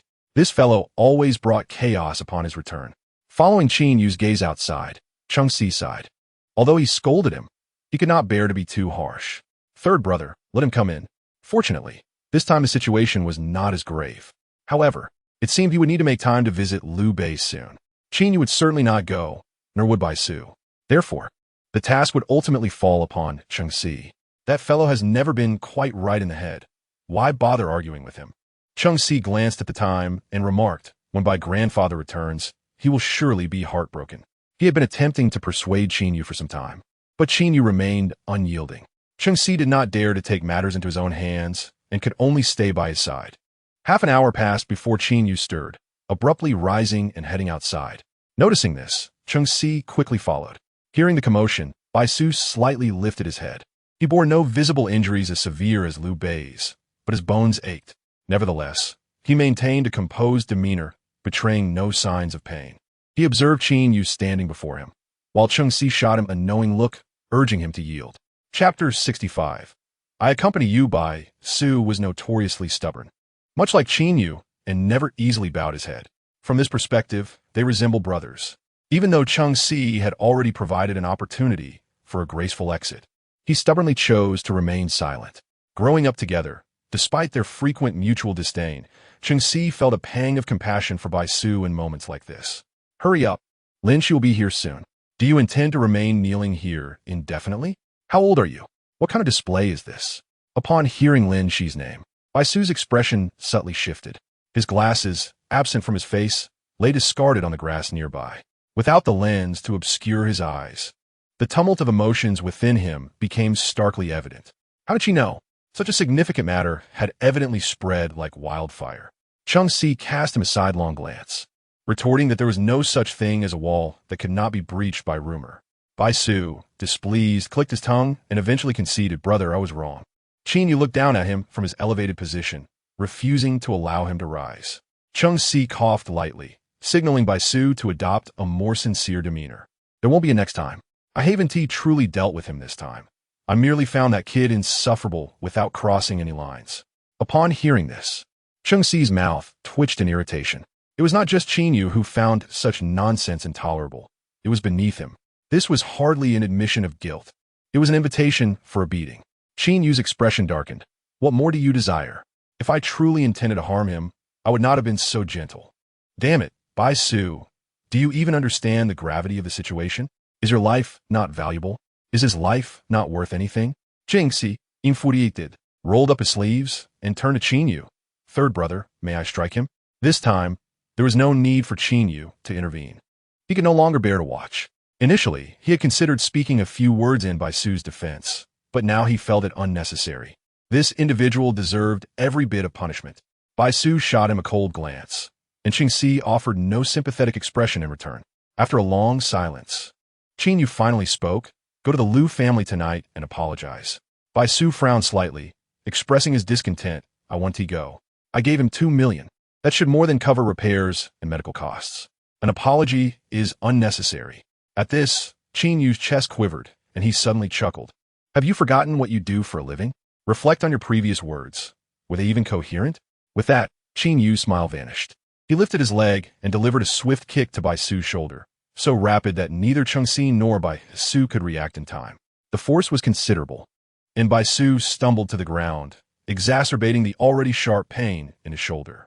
Qin Yu loomed above him, stating, "I do not wish to hear another word of nonsense. You will go apologize tonight." After his departure, Cheng Si furrowed his brow as he helped Bai Su to his feet, inadvertently brushing against his shoulder, causing Bai Su to wince in pain.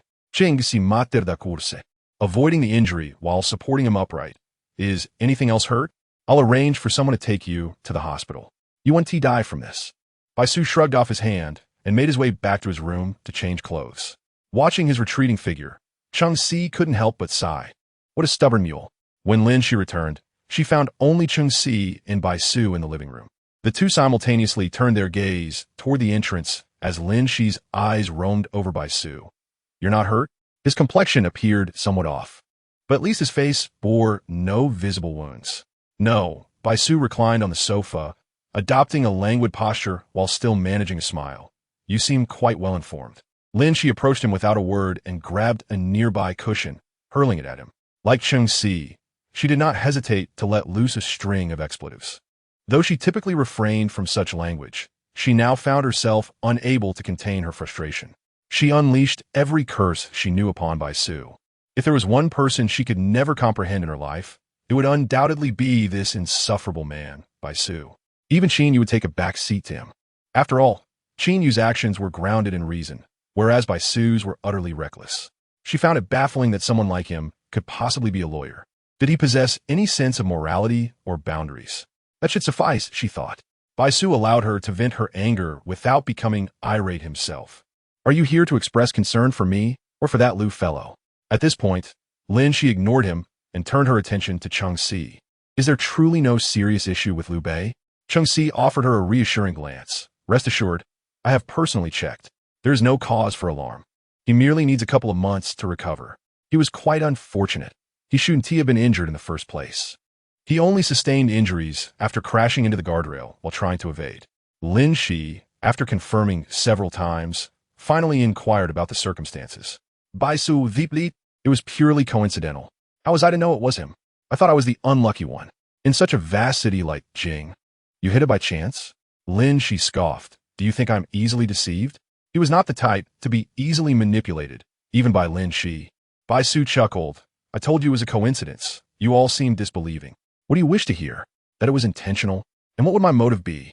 Since you have already deemed me guilty, why should I explain further? Isn't that contradictory?" His reasoning might fool outsiders, but it held no weight before Lin Xi and Cheng Si, who were acutely aware of the underlying truth, especially Lin Xi. Similarly, she was the most perplexed by the situation. "Liu Bei seems not to have done anything to me. Do you harbor some misunderstanding regarding him?" Chung Si queried. Did Liu Bei truly come looking for you last night? Yes, Lin Xi confirmed, her voice thick with nasal congestion from her lingering cold, making her words somewhat indistinct. His mother asked him to deliver some items to your aunt. But he couldn't enter the courtyard and requested me to pass them along. This seemed perfectly normal. And Chung Si understood that Lin Xi had no reason to fabricate story. The question then arose, what was Bai Su's motive? Liu Bei was generally regarded as honest and timid, not the type to overstep his bounds with Lin Xi.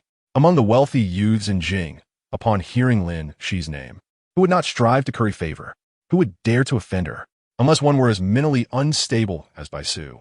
Bai Su medley sly in silence, regarding her with a gaze that held a deeper meaning.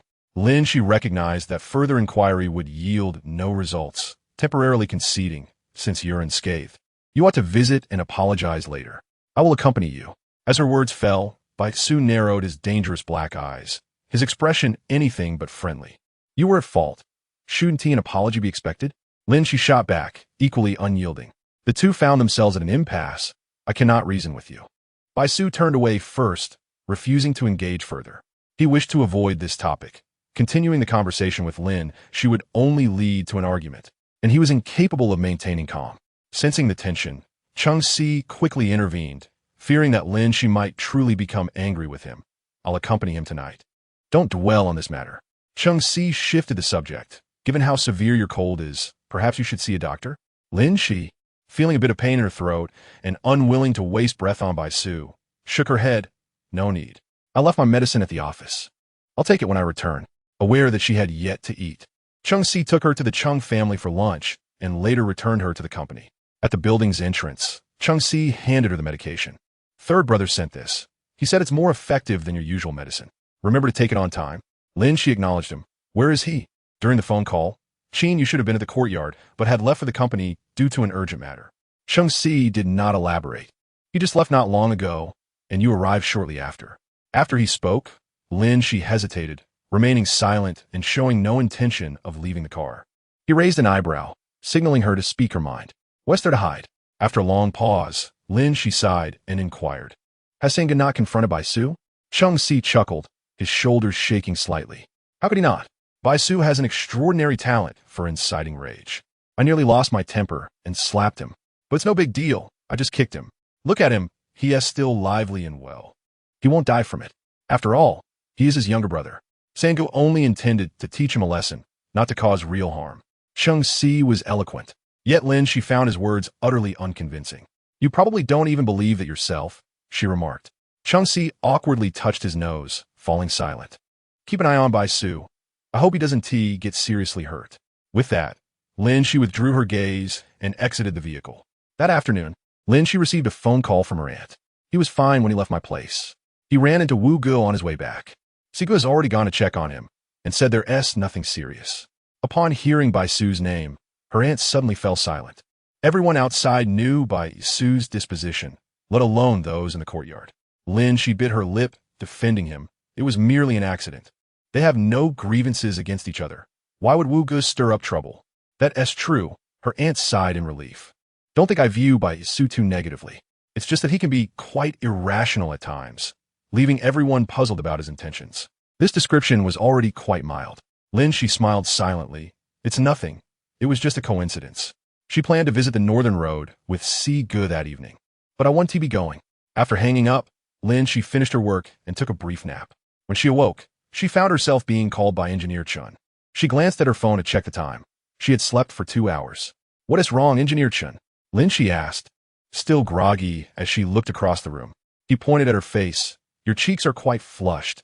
You're not running a fever, are you? Lin Xi skeptically touched her cheek, and after a few seconds, she used her other hand to check her forehead. It felt unusually warm. Noticing her expression, Engineer Chun handed her an electronic thermometer. Quickly, check your temperature.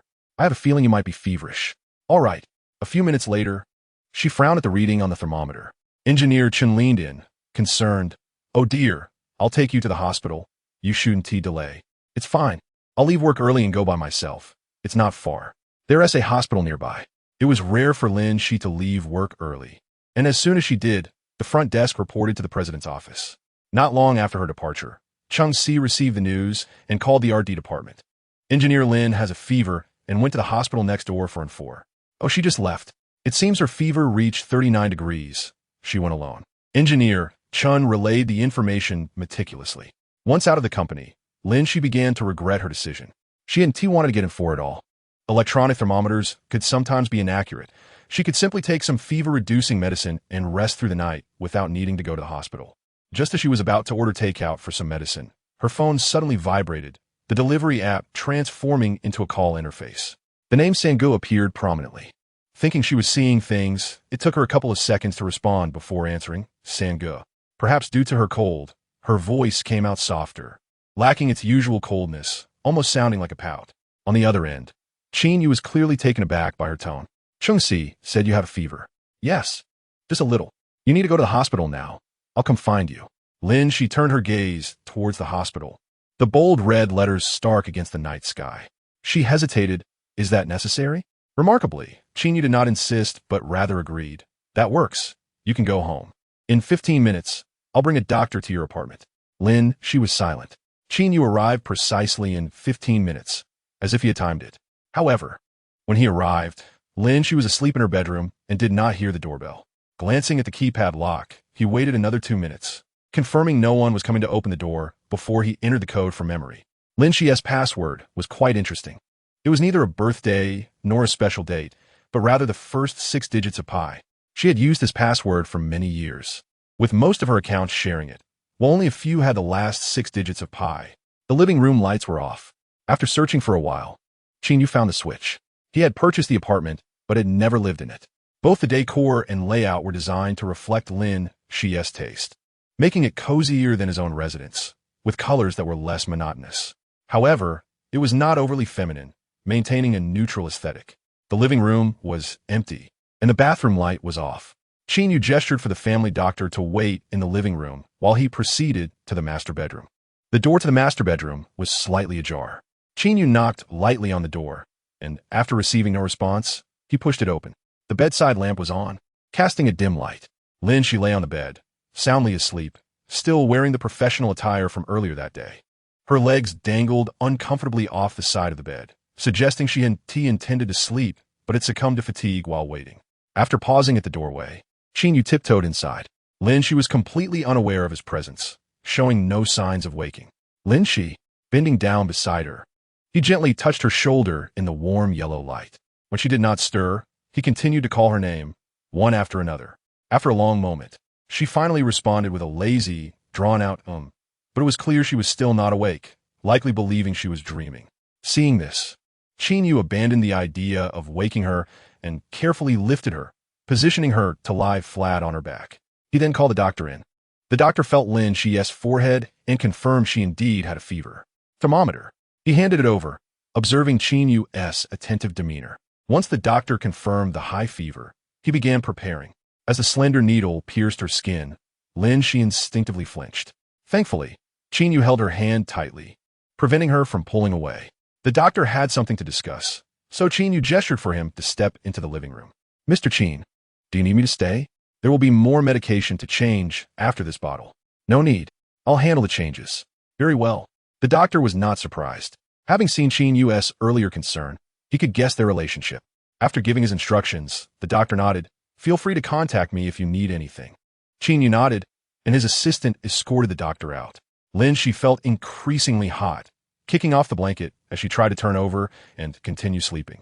For some reason, she found herself unable to move, as if someone were holding her in place. After several unsuccessful attempts, she surrendered, wondering if she was experiencing sleep paralysis. In her drowsiness, she attempted to open her eyes, and suddenly she heard a deep, lingering male voice calling her Shishi. The tone was low and affectionate, enveloping her in warmth. Lin Xi, momentarily dazed, struggled to open her eyes. The first thing she noticed was the silhouette of a man. The lighting was too dim, and the figure sat at her bedside, obscured in shadow. She tried to raise her hand, but he firmly held it. As his fingers brushed against her skin, she felt a wave of reassurance wash over her, allowing her to slowly close her eyes again and murmur, Sangu. Soon, she heard him respond. When did you arrive? After a brief pause, Lin Xi murmured in response, but her words trailed off into silence. Would you like some water? The man inquired softly, lowering his head slightly. Lin Xi felt a pang in her throat and remained silent, though her eyelashes fluttered gently. Qin Yu brought over a cup of warm water, checking its temperature before allowing it to cool for a moment. Here, let me help you sit up. He wrapped one arm around her shoulders, skillfully lifting her. Lin Xi felt the warmth of the blanket slip away from her back, only to be enveloped once more in his heated embrace. Qin Yu brought the cup to her lips, encouraging her to sip slowly. No need to drink too much, just enough to soothe your throat. As he prepared to leave, Lin Xi frowned and pressed her hand against his. Don't move your hand. Qin Yu, wary of disturbing the needle, had no ill intentions. Yet Lin, she perceived a weight in his words, akin to a reprimand. She ceased drinking, her lashes trembling as she gazed up at him. Her eyes, glistening with unshed tears, seemed to convey a multitude of reproaches, evoking a sense of guilt within him. She hadn't intended to cry. It was merely the sting of fatigue that caused a single tear to escape. Due to her fever, Lin Xi's complexion was flushed as she stared intently at Qin Yu. The tender warmth of his presence, accompanied by that solitary tear, ignited a fervor within him, intensifying with each passing moment. Qin Yu swallowed hard, freeing one hand to gently wipe away the tear that had formed at the corner of her eye. The doctor isn't here, and I'm afraid you'll disturb the needle. After a brief pause, his chest heaved slightly, but his voice remained soothing. I wouldn't dare to scold you when I'm here to take care of you. Upon hearing his words, Lin Xi averted her gaze and closed her eyes, drifting off once more. Qin Yu exhaled softly, returning her to the bed. Just as he was about to rise, she mumbled, Liar. You've only been deceived twice, yet you hold a grudge, he retorted playfully, prompting Lin Xi to frown in silence. Qin Yu reached out, smoothing the furrow between her brows. Why frown so much? What troubles could a young girl like you possibly have? Seeing you is quite bothersome, she replied, emboldened by her illness, disregarding any semblance of decorum. Qin Yu chuckled lightly, taking her words lightly. Would you be pleased if I never came to see you again? Lin Xi replied yes. He had anticipated her response, but countered. I fear I cannot grant you that wish. It seems unreasonable. All right, continue your slumber. Lin Xi glanced back at him. Aren't you leaving? Not yet. I'm here to keep watch. After a moment, Lin Xi felt increasingly feverish. Turning her head, she sensed the intense gaze of the man behind her, a heat that rendered her unable to sleep. Noticing her restlessness, Qin Yu turned on the light again. Are you uncomfortable? Lin Xi pouted, not exactly, but I suddenly find it hard to sleep. Then shall we converse a bit longer? Lin Xi's lips twitched. No, my throat hurts. I don't wish to speak. Continuing their conversation would only further hinder her attempts at sleep. Her head still felt dizzy, though fatigue lingered. Then sleep and listen to me? I do not wish to listen. Lin Xi feared he would broach topics she preferred to avoid, which would only exacerbate her irritation. He persisted. Shall I sing you a song to lull you to sleep? Lin Xi was taken aback. When had she last heard Qin Yu sing? After a considerable pause, she recalled that it was when he had recently returned to the country. Unable to sleep, she had called him, and he had sung to her over the phone to soothe her. What he sung back then, Lin Xi mentally rewound, yet before she could retrieve the memory, she was suddenly graced with his deep, slow voice. My darling, darling, here, as a little sweetness, to grant you a peaceful night's rest. Chapter 68. Yearning to hear your voice at the onset of her 17th year, Lin Xi was beset by a nightmare that would linger with her for some time. On that fateful day, summer still enveloped Ling City. Having become overly reliant on sleeping pills, her grandmother, concerned for her well-being, attempted to cease her medication for a day. Whether it was a mere psychological response, Lin Xi found herself unable to sleep without the pills, despite having closed the window and not wearing her hearing aid. The incessant cicada chorus outside pierced her eardrums. The air conditioning hummed, yet she felt an overwhelming heat, as if countless insects were gnawing at her bones, tossing her restlessly in bed. Afraid to turn on the light for fear her grandparents would see and worry, she lay awake until the early hours of the morning. Finally, at 2 a.m., unable to endure any longer, she retrieved her phone from beneath her pillow. She attempted to engage with tedious documentaries and long-winded dramas. Yet an hour passed with no reprieve. Opening WeChat, she contemplated messaging her brother, but abandoned the thought, knowing he could not respond. Her fingers aimlessly scrolled until they hovered over Chung Xi's chat box, before drifting down to another familiar conversation. This time, she lingered longer, her heart wavering between indecision. Ultimately, reason faltered, and she pressed in her chat with Qin Yu.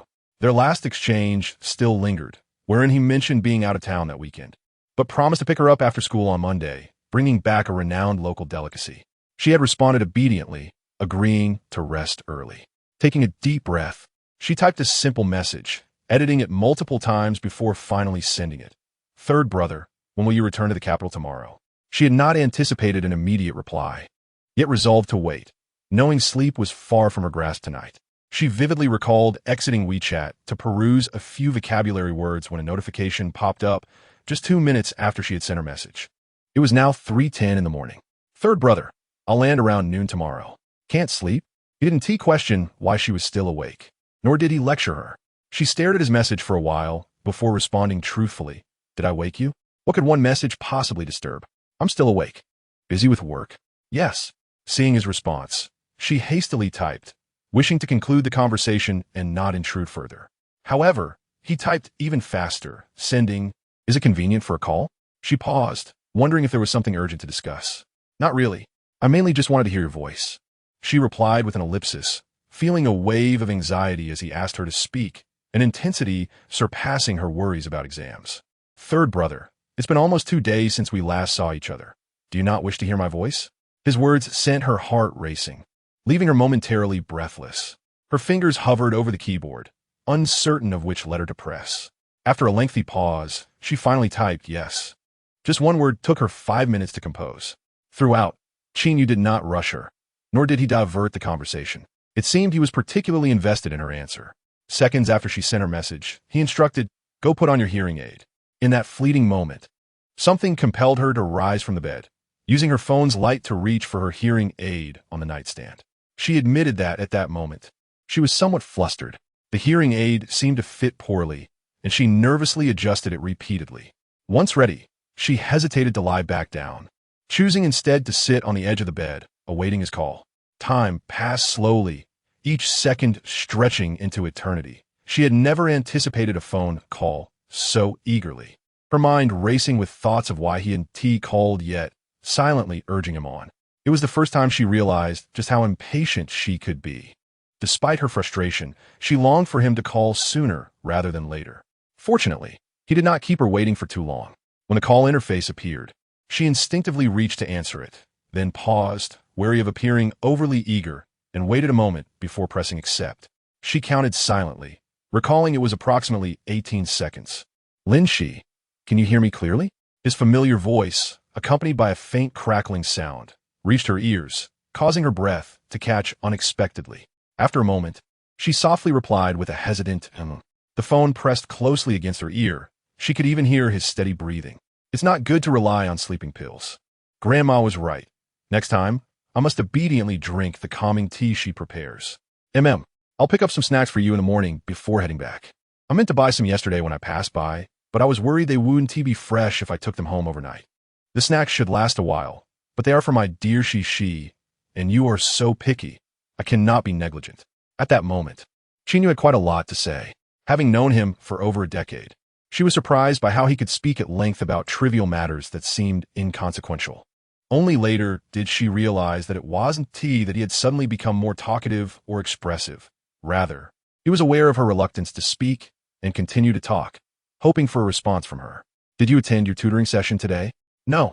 She was economical with her words, their roles having unexpectedly reversed that year. The one who appeared aloof and silent had become her. Didn't he go out? No. Don't you feel bored at home? Again, her reply was a mere word. To an outsider, it might seem she was uninterested in continuing the conversation.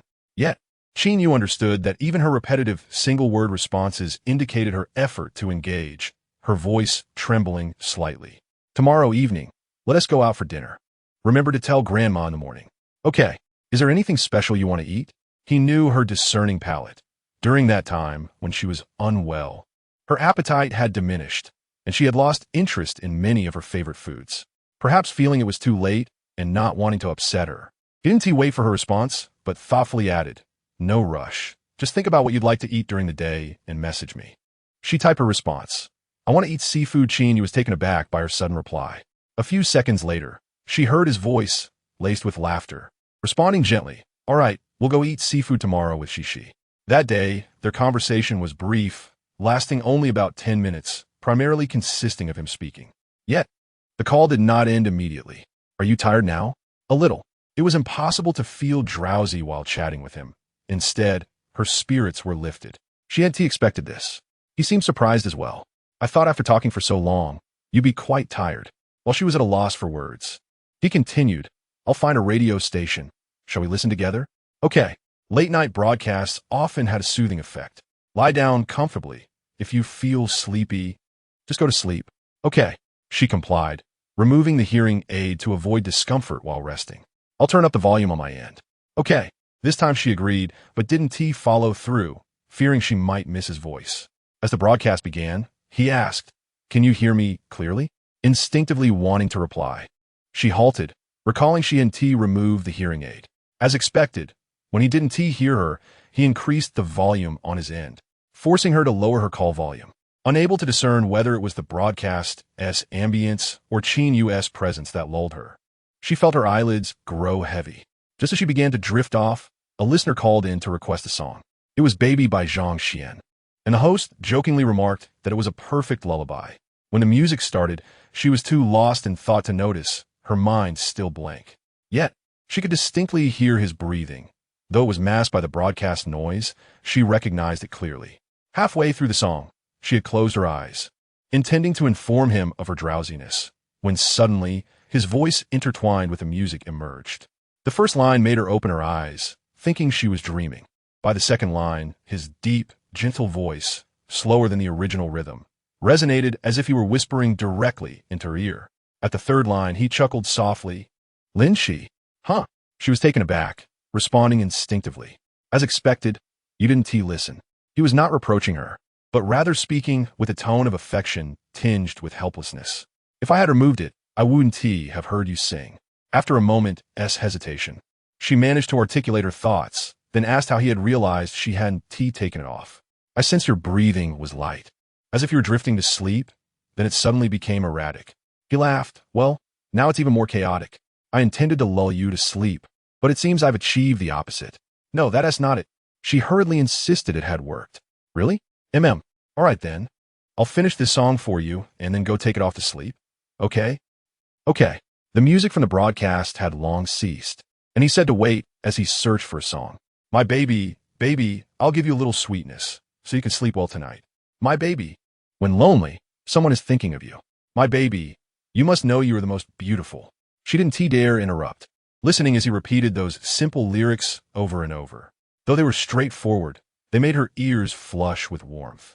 No one else knew, and in the countless solitary nights that followed, she would inevitably recall that evening, the solitary thrill of her heart. Lin Xi? Qin Yu softly called her name twice, but received no response. He brightened the bedside lamp and leaned in to see her figure lying in the center of the bed. Lin, she lay slightly turned, her eyes closed, already fast asleep.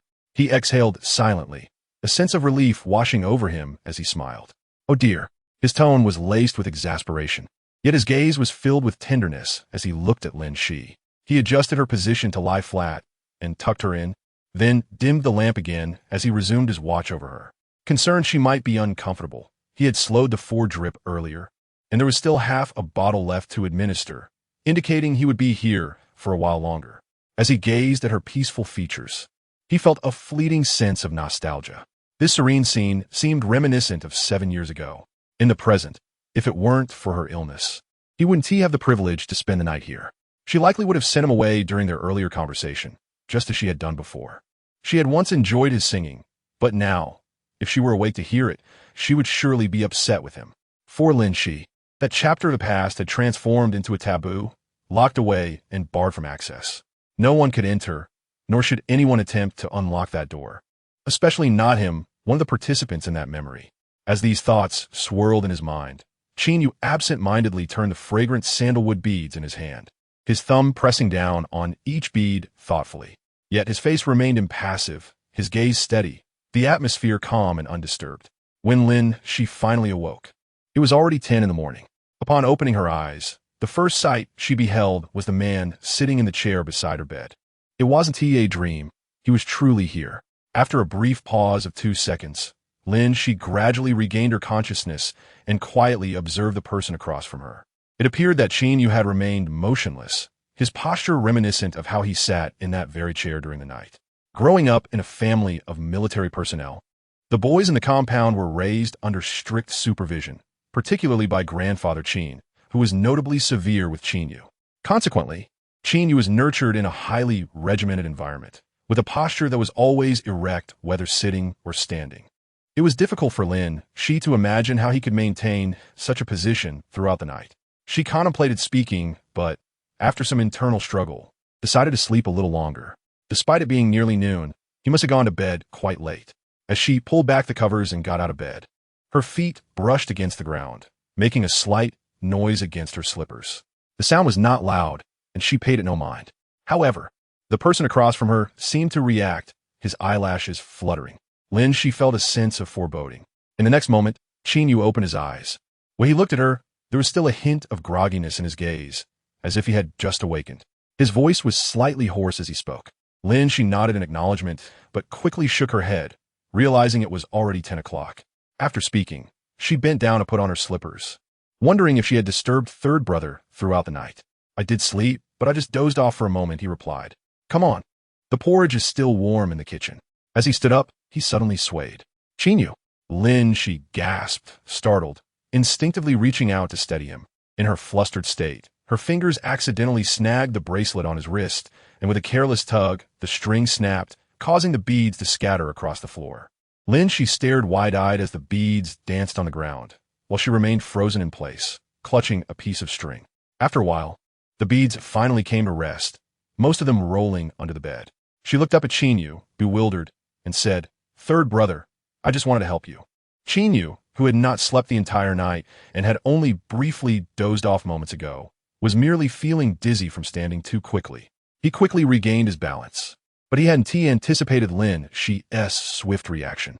She knelt on the floor to pick up the beads, but the gap under the bed was narrow, making it uncertain whether she could retrieve them. Although she was unaware of the precise value of the bracelet, it was undoubtedly something precious, far beyond mere monetary worth. The unexpected incident had thoroughly awakened her. There's no need to pick them up, he interjected, extending his hand to halt her bending motion, gently pulling her upright to face him. Lin Xi, unfamiliar with such items, could not discern their worth merely by examining their hue. But she knew that the two strings were quite similar in appearance. Unless one was close enough to scrutinize them, it would be difficult to differentiate between them. Given their resemblance, finding a suitable replacement would be quite challenging. She felt compelled to recover the scattered beads, as she could not afford to replace them with an identical set. Perhaps you could take this one back, Lin Xi suggested, glancing at her own wrist. It seemed the only option was to offer him the one she had on, even though it rightfully belonged to him. However, the matter transcended mere finances. Qin Yu pressed his lips together, somewhat resigned. Go wash up. I'll take care of this, he said. Lin Xi hesitated, but eventually complied. All right. When she emerged from the bathroom 10 minutes later, she found that Qin Yu had already left the master bedroom. She looked around the floor and saw that the beads were indeed gone. He had picked them up after all, in the dining room. Qin Yu heard her footsteps, but did not lift his head. Come eat. You need to take your medicine soon. She sat down in a chair that had been pulled out for her and accepted the spoon he offered. What about the beads? She inquired. I placed them on a coffee table. Oh, is third brother taking them back? Why do you ask? Qin Yu countered. He and T retrieved all the beads, as 2 or 3 remained stuck in a deeper crevice beneath her bed. He had merely collected them to prevent her from accidentally stepping on them and injuring her foot, especially since she had previously twisted her ankle. Would you like me to help you restring them another day? Lin Xi offered, resting her elbow on the table and gazing up at him. I should be able to manage it. That is, if third brother doesn't mind. Do you really think you can? Qin Yu replied, surprised. Lin Xi felt a bit self-conscious under his gaze, tucking a strand of hair behind her ear. I've done something similar before. It shouldn't be too different. After a few seconds of contemplation, Qin Yu gestured toward a black phone charm on the table. Is it this one? Yes, Lin Xi replied, somewhat sullenly, not allowing him the chance to pursue the topic further. I'll fix it up and send it to third brother when I'm done. That noon, Qin Yu departed. By the afternoon, Lin Xi's fever had subsided, and after taking her medication, she managed to rest for a while before returning to work the following day. Although her cold had not completely abated, her voice retained a soft nasal quality. During her lunch break, she asked the courier to buy some thread and various tools. Her manual dexterity was decent, and with a reasonable sense of aesthetics, she could create something presentable. The entire afternoon was spent in the office, stringing beads. Upon inspecting the beads in her possession, she confirmed that several were indeed missing. She suspected they were still under her bed, but moving the bed was somewhat cumbersome. The most convenient solution was to replace the missing beads with those she had on hand, as the bracelet she wore was already a bit loose. Stringing beads was not particularly difficult. It mainly involved selecting the most similar ones. Lin Gong, you haven't been sleeping? When Chen Gong and the others returned, they paused at the door, glancing in to see her awake before entering. Just a few things to take care of, Lin Xi replied. Oh, who are these for? They had brought her some fruit and placed it on her desk, just as they noticed the two bracelets, prompting a wave of curiosity among them. These are couple S styles, aren't they? No way. I thought Lin Gong just found a treasure, but it turns out they're SA pair, only a day apart. And something S already brewing? Understanding their playful teasing was devoid of malice. Lin Xi chuckled, continuing her work. You're overthinking it. This one belongs to my brother. Since she was still missing a bead, Lin Xi opted to replace it with an inconspicuous accessory. She had already consulted Qin Yu earlier, and he had no objections, leaving the arrangement up to her. He was not particular about it. Lin, she finished repairing her own bracelet. I merely broke it, so it's only right to help fix it. Chen Gong and the others exchanged knowing smiles, interpreting her reluctance to share the truth as modesty. Given the striking similarity between the two bracelets, who would believe they weren't couple S styles? As the lunch break ended, a crucial meeting was scheduled for the research and development department. Lin, she hurriedly snapped a photo of the bracelet and sent it to Qin Yu before grabbing her laptop to join Chen Gong and the others upstairs. The meeting was attended by key executives and numerous pivotal members from the research and development department. To avoid a repeat of the previous awkward situation, Chen Gong had even invited a couple more people to join them. Lin, she took a seat at the back as the vice president cleared his throat, signaling the start of the meeting. I'd like to hear your thoughts on the current domestic and international markets for artificial intelligence robots. Lin Gong. Me? Lin, she raised her eyebrows. I don't have any opinions. Come on, share your thoughts. The vice president winked at her. Is Fei Yun looking to penetrate the artificial intelligence market? Not exactly, the vice president replied ambiguously. Lin, she frowned. Currently, the technology in the domestic robotic sector is quite advanced, even surpassing that of foreign countries, and we have long since moved past the initial boom phase. The rapid evolution of products has transitioned from being rare and unique to permeating every industry and household. Initially, curiosity has given way to indifference among the populace, making Fei Yun's late entry into this market seem rather untimely. I do not believe this market belongs to us. Even out of mere curiosity, I doubt we could surpass the leading domestic enterprises. Chapter 71. Ill intentions. I find myself in disagreement with Lin Gong's assertions. Wang Shun from the second department was the first to voice his rebuttal. Upon seeing him, Lin Xi raised an eyebrow with keen interest. Chen Gong inhaled sharply, sounding the alarm. This old chap undoubtedly harbored ulterior motives.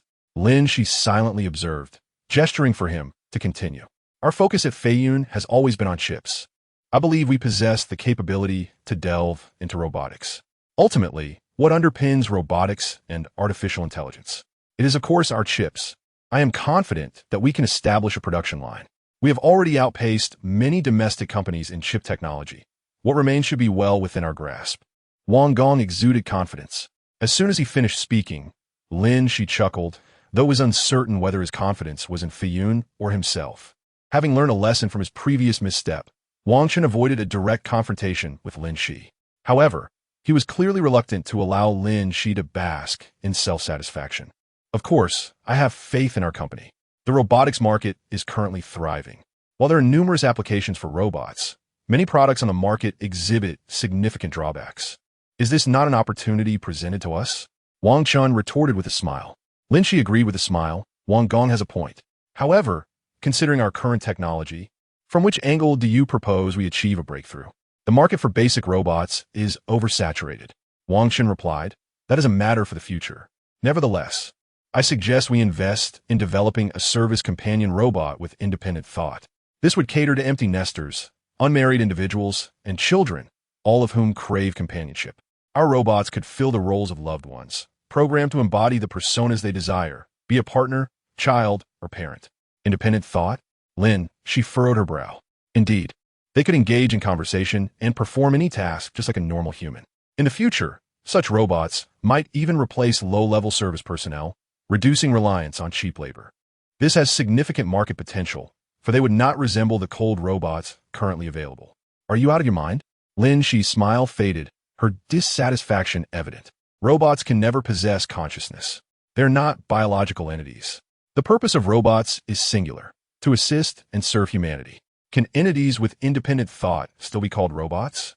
Furthermore, should low-wage laborers be replaced? If all low-level service jobs vanish, how will those without skills or education survive? Will they work for robots? If, as you suggest, we could truly conquer this challenge and replace low-level service personnel, what then when these robots develop independent consciousness? Will they willingly remain under our control? Once they go rogue, who will be replaced next? Us? Or all of humanity? The advancement of human civilization has never relied on chips, but on the human heart. Our development of artificial intelligence, chips, aims solely to provide convenience and maximize human happiness, while upgrades and updates may occur in various functionalities. Independent consciousness is a line we must never cross. A chuckle from the opposite side indicated a lack of faith in Lin Gong's perspective. While it's conceivable that service personnel could be replaced, how could AI ever supplant us? Lin Xi responded, current AI can already compose copy, create art, write poetry, and compose music. Although these functions are not yet perfected, it's merely a matter of time. Once they possess independent consciousness, if they can replace one human, then replacing you or me cannot be far off. Taking a deep breath, she redirected the conversation. The idea of a companion robot is indeed commendable. Yet such robots have existed for quite some time. Presently, robots on the market can already match the cognitive abilities of children. Wang Chun instinctively sought to argue, but the deputy manager cleared his throat, swiftly interrupting the verbal clash. All right. Both Lin Gong and Wang Gong present valid points. However, we must ensure that humanity does not permit AI to take over. The primary reason for this discussion is that a batch of basic robots we previously collaborated on with Chang'an is about to be launched. Hence, I wish to gather everyone's opinions. For now, our company does not intend to shift focus towards robot production and will continue to prioritize chips. Glimpsing at the deputy manager, Lin Xi withdrew her gaze and fixated on her computer screen, refraining from further comment. The emergence and progression of AI possess both advantages and disadvantages for humanity. No one can definitively ascertain whether future technologies could lead to a dystopian scenario of robots ruling the Earth. However, all researchers share a common sentiment. They wish to avert such a fate. Therefore, while diligently advancing their work, they remain vigilant against potential dangers. Upon exiting the conference room, Lin Xi noticed a message on WeChat. Qin Yu had replied 20 minutes prior. Very beautiful.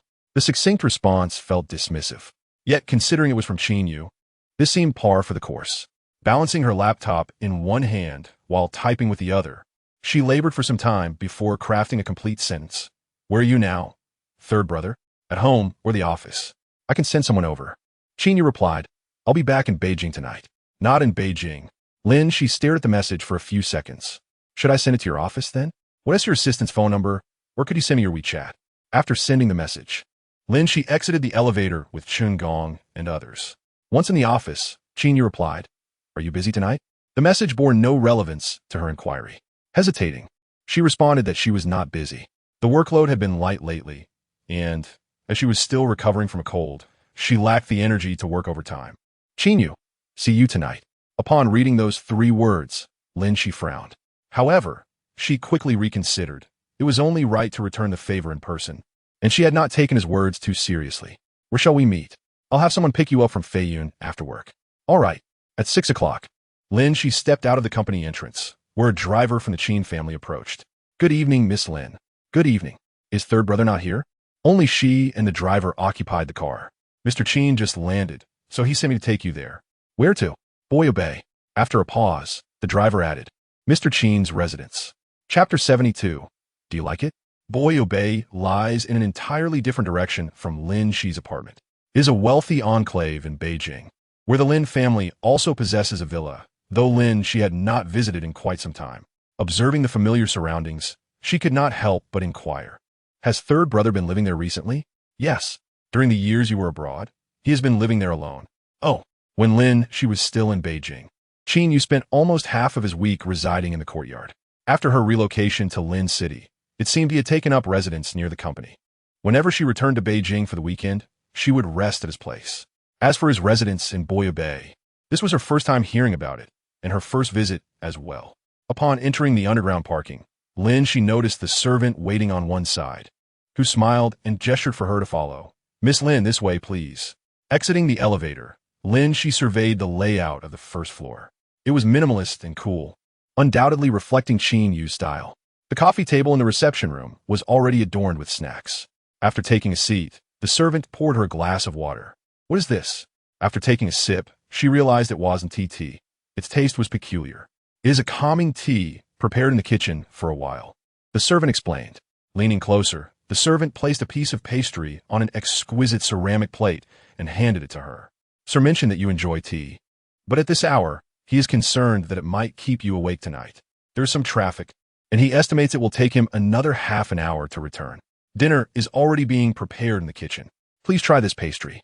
It's fresh from the kitchen this afternoon, and the sir said you would like it." Lin Xi pressed her lips together and accepted it. During her wait for Qin Yu, she was accompanied by no fewer than 5 people, each one seemingly anxious not to neglect her. A single drop of spilled tea prompted careful apologies, and their gazes were tinged with trepidation. She could only wonder what Qin Yu had told them, making her appear like a formidable villain. Lin Xi, naturally a quiet person, found herself motionless on the sofa, lost in thought, leading the servant to believe she was bored. "Miss Lin, would you like me to show you around? There's a flower room in the backyard and an exhibition room upstairs." The servant was remarkably insistent, more so than the sales assistant she typically encountered. Glancing at the time, Lin Xi replied, "All right, let us visit the exhibition room." The exhibition room was located on the basement level, directly opposite a grand swimming pool. Upon reaching the door, Lin Xi hesitated, eyeing the keypad lock. "Are you certain I can go in here? Sir instructed that you may explore freely. Every room upstairs and downstairs is accessible to you." After a pause, the servant smiled apologetically. "However, we do not know the code for this door. But the sir mentioned that you would know it." Lin Xi had little interest in the exhibition room. She merely complied out of curiosity regarding their enthusiasm. Glancing at the keypad, she ultimately decided against approaching it. "Never mind, I'll look elsewhere." If there were no lock, she could have entered without hesitation. But given the lock, it felt somewhat odd, as if she were the owner of the place. That didn't sit well with her. The flower room? That could work. Crossing the first floor and stepping through the floor-to-ceiling windows, Lin Xi discovered a hidden paradise in the backyard. The glass flower room was nestled in a corner, with flowers extending from the entrance to the stream beside it. Curious, Lin Xi approached to take a look, noticing a few fish swimming within, all of which she could not name, but their tails were remarkably beautiful. "Are these all arranged by third brother?"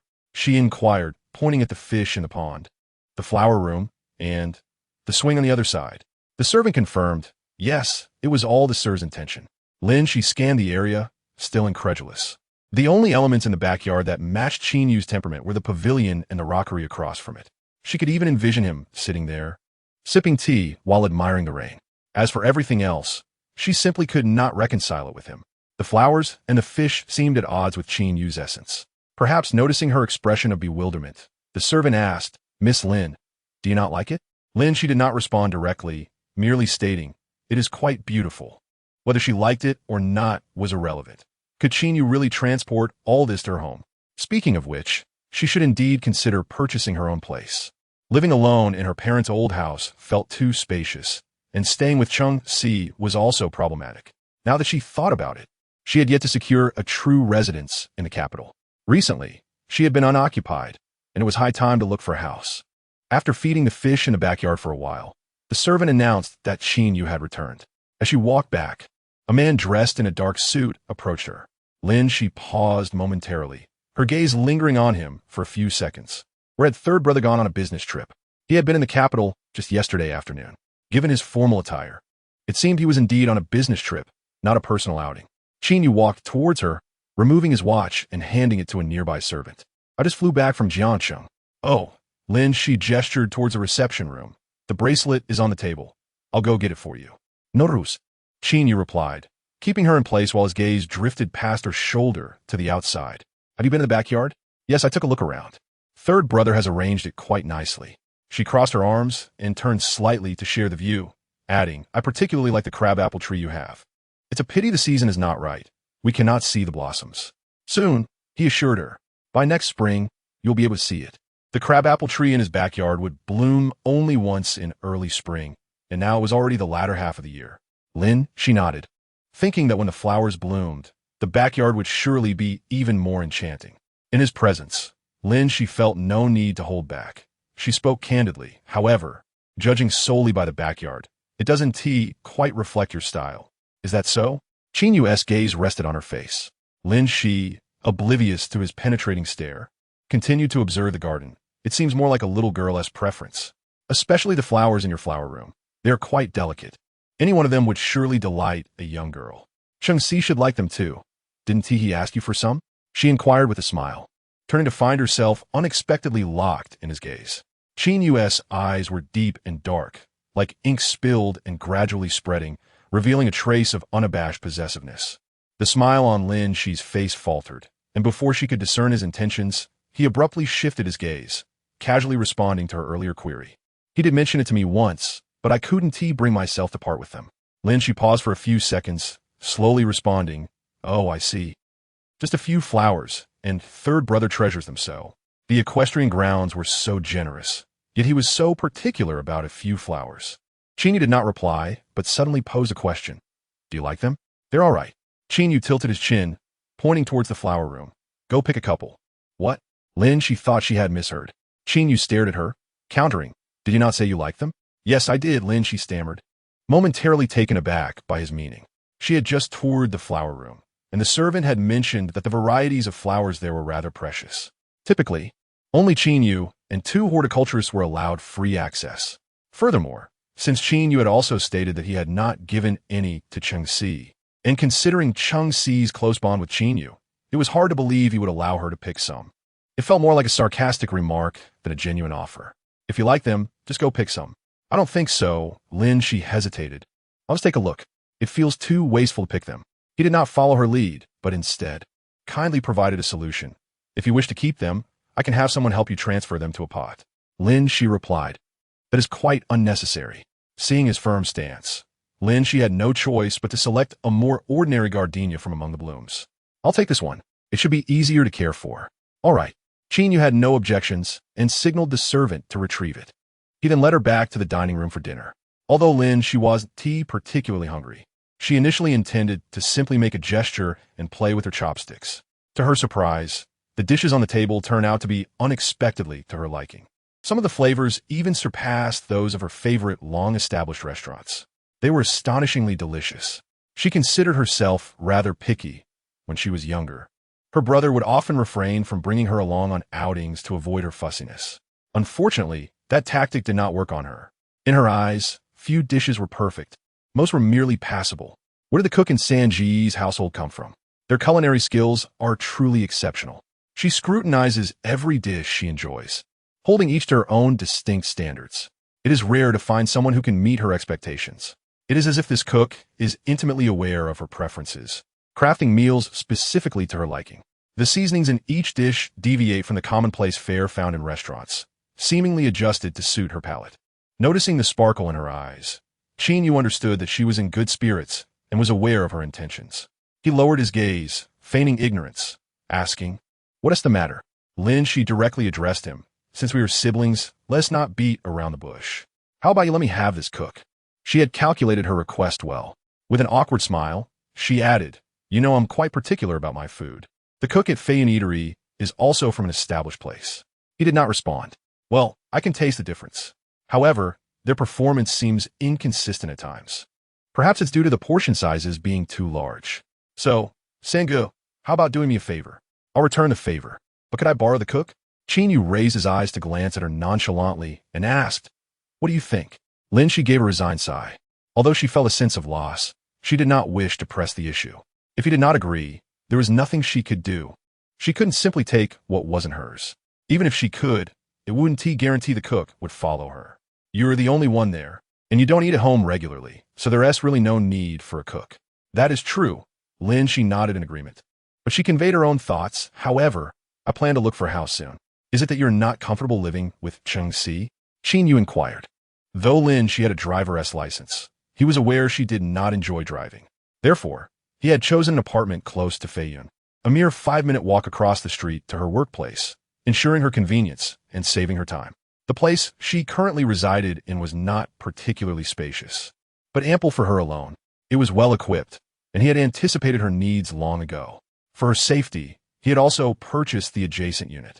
Logically, she should not be uncomfortable living there. No, it's quite convenient. After a pause, Lin Xi set down her chopsticks and explained, I just think I shouldn't stay there indefinitely. Ultimately, I need a place of my own, a proper home. I used to live in my parents' house, but now that I am alone, it seems unnecessary to stay there. I'm considering purchasing a modest 200 or 300 square meter duplex. Lin Xi had spent most of her childhood in a courtyard, and so had Lin Shun. The Lin couple resided in Boyu Bay due to the inconvenience of living in the city and their busy work schedules. Since it was convenient, they saw no reason to change. Qin Yu decided on behalf of Cheng Si, suggesting that once Cheng Si's place became vacant, it should be transferred to her name. Lin Xi contemplated this and nodded in agreement, saying, then I'll offer him the current market price. If he can't even part with that, then next time you see him, there's no need to address him as Sigu anymore. Lin Xi caught the underlying meaning in Qin Yu's words. Scratching her head, that wouldn't be appropriate. That place isn't cheap. It would cost several million. For anything under $1 million, I wouldn't hesitate, as there's no need to be polite to Cheng Si and the others. But for over 10 million, I would have to think it over. You've given him work, after all, helping him earn more than just this property. Qin Yu nodded at her. That is true, though it sounds a bit outrageous. I'll ask him tomorrow. That way, I won't have to search for houses everywhere. Initially, Cheng Si had offered to give her the apartment, but she had declined. She had just returned to the country and hadn't considered purchasing a home.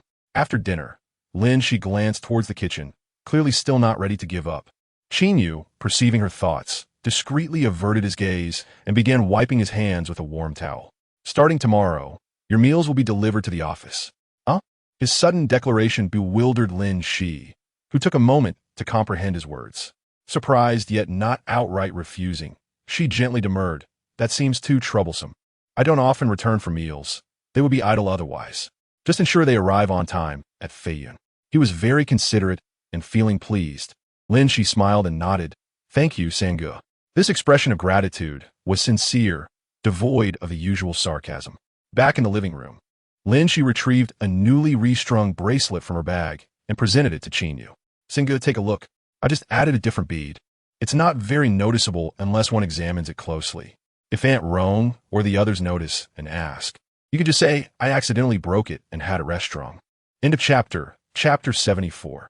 Her feelings are not simple. Outsiders would not discern the significance of the bracelet to Qin Yu. But Aunt Rome and the others would surely notice the difference. Lin Xi was concerned that Qin Yu might find it difficult to explain, recognizing that it was her fault and that she should bear the consequences. Grandfather Qin would not mind, but Aunt Rome might create some trouble. That's all right. Qin Yu merely cast a cursory glance at the bracelet before slipping it back on his wrist. Lin Xi sat beside him, and the scent of the 2 sandalwood bracelets intertwined in the air. Realizing this, she instinctively shifted slightly away from him, trying to create a small distance. The gardenia on the table appeared even more delicate under the light. Lin Xi touched her bag and returned the spare card and necklace he had left behind. This necklace doesn't really suit me. I think I should return it to Sangu. And this card, I have enough money. Where he might refuse to accept it, Lin Xi quickly added, don't worry, Sangu. If I need anything in the future, I won't hesitate to ask you. But for now, I genuinely don't need it. If I keep it here, it could easily get lost. Seeing Qin Yu show no inclination to take it back, Lin Xi pouted and placed it directly on the coffee table. She appreciated his kindness and promised that if she liked something next time, she would definitely inform him. This necklace is too ostentatious. It really isn't my style. In truth, when she first saw the diamond necklace, she was momentarily captivated, but only for a fleeting moment. She knew it wouldn't suit her without trying it on. She had never been fond of jewelry, viewing it as a burden. Furthermore, the style seemed better suited for evening parties, of which she had very few throughout the year. She felt that the necklace wouldn't pair well with any dress. Ultimately, it simply did not suit her, though it might suit Song Ning. She glanced at her watch. Sangu, I need to head back. I'm still not over my cold and should rest early. With that, she stood, adjusted her bag, and signaled to the nearby servant to assist in loading the flowers into her car. Qin Yu watched her for a few moments without stopping her, inquiring, "Where are you and Bai Su going this weekend?" He only knew that the two had plans for the weekend. Bai Su had not mentioned anything further. Upon hearing this, Lin Xi paused, almost forgetting about herself. Considering that Qin Yu would also be attending that evening, she hesitated and did not reveal the truth. "Just having dinner. We're not going anywhere special." Her clear eyes made it difficult for others to discern her deception. Qin Yu studied her gaze for a few seconds, his voice calm. "Is that so?" "Yes," Lin Xi nodded. Her expression was natural, betraying no hint of guilt. She believed she could evade suspicion, yet she had forgotten how well Qin Yu understood her. "Sir, Miss Lin has returned." The servant assisted Lin Xi in her car and only turned back once the vehicle had left the courtyard. "Yes." On the sofa, the man lowered his head to light a cigarette, and for a brief moment, his features were obscured by the smoke, rendering his expression unreadable. "Sir, Miss Lin seems quite fond of the flowering crabapple in the backyard. Should we prepare some of the begonia blossoms for her?" "No need." "Understood." The servant did not inquire further and was about to leave when he heard a hoarse command. "Call Bai Su to come here." "Now." The servant asked instinctively. Qin Yu lifted his gaze, his expression cool as he shot the servant a glance, prompting the latter to immediately lower his head. "All right, I'll make the call." When Bai Su received the call, he had just exited the hospital. He had undergone an examination 2 days prior, discovering several fractured ribs and some bruises. Today, he had come for a follow-up. The prognosis was not severe. He simply needed to rest. As he got into his car, he noticed a call from Qin Yu and hesitated before disconnecting. Given the timing, there was likely no good news. Moments later, his phone rang again. He started the engine, focusing on driving. The persistent ringing became a source of irritation. Bai Su let out a vexed sound and answered. "What is it?" "Young Master Bai, Mr. Qin requests your presence at Boyu Bay immediately." "Bai Su Thou Wen." "Now, is he asking me to come over for dinner? If the young master hasn't eaten yet, I can instruct the kitchen to prepare something right away." As expected of one close to Qin Yu, the servant spoke with finesse. "Bai Su Juka Lai Di," discerning that his presence was not merely for a meal. "I'm currently unavailable. Tell third brother to schedule it for tomorrow. Please, it's imperative you come now. Otherwise, I'm afraid Mr. Qin may become upset." Qin Yu's temperament was known to be icy even when calm, and when angered, he was formidable. "How is third brother's mood?" Bai Su inquired cautiously. "Hard to say." The servant replied ambiguously. Bai Su understood that meant it was not good. Who has offended him this time? The servant offered a dry smile, refraining from further comment. It was well known that Qin Yu tended to smoke when troubled. Stealing a glance into the living room, the servant noted the man still lounging on the sofa, exuding an unmistakable aura of impending storm. If Bai Su did not arrive tonight, it was certain Qin Yu would have him forcibly brought over. "Where are you now? Do you need us to send someone for you?" Detecting urgency in the voice on the other end, Bai Su replied coolly, "No need. I'll come on my own." With that, he hung up before waiting for a response. Tossing his phone into the passenger seat, Bai Su arrived at Boyu Bay an hour later. The journey was not long. He should have arrived half an hour ago. He had deliberately delayed his arrival. Handing the keys to the servant, Bai Su donned a cheerful expression as he entered. "Third brother." Before he could finish, something flew toward him, and without looking, he caught it and tossed it to a nearby servant. "What is this about, third brother?" Qin Yu narrowed his eyes and asked in a low tone, "Did you crawl here?" Bai Su, sitting casually on an armchair and adjusting his glasses, replied, "I just came from the hospital. There was some traffic on the way. You must understand this time of day in Jing City. Are you in a hurry to take Lin Xi to a banquet this weekend?" "Not at all," Bai Su said, maintaining his composure. "We merely arranged to have a meal together." The two had not coordinated their stories beforehand, yet their lies aligned perfectly, further aggravating Qin Yu. He suspected they had conspired together. The thought of their numerous hidden secrets tugged at him like a dull knife. Others may be oblivious, but he was acutely aware of Bai Su's feelings for Lin Xi, which were no less complicated than his own. Chapter 75. The beauty smile. Bai Su's gaze inadvertently fell upon a jewelry box on the table, and he raised an eyebrow, reaching out to open it. Inside lay a dazzling diamond necklace, glimmering even more under the chandelier's light. No one would gift such an item to Qin Yu unless he had acquired it himself. A flicker of interest crossed Bai Su's eyes as he closed the box, and, instead of returning it, asked with curiosity, "Third brother, who is this intended to charm?" Bai Su was well aware of the answer, but refrained from mentioning Lin Xi's name, pondering if it might be for Song Ning instead. His inclination to provoke was not without reason. Each time he teased, it seemed he deserved the impending punishment. Were it not for the protection of the Bai family patriarch, he might have faced a more severe consequence from Qin Yu. Upon receiving a cold glare from Qin Yu, Baisu sheepishly smiled and set the box down. Did he think this would suffice? Certainly not. Just as the box met the table, he casually added, "However, third brother, you truly do not understand Xi. She would not appreciate such a gift. It would merely be returned." Under normal circumstances, this remark would not unsettle Qin Yu. Yet now, given that Lin Xi had indeed returned something, Baisu's comment struck a sour note with him. Baisu anticipated Qin Yu would be irritated, but he never expected to be met with a sudden blow. The impact struck his cheek, causing his glasses to clatter to the floor. Baisu felt a curse rise to his lips, but managed to restrain himself. Otherwise, this night would have escalated far beyond a mere punch. The room fell into an eerie silence. The sound of a pin drop could be heard, as all servants lowered their heads, eyes fixed on the floor, afraid to breathe. Baisu gingerly touched his cheek. A slight poke sent a jolt of pain through him. A suggestion, "Third brother, could we refrain from striking my face next time?" Now, when Xi inquires about my appearance this weekend, what shall I say? Qin Yu stood across from him, looking down with a commanding presence. "You may act recklessly, but if you dare to involve her in your folly this weekend, do not expect me to spare you." Baisu paused, taken aback. He raised his gaze to see Qin Yu, hands in pockets, striding toward the elevator without casting him another glance. Typical of an elder brother. He had grasped the situation without a word from Baisu. What was he to do now? Withdraw? That was hardly an option.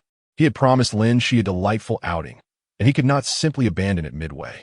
Moreover, after all these years, when had he ever truly considered Qin Yu's warnings? The worst that could happen was a repeat of tonight's encounter. A change of scenery was worth it. Once Qin Yu ascended the stairs, the nearby servant dared to move, hastily retrieving an ice pack for Baisu. "You should apply this." Such scenes had become routine. They were no strangers to witnessing Baisu's occasional scuffles. Usually, he would brush it off, but with a weakened engagement looming, he wished to avoid appearing with a bruised visage. Accepting the ice pack, he pressed it against his face, maintaining an expressionless demeanor as if feeling no pain. "Is it swollen?" he asked the servant. The servant nodded cautiously. Baisu suspected his brother had done this intentionally, targeting his face. His eyes caught sight of a bank card on the table, and a thought struck him. "Has anyone visited before me today?" The servant hesitated before remaining silent. Was it Lin Xi? The servant's reaction confirmed his suspicion. Baisu was taken aback. No wonder he had been summoned so abruptly, only to find himself on the receiving end of a beating. It appeared he had inadvertently struck a nerve. "Keep your voice down," the servant cautioned, gesturing for him to drop the topic.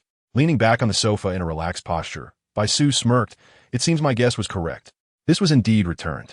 No wonder I was suddenly struck. I must have hit a sore spot." Servant. After all these years, they have witnessed young master Bai suffer numerous times, yet each time, he remains oblivious to the lessons learned. His tongue is indeed fearsome. Whenever he speaks, they tremble in trepidation. For out of 10 remarks he makes, 9.5 often tread upon Mr. Qin's forbidden territory. I have come a long way just to let him vent his frustrations. Baisu finally comprehended the situation. The servant's lips twitched in exasperation. This is hardly about giving Mr. Qin an outlet for his anger. Do you truly lack awareness of why you are being punished? If one were to speak sensibly, would there be any reason for such beatings? Having been by Mr. Qin's side for so long, it is only when faced with young master Bai that he resorts to genuine violence. Only young master Bai has the privilege of being subjected to Mr. Qin's wrath. Those around Qin Yu are tightly-lipped. They would certainly reveal nothing. Baisu did not wish to waste time here. After applying a facial treatment, he hastily dabbed some medicine on the bruised area and departed from Boyu Bay with the car keys in hand. En route, he called Lin Xi. "You were beaten?" Upon hearing his words, Lin Xi paused. "What on earth did third brother do to you? What mischief did you indulge in?" There was no escaping it. Baisu's controversial past was far too extensive. It was difficult not to suspect that he had brought this upon himself. "This time, I am truly wronged." Baisu lowered a section of the car window, bracing one hand on the steering wheel while the other rubbed the area that had been struck. He deliberately made a sound, inhaling sharply. Indeed, upon hearing that, Lin Xi halted her hair drying, asking, "What on earth happened?" "When I left, third brother seemed fine." "Did you see him in the evening?" "Yes, we had dinner together. He appeared to be in a decent mood." "Are you certain?" "When I arrived, His demeanor was rather displeasing. Are you sure you did not provoke him? After a few seconds of hesitation, Lin Xi replied, he inquired about our weekend plans. But I did not tell him the truth.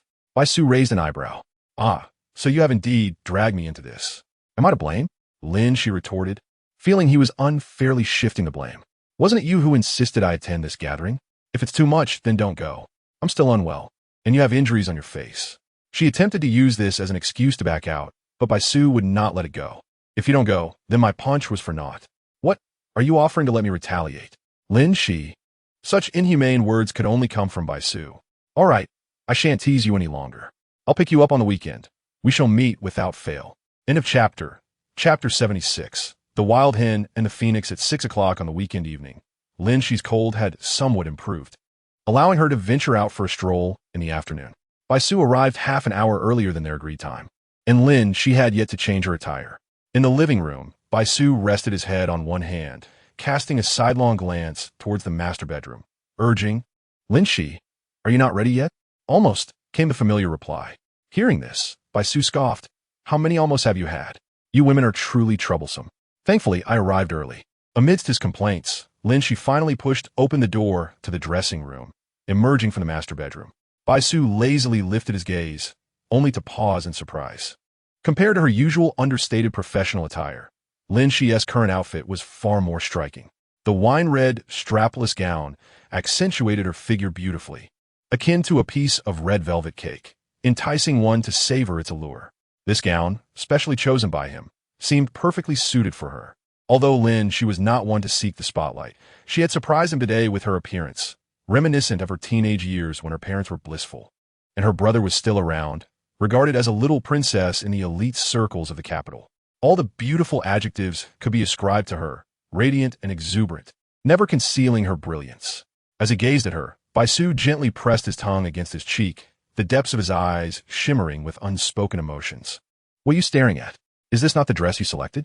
Lin Xi adjusted the straps of her high-heeled shoes, now urging him. Are we leaving? I have a good eye, Bai Su chuckled, rising to his feet. The singular word he uttered held an inexplicable hint of mischief. Lin Xi, unaware of his amusement, sensed that he was in a good mood. Typically, when he was like this, he was likely plotting something mischievous. Lin Xi scrutinized him, meeting his gaze. He smiled. What are you looking at me for? What exactly do you intend to do tonight? Lin Xi was not without her defenses. Upon learning that Qin Yu would also be attending the evening's banquet, she understood that this situation was not as straightforward as it appeared. Was Bai Su merely seeking a companion for the evening? He had always attended events alone. When had he ever needed a partner? She sensed something amiss, but agreed, undoubtedly with a mindset to observe the unfolding drama. You shall find out when we arrive. Bai Su smiled mysteriously. Rest assured, I will not sell you off. Lin Xi hiked up the hem of her gown with her foot, striding out while tossing him 4 words. You better not. This charity gala also featured an auction. Essentially, the prominent figures of the capital would be in attendance. Starting from 5 o'clock in the evening, traffic in the vicinity became congested, with the entrance resembling a luxury car exhibition, vehicles arriving one after another. Lin Xi and Bai Su arrived just past 7. Upon disembarking, Bai Su tossed the car keys to a staff member and bent slightly to indicate to Lin Xi. She shot him a glance and linked her arm with his. Bai Su's presence was akin to dynamite. He was acknowledged as a little tyrant of the capital. Who could fail to recognize him? Throughout the venue, Lin Xi could feel the gazes directed at them. The majority were unfamiliar with her. She could faintly hear murmurs of curiosity, though they were hushed, likely out of fear of inciting Bai Su's ire. After all, should he become displeased, he would not care about the occasion. Whether it be a charity gala or even a celebration for his family patriarch, he could easily turn hostile without a second thought. Once inside, they ascended to the second floor and seated themselves by the railing. Below, the business moguls reveled in their drinks, and neither of them was inclined to mingle in the social chatter. There was no need to join the fray. Accepting a glass of champagne from a waiter, Lin Xi took a delicate sip, setting it aside. Take a look. Bai Su handed her the auction catalog. The items for auction tonight came from the private collections of several distinguished guests below. Lin Xi was not interested in the jewelry, but was intrigued by a painting of a chess match. What made you choose this? Bai Su shot her a glance, puzzled. He had little interest in these paintings. It will be perfect to gift to grandfather. Lin Xi's gaze fell upon the starting bid, 18 million. Bai Su inquired, how much do you think it will go for? 30 million? Roughly, she calculated. For the final bid, it should be within 30 million. Anything beyond that is not worth it. Understood. Bai Su silently noted this. The auction was set to commence at 7:30, and many prominent figures were arriving. Lin Xi twirled the bidding paddle in her hand, ready to participate. As the clock approached 7:30, the doors to the auction hall were drawn open by the waitstaff. Qin Yu entered, flanked by 2 aides. Many below rose to greet him, the commotion considerable, making it difficult for Lin Xi to ignore. Noticing this scene, Bai Su smirked, gesturing for her to look to the side. "Hey, over there." Following his indication, Lin Xi spotted a familiar figure standing in the lower area. A woman clad in a wine-red gown, her features exquisite, stood with a radiant smile positioned diagonally behind Qin Yu. It was Song Ning. They did not arrive together. Yet Song Ning's gaze remained fixed on Qin Yu, her delicate smile obediently following him, making it appear as though the company she kept was inconsequential. Lin Xi discreetly withdrew her gaze, directing it towards Bai Su. "You did this on purpose." Her tone was cool, not questioning but affirming. Bai Su medilis mai in silence, tacitly acknowledging her assertion. The thought that they were both wearing the same outfit tightened Lin Xi's grip on her wine glass, a wave of displeasure washing over her. She felt an urge to rise, but Bai Su, quick to react, pressed her hand down, exclaiming, "Where do you think you're going? Are you out of your mind?" Lin Xi glared at him. As the saying goes, it's not frightening to wear the same outfit. It's the one who stands out who feels awkward. What are you so afraid of? Bai Su's eyes sparkled with amusement behind his glasses. She's hardly worthy of being compared to you. Lin Xi hadn't anticipated fleeing. She simply wished to shed this gown. On her way here, she had speculated about the mischief Bai Su might concoct. But she never imagined he would resort to such tactics. It was the embarrassment she felt, rather a strong aversion to being compared alongside Song Ning. "Are you trying to set me up? Or is it Song Ning, or perhaps Sangge?"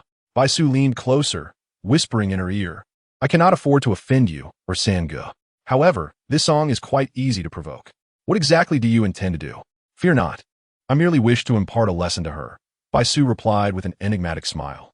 "A wild chicken is still a wild chicken. Does she think that sprouting a couple of feathers makes her a phoenix? How naive. Today, I shall pluck those 2 feathers from her tail and present them to you." End of chapter. Chapter 77. Bending to lift her skirt, Lin Xi found herself at a loss for words to describe her current state of mind. It was simply beyond expression. If only there were a time machine, she would unhesitatingly choose to return to that day at the racetrack. Striking herself twice before agreeing to indulge in Bai Su's antics to awaken her senses. At this moment, she felt as though she had regressed to her childhood when Bai Su, being the closest in age to her, was still young enough for them to play together. Back then, he was full of mischief and always inclined to cause trouble. She, in her ignorance, would foolishly follow him around, ultimately receiving scoldings from both him and her brother. Most of her few remarkable escapades in the courtyard were linked to Bai Su. In retrospect, it was truly a sign of folly. Lin Xi attempted to align her thoughts with his, yet she still found it incomprehensible. Is there really any necessity to understand? Bai Su, the mastermind of this scheme, appeared more carefree than her. He shrugged, casually remarking, "They all say I'm insane. If you could grasp the thoughts of a madman, wouldn't that make you want to?" Lin Xi. It sounded absurd, yet upon reflection, it made sense. She scrutinized him closely. "So you are aware of how others perceive you?" "I have always known," Bai Su chuckled lightly, maintaining a nonchalant demeanor, as if the discussion were about someone else entirely. They were not wrong in their assessment. He was indeed a madman, driven by a thirst for stimulation. Acting impulsively without reason, his actions often spontaneous and unplanned. For him, there existed no absolute right or wrong. His thoughts were all contingent upon a mere whim. Lin Xi still could not fathom how such a morally ambiguous individual could practice law. She could not resist asking once more, "Why is there an abundance of whys?" He, too, seemed unable to find an answer, stroking his chin in contemplation for a few seconds before cautiously inquiring, "Does the old man approve?"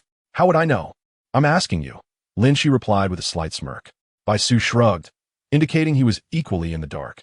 Fortunately, Lin Xi had heard that he was diligent and reliable during work hours, contrasting sharply with his private persona, having never committed any outrageous acts. That counted for something. As Qin Yu took his seat, the auction commenced. His location was also on the 2nd floor, though not in proximity to Lin Xi and Bai Su. They occupied a side section, while Qin Yu's spot was in the central box of the second floor. From the moment the box door opened, he could easily see the auction stage below. This position held significance, as not everyone could claim such an honor. Qin Yu ascended via the spiral staircase on the opposite side, bypassing Lin Xi's vicinity, and due to a column obstructing his view, he initially failed to notice their presence. However, this was hardly an issue. He could easily inquire and ascertain their whereabouts. Lin Xi was interested in a later item on the auction block, finding the preceding lots unappealing. Nonetheless, she remained seated respectfully, maintaining her decorum throughout. Many attendees below frequently glanced up towards her, whispering among themselves. Who is that young lady seated beside young Master Bai? She resembles a certain celebrity. Don't speak carelessly. Anyone who can sit beside young Master Bai must be someone of significance. Just look at her demeanor. She doesn't seem to hail from an ordinary family. Her background is likely quite impressive. Some mentioned having noticed young Master by bending to lift her skirt at the entrance. Really? That is Bai Su. Which family's daughter possesses such privilege in the capital? Oh, don't say that. There is indeed one. Whose family? Have you forgotten? As the old saying goes, South Shou, North Qin, East Sheng, West Bai, and right in the center lies the anchor, the Lin family. The Lin family? I haven't heard much about them in years. Indeed, the Lin family has a legacy of loyalty and valor. Presently, aside from old Lin, only Linda and his wife remain, and there's the second son's little daughter as well. The little daughter. Conversations hushed as all eyes turned towards the second floor. There, a woman sat with her legs gracefully crossed, her back straight, gazing down at the auction stage with a slight tilt of her head. A strand of curled hair cascaded from her shoulder, while a light shawl covered her exposed skin. Perhaps sensing the attention, her fair neck turned slightly, casting a detached glance upon the crowd, exuding an aura of serene majesty. In that fleeting moment of eye contact, an intangible pressure enveloped the room, accompanied by the sound of several breaths being held. Those caught in the act of peeking suddenly felt awkward, unsure whether to retreat or respond. Meanwhile, the figure on the second floor nodded slightly in acknowledgement, offering a gentle greeting. This seemingly casual gesture left those present astonished, prompting quick nods in return. Soon, the individual above shifted her gaze, returning her attention to the auction. Did she just greet us? It seems so. On the second floor, Bai Su caught sight of the earlier exchange and let out a dismissive scoff. You don't even know her. Why bother acknowledging them? What does familiarity have to do with it? Lin Xi turned the sandalwood bracelet in her hand, merely acting out of politeness. Bai Su frowned in discontent. Hearing his reaction, Lin Xi glanced back at him, smiling. Oh right, you wouldn't understand this. Had it been anyone else, such words might have stung. But Bai Su took pride in his lack of decorum, his shoulders shaking with mirth. He did not contest her statement. Rather, he wholeheartedly agreed. He had always been uncouth and impolite, and he loathed the constraints of societal norms. To him, such regulations were nothing but hollow constructs. Thus, Lin Xi often found it remarkable that he had chosen to become a lawyer. He was indeed a paradoxical individual. Unable to contain her curiosity, Lin Xi asked, Do you ever engage in ambidextrous battles with yourself? Does your left brain never clash with your right? She meant no mockery, and Bai Su understood this, responding earnestly, occasionally. But it's certainly isn't in the literal sense of fighting with my hands. Most of the time, my rationality is at a disadvantage. I rarely find the need for it, so it often suffers defeat. Lin Xi nodded, confirming her suspicions. The two were engrossed in their conversation, completely oblivious to the figure that had emerged from the private room in the center. The individual stood at the entrance, surveying the surroundings before fixing their gaze upon the two of them, and then turned to return to the room to report. Chapter 78, Confronting Song Ning President Qin. Miss Lin and young Master Bai are seated at table 3 on the left side of the second floor. The assistant leaned down to whisper in Qin Yu's ear. The man, seated in the main position, rested one hand on the armrest of the mahogany chair, his fingers tracing the intricate patterns on the teacup. Before he inquired in a low voice, Are they present? Indeed. I inquired earlier, and Miss Lin and young Master Bai arrived together. They have remained seated on the second floor since early this morning. The assistant relayed the detailed information he had gathered to Qin Yu. The man stared ahead, his gaze fixed on the auction stage below, remaining silent. He had always been composed, betraying no hint of his thoughts. The assistant tentatively ventured. Shall I invite Miss Lin to join you? Having worked alongside President Qin for 7 or 8 years, the assistant had observed how attentively he regarded Miss Lin. They were likely more aware of it than she was herself. Thus, it was imperative that only Miss Lin be invited, without young Master Bai. Qin Yu lowered his gaze and took a discreet sip of tea. Those who remained by his side were astute individuals, a statement that was not an exaggeration. Most of the time, they did not receive explicit instructions and had to rely on their own judgment to decipher Qin Yu's intentions, as was the case now. After a brief silence, the assistant nodded and exchanged glances with another aide before quietly exiting the private room. Setting aside the minor disturbances caused by Su, Lin Xi was in good spirits today. She estimated that in another 20 minutes, it would be her turn to bid on the painting she desired. Currently, the bidding was not particularly fierce. The charity auction featured a donation from Mr. Qin Yu, the president of LX Capital, a 104-carat flawless diamond necklace. With a starting bid of 30 million, Lin Xi hesitated momentarily, picking up the brochure on the table and flipping through it, only to find that this item was not listed. It was a last-minute addition. Upon seeing the necklace, Bai Su raised an eyebrow in surprise, discreetly observing Lin Xi's every move. "This necklace looks somewhat familiar. I believe I saw it at Third Brother's house the other day," he remarked, seemingly delighted by the commotion. Lin Xi remained silent. The final auction price for this necklace had approached 40 million. Indeed, he was generous to simply donate it away. Downstairs, upon hearing that it was a donation from Qin Yu, the attendees naturally sought to show their respect, and bidding commenced fervently. 48 million for item 3. Hearing this, Lin Xi turned to Bai Su, who had just lowered his bidding paddle. "What are you doing?" she asked. "Did you not see that Song is calling out the prices?" Lin Xi glanced down to see Song Ning, who was wearing a matching red velvet outfit, standing out conspicuously in the crowd. As expected, Song Ning raised her paddle again. Bai Su chuckled lightly. "Is that little host really wealthy enough for this?" 50 million had already surpassed the necklace's original value. The bidders were divided into 3 groups: those like Song Ning, those attempting to curry favor with Qin Yu, and Bai Su, the provocateur. Soon, the others trying to win favor with Qin Yu fell silent, leaving only Song Ning and Bai Su in a standoff. The bidding had reached nearly 60 million, with Song Ning seemingly determined to continue. As Bai Su prepared to raise his paddle again, Lin Xi firmly pressed down on his hand, gently shaking her head to signal that they should stop here. The necklace was not worth such a price. If they continued to bid, she might not be able to secure it for herself. From her vantage point, she could clearly see Song Ning's every move. Noting that the latter's glances toward the second floor were becoming increasingly frequent, indicating her growing strain, Lin Xi understood Bai Su's desire to raise the price. But they had reached a point where it was sufficient. Bai Su, when she exchanged a glance, she saw madness reflected in his eyes as she pressed down harder on his hand. 56 million once, 56 million. Just as the auctioneer was about to bring the gavel down, a figure emerged from the central private room, raising a hand to signal. The auctioneer paused momentarily. "Mr. Qin bids 60 million. 60 million once." Everyone turned to look at the second floor, and Lin Xi was equally astonished, gazing incredulously in that direction.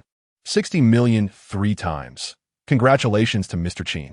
The gavel fell, and the room fell silent.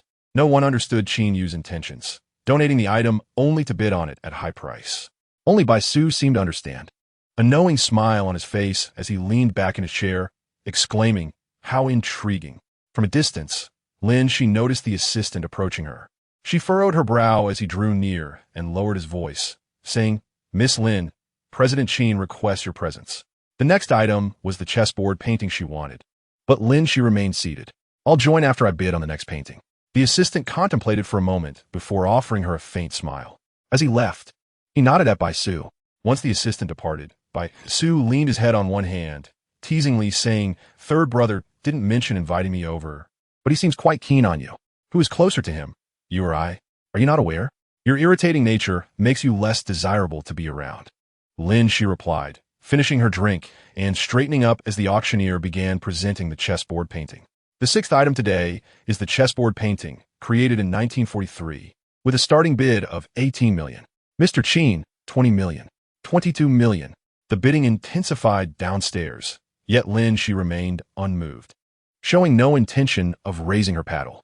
Qin Yu, however, bid twice in the meantime. Bai Su silently observed the unfolding drama. As the room quieted, The auctioneer prepared to drop the gavel, and Lin Xi leisurely raised her paddle. The auctioneer nodded. Number 3 bids 28 million. Upon hearing number 3, everyone recognized it was by Su, and naturally, no one dared to challenge him. Just as it seemed the auction would conclude, someone raised a paddle from the crowd. Number 21, 30 million.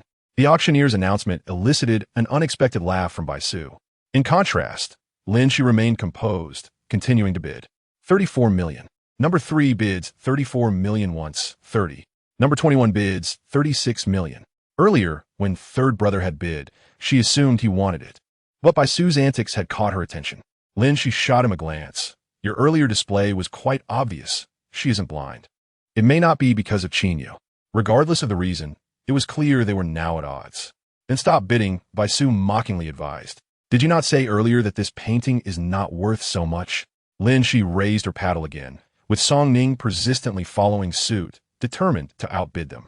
The latter was deliberately returning Bai Su's earlier provocations. Lin Xi narrowed her eyes, a flicker of irritation crossing her brow. Rationality told her there was no need to be overly invested. Yet, number 3 bids 45 million. End of this chapter, chapter 79. Unconditional favor towards Lin Xi. Wow. Upon hearing that figure, Bai Su clapped his hands, saying, I told you. The craziest one here isn't me. Lin Xi ignored his taunts. Bai Su leaned closer, whispering, doesn't it feel like the painting isn't the main attraction anymore, but rather third brother? Don't you think this scene is quite reminiscent? Would it kill you to remain silent? Lin Xi frowned. Bai Su Juka. Ask yourself if you still desire that painting. And as for her, her intentions likely extend beyond the painting. Am I not merely repaying your debt? After all, Bai Su was the one who had instigated the situation initially. Bai Su cannot be blamed. It is truly not my fault. Do you believe that if I were to raise a paddle, she would dare to follow suit? The contention between genuine and counterfeit, TSK. Bai Su smacked his lips, thoroughly satisfied with the current state of affairs. 45 million has already exceeded the estimated value by 10 million. Yet, Song Ning still chose to participate. What? Are you not going to continue? Noticing that Lin Xi remained still, Bai Su raised an eyebrow. Lin Xi said nothing, her expression impassive as she gazed downstairs. Lost in thought, observing her prolonged inaction, Song Ning smirked, convinced victory was assured. However, the next moment, the auctioneer spoke again, 50 million. Song Ning widened her eyes, staring in the direction of Lin Xi. Lin Xi had not moved at all. Wait, wasn't Lin Xi who was it? Just as she searched the room for the identity of the bidder, the auctioneer smiled and announced, Mr. Qin has bid 50 million. 50 million once in stark contrast to Song Ning's astonishment. Lin Xi had noticed it the moment the paddle was raised in box 1. Although she was unaware of why Qin Yu had intervened, her demeanor remained far more composed than Song Ning's, still as tranquil as ever. She raised her hand. The auctioneer was genuinely taken aback. Initially, competing with Qin Yu would not have been a significant issue. However, at this critical juncture, to still follow suit upon hearing Qin Yu's high bid was not a wise decision. 3 million, 52 million. Instantly, a stir rippled through the crowd.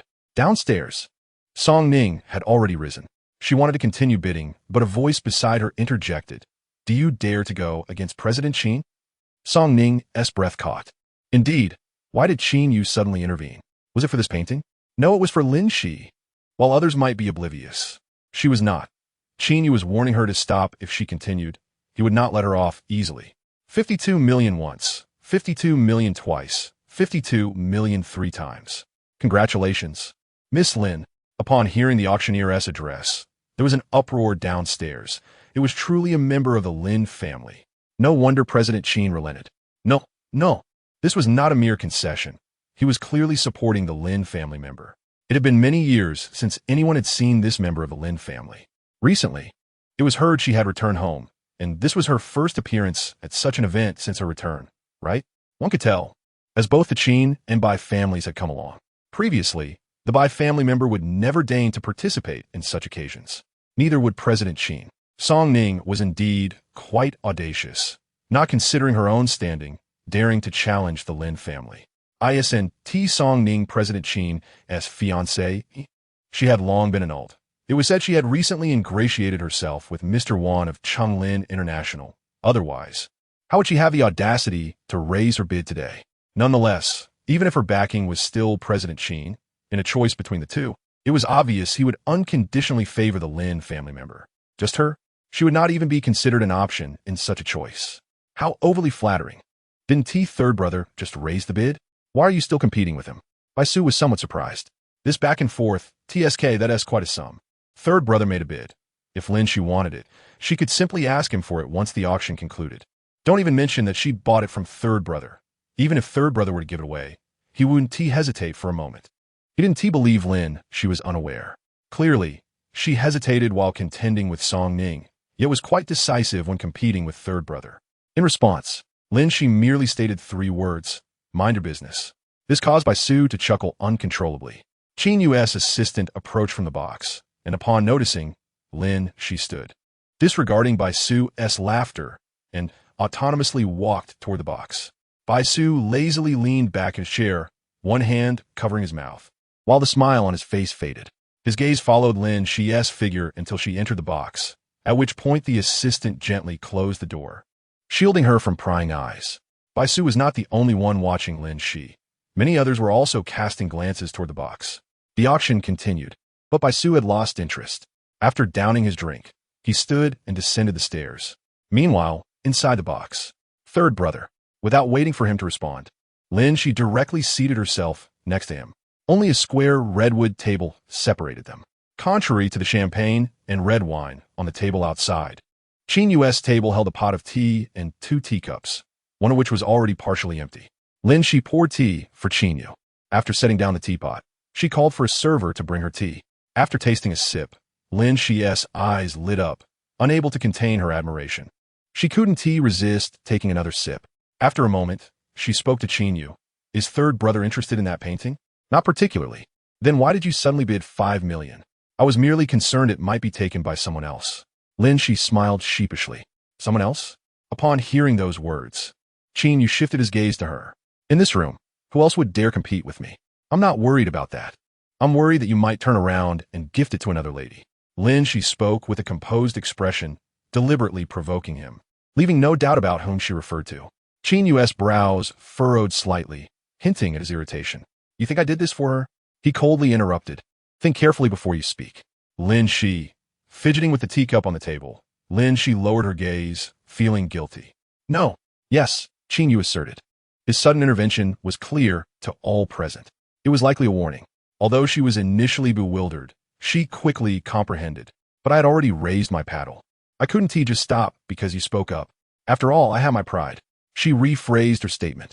It doesn't really matter, since it's all for charity in the end. She ended up bidding an additional 2 million. Fortunately, it wasn't a complete waste. Speaking of absurdity, that necklace third brother bid on was the real oddity, wasn't it? He had donated it, yet still wanted to buy it back. He never intended to donate it. He had always planned to reclaim it. Moreover, if it truly ended up in her possession, she would likely have more to say later. Chapter 80. Take it off initially. Qin Yu had no intention of genuinely donating that necklace. It was merely a formality. He was always confident, waiting to reclaim it in the end. In his view, regardless of Lin Xi's intentions, this item had already been marked as hers. It could not possibly end up in someone else's hands. Moreover, if it were to be bid on by another, Lin Xi would surely have a field day with him.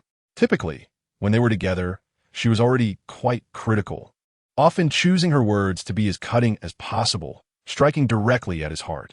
Thus, he could easily envision her reaction if that necklace were to be taken by someone else. She would likely become even more insufferable. Lin Xi. She raised her hand to tuck her hair behind her ear, attempting to mask her unease. This item rightfully belonged to third brother. How it was handled was entirely at his discretion. Moreover, this was an auction after all. Everyone had the right to bid. What was there for me to overthink? Instead, it was third brother who seemed to be overthinking. Qin Yu chose not to expose her little act. He turned his gaze back to her and inquired, since you're not interested, why is Bai Su making a fuss? How would I know? Lin Xi could not possibly reveal that Bai Su intended to embarrass Song Ning. Such words would undoubtedly lead to more questions, which would be difficult to explain, and she had no desire to delve into it. Isn't he always like that? He acts on impulse without much thought. I cannot possibly comprehend his thoughts. This statement was genuine. Regardless, I must thank third brother for today's painting. Lin Xi set down her teacup, not intending to linger. I will take my leave now. There are still items I wish to bid on. Qin Yu allowed her to remain seated, taking photographs without fear of competition. Unfortunately, Lin Xi's words were merely a casual excuse. She had nothing she desired. No, that would be rather dull, she declared, rising to kick the troublesome hem of her dress with her high heels. Third brother, I shall take my leave. With that, she did not look back, maintaining a straight posture as she walked toward the door. The assistant glanced at Qin Yu's expression, and upon receiving a nod of consent, opened the door for Lin Xi, gesturing for her to proceed. In the main seat, Qin Yu silently watched Lin Xi depart. Her figure was graceful, swaying with each step. With her curly hair and crimson lips, she was indeed captivating. He had always perceived her as a delicate begonia in need of nurturing, but today, she appeared more like a thorny rose. Upon returning to her seat, Lin Xi caught a glimpse of Bai Su smiling enigmatically at her. What are you staring at? She retorted, straightening herself and fixing her gaze ahead, adopting an aloof demeanor that signaled her desire for solitude. Aware that she wished to ignore him, Bai Su was unfazed. He relished the challenge of provoking her. Third brother seems quite generous to allow you to return. At his words, Lin Xi frowned in confusion. What do you mean by that? Bai Su did not elaborate, but shifted the topic. Song Ning just left. I heard she has recently ingratiated herself with the young general of Chunglin. Chunglin International? Lin Xi had indeed heard of this company. The chairman of Chungin and Chunglin were brothers of notable standing in the capital. Chunglin, as old general, had 3 sons, and the young general Bai Su mentioned was likely the youngest. Are you serious? I thought this young general was already married. Is that so? They were just sitting together moments ago, he replied, noting her instinctive search for confirmation. They just left together and have yet to return. One couldn't deny Song Ning's remarkable capabilities. She had followed third brother for several years, wielding his name to command respect in the capital, even daring to set her sights on Lin Xi at one point. Now, having left third brother, she had swiftly found a new partner, and judging by her extravagant display earlier, she was likely being treated quite well, spending millions without a second thought. Deep down by Suf Ili Zimat, Lin Xi Inquit, ISNT the Wan family already married? Their child must be quite grown. And what of it? Bai Su chuckled at her naivety. It's merely a strategic alliance. The Wan family's matriarch 1T concern herself with Song Ning. She poses no threat. It's just a game. Who would take it seriously? Everyone turns a blind eye, not wanting to interfere. Regardless of how Song Ning plays her cards with the Wan family, she will never ascend to a legitimate status. For her entire life, she will remain a clandestine mistress. Soon, the auction concluded, and the formal banquet commenced, prompting the guests to move to the adjacent hall. Lin Xi and Bai Su entered through a side door, avoiding most acquaintances. Neither of them was fond of socializing. They had come merely to observe the spectacle. However, Bai Su's serious demeanor deterred anyone from approaching them, sparing them considerable trouble. They found a corner to sit, and Lin Xi rested her head on her hand. Here they come. Bai Su suddenly nudged her arm. Lin Xi lifted her eyelids slightly, scanning the surroundings until her gaze settled on a figure clad in red.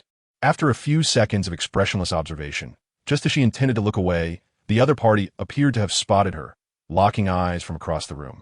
Lin Xi maintained her unruffled demeanor, her eyes betraying no emotion as she stared back.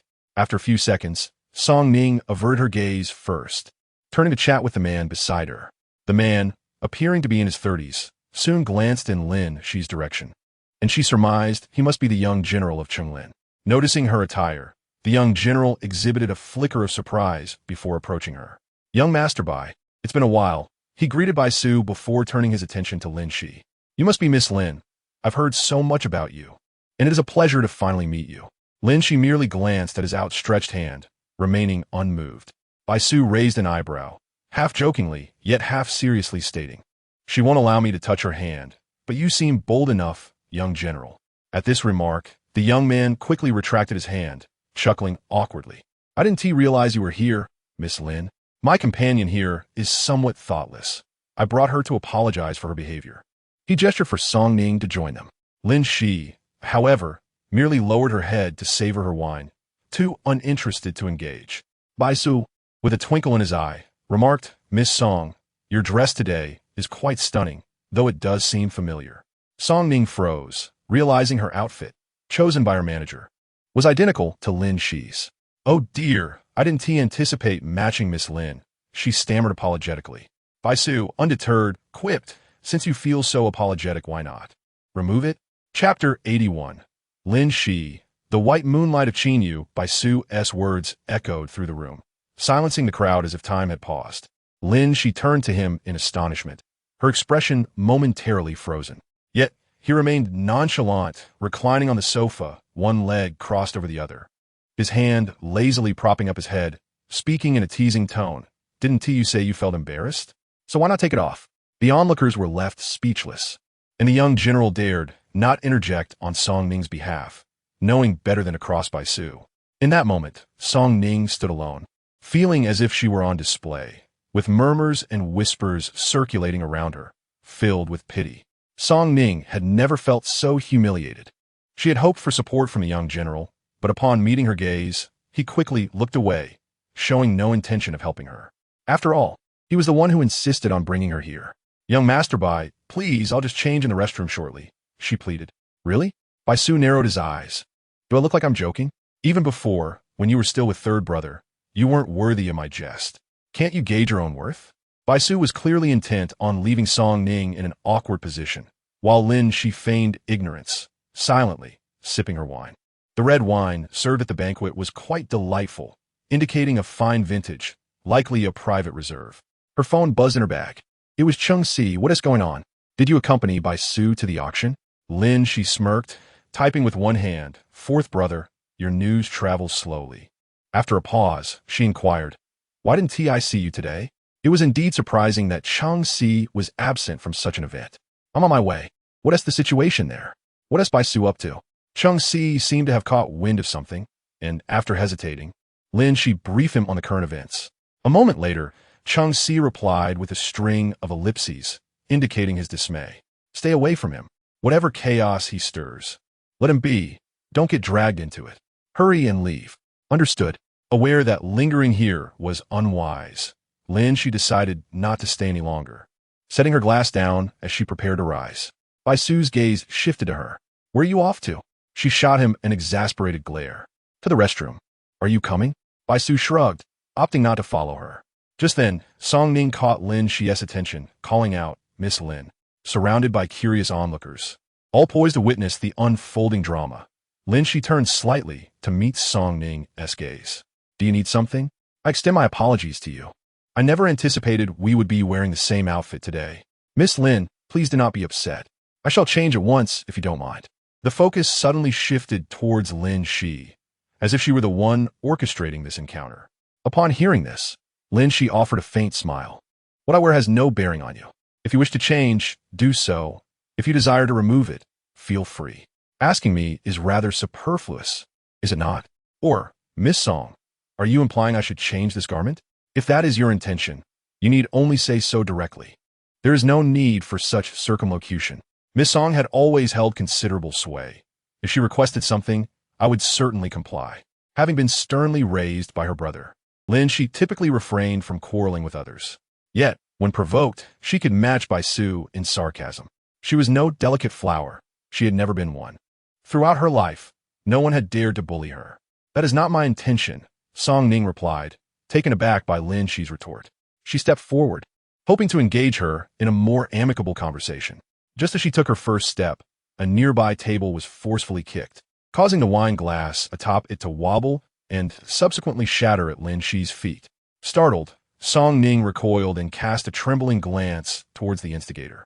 "Try taking another step forward," Bai Su chuckled, though his smile had lost its former warmth. "What is happening?" From a distance, Chung Si rushed over. Lin Xi felt exasperated and seized the opportunity to leave. In the restroom stall, she unlocked her phone and briefly scanned the messages Chung Si had sent earlier. She chose not to respond. As she prepared to exit, she overheard a conversation outside. Did Song Ning just offend the eldest daughter of the Lin family? TSK. To be publicly humiliated merely for wearing the same dress. Shoo. Such things should not be spoken so carelessly. What do you think of Song Ning? Perhaps she deliberately wore the same outfit to provoke Lin's lady? Indeed, the similarities in their attire and appearance are striking. Do you recall why Song Ning caught the eye of the esteemed Qin family's heir? They were said to be schoolmates abroad, so they must have known each other for quite some time. Please, there are many who share that connection with Mr. Qin. Look at Song Ning. Her background is respectable in a small town, but in the capital, it pales in comparison to the Lin family. By all accounts, she should not even be in the same sphere as Mr. Qin. Why is that? I heard it is because she bears a resemblance to the lady of the Lin family. Suddenly, an outburst erupted from outside. Lin, she furrowed her brow. What nonsensical rumors circulated in this circle? What did this have to do with her? Who was so idle as to spread this version? She reached for the door, eager to escape these insipid gossipings. Such idle chatter bore no semblance of truth. It was merely an affront to her ears. Keep your voice down. Everyone in the circle knows that Mr. Qin has an unattainable white moonlight. So, is it the Lin family's daughter? Of course. Lin, she paused, her hand halted mid-motion. The voices outside grew increasingly animated, their volume rising. Is this true? You shouldn't speak so recklessly. If it were false, would Mr. Qin allow it to circulate? Clearly, this is an acknowledgement of the situation. With the Lin family's return, what business does Song Ning have? Does the Lin lady not fancy Mr. Qin? Who knows? Regardless. Regardless of what? Do not keep me in suspense. Whether she fancies him or not remains unclear, but it is certain that there is no future between Mr. Qin and the Lin lady. Why not? They seem well matched. Years ago, Mr. Qin's mother and the Lin lady's father were childhood sweethearts, nearly betrothed. Then the Lin lady's mother intervened. Had it not been for the Lin lady's mother's appearance, the two families would have long since united. It is said that Mr. Qin's mother has always harbored feelings for the Lin lady's father, holding a grudge against the Lin family ever since, thus viewing the Lin daughter unfavorably. Thus, even if they were together, it would be difficult for the Lin lady to enter the Qin family. What a tangled web. This is hardly a secret within the circle, but now no one dares to mention it. The childhood sweethearts torn apart. What a pity. I have heard that the Lin lady's mother was a great beauty. One can only imagine how stunning she must have been. Was the Lin lady's mother also from the capital? No, she hails from a neighboring city, with a lineage of distinguished physicians. Her parents are renowned traditional Chinese medicine practitioners, the kind whose services are in high demand, and her father was once the head of a prestigious medical university. Though lacking the political connections of the Bai family, she nonetheless comes from a scholarly lineage. Thus, the Bai and Qin families ended up uniting? Indeed, Mr. Qin's parents share a lack of affection for one another. Is there a chance that Mr. Qin does not truly care for the Lin lady? If he truly cared, why would he keep a stand-in by his side? At that moment, the restroom door was gently pushed open. The two women paused mid-conversation, glancing towards the source of the sound. What was meant to be a casual observation turned into a startling revelation. Emerging from a stall was Lin Xi, clad in a striking red dress that drew attention, her cold and noble visage radiating an imposing aura. The two women instinctively stepped aside. Watching as Lin, she moved gracefully between them, bent to turn on the tap, and began to wash her hands. They stood frozen, like two stone lions, rigidly flanking her. After shaking off the excess water, Lin, she straightened and glanced to her right, where the towels were placed. In an instant of eye contact, the woman beside her swiftly handed over a towel, her movements fluid and reminiscent of a servantess. Thank you. Lin, she accepted the towel, dried her hands, and carelessly tossed it aside before turning to leave.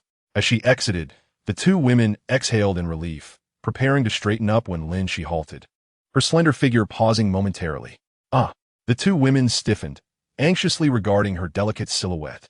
Lin, she stated, my father's first love has always been my mother. Do not let me hear you spreading falsehoods. The Lin, Qin, Cheng, Bai, and Zhou families have maintained amicable ties for generations. The Lin family's youngest son was the object of affection from many girls during his school years, yet he never engaged in romantic relationships. The eldest daughter of the Bai family was indeed enamored with him. Their childhood betrothal was no secret. However, the Lin family's youngest son had explicitly rejected that proposal, dismissing the childhood engagement. Although the Bai family's eldest daughter was heartbroken, she did not give up, considering him merely a bookworm preoccupied with studies. She believed herself to be the first choice whenever he decided to pursue a relationship. She could afford to wait. Later on, during the initial stages of his entrepreneurial journey, the Lin family's youngest son encountered a girl from the neighboring city, and they fell in love at first sight. Soon after, he introduced her to his family. The situation became rather awkward when the eldest daughter of the Bai family arrived unannounced, creating quite a scene. Following that incident, encounters between the families became somewhat strained. Regardless of others' opinions, The Bai family's eldest daughter perceived it as the Lin family's youngest son having wronged her, while the girl from the neighboring city was viewed as the interloper. Eventually, when the Lin family's youngest son married, he did not invite the eldest daughter of the Bai family. Not long after, she hastily married the sole heir of the Qin family, which somewhat alleviated the tensions between the two families. Since then, the eldest daughter of the Bai family and the youngest son of the Lin family have had no contact, not even attending the funeral of the latter. When it comes to right or wrong, Lin Xi does not perceive any fault in her parents. She remains indifferent to external discussions. Her parents, having loved freely and maintained a pure relationship, should not be subjected to baseless speculation. Speaking of Qin Yu's mother, Aunt Rong, she has always treated Lin Xi with coldness since her earliest memories. In the presence of others, Aunt Rong would put on a facade of warmth, appearing as a kind elder. Yet in private, her disdainful gaze never wavered. This was particularly evident during Lin Xi's childhood, which led her to avoid interactions with the Qin family, including Qin Yu. Qin Yu's father had no objections to her. In fact, he treated her well, being sworn brothers with her own father. However, he was usually stern and unapproachable. The grievances of the previous generation were merely a one-sided narrative, driven solely by Aunt Rong's whims. One thing those people mentioned earlier was indeed accurate. There was no future for her and Qin Yu. The notions of white moonlight and stand-in were mere illusions. A few years ago, she might have been tempted to delve deeper into these rumors, but now, the truth held little significance for her. Exiting the restroom, Lin Xi carefully navigated the steps while lifting her dress. Just as she steadied herself, she spotted a man leaning against the wall nearby, smoking. Upon hearing the sound of her heels, he glanced her way and instinctively extinguished his cigarette. Lin Xi, burdened with her thoughts, and having just overheard gossip about Qin Yu, felt an inexplicable awkwardness upon encountering him. Despite not being involved, she felt as though she had been caught. Perhaps it was karma. Having made those two uncomfortable earlier, it was now her turn. "Are you not leaving?" Qin Yu asked.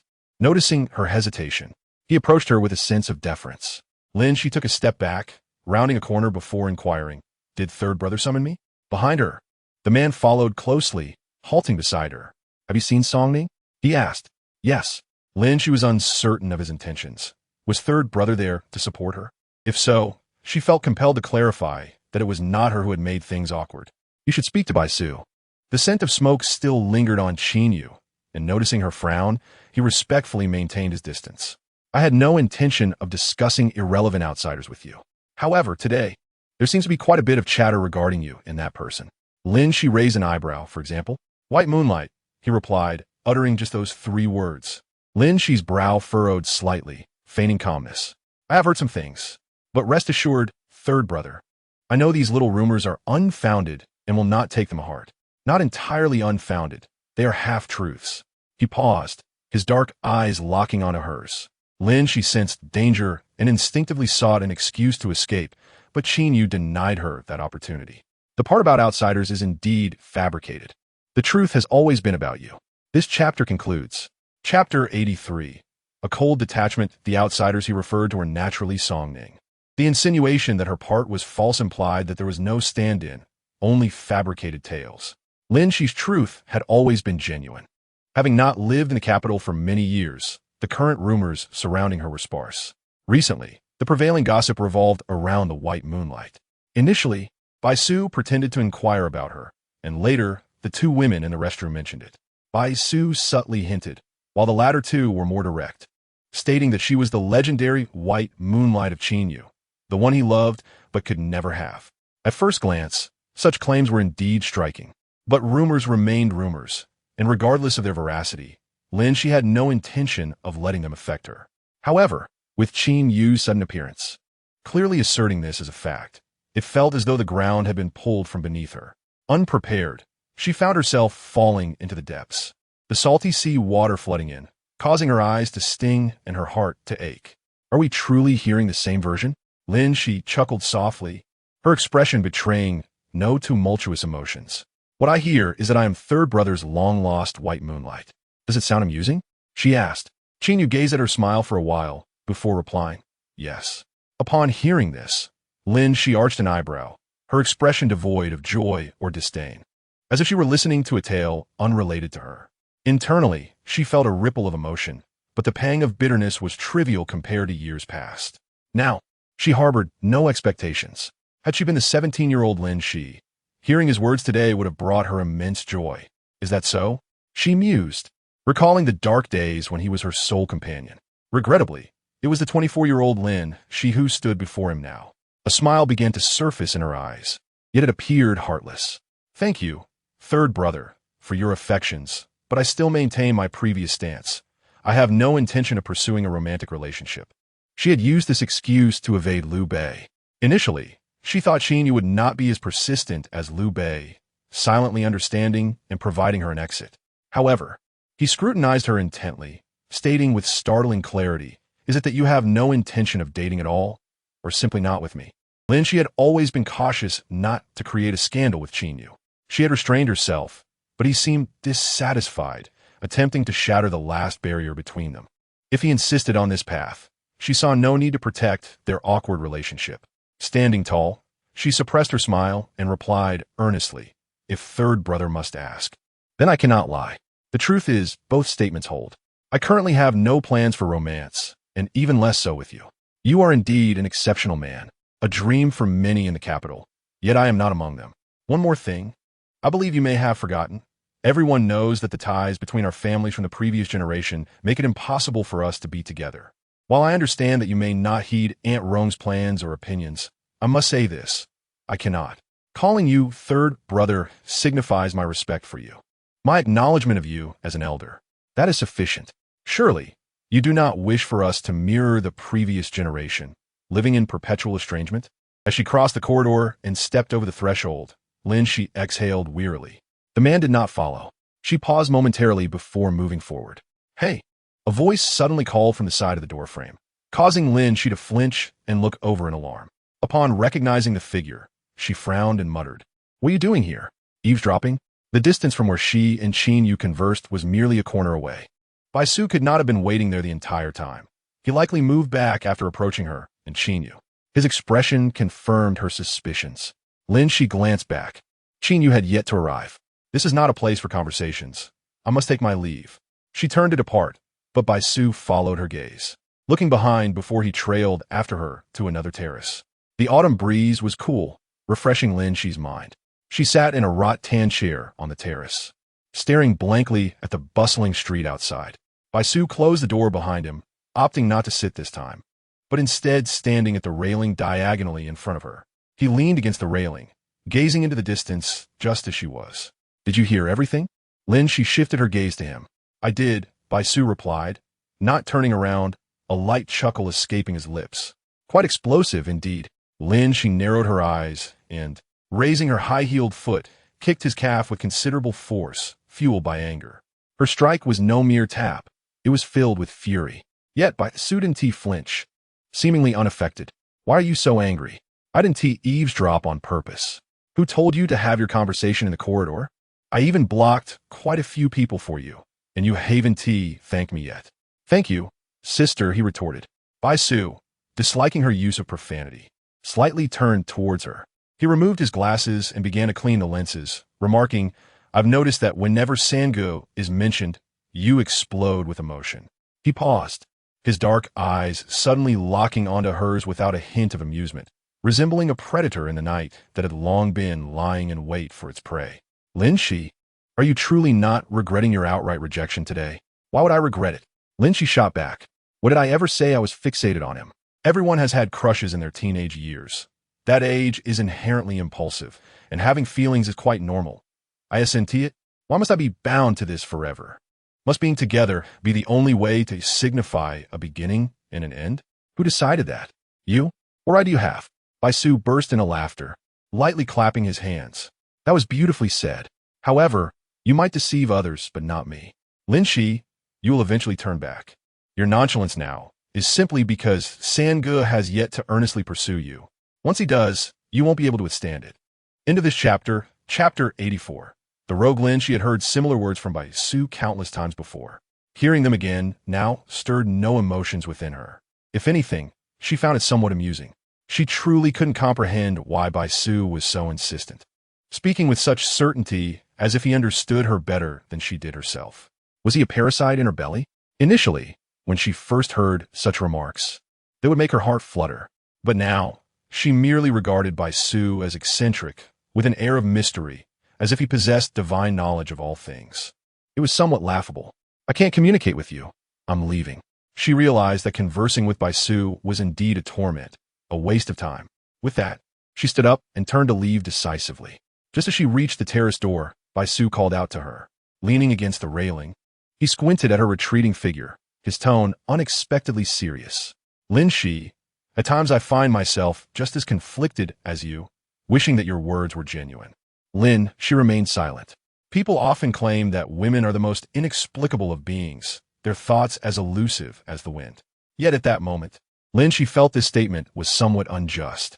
In her view, it was men who were more perplexing. Take Bai Su's previous statement. She could sense an underlying meaning but dared not confirm it. After all, this was Bai Su. His thought process was unique, as if he had slipped on a banana peel and twisted in unpredictable directions. Then there was Qin Yu, who unexpectedly confessed his feelings. Lin Xi found herself reasonably questioning whether these two cousins had recently experienced some sort of shock, exhibiting slightly abnormal behavior. Upon returning to the main hall, Lin Xi scanned her surroundings but did not see Qin Yu. He hadn't returned yet. Reflecting on her earlier words, she realized they might have struck a nerve, but he was Qin Yu after all, not far away. Changxi noticed her return, promptly halting his conversation, smiling at those nearby, and striding towards her. Why are you alone? Changxi pulled her aside to sit. I went to the restroom alone. Is it strange to return alone? Should I return with half a person? Lin Xi feigned ignorance. Changxi was momentarily speechless, taken aback by her retort. You're becoming quite the comedian. Have you not seen Singe? Qin Yu and Bai Su left just before you did, and it's been a while. Where could those two possibly be? Changxi expressed concern that they might have had another altercation. Given that Qin Yu had been in a foul mood lately, any slight provocation could set him off. Meanwhile, Bai Su had been behaving like a rabid dog, snapping at anyone who crossed his path. I'm caught between these two cousins, acting both as a brother and a younger sibling. My heart is in turmoil. No, I haven't seen them. Lin Xi lied without a hint of embarrassment. Looking around, she noted the absence of Xiao Wan and Song Ning. Has Cheng Lin left? Upon hearing this, Changxi swallowed the question he was about to ask and replied, she left with Song Ning a while ago. Speaking of this, he felt a headache coming on. You have no idea what Bai Su did after you left. Lin Xi leaned in, eager to listen. After Song Ning apologized to him, he directly scowled and doused her with wine. This is truly the behavior of a rogue, Lin Xi remarked. Changxi was furious. Even if he looked down on Song Ning, she was still a woman. Publicly humiliating her was excessive. A few harsh words would suffice. Throwing wine was in poor taste. Lin Xi's lips twitched slightly. She was a saint and knew that Song Ning wasn't a good person. However, she firmly believed that in such a setting, there was no need for violence against Song Ning. Moreover, it was rather unbecoming for someone of Bai Su's status to act in such a manner. It was disgraceful. What did Sang say about it? What could he say? Jinx, he scolded. In front of outsiders, he must uphold the family's dignity, regardless of the situation. Even if there needs to be a lesson taught, it shouldn't be done in public. Hence, he worried about the two's prolonged absence. Bai Su was likely being reprimanded. By the way, what's the situation between you and Song Ning today? Did she dress that way on purpose? Lin Xi hesitated to divulge Bai Su's actions, considering it a mere coincidence. If anyone were to be blamed for intention, it would be Bai Su. This time, Song Ning was truly innocent. That is good to hear. Changxi sighed in relief. If Song Ning had indeed intended to provoke, Sangu would surely be unsettled. With today's events, people will undoubtedly gossip. I know you don't care, but Sangu cannot allow you to be the center of attention. Just the previous incident had led Sangu to directly cut Song Ning from her program, let alone this situation. Changxi subtly hinted to her that there was nothing between Sangu and Song Ning. She should not take it to heart. At this, Lin Xi raised her gaze, her eyes calm and tranquil as she regarded him. Changxi pressed his lips together. All right, I want to say more. Don't be upset. I warned you early on not to come with Bai Su. Changxi was concerned that the incident with Song Ning would trouble her. It's fine, Lin Xi replied nonchalantly, resting her chin on her hand, her gaze drifting lazily towards the curious stares of some young men across the room. It's been a while since I attended such an event. It's rather interesting. Indeed, Changxi chuckled, teasingly adding, everyone was starting to forget about your existence with your long absence. Speaking of which, you look stunning today, truly outshining everyone else. I bet the news of your attendance has already spread throughout the circle. Ah, you could have relied on your beauty to represent our Fei Yun. Yet you insist on showcasing your capabilities. Since you mentioned work, I might as well discuss something with you. Upon the mention of work, Lin Xi instantly shifted into a serious mode, turning to scrutinize Qin Yu. Under her penetrating gaze, Qin Yu's mind raced, trying to recall recent company matters. It seemed there hadn't been any significant news regarding Lin Xi lately. In the past week, everything appeared peaceful. Was Fei Yun preparing to delve into the artificial intelligence robot market? About that, Qin Yu pondered for a moment, displaying an unusual seriousness. A few years prior, Fei Yun had produced a range of low-end robots, thriving on competitive pricing and achieving commendable sales. However, the company subsequently shifted its focus entirely to chip research, temporarily abandoning other product lines, effectively transitioning into a behind-the-scenes role. Yet, candidly speaking, Fei Yun does not intend to limit itself solely to chip manufacturing. We aspire to establish a complete industrial chain, akin to Huawei. With our mastery of cutting-edge chip technology, we find ourselves ahead of various brands in the market, regardless of the product we choose to develop. I believe this grants us a significant advantage. Who wouldn't wish to profit? What say you, sister? Although Qin Yu often appears distracted at work, he has consistently harbored his own plans and arrangements. Chapter 85. The intimacy between lovers. Why the sudden inquiry? Qin Yu scrutinized her. In recent days, he had been away from the capital, and he owned more than just Fei Yun. Thus, he had not closely monitored its recent activities, which were primarily determined by the vice president. He typically refrained from interference, truly embodying the role of a nominal owner. Lin Xi recounted the content of their recent meeting to him, leading her to believe that there might be a divergence in their views. Qin Yu raised an eyebrow, questioning the severity of the situation. You are a businessman. Your primary concern is profit, unlike me. Do you disagree with the robotics initiative? Not exactly. Lin Xi contemplated before rephrasing. Given the foundation we have, we should not squander resources. However, I do not advocate for an aggressive push into this product line at this stage. We must prioritize wisely. Qin Yu nodded in understanding, assuring her that he would communicate this to the team upon his return. Moreover, I have always believed that technology should serve to assist and benefit humanity. I do not endorse the pursuit of research and production with the mindset of replacement or absolute profit as paramount. After a pause, Lin Xi smiled wryly, preemptively informing him that should our opinions diverge in the future, she would inevitably leave Fei Yun. I have my convictions, and I hope fourth brother can respect them. She addressed him formally as fourth brother, to which Qin Yu had no reason to object, especially since her request was not unreasonable. Pursue what you wish to do. Boldly embrace it. Here with fourth brother, you will never encounter conflict. I am indeed a competent businessman, and I generally do not engage in ventures that offer no profit. However, fourth brother also knows where to draw the line and recognize what is truly important. Rest assured, you will always take precedence over all interests. In truth, not only with me, but also with second brother, third brother, and even by Sue, you have surpassed numerous individuals and matters, undoubtedly ranking among the foremost. Although I am aware that at times you may doubt my words, and I do have a penchant for flowery rhetoric, these sentiments are entirely sincere.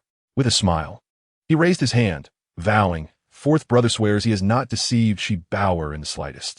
Lin Xi, taken aback, chuckled as she pressed down his hand, reminding him that she had told him numerous times not to call her that. She was no longer a child. She had no nickname. Her elders preferred to call her Shi. Only Qin Yu insisted on a special form of address. While it was endearing in childhood, hearing it in public now brought forth a blend of affection and embarrassment. She couldn't help but remind him, I'm already 24. So what? Qin Yu dismissed her concern, arguing that she was still younger than him. Honestly, one would think he would be more accepting of nickname at this age. He feigned a wounded expression, a performance that had become a hallmark of his antics. Here we go again, Lin Xi sighed, realizing she could do nothing to stop him. If you resist being called this by me, how would you react if it were third brother? Lin Xi's eyes widened in disbelief. Why mention third brother out of the blue? What is wrong? Qin Yu feigned innocence, recalling how third brother used to call her that in their youth. How could I possibly know? Lin, she was bewildered. She distinctly remembered that only Qin Yu referred to her in such a manner. Elders had told her that upon arriving in the capital from Jiangcheng, Qin Yu had taken an immediate liking to her. affectionately calling her his sister and visiting the Lin household multiple times a day, always bearing gifts of snacks or toys he cherished. It was said that before coming to the capital, Qin Yu had no peers in his age group. His 3 cousins were 2 or 3 decades older than him. The only contemporaneous child was his eldest cousin's son, who was still younger than him. Hence, Qin Yu had longed for a younger sibling. Regrettably, upon entering the compound, he found himself surrounded by older brothers. Apart from her, the only younger one was Bai Su, who had always been quite obstinate.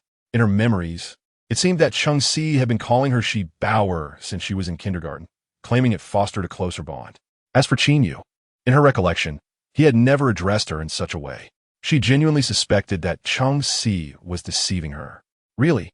Qin Yu earnestly explained. It was third brother who first called you that. What? Lin Xi's expression was one of disbelief. Regardless, I distinctly recall that. If you don't believe me, just ask third brother. Lin Xi's lips twitched. How was she supposed to inquire about this? Never mind, it wasn't tea of great import. There was no need to ask. The thought of the nickname being associated with Qin Yu was, well, awkward and inexplicably peculiar. She was inexplicably reminded of the time he had lulled her to sleep, singing the song Baby, gentle and tender, akin to the intimacy shared between lovers. Qin Yu gazed at her with a teasing glint in his eyes, seemingly able to see through her thoughts at that moment. Lin Xi coughed and averted her gaze. It's getting late. Aren't you leaving fourth brother? Just a moment. I'll leave with third brother. How about you join us? No, Lin Xi shook her head. It's not on my way. You're not planning to return with Bai Su, are you? Lin Xi wanted to deny it, but Qin Yu preempted her, quietly advising, it's best to limit your interactions with him in recent days. Why? She instinctively inquired. Although she had no intention of engaging excessively with Bai Su, she felt that Qin Yu's sudden caution must stem from something more significant. Bai Su had stirred quite a bit of trouble recently, and the old man was quite displeased. Tonight's incident would likely reach him soon. Don't let yourself get entangled in this. In truth, Qin Yu's words carried a deeper meaning, though he didn't articulate it explicitly. Old man would certainly not blame Lin Xi, but others might not be so forgiving, such as Bai Su's mother or Aunt Rome.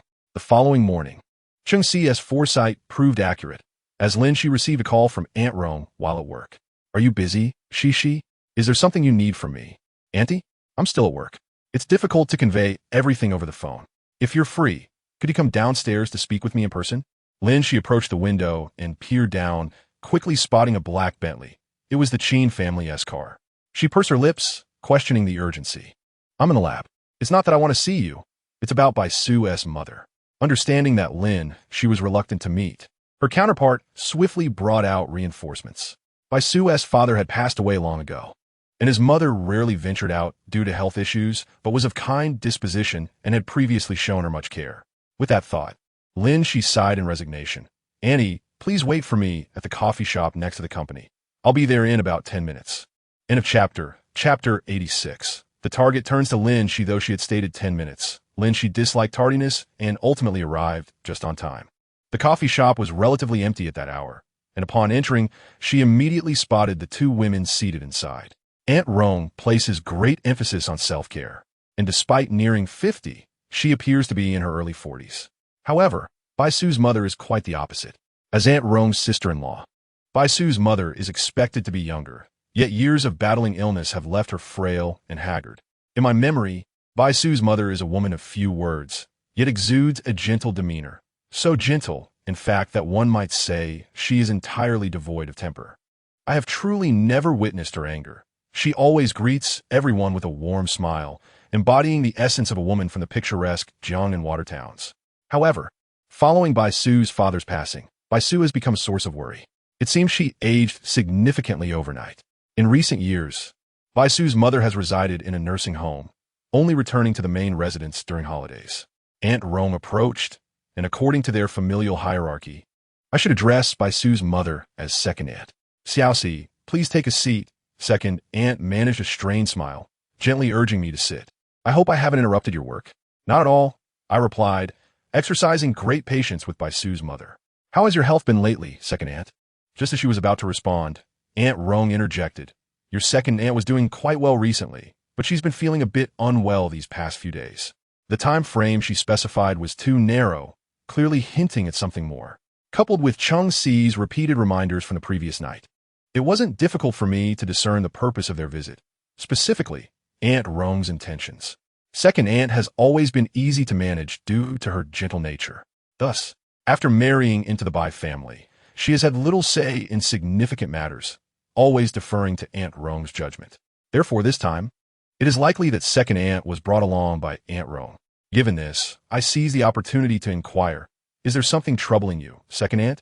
Aunt Rong remained silent, casting a few more glances at Bai Su's mother. After a brief pause, Second Aunt sighed, "It's still about Bai Su. I had hoped that after working these past few years, he would have matured. Who would have thought? He still enjoys causing trouble." "Xiaoxi, you must have heard about the recent incident with Lu's youngest son," Aunt Rong added. Just then, a server arrived and I nodded slightly, signaling for them to place the coffee down. Once they departed, I replied nonchalantly, "Yes, I heard about it." I returned to the estate immediately to gather information from fourth brother regarding the situation at that time. "It appears to have been an accident, Second Aunt, so please do not be too distressed. I understand that the Lu family did not hold it against him, and it seems Liu Bei was not seriously injured." Aunt Rong remarked, "That is because your third brother intervened." It seems she was deliberately emphasizing this point. Lifting my gaze, I heard Aunt Rong continue. "This incident doesn't seem like an accident. It appears that Xiaoxiu may have intentionally collided with him. Where did Aunt Rong hear such things?" I pondered, feeling that Second Aunt's sorrow was partly due to Aunt Rong's stirring of trouble, thereby exacerbating her worries. The version I heard differed significantly. Fifth brother and Liu Bei are not acquainted. Without reason, how could one claim it was intentional? I remarked, "I don't think so. Xiaoxiu has always been quite considerate of you. Liu Bei has been persistently pursuing you, and perhaps he might actually act out of concern for you." This statement was no longer subtly implied. It directly pointed at me. After exchanging glances, I suddenly smiled. Bai Rong frowned, noting that when I was not smiling, I bore a striking resemblance to my father, possessing that indifferent gaze that seemed to regard everything with apathy. My father was a quintessential bookworm, a typical science geek, wholly absorbed in his research. He lacked the assertiveness expected from someone of his lineage, displaying more rigidity than coldness compared to the eldest of the Lin family. Yet when I smiled, I bore a hint of my mother. The mere thought of that woman caused Bai Rong to clench her fists. Even after all these years, she still harbored resentment towards the Lin couple, particularly towards my mother. This had become an insurmountable hurdle for her. In those days, she had forsaken the upbringing of a young lady, hysterically accusing them, while my father merely frowned in response. Looking at my mother, who remained aloof, elegantly seated, smiling gently at her, created a stark contrast to Bai Rong's earlier distress. In that moment, my mother said nothing, yet every smile and frown was a silent insult. I had no entanglement with Liu Bei, as we had ceased communication long ago. Aunt Rong has truly wronged me. Even in the presence of elders, I showed no inclination to yield. My words were stark and piercing. If Aunt Rong disapproves of me, she should voice it openly rather than indirectly placing blame on me. To suggest that fifth brother would act in such a manner for my sake is far too flattering. Bai Rong's smile faded. The atmosphere became tense. Second Aunt appeared startled and hastily clarified. "No, Xiaoxi, please don't misunderstand. We merely heard some rumors from outside. Don't take it to heart." Second Aunt, worried about my anger, added, "The reason for our visit is to ask you to persuade Bai Su. I heard he has been acting out again, and I would appreciate it if you could have a word with him. That boy truly disregards everyone's advice. Even your third brother's reprimands have no effect. He isolates himself from everyone except you. So, I'm truly at my wit's end. I fear he might repeat the mistakes of the past."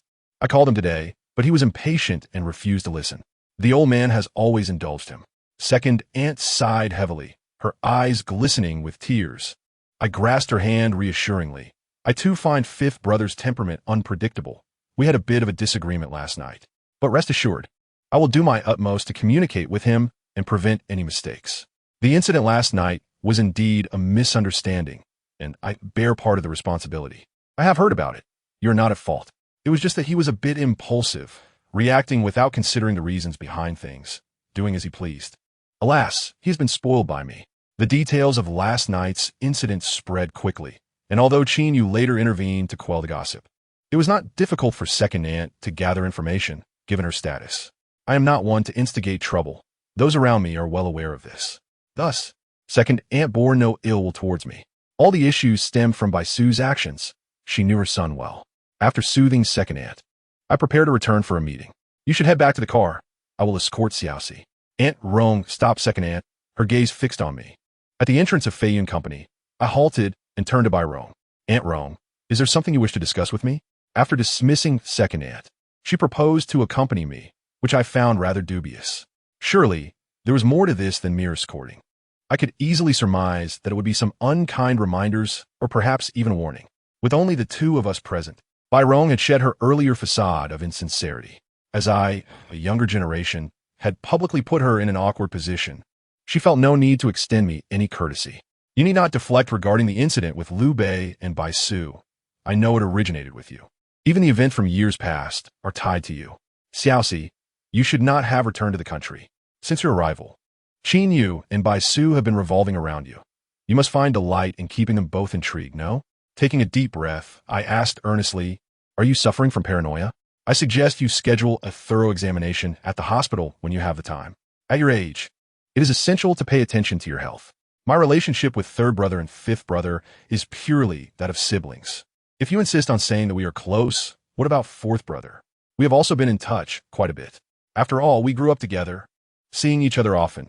How could we possibly avoid one another? There is no need for you to lecture me. In my heart, they are merely brothers from distinguished families. The ones you should approach are those with insincere intentions. There is no need to waste time with me. Even if you and I agree to sever ties with them, I fear the other elders would not consent. When the time comes to explain, who will take responsibility? You? The elders in the courtyard are not naive. At their age, how could they be unaware of the situation?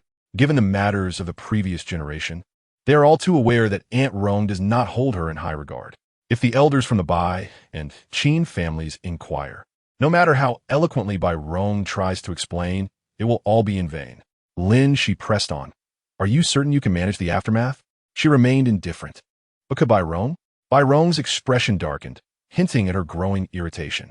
Lin Xi smiled, displaying a stark contrast in reaction. Aunt Rong, I admit that when I was 17, I did have feelings for third brother. However, I am not one to dwell in the past. I never cling to someone who does not reciprocate my affections. Upon hearing this, Bai Rong's expression shifted dramatically. Lin Xi's insinuation was clear to her. After years apart, this girl has become increasingly audacious in her speech. Lin Xi continued, had I been more articulate back then, these words would not have lingered until now. I have far harsher things unsaid. Would you care to hear them, Aunt Rong? Your words back then were far more cutting than mine now, weren't they? I was barely a teenager and could withstand them. Aunt Rong should be able to as well. She raised an eyebrow, perhaps she could. Indeed, it seemed you were a girl lacking parental guidance. Mentioning parents, the slightest trace of a smile vanished from Lin Xi's face, her expression darkening, resembling Qin Yu's unsettling demeanor. She may not match Aunt Rong's sharpness, but in terms of upbringing, I believe I surpass you. Anyone can accuse me of being uncultured, but you seem to lack the standing to do so. I still respect you as an elder. I shall refrain from further comments. Should you continue to make things difficult for the younger generation next time, I may not possess many talents, but I certainly know how to report to the old master. Noticing the Bentley's window rolling down in the distance, Lin Xi, fearing her second aunt's concern, refrained from lingering and turned to leave. At the entrance of Fei Yun, as Lin Xi stepped onto the last stair, her phone vibrated in her pocket. She casually glanced at it, seeing it was Qin Yu, and her steps faltered. Subsequently, she pretended not to see it, silencing the phone and returning it to her pocket. That day, Lin Xi kept her phone on silent, placing it in the office drawer without a second glance. As the saying goes, while avoidance may be shameful, it proves useful. After finishing her report, she left work at 8 in the evening. Intentionally staying late, she worked a bit longer. As she entered the elevator, she suddenly remembered her phone was not with her. Retrieving it, she leaned against the elevator and scrolled through missed calls and messages. As she had imagined, the notifications were not overwhelming, but the pressure was palpable. From Qin Yu to Cheng Si, and then to Bai Su, they took turns calling her. Scrolling further, she even saw her aunt's call. Pausing her finger on her aunt's number, Lin Xi ultimately decided to return the call. Aunt, I apologize for just noticing your call. Cece, did you just finish work? Yes. I was in the lab all afternoon and did not have my phone. No problem. Have you eaten dinner? Yes, I have, Aunt. Soon. Her aunt got to the point. Did Bai Rong reach out to you? Who told you? It was understandable for Qin Yu and the others to be aware, given that Fei Yun was their territory. However, her aunt should not have known. Surely, it wouldn't have spread to the main courtyard so quickly, as it was hardly critical news. Do not ask me who told. Is there any truth to it? Yes, Aunt Rome and second aunt came to discuss fifth brother's matters with me. Exiting the elevator, the cleaning lady nodded at her. Another late night at work, Lin? Not too late today. I'm leaving now. You take care. All right, the cleaning lady smiled, watching her leave.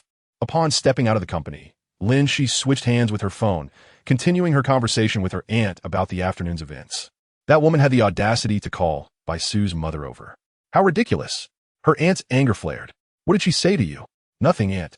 If she were to say anything offensive, I certainly wouldn't let her have the upper hand. Please don't be angry.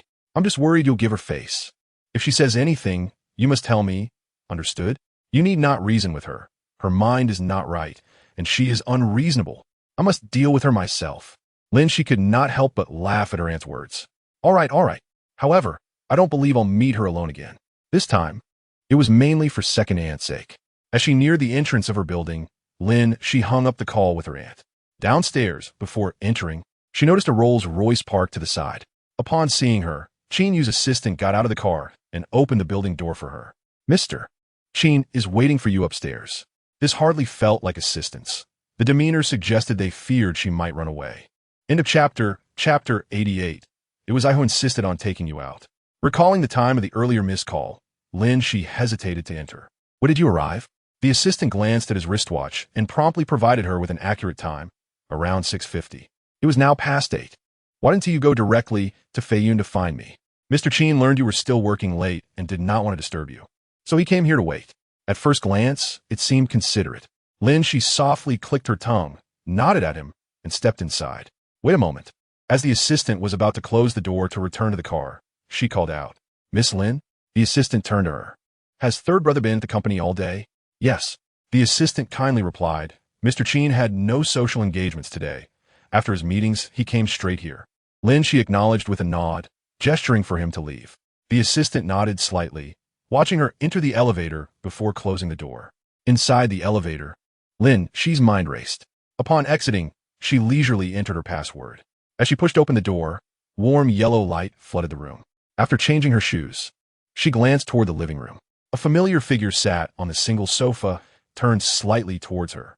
It felt somewhat cozy, evoking a sense of homecoming. It was as if, no matter how late, family awaited your return. This feeling was one Lin she had not experienced in a long time. Living abroad with her uncle, he often worked late, returning home after her. By the time she arrived, only the house staff would be present, and they felt distant, creating a distinct boundary. Rather than a home, it felt more like a temporary residence. Setting down her bag, Lin Xi approached the living room. Third brother. Qin Yu looked up at her, gazing for a few seconds before nodding towards the dining area. Dinner is ready. I brought you some roast duck. Lin Xi was about to decline, but upon hearing roast duck, she silently swallowed her refusal. The dining area was open, and as she sat down, she could easily see Qin Yu in the living room. She rolled up her sleeves, donned disposable gloves, and asked, Did you come all this way just to deliver supper? She assumed he would get straight to the point upon her arrival, but this atmosphere felt ominous, akin to a last meal. When faced with adversity, Lin Xi quickly shifted her focus to the food. With so many worries, it was best to think about them after eating. She must not deny herself. Her enjoyment was palpable. Even Qin Yu, seated across from her, could sense her delight. He did not wish to mar her good mood. Thus he refrained from answering her question. Lin Xi was notably quiet during meals, preferring not to engage in conversation, unlike her peers who were often glued to their phones. Her thoughts were entirely consumed by the food before her. Typically, she exuded a commanding presence at work, where she tolerated no errors. Yet in this moment, it felt as if she had been transported back to her childhood, and the pleasure of indulging in delicious food rendered her completely relaxed. Her joy evident in her sparkling eyes. Qin Yu watched her, and even in the absence of words, his restless heart found a semblance of peace, instantly filled with warmth. He recalled how, as a child, she had a profound love for food. Due to her picky nature, her elder brother often refrained from taking her out to eat. In her childish stubbornness, she would challenge him, refusing to change her ways. Eventually, unable to endure the situation, she secretly sought out her second brother and Chung Si. the two who were most amiable and closest to her. Despite her young age, she had a knack for discerning whom to approach. However, her elder brother soon caught wind of her intentions, thwarting her plans before they could materialize. Reluctantly, she turned to him for help. One summer evening, he sat by the window engrossed in a book, the open window allowing soft, rustling sound from outside to drift in. It was difficult to pinpoint the source of the noise, but when he glanced outside, he found the yard empty, devoid of any figures. The intermittent sounds disrupted his reading, and just as he was about to call someone to investigate, a pair of small hands grasped the window ledge, followed by a little head that peeked in with great effort. She seemed surprised to find him seated right there, watching her intently. The little girl hesitated momentarily, locking eyes with him before shyly calling out, "Third brother." He acknowledged her with a simple hum, assessing her with curiosity. "What are you doing out there?" he inquired, but as soon as he asked, he realized the source of the earlier noise. The windowsill was quite high, and Lin Xi was still small for her age, making it difficult for him to spot her unless she was standing on something. The little figure outside seemed unsteady, precariously balanced on whatever she had found to elevate herself. "Do you need something? Come inside." He gestured for her to enter through the front door. "No, no." She vigorously shook her head. "I'll be quick." "What do you need?" His inquiry seemed to evoke a particular fear in her. "Have you eaten, third brother?" Her large eyes fluttered, lingering on his face with an innocent curiosity. With just that question, he surmised her intentions. Glancing at the time, he realized it was nearly dinner time. The household typically adhered to an early and uniform dinner schedule. "Are you hungry?" he countered. A little," she admitted, exhibiting a cleverness beyond her years, artfully dodging her true purpose while pretending to inquire. "What are you having for dinner, third brother?" "My family is making braised short ribs. Would you like some?" "Not sure what Uncle Lou has prepared today." "You could go ask him," he replied teasingly. "Ah." After a lengthy moment of hesitation, she still did not broach the main topic. He closed his book. "What do you want to eat?" "I'll take you out." In that instant, her eyes lit up with excitement. "We can go out." At that time, he was still quite young, and freely exiting the compound was not feasible, especially with her in tow, as it would undoubtedly raise questions. "Yes, I'll concoct an excuse." "Great." That day, he took her hand and they left the courtyard together. Along the way, she was nervous and skittish, hiding whenever they encountered someone, fearful of being spotted and reported to her elder brother. Only once they exited the gate did she relax, her small hand slipping away from his like a little eel. She dashed off, eager to savor the limited roast duck from the shop across the street, afraid they would miss out. From that moment on, he began to worry about her. He caught up, taking her hand once more. He was indeed a man of few words, yet she obediently followed, not daring to let go of his hand until they reached the shop. "Third brother, what should I say if elder brother asks about this?" She pondered aloud as she ate, having not considered the implications at first. As he combed her loose braids, he replied, "I insisted on taking you out. Isn't that a bit inappropriate?" She questioned, her hair in his hands preventing her from turning to meet his gaze. He remained silent, prompting her to persist in her inquiries. His focus was entirely on her hair, struggling to braid it correctly, and after a while, he finally responded, "I'll tell elder brother I took you out." "If elder brother asks, just don't respond," he added. In truth, it mattered little who made the excuse. Elder brother was well aware of her intentions. "All right then. Thank you, third brother. Are you not done yet?" She fidgeted, as if he had inadvertently tugged her hair. That day, he had no choice but to fashion an uneven pair of pigtails for her. Fortunately, she did not see it, or she might have yanked off the hairpin and thrown it at him. From that day forward, he began to learn how to braid her hair, although it had not been necessary over the years. After returning home, she was scolded by her elder brother and made to stand in the courtyard as punishment. Later, when her second brother arrived, she sobbed and nestled into his embrace, seeking his intercession. He was known for being a peacemaker. Typically, when he intervened, elder brother would relent and allow her to stop standing. Reflecting on it, it seemed she only sought him out when her second brother was absent. "Lin Xi, yes?" He suddenly spoke, and she thought he was about to address the day's events. She prepared to remove her gloves, sitting upright, only to hear him ask, "You really like second brother, don't you?" Lin Xi paused, her actions arrested, a look of confusion crossing her face as she met his gaze. Why was he bringing this up out of nowhere? She discerned that Qin Yu's inquiry was laden with implications beyond mere affection. "Second brother is quite wonderful," she replied ambiguously. She expected him to delve deeper, yet surprisingly, He merely gazed at her for a few seconds before smiling. What does that mean? She thought, perplexed by his smile, which seemed oddly unsettling. Hesitating, Lin Xi decided to ask, what exactly is third brother trying to say? Nothing. This feeling of being kept in suspense was truly unpleasant. Lin Xi fell silent, returning to her meal. She had always eaten slowly. During childhood outings with the boys, they would devour their food rapidly, eager to rush off to play basketball. Yet, they always made a point to wait for her, never expressing impatience. While she ate quietly, they would chat, allowing her the time she needed. By the time she finished, it would often be half an hour later. Having already eaten dinner at the office, she did not consume much. As she rose to clear the table, Qin Yu gestured for her to stay seated. Someone will clean up shortly. Just remain here. Lin Xi took her phone and sat across from him, noticing the table was bare. She feigned politeness. I have tea in my drawer. Would you like some, third brother? No need. She smiled. That works. I'm not inclined to move either. Drink less of that tonight, he advised. Understood. Lin Xi plugged in her phone, which she had turned off in the elevator, and browsed the call log. Did third brother call me? She remarked playfully, her tone dismissive, conveying an attitude of indifference. As if to say, you believe what you will. I've already explained myself, so please don't put me in an awkward position. Yes. Qin Yu did not seek to provoke further, instead asking her a question she did not expect. How was your day? She raised an eyebrow. In what regard, third brother? Your mood. She nodded. Quite good. The dishes sent from Boyabe today were delightful. Having enjoyed her meal, her spirits were naturally high. Since the last time she mentioned it, Qin Yu has indeed been delivering her meals punctually to the office. Given her discerning palate, it is quite remarkable that he manages to provide a different meal every day. If it were a restaurant, Lin Xi would surely leave a glowing review and even a tip. After waiting for a moment, Lin Xi realized he seemed to have concluded his thoughts without further intentions, leaving her perplexed. Is that all? After a brief pause, Qin Yu chuckled. Or do you have something to say?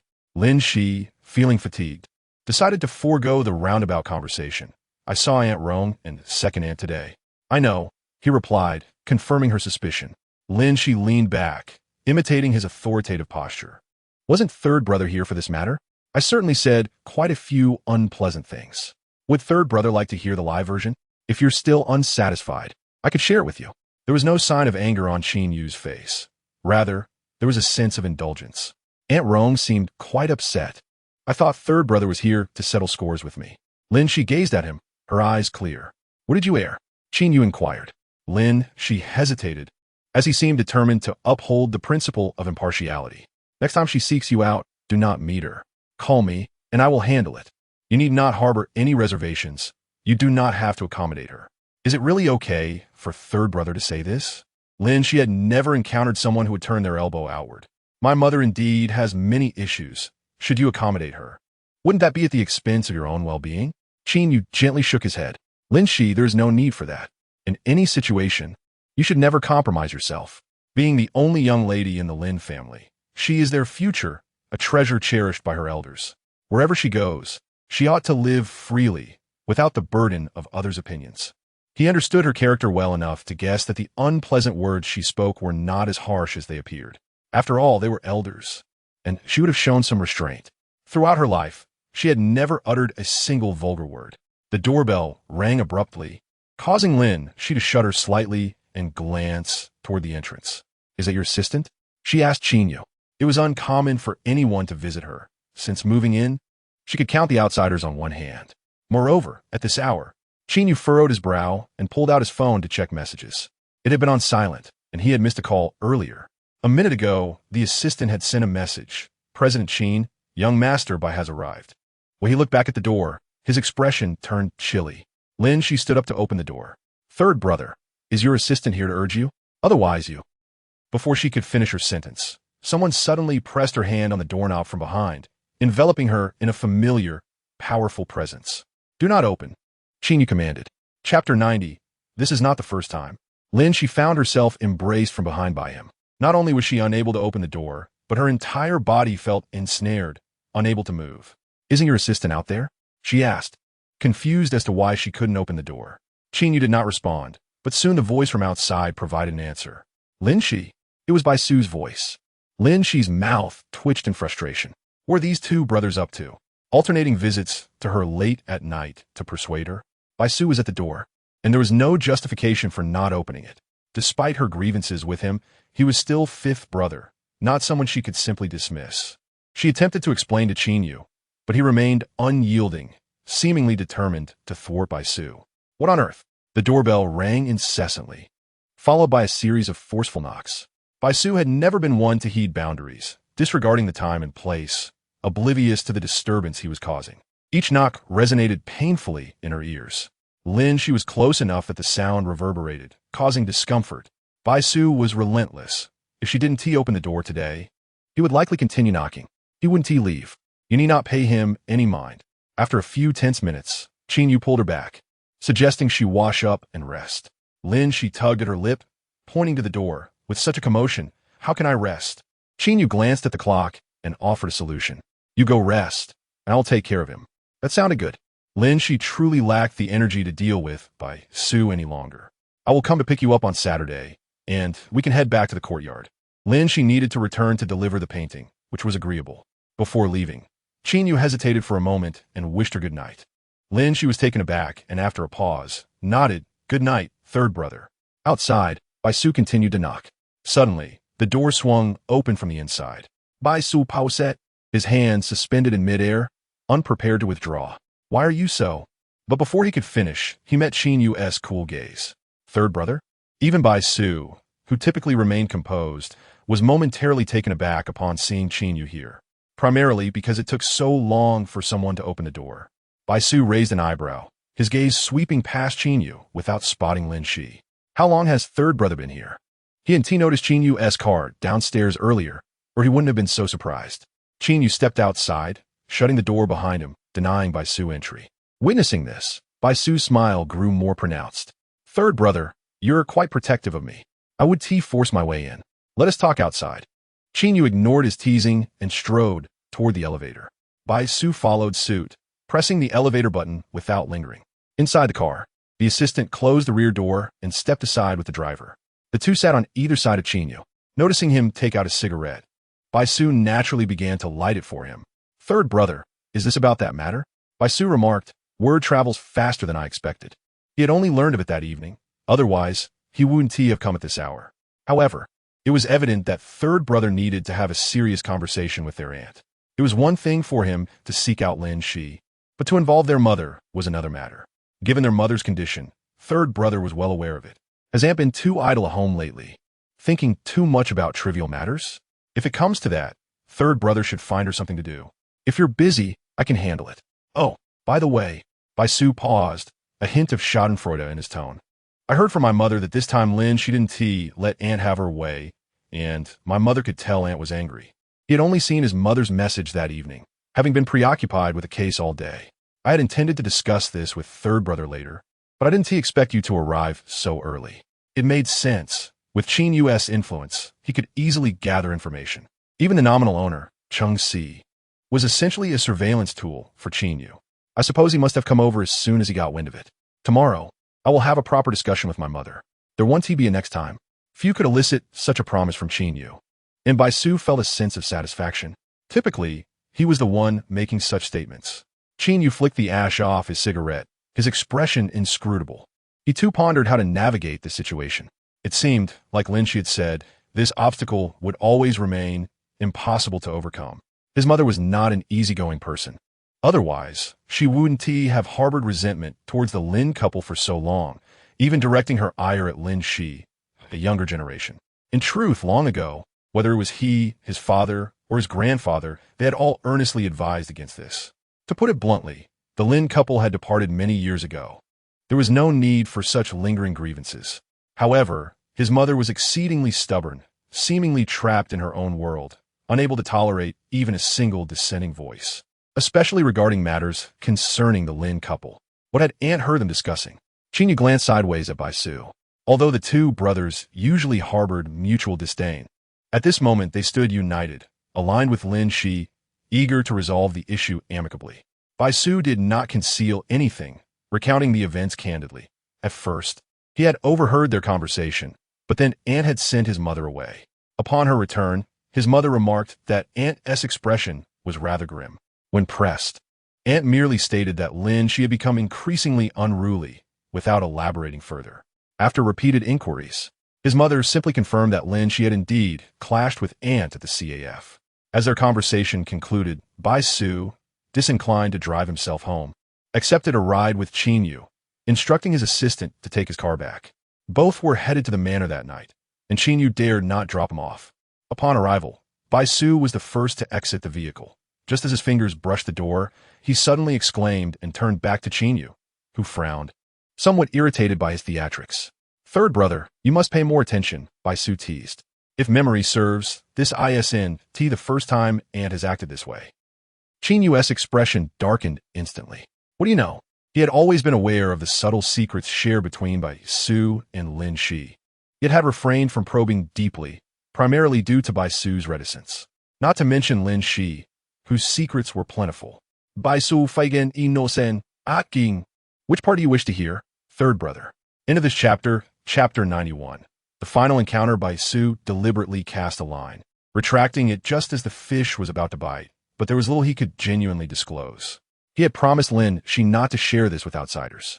When he mentioned outsiders, there was a deliberate emphasis, as if avenging the earlier moment when Qin Yu had barred him from entering. This was quintessential Bai Su.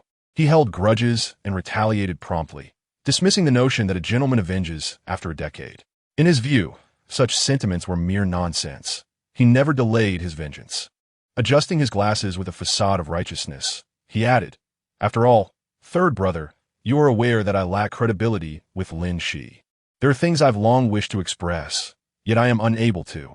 It must be said that Bai Su possessed a knack for vexing others. His words elevated his own status, while simultaneously inciting Qin Yu's ire. Others would think twice before speaking in Qin Yu's presence, but Bai Su was different. He spoke his mind freely, fully aware of the repercussions he could bear. To put it plainly, he relied on the protection afforded by his father and mother, knowing that even if Qin Yu were furious, he would merely receive a few blows, nothing more. He had his shield, allowing him to act with impunity. In the back seat, Qin Yu lounged comfortably, his long legs crossed, leaning against the leather seat. He had removed the bracelet from his wrist, now idly toying with it. The incense beads rolled gently, slipping from beneath his thumb. A soft chuckle escaped Bai Su as he observed this. "I do not engage in transactions," he declared, removing his glasses with a click. Noticing the subtle shift in Qin Yu's demeanor, Bai Su sensed trouble brewing. Such moments often heralded the exhaustion of Qin Yu's patience. Should their stalemate continue, the next moment might see those beads collide against his face. This served as a final warning. He must not overstep. Reflecting on past encounters, Bai Su recalled that this particular gesture from Qin Yu often preceded a severe reprimand. Though Qin Yu had only struck him once, the aftermath had not been gentle. Even when his bodyguards intervened, Bai Su found himself entirely at their mercy. Any act of resistance would escalate matters beyond mere punishment. For years, he had endured Qin Yu's chastisements without ever retaliating, whether the punishment came directly or through others. One must know when to yield, after all. While he might cause trouble outside, he would kneel in submission upon returning home. Through this conditioning, he had learned to kneel without needing Qin Yu's prompt. It was almost instinctive, a rather amusing predicament. As moments passed, Qin Yu's patience dwindled. "I have yet to decide what I want. Perhaps, third brother, you could give me Fei Yun?" Bai Su suggested, feigning uncertainty, yet Qin Yu discerned the unabashed ambition gleaming in his eyes. From the outset, this proposition had been a ploy for Fei Yun. The pretense of not wanting a deal was laughable. Qin Yu was not deceived. While Bai Su's motives were elusive, Qin Yu had a fair understanding of his inclinations and could surmise his intentions. This was evidently premeditated. He would not rely on Bai Su's goodwill to initiate a conversation. Qin Yu's actions remained steady as he replied in a low voice, "Fei Yun belongs to Lin Xi. Is that so?" Bai Su stood. "Is Lin Xi even aware of this?" "She will find out sooner or later. You should refrain from making plans regarding Fei Yun." "What a pity," Bai Su sighed. "Then how about LX Capital? Third brother, might you allow me to invest?" At this, Qin Yu let out a cold laugh, turning his head to regard him, the beads in his hand now still. "Your appetite is rather large." Bai Su sighed, "Consider a compliment from you, third brother. With such a significant sacrifice, I ought to receive something worthwhile in return." "Very well." Qin Yu's eyes glinted with intrigue. "Is there anything else?" He was eager to uncover Bai Su's true intentions. Ambition without the means to fulfill it could be perilous. This time, Baisu was genuinely taken aback. He had anticipated Qin Yu's acquiescence, but had not expected such swiftness. Devoid of hesitation. Oddly enough, he did not feel elated. Although events were aligning with his expectations, an unsettling discontent lingered within him. Perhaps what he had envisioned was never truly what he desired. So what did he truly want? As the darkened lenses obscured his gaze, Baisu adjusted his glasses, lifting his head to reveal a nonchalant expression once more. This is sufficient. Any more, and third brother might truly punish me. He did not press too hard, recognizing when to withdraw. With Qin Yu having already consented, there was no turning back. He carefully articulated the details of that incident from years past. That year, Aunt summoned you back to Beijing to meet Song Ning, and subsequently, you two developed feelings. News of this eventually reached Lin Xi. While that was inconsequential, the crux of the matter was that Aunt and Song Ning visited Lin Xi together in Lin Xi. Baisu paused deliberately, casting a glance at Qin Yu's hands. Unbeknownst to him, Qin Yu had ceased his fidgeting, the atmosphere within the car growing tense. Qin Yu perceived that Baisu's narration bore discrepancies with the facts. While he had indeed been busy for several days and had not met Lin Xi regularly, he had been deceived by his mother into returning to Beijing under false pretenses, only to discover Song Ning's presence upon arrival. However, his subsequent stay in Beijing was in no way connected to Song Ning. Initially, it was due to work, but later, it was because of Lin Xi. The circumstances had been urgent, as he had received a call informing him that Lin Xi had suffered serious injuries during a mission and had been transferred to a military hospital in Beijing for emergency treatment. At that time, he, along with his second brother and Baisu, had been the only ones informed, rotating their presence in the hospital. Even within the Lin family, only the eldest uncle was privy to this information. The surgery had gone relatively smoothly, allowing them to breathe a sigh of relief. Just when they thought they could notify others, calamity struck. That night, he had not slept well for several days. Originally, I intended to fetch a cake and then head to the city to find Lin Xi, to accompany her as she awaited midnight to celebrate her birthday, while also taking the opportunity to rest. However, before I could leave the hospital, Lin Xi departed unexpectedly, just 6 hours prior to Lin Xi's birthday. His departure was abrupt, leaving no words behind. It is worth noting that aside from the attending doctors and nurses, I was the only one who witnessed Lin Xi's exit. Chapter 92. Lin Xi. I apologize. The night Lin Xi left was the most tumultuous and distressing night in Qin Yu's memory, one he wished to forget. The corridor, which had been eerily empty just a moment ago, became crowded following a phone call. The first to arrive was my second brother, who had been en route to watch over our elder brother that night. Soon after, a group of Lin Xi's leaders and comrades arrived, their grief palpable as a few hardened men wept inconsolably, a sight that would remain etched in memory. Following them were Baisu, along with Lin Xi's uncle and aunt, as well as other elder relatives from the hospital. Strangely absent were Lin Xi's grandfather and Lin Xi. Lin Xi's grandfather was in poor health, and his uncle was uncertain how to convey the news. As for Lin Xi, her uncle hesitated as well. She had just begun to show signs of improvement, her demeanor becoming slightly more cheerful. No one dared to make that call to her, not even me. For the first time, I felt a profound trepidation, a reluctance to speak in Lin Xi's presence. Yet, someone had to deliver the news. She deserved to know. I first contacted Lin Xi's uncle, who had learned of Lin Xi's situation just yesterday, but was abroad and would not return until the next day. After a brief silence, he asked, "Have you informed Xi yet?" "Not yet. I'm still in transit and won't reach the capital until morning. Right now, only her grandparents are with her, and I'm afraid she won't be able to bear it alone." "Qin Yu, are you available?" After a moment, he stated, "I'll go fetch her." He would never forget that day when the call connected, and before he could speak, Lin Xi's voice trembled as she asked, "Are you not coming for my birthday?" "Qin Yu, it seems you haven't visited me in quite some time." Her words were slow due to her anxiety, which he had grown accustomed to. Yet at that moment, it was an excruciating experience. It seemed she wanted to ask something more, but he, in a steady tone, called her name, Lin Xi. "Well, what is it?" Her reaction suggested he had startled her with his solemnity. "Can we postpone the celebration?" The silence on the other end was deafening. After a long pause, her voice quivered as she inquired, "You won't come, will you?" "I will. Not just tomorrow. If she needs me, I will definitely go." Yet, he understood that once the call ended, the decision would no longer rest in his hands. The hospital's emergency exit was enveloped in a chilling stillness, dim and cold. Leaning against the door, he gripped his phone tightly, his voice hoarse to the point he could scarcely recognize it as his own. "Lin Xi, you're at home, right? I will send someone to pick you up." He still did not dare to mention the gravity of the situation over the phone. To save time, he enlisted a friend in the city to bring Lin Xi over. During the 2 hours he awaited her arrival, he stood at the hospital entrance, contemplating how to break the news to Lin Xi. Bai Su emerged to find him, kicking at the cigarette but strewn around his feet. "Is she coming?" "Yes." "Did third brother inform her?" He remained silent. Bai Su continued, "Has third brother figured out how to address this? Perhaps we should let Lin Chen's uncle explain." In that moment, Bai Su was also in a state of panic. No one had anticipated Lin Chen's departure. Initially, they refrained from telling Lin Xi about her brother's grave injuries due to the urgent nature of the situation.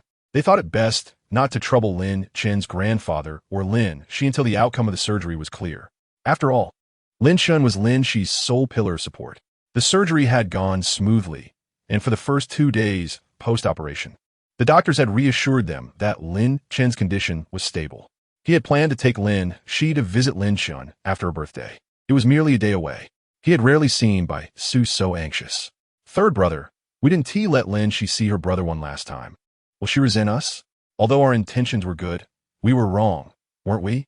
They were acutely aware that, regardless of Lin Xi's understanding nature, this incident would create a rift between her and them, as it involved the last of her immediate family aside from the elders. Recently, she had expressed her birthday wish to write a letter to Lin Chen, asking if it would affect him, whether she could send it, and if anyone would receive it. He had promised to inquire on her behalf. Now, Lin Chen had returned, only to depart again. "I do not know how to explain this to Lin Xi. I fear she will not be able to process it." Bai Su muttered to herself. "Will she hold this against us for a lifetime?" Lin Xi arrived accompanied by her grandparents, who seemed unaware of the situation but had come out of concern. Upon stepping out of the car, she saw the large, ominous letters at the hospital entrance and anxiously asked if her grandfather had fallen ill again. Bai Su replied that he had not. She then inquired about her uncle and aunt, seemingly employing a process of elimination. Finally, with red-rimmed eyes, she gazed at him and asked, Is it brother?" "It is your elder brother," Bai Su's voice chimed in. "But he was in another city. What happened? Is he unwell? Has he been injured?"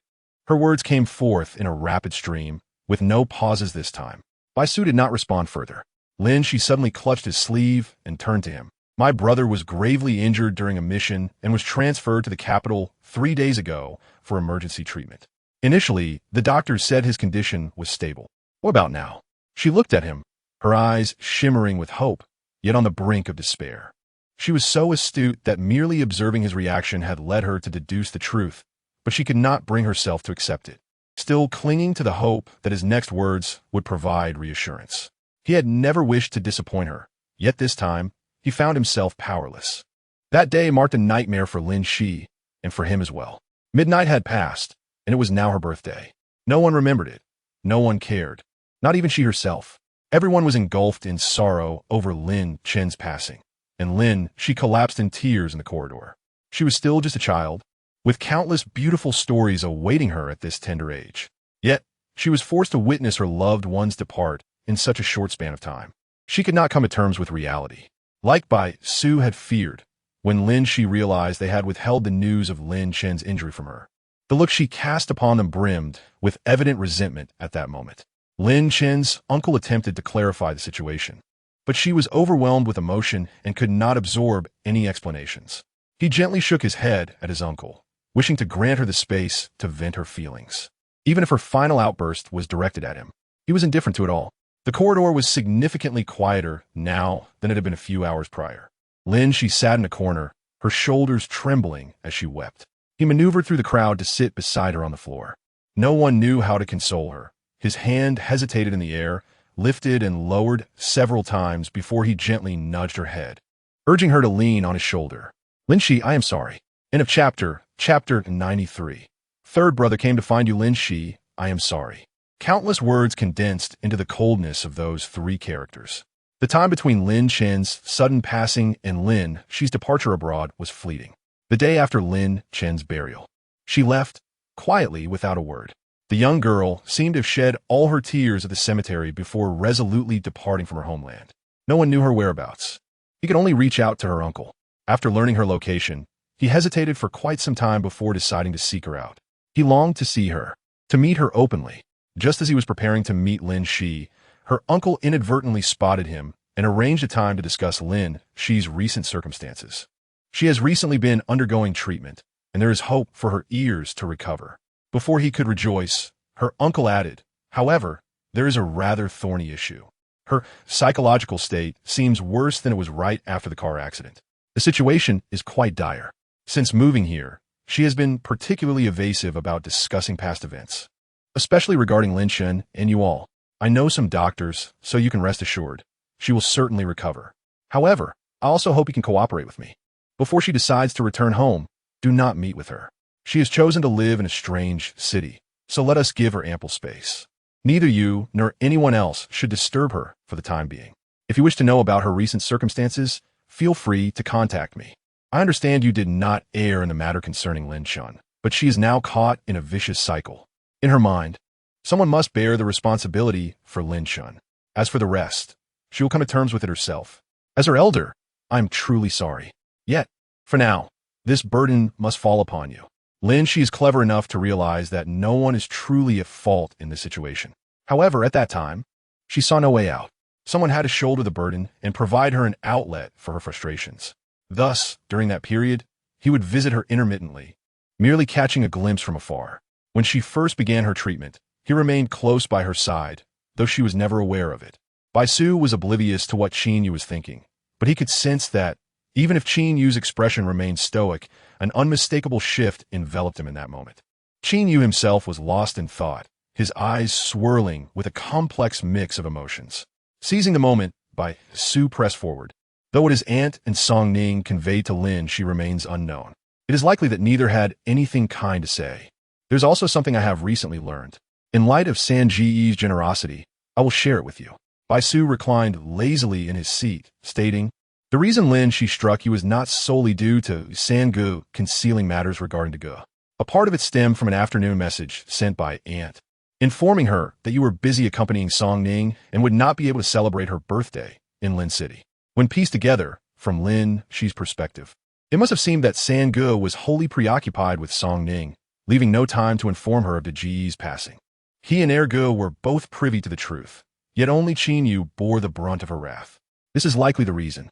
However, aside from Lin Xi, no one was aware of this. I learned of it recently, a revelation my mother inadvertently shared. The veracity of it I have not confirmed with Lin Xi. Nevertheless, San Gu is aware that my mother is not one to lie. In this light, Lin Xi slapped to San Gu back then seems justified. The fault lies with aunt, leaving San Gu to suffer in silence. In this matter, Bai Su neither concealed anything nor inquired further with Lin Xi, as there was no need. From Lin Xi's perspective, the person she admired had become engaged, and his sudden indifference shattered her. After learning of her brother's death, her emotions spiraled out of control, culminating in a complete breakdown. Under such circumstances, it was unreasonable to expect her to maintain her composure. In a moment of impulse, striking Qin Yu was, in fact, quite rational. Yet now, after all these years, whether regarding this incident or their concealment of De Ji's injury, Lin Xi ought to have come to terms with it. Thus, there's no need to revisit it. I imagine that bringing it up would only embarrass her. This is all I know. Do not forget to fulfill your promise. San Gu. With that, Bai Su made his exit, leaving the car. When Lin Xi emerged from the bathroom, she deliberately glanced downstairs. Both Qin Yu and Bai Su's vehicles were absent. Confirming their departure, she exhaled in relief. Thankfully, Qin Yu took Bai Su away. Otherwise, she would have been driven to anger by their incessant questioning. Her phone on the table vibrated, indicating a call from her assistant. Lin, she smirked slightly. Pressing the answer button, it was me. Lin Gong, did you not see the messages in the group? What messages? I'm not sure. The vice president said he couldn't reach you in the group and tried calling, but no one answered. He thought you were still working overtime, so he asked me to call you. Understood, I will check. After hanging up, Lin Xi opened WeChat and meticulously scanned the group chat. She had 7 or 8 group chats concerning the company on her phone. The vice president messaged, Lin Gong, please clear your schedule for tomorrow. Huashang called and requested you to visit their headquarters. This message struck Lin Xi as quite odd. However, she quickly deduced the reason. What could possibly necessitate her special trip to Huashang's headquarters? It must be Cheng Xi's arrangement. Under normal circumstances, she would have declined. But now Bai Su would undoubtedly come looking for her tomorrow, perhaps accompanied by other elders. With this thought, she typed 2 words into the chat and sent, received. After sending the message to her assistant, requesting him to book tickets, Lin Xi returned to her room to pack her belongings. It was merely a short trip of a day or two, so she did not need to bring much. The essentials were her documents and laptop. While organizing her clothes for the following day, Bai Su's call came in. He seemed quite urgent, the calls coming one after another. Lin Xi silenced her phone and continued to feign ignorance. After a while, he finally relented. Not long after, her phone on the floor lit up again. The screen displayed a flurry of WeChat messages. Sangu is looking for you. He's almost there. Upon seeing this, Lin Xi frowned. It had barely been an hour since Qin Yu left. She thought Bai Su had lost his mind. Perhaps guessing her current thoughts, Bai Su sent another message. Sangu knows that Aunt reached out to you back then. Upon reading this, Lin Xi's pupils widened slightly. End of this chapter. Chapter 94. She knows everything. Lin Xi tossed the clothes in her hand aside and immediately returned Bai Su's call. Whether out of revenge for her earlier silence or simply by coincidence, the call rang for quite some time before being answered just as it was about to disconnect. Did you see the messages? Bai Su's tone was light, lacking the urgency he had shown earlier. They had exchanged roles. As soon as the call connected, Lin Xi couldn't wait to interrogate him. You told him, didn't you? Each must bear their own burden. If it were anyone else, they would surely fabricate a lie here.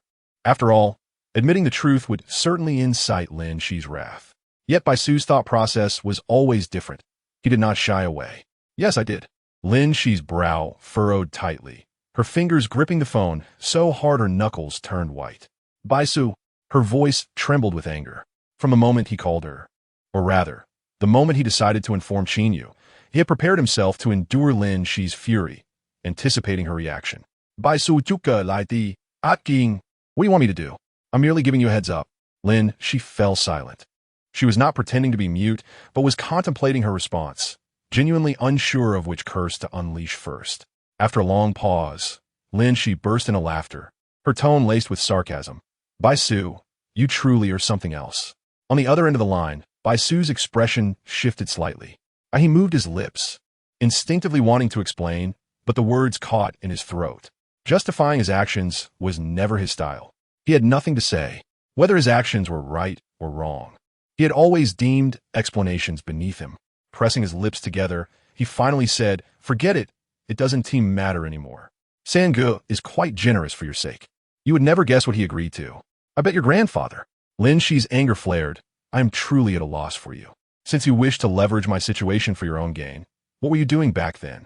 Why must you seek to create discomfort for her at this moment? Was it not you who insisted on my silence? At first glance, his tone seemed somewhat innocent. But what now? Did I not explicitly mention not to bring up Qin Yu? Bai Su appeared unfazed, responding with a casual, I forgot. This time, Lin Xi could no longer contain her frustration, and an expletive escaped her lips. If Lin Shan were still around, upon hearing her curse, he would undoubtedly drag her into the courtyard for a reprimand, chastising her for a young lady's inappropriate language. Taking a deep breath, Lin Xi chose to abandon the argument over right and wrong. His intention was clear, devoid of reason. What sort of deal could he possibly strike with Qin Yu? What could Bai Su lack? As the sole heir of the Bai family, he was showered with affection and wanted for nothing. He merely desired to escalate the conflict, to witness a splendid drama unfold. You need not be so upset. What does it matter if third brother finds out? He will learn of this sooner or later. Do you truly believe you can keep it secret? Bai Su asserted, his tone brimming with confidence, devoid of any hint of remorse, even carrying a touch of self-satisfaction. Lin Xi chuckled in response. Should I be thanking young master by then? How courteous of you. He acknowledged with a simple reply, only to be met with a warm greeting from Lin Xi. I never intended to mention it. It was your failure to open the door or answer my calls that led me to leave with third brother. I had no choice. He deftly shifted the blame onto her. You and third brother were both in the room, and you heard my knocks. He did not come to answer. I cannot discern whether it was your decision or third brother's, but it is of little consequence now. A hint of vindictiveness lingered in his words. Lin Xi gritted her teeth. Do not think that just because you were not granted entry today, you shall ever cross the threshold of my home again. Is that so? Bai Su laughed. But the place you currently reside in does not quite belong to you, does it? To be precise, it should belong to third brother. Lin Xi keenly grasped the crux of his statement. a sudden thought striking her. Is this residence under Qin Yu's name? How would I know? Bai Su Juka, casting a bait while refusing to confirm. Third brother should be arriving soon. Are you certain you wish to continue this conversation? Without hesitation, Lin Xi ended the call and blocked his number, her resolve unwavering. That scoundrel Bai Su. Frustrated, she raked her fingers through her hair and dialed Cheng Si. Hello, little sister. Cheng Si answered promptly, a sheepish smile evident in his voice. So late. Still awake? Cheng Si assumed Lin Xi was calling regarding her assignment to Huaxin. However, Lin Xi wasted no time and bluntly asked, the place I am staying now is Qin Yu's house, correct? At the dinner party, Lin Xi had mentioned her intention to purchase this property. Cheng Si was already informed by third brother about this matter early on. However, due to their busy schedules, both he and Lin Xi had opted to postpone the discussion about the house until next month. The property had recently been transferred to his name to prevent Lin Xi from discovering anything amiss. They had been quite thorough in their planning. Yet, how did Lin Xi come to know? Unable to pinpoint who might have leaked the information, Cheng Si chuckled nervously and asked, where did you hear that, Bao? This place is under my name. You shouldn't listen to idle gossip. It's merely a house. Why would fourth brother need to deceive you? What would he gain? Lin Xi refrained from arguing. Is that so? Cheng Si gritted his teeth, indeed. Very well. I see. Lin Xi's tone suddenly grew calm. I apologize for disturbing fourth brother's rest. Recognizing the gravity of her tone, Cheng Si understood something was amiss. Just then, the doorbell rang, and Lin Xi glanced towards the entrance. I must hang up. Third brother is here. Ah. Cheng Si paused momentarily before responding. All right. The call ended, and Cheng Si stared at his phone, lost in thought. He couldn't shake the feeling of an impending storm. Furthermore, hadn't third brother gone to find Lin Xi early this morning? Logically, he should have returned by now. What was happening? Cheng Si was filled with questions, sensing that the situation was not favorable. Meanwhile, Lin Xi set her phone aside and took a seat on the sofa. After a few moments, the doorbell ceased its ringing. She brewed a pot of tea, waiting in silence. Within 2 minutes, the sound of someone inputting a code echoed from outside. As she lifted her gaze, the door swung open, revealing Qin Yu's figure once more. Third brother has arrived just in time. Lin Xi raised an eyebrow. The tea is ready. Bai Su had already given her a precautionary warning. Although Lin Xi's heart raced, her preparation concealed any outward signs of distress. She maintained her usual calm demeanor, and upon Qin Yu's first glance, he did not think much of it. However, upon noticing the tea she had prepared, he realized the truth. Bai Su had already informed her. With a chuckle, Qin Yu closed the door and settled onto the sofa. Bai Su was indeed duplicitous, playing both sides. One moment he was selling information, and the next, he could betray him, serving as a whistleblower. The term double agent aptly described him. Qin Yu had grown accustomed to Bai Su's lack of loyalty. As he sat down, Lin Xi unobtrusively poured him tea and offered it to him. The atmosphere was somewhat tense, neither as awkward as one might expect, nor particularly pleasant. When Qin Yu did not accept the cup, Lin Xi held it firm, and, after a few silent moments, she placed it gently on the table before him. Third brother called for me. She attempted to withdraw her hand, but the man across from her moved his gaze, and in that fleeting moment, his warm palm pressed her hand firmly back onto the table. Lin Xi. She raised her head, frowning as she regarded him, her eyes filled with inquiry. Third brother, is there something we cannot discuss properly? Must we resort to force? Logically, having spoken thus, Qin Yu should have released her hand. Yet he did not, seemingly oblivious to her words. Instead, he intensified his grip, moving from holding her down to grasping her hand tightly, leaving no room for her to escape. Lin Xi's hand grew warm, slightly damp from perspiration. Since receiving Bai Su's call, she had been sweating due to her anxiety. Qin Yu's palm was even hotter than hers, akin to a blazing fire, his gaze upon her radiating an unmistakable intensity. As their eyes locked, Lin Xi inhaled deeply, averted her gaze, and softly stated, "What is your intention? Release me." Initially, she could feign a smile and engage in polite conversation. However, Qin Yu's persistence left her no choice but to respond firmly. "I said, release me." This time, her patience had worn thin. Just as she prepared to forcefully pull away, he anticipated her move, tightening his grip on her hand. What began as a grasp morphed into a holding of hands. Lin Xi's heart raced uncontrollably. Throughout her life, she had never enjoyed being held by others. The exchange of warmth between their palms made her uncomfortable. She preferred to walk alone, and even when her brother would hold her hand, she would resist. In her childhood, he often carried her. As she grew older, he allowed her to walk ahead while he quietly followed. Yet, inexplicably, Qin Yu relished holding her hand. He seemed to delight in the act of holding hands, be it in their youth or during their time together in Ling City. Even now, it remained unchanged. Each time she instinctively walked ahead with her hands tucked into her pockets, Qin Yu would call out to her, stepping forward to take her hand. Every time, it was the same. He found success time and again. Gradually, she became accustomed to it. Coming back to her senses, Lin Xi realized her palm felt even warmer than before, her breath becoming somewhat hurried. What exactly do you intend to do? This is all so perplexing. Qin Yu merely feared she might flee, so he took the initiative to capture her. After exchanging glances once more, he finally spoke. The events of that year are rather intricate. I need you to listen attentively. Lin Xi began to understand why he had held her down. She could now roughly guess the truth of the matter. She lacked the patience to hear his explanations, and he was well aware of this. Hence, this scenario unfolded. TCH. Lin Xi felt somewhat displeased. She suddenly realized that Qin Yu seemed to understand her even better than she had imagined.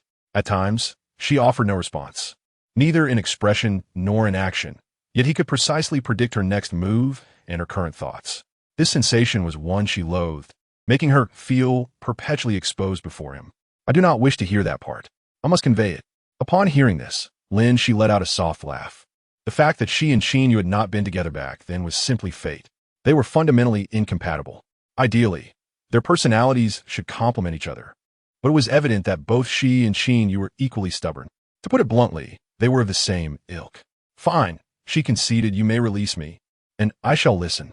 He remained unmoved, clearly not trusting her. Observing this, Lin Xi offered a sardonic smile. I live right here. Where could I possibly run to? Jump off the balcony? Her words successfully caused Qin Yu to frown. Indeed, he had always disliked her saying such things. When she first arrived in Lin City, she had shown little enthusiasm, displaying disinterest in everything, merely going through the motions of life. There was a time when she often shared rather morose sentiments. Each time Qin Yu saw this, he would immediately call her. On some occasions, if she inadvertently missed his call, he would drive all the way from Beijing late at night out of concern. Recalling the image of him standing beneath her grandmother's building at 3 or 4 in the morning, under the dim light of an old street lamp, Lin Xi felt a pang in her heart. He would always stand there, gazing up at her bedroom window on the 2nd floor, their eyes meeting from afar. That scene was reminiscent of a fairy tale. She felt like a princess trapped in a castle, her world confined to the size of that single window. And when Qin Yu appeared, she knew her knight had come to rescue her. Lin Xi, in the stillness of the night, he reluctantly whispered her name. With her window open, she could distinctly hear his voice. At that time, she was in her grandmother's bedroom, which had a bay window. Each time, she would sit there, gazing blankly at Qin Yu below. She never turned on the lights or made a sound, yet he knew she was there. He would gently wave to her, standing motionless in the cold wind until dawn. With such a Qin Yu, the 16 or 17-year-old her had no reason not to admire him. His kindness towards her, even after all this time and the myriad of issues that now lay between them, still made her heart flutter when reflecting on the past. Throughout her life, she would forever cherish the Qin Yu who had appeared by her side that year. As she had previously stated, that version of Qin Yu was irreplaceable in her life. I have not yet had my fill of life. Taking a deep breath, Lin Xi's tone softened. Please let go. I will listen attentively. Qin Yu tightened his grip on her hand and, 2 seconds later, finally released it. Chapter 96. The wrong person has always been myself. At the moment Qin Yu withdrew his hand, Lin Xi's brow twitched slightly. She said nothing, leaning back to adjust herself into a more comfortable position while creating some distance between them. On the way here, Qin Yu had not quite figured out how to broach the topic of the past with her. They had both been emotionally unsettled by Lin Chen's situation during that time, causing other matters to be overlooked, which led to a buildup of issues and escalating conflicts that had yet to be properly addressed. To recount these events would take time. He needed to explain them one by one from the beginning. In the past, when faced with similar situations, he would ensure he had thoroughly sorted through his thoughts before engaging in meaningful communication. However, today, he had arrived without any preparation. In his memory, such impulsive actions were rare, yet they all seemed to be connected to Lin Xi. Back then, the company had encountered issues with its financial chain, and they had been preoccupied with resolving this matter. Regarding the blind date with Song Ning during that time, it was indeed true. Upon hearing his subsequent words, Lin Xi's heart skipped a beat. In that moment, she felt as if she were 17 once more, her reaction mirroring that of when she first learned of the event. No matter how composed she attempted to appear, the momentary disorientation and the quiver in her heart were undeniable. She looked at Qin Yu, her gaze mingled with faint sorrow and resentment, emotions she herself had yet to recognize. There was a reason behind it. She had been unaware of the blind date gathering and had only thought it was a regular family dinner until arriving and discovering the presence of outsiders. Strictly speaking, from a moment she entered to when she left, there had been less than 5 minutes in which she and Song Ning had merely exchanged glances, nothing more. It was indeed a blind date, but he had not lingered. Upon realizing its nature, he had left immediately. Lin Xi pressed her lips together. This was indeed something she had not known. The version she had heard suggested that Qin Yu had attended the gathering, with both their parents present. However, she was oblivious to the details of when he arrived or departed. Initially, she had intended to ask, but during that period, he had been exceedingly busy, and she could hear his exhaustion through the phone. At first, she could not comprehend why he was so swamped. Later, she learned that he had been juggling work while also caring for Lin Shen. During that time, it felt as though all the burdens had been thrust upon him alone. Setting aside the subsequent events, at the very least, she should express her gratitude to Qin Yu for his efforts. Her lips moved slightly, but before she could speak, Qin Yu mentioned Lin Shen. I initially had no idea this matter had reached your ears, nor did I explain it to you. Just as the company's issues were reaching a resolution, my elder brother encountered trouble. I was the first to learn of it, aside from his workplace and our uncle.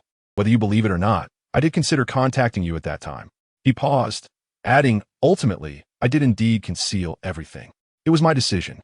Thus, during those days, I remained at the hospital and was unable to visit Lin's city or prevent my mother from finding you during that time. I'm sorry. Again, those 3 words. Qin Yu's eyes revealed no trace of emotion. As he gazed at her, his deep eyes resembled an unfathomable abyss that could ensnare one even while fully aware of its depths. Lin Xi's fingers caressed the beads of her bracelet, and after 2 seconds, she resumed her actions. You need not apologize to me. If we must discuss the past, I should be the one apologizing to you. In her youth, she had been naive and had indeed listened to things she should not have, regardless of their truthfulness. She should not have acted impulsively. That slap was my fault. She admitted to her past impulsiveness, acknowledging the many wrongs she had committed, regardless of whether he cared. It remained a fact that she had wronged him. Catching sight of his lips parting, Lin, she hurriedly interjected, I am not speaking in contradiction. I genuinely wish to express this to you. All these years, from the beginning until now, I have never had the opportunity to thank you properly. I have always remembered your kindness towards me. I am also grateful for your presence during the final moments of my brother's life, accompanying him on his last journey. After recovering her health abroad, she had come to terms with these matters. Whether it was you or any of my brothers, none were at fault. On the contrary, I now hold immense gratitude for my brothers. My brother's profession is indeed unique. To speak candidly, ever since that night when he lulled me to sleep and left the capital without a word the following morning, I had anticipated the arrival of such a day. Had he departed from another place, I would not have had the chance to bid him farewell. Similarly, he would not have had a familiar face by his side, perhaps only himself, carrying unspoken words that would remain forever unexpressed, leaving behind only regret. Reflecting upon it later, I realized that my brother's ability to return to his homeland and reunite with you all is, in fact, a commendable conclusion, far better than I had ever envisioned. At the very least, his childhood friends were there to bring him home. At this point, Lin Xi felt her eyes welling with tears, her voice choked with emotion. As for my own regrets, they pale in comparison to this. Although I may not have entirely moved on, I can at least try to see him now. In the future, I will certainly make peace with that version of myself from that day. Recalling that day, her resentment was never directed at Qin Yu or at my second brother and Bai Su. The true battle was always within herself. Not long before her brother's incident, her aunt had visited her. The aunt remarked how her situation seemed to have improved significantly and inquired if she would consider returning to the capital, as she was more accustomed to the study and living conditions there. At that time, her uncle was busy and ultimately, she was living with her grandparents. Staying in the capital would not have made much difference. Had she chosen to accompany her aunt back to the capital and to the courtyard, she would have had the opportunity to learn about her brother's incident at the earliest. It was her own stubbornness, her selfish desires, that made her believe returning to the capital would prove to everyone that she had completely recovered. Consequently, regardless of Aunt Rong's involvement, Qin Yu might never have cared for her as he did in the past. Thus, she declined her aunt's offer, planning to return to the capital after the college entrance examination. The true source of her blame was never Qin Yu. It had always been herself.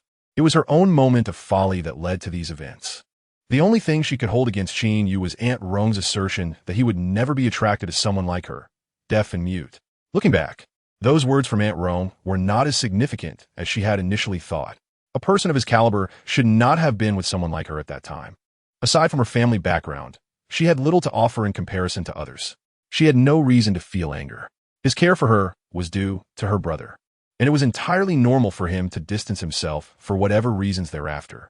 Before that, he had never been particularly expressive or inclined to grow close to her. Yet, during that phase of secretly adoring him, when he inexplicably turned cold, she became excessively sensitive. She feared her feelings would be discovered, worried that he would not reciprocate, leading him to avoid her. Later, upon hearing from Aunt Rong that Qin Yu would not like someone like her, along with news of his matchmaking with Song Ning, who was already an established host, it struck her like a bolt from the blue, compelling her to overthink. However, she realized that blaming Qin Yu was futile. She could only hold herself accountable.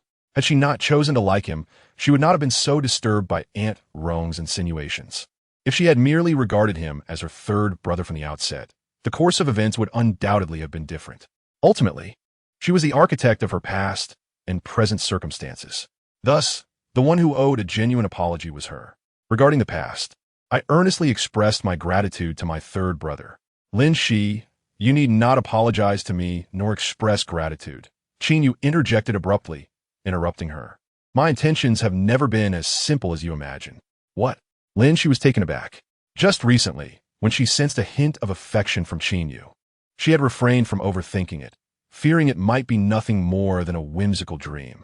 Yet now, his response seemed to align with her unspoken thoughts from that very year, an idea she had never dared to entertain.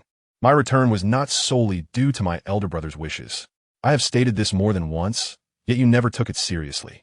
My presence in your life was driven by my own desires, not merely gratitude. Did you truly not perceive my affection for you? Lin, she remained silent. I have never been one to expend all my energy and patience on others. I have my own life. However, during that time, my focus was entirely on you. In my heart, you have always held the foremost position. Do you still believe my actions were merely in compliance with my elder brother's request? Each of Qin Yu's words struck Lin Xi deeply, as if he were determined to shatter the barrier that existed between them. Moments later, as her breath caught, he chuckled softly. Or perhaps, I have not done enough for you. My intentions were not clear enough for you to recognize. That is not entirely true, Lin Xi replied, her brow furrowed, unable to articulate her thoughts. She had seen his feelings more than once, yet everything had turned to mere illusions, akin to her one-sided affection. Her heart raced, pounding violently in her chest, as if it were trying to convey that what she believed was merely her own assumption. In reality, his gaze had always been upon her. His intentions, his feelings from back then, like hers, had once been laid bare before them both, only to be concealed in the next moment out of fear. Fear of being seen, fear of being overlooked. It dawned on her that he too had been ensnared in such conflicting emotions, wrestling with the same vexing feelings alongside her. They had both been mired in that quagmire together. At this point, Lin Xi felt neither joy nor regret. Only a tumult of bittersweet emotions surged within her. She found it hard to articulate her feelings at this moment. After 7 years of being trapped, having no choice but to let go while feeling alone in her confinement, the instigator suddenly revealed that she had never been the only one ensnared. What did this mean? She had moved on. Why was she hearing this now? Lin Xi's throat felt dry, and after a prolonged silence, she finally managed to utter, "What is past is past." From the very beginning, she had no desire to hear his explanations. She had resisted revisiting the past since the moment she returned. Qin Yu's fingers clenched tightly. This was not the answer he sought. "You do not trust my words." Lin, she bit her lip, struggling to say 2 simple words. "It's not that. It's just that what you say no longer matters to me." "Yes, it simply doesn't matter." A missed opportunity is a missed opportunity. She admitted to herself that she had long been nostalgic for the Qin Yu of the past, but when he stood before her, asserting that he was still the same person as before, she found it impossible to accept him. 7 years had passed since then. What about back then? Qin Yu pressed for her answer. If it were the you from that time, would you still feel it was unimportant? Important. She smiled ruefully, then shook her head. But I doubt that I would end up with my third brother. With a sudden snap, the string of the incense bracelet in Qin Yu's hand broke, and the beads began to roll away, but this time, no one paid them mind. Lin Xi did not even glance at them, continuing, "These words may ease my sorrow somewhat, but to say we could be together seems unlikely. Indeed, Aunt Rong and Song Ning reached out to me back then, asserting that you would never like someone like me. Regardless of the truth behind those assertions, a person like her, with an incomplete family and inherent flaws, indeed, did not deserve someone like her third brother back then. Those words indeed inflicted a considerable blow upon me. Even after returning to my homeland, each encounter with you and Song Ning, and each meeting with Aunt Rong, those remarks echo incessantly in my ears, persistently reminding me to distance myself from you. I did not intend to place the blame solely on Sange. I acknowledge that upon my return, I harbored some prejudice against him. However, in recent times, I have extricated myself from such emotions, finding tranquility when I see you and Song Ning. Is that so?" Qin Yu smiled, though perhaps it would be more accurate to say he did not truly smile at all. "I did not perceive it that way." She evaded him as if he were a venomous snake. Sighing, Lin Xi faced him candidly. "It is simply because I do not harbor feelings for you." Qin Yu's pupils dilated dramatically, his entire demeanor shifting to an icy stillness at her words. Lin Xi offered him a forgiving smile, saying, "Qin Yu, you are indeed a wonderful person. Yet, I shall no longer hold affections for you." Chapter 98. The Coward. That evening, Lin Xi found herself at a loss for how to navigate the hours. Lying in bed, she silently gazed out the window, where a crack allowed the autumn breeze to sweep in, stirring the heavy dark curtains. She fixated on the undulating shapes in the air, lost in reverie, as though ensnared in an old dream. The scenes before her gradually blurred, and after blinking her dry eyes, they sharpened into the vivid memories of when she was 17. It was only when her exhaustion overtook her that she finally closed her eyes, and when she opened them again, it was already past 6 in the morning. Peering through the gap in the curtains, she noticed the once dense darkness had faded, giving way to a pale dawn, with the distant sounds of bustling traffic faintly audible. Lin Xi's assistant had procured her a high-speed train ticket for 9 o'clock, and by the time she felt the urge to rest, it was already too late. Rousing her numbed body, she mechanically rose to wash and prepare herself. Fortunately, she had arranged her belongings the night before, and when the car arrived downstairs, she donned her coat and grabbed her suitcase to depart. At this hour on a weekday, traffic in the capital was invariably congested. Lin Xi settled into the back seat of the car, intending to catch up on sleep, but the cacophony of honking horns and the stop-and-go nature of the journey rendered sleep elusive. By the time they reached the high-speed train station, it was nearly 8 o'clock. After queuing for security checks, Lin Xi had no time to visit the lounge. It was not long before she was boarding the train. The journey from the capital to Huai City typically takes just over 2 hours, yet the high-speed train would double that time. Lin Xi slept throughout the journey. Though her slumber was restless, her dreams chaotic, like a toppled spice jar, blending myriad emotions that left her in a state of flux. The train attendant roused her just as they were approaching their destination.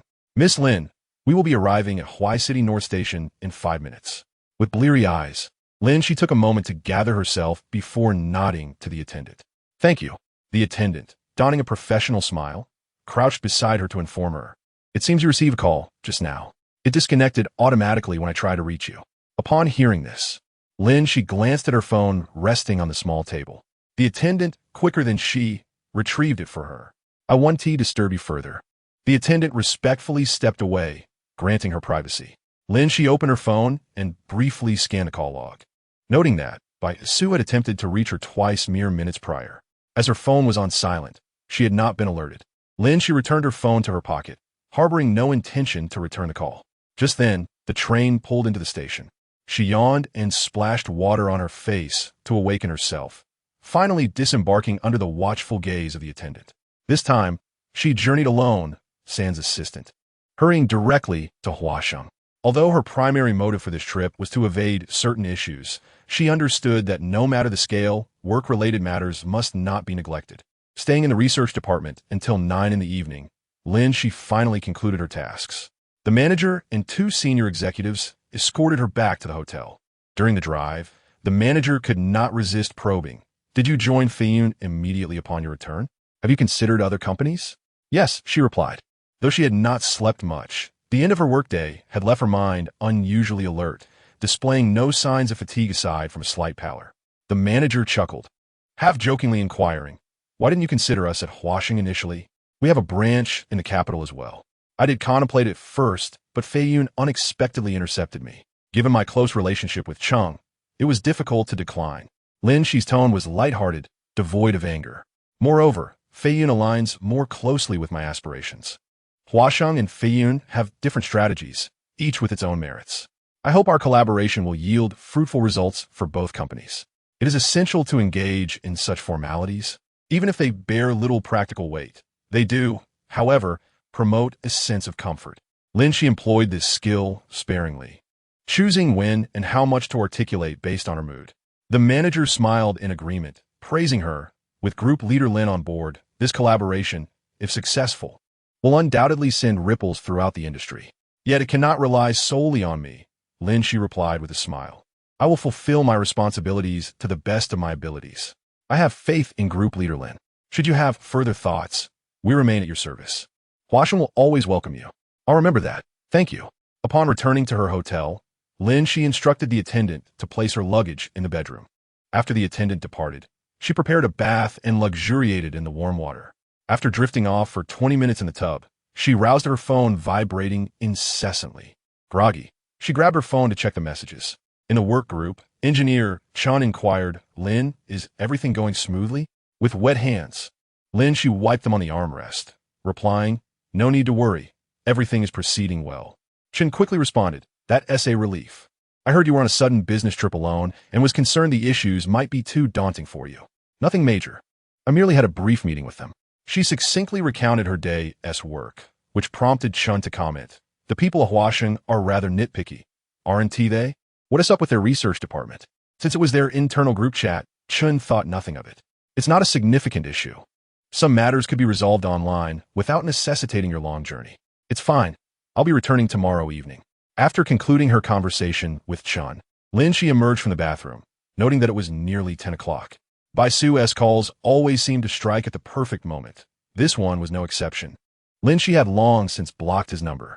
The number he used was a seldom used one, which she had answered once before, though she had not saved it. She remembered it well, as the middle 4 digits coincidentally matched her birthday. She casually pressed the answer button and switched to speaker mode, tossing the phone aside. "What brings you to Huai City?" Baisu's voice was loud, prompting Lin Xi to frown at the excessive volume of the speaker. "What do you want?" She offered no explanation. Baisu should have gathered all the information he needed upon learning she was in Huai City. There was no further need for her to respond. It would be a waste of breath. Yet, upon closer inspection, his tone was more urgent than usual. How remarkable it was that someone who typically exuded indifference and disinterest would now display such eagerness. One could only assume he feared she might flee again due to the events of the previous night. Her reputation as a coward, one who habitually evaded confrontation, had been firmly established in their minds, a title she had maintained for years. Chapter 99. A heartbroken soul. The speed with which she fled was truly astonishing. Was it truly necessary to react so dramatically, all because of Sangge? This morning, upon learning of her departure from the capital, Baisu felt a momentary pang of panic. Although he soon discerned her intended destination, his anxiety lingered. He wished to see a performance, but not this outcome. Running away is utterly devoid of meaning. Lin Xi, he barely refrained from labeling her a coward. Lin Xi turned over, glancing at her phone resting on the other pillow, her expression one of exasperation. Running away? Nonsense, I'm working. TSK. Baisu was dissatisfied. He had long stated that they were of the same ilk. Are you truly being so disingenuous with me? Do you believe I am oblivious to your intentions? If Baishaoye were indeed as omnipotent as he claimed, why had he gone through the trouble of making this phone call? Was he seeking rebuke? Lin Xi, feeling indifferent, was less than courteous in her response. If you have something to say, please do so directly, without wasting our time with roundabout nonsense. From your tone, it seems last night was rather unpleasant for you. Bai Su had indeed come seeking reproach, and his tone quickly reverted to its usual teasing cadence. What did Sangus say to upset you? Share it with me. Let me derive some amusement from it. Lin Xi graciously offered him a couple of barbed remarks. Bai Su chuckled. In his view, her insults were akin to mere tickles, lacking any real sting, and strangely, they provided him with a sense of inexplicable comfort.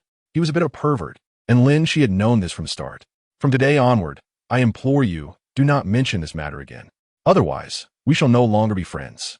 Just as he was about to respond, Lin Xi's icy voice interrupted. Bai Su, I am serious. At this, Bai Su could surmise what had transpired the previous night.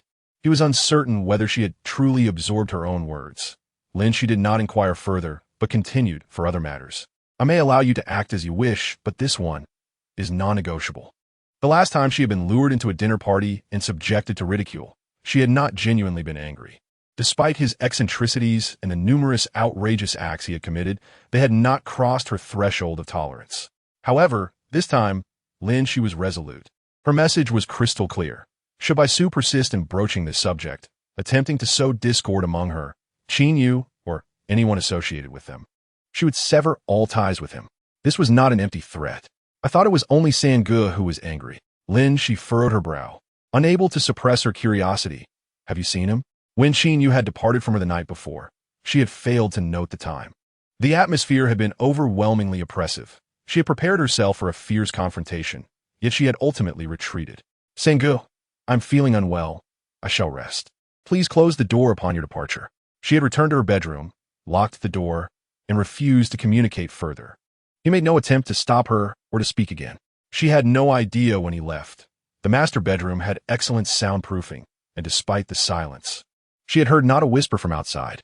By morning, his presence had vanished from the living room. The pearls on the floor and the tea set on the table all tidily arranged, leaving no trace of him behind. Thus, she remained unaware of the hour of Qin Yu's departure, whether Bai Su had seen him last night or today, or of his emotional state. It was clear, however, that he had not been in high spirits the night before. Indeed, I saw him. Shortly after Sangu left your place last night, he encountered me. Not just me, but Chung Si as well. Oh, she replied, not probing further. Yet Bai Su, astutely aware of her unspoken thoughts, continued, let me tell you, Sangu was in a worse state than you. How to describe it? He paused, seemingly searching for an apt expression. Lin Xi instinctively wished to interrupt, but it was too late. Her words could not keep pace with Bai Su's rapid thoughts. Without hesitation, he blurted, heartbroken? Yes, that's it. Heartbroken. It felt akin to losing one's first love. Lin Xi retorted, if you can speak, then speak. If not, please be silent. Bai Su raised an eyebrow, then scoffed. I take that back. Taking a deep breath, Lin Xi, suppressing a headache, retrieved her phone from the pillow, disabling the speaker mode and placing it against her ear. I genuinely do not wish to insult you anymore. I take that back. How childish of you. After a moment of silence, Bai Su devised an amusing plan. How about this? Tomorrow, I should make an early visit to Baiyin Temple. Huh? Lin Xi was puzzled, unsure of his intent. I will have a serious discussion with the Celestial Master and negotiate a long life for you. Lin Xi, you may live to be 100. His tone was earnest, each word laden with sincerity, clearly not a jest. Lin Xi was momentarily speechless, gripping her phone as her forehead throbbed. This time, she genuinely did not know how to respond. No need, just act a bit more normally. You returned to the courtyard last night, did you not? How then did you encounter Sangu and Chung Si again? She quickly diverted the conversation. Chung Si called me out. Bai Su lamented, don't even get me started. He dragged me into a brawl in the middle of the night. Chung Si hit you? That seems unlikely. If Chung Si had attacked Bai Su, surely they would have fought to the bitter end, and such news would have reached her ears swiftly. It must have been Qin Yu instead. Reflecting on how Bai Su had divulged the events of the previous night, Lin Xi felt Bai Su's injury was not unwarranted. Let me share something amusing. Earlier today, Song Ning visited the courtyard. Lin Xi remained silent. However, she did not enter. She lingered at the door until the guards escorted her away. Oh, that was her only response. Bai Su was not satisfied with such a lackluster reaction. Then let me share something even more entertaining to lift your spirits. Sangu is investigating the Song family. Not long ago, there were rumors that Song Ning's father accepted bribes. TSK, it seems this time they won't escape. End of this chapter. Chapter 100. A humiliation for the Song family currently. Song Ming's father holds a certain status in the capital, not easily toppled. Even if he were truly guilty of accepting illicit gains, once exposed, it would likely be swiftly suppressed, stirring little turmoil. However, if Qin Yu were to lend his influence, the outcome of this affair would undoubtedly align with his desires. Rest assured, once Sangu takes action, her father is finished. Are you pleased? Bai Su inquired with a grin. Lin Xi remained unperturbed by the news, her heart devoid of any tumult. She felt no joy. After all, what did this matter to her? If there's nothing else, I shall hang up. Hey, Bai Su halted her. Aren't you the least bit excited to hear this? Lin Xi frowned. Where is there to be excited about? Sanji's actions. Surely you know their purpose? Truth be told, Sangu could have remained uninvolved. Yet, he chose to make a spectacle of it, fully aware of the potential repercussions. Yet he is resolute, intent on publicly humiliating the Song family, tearing their facade apart. TSK. I realize now that Sangu seems even more reckless than I. What about you? Do you have no thoughts on the matter? After sharing so much, Lin Xi could hardly remain indifferent. Her heart had always been occupied by Qin Yu, never having wavered. Though she professes to have lost interest, her heart tells a different tale. Perhaps her current assertions of disinterest are genuine, yet the discord between her words and feelings is equally real, a truth she has yet to recognize. Bai Su cannot claim to fully comprehend Lin Xi, but he shares a kindred spirit with her, allowing him to discern her thoughts with a fair degree of accuracy. Honestly, he admits it's the truth. Lin Xi glances at the time and states, I need to rest. Do you have any matters to attend to? When will you return? Aware that she's reluctant to engage in the previous topic, Bai Su deftly shifts the conversation. Tomorrow? Shall I pick you up from the airport? Let's see, she replies. I'm still busy with work.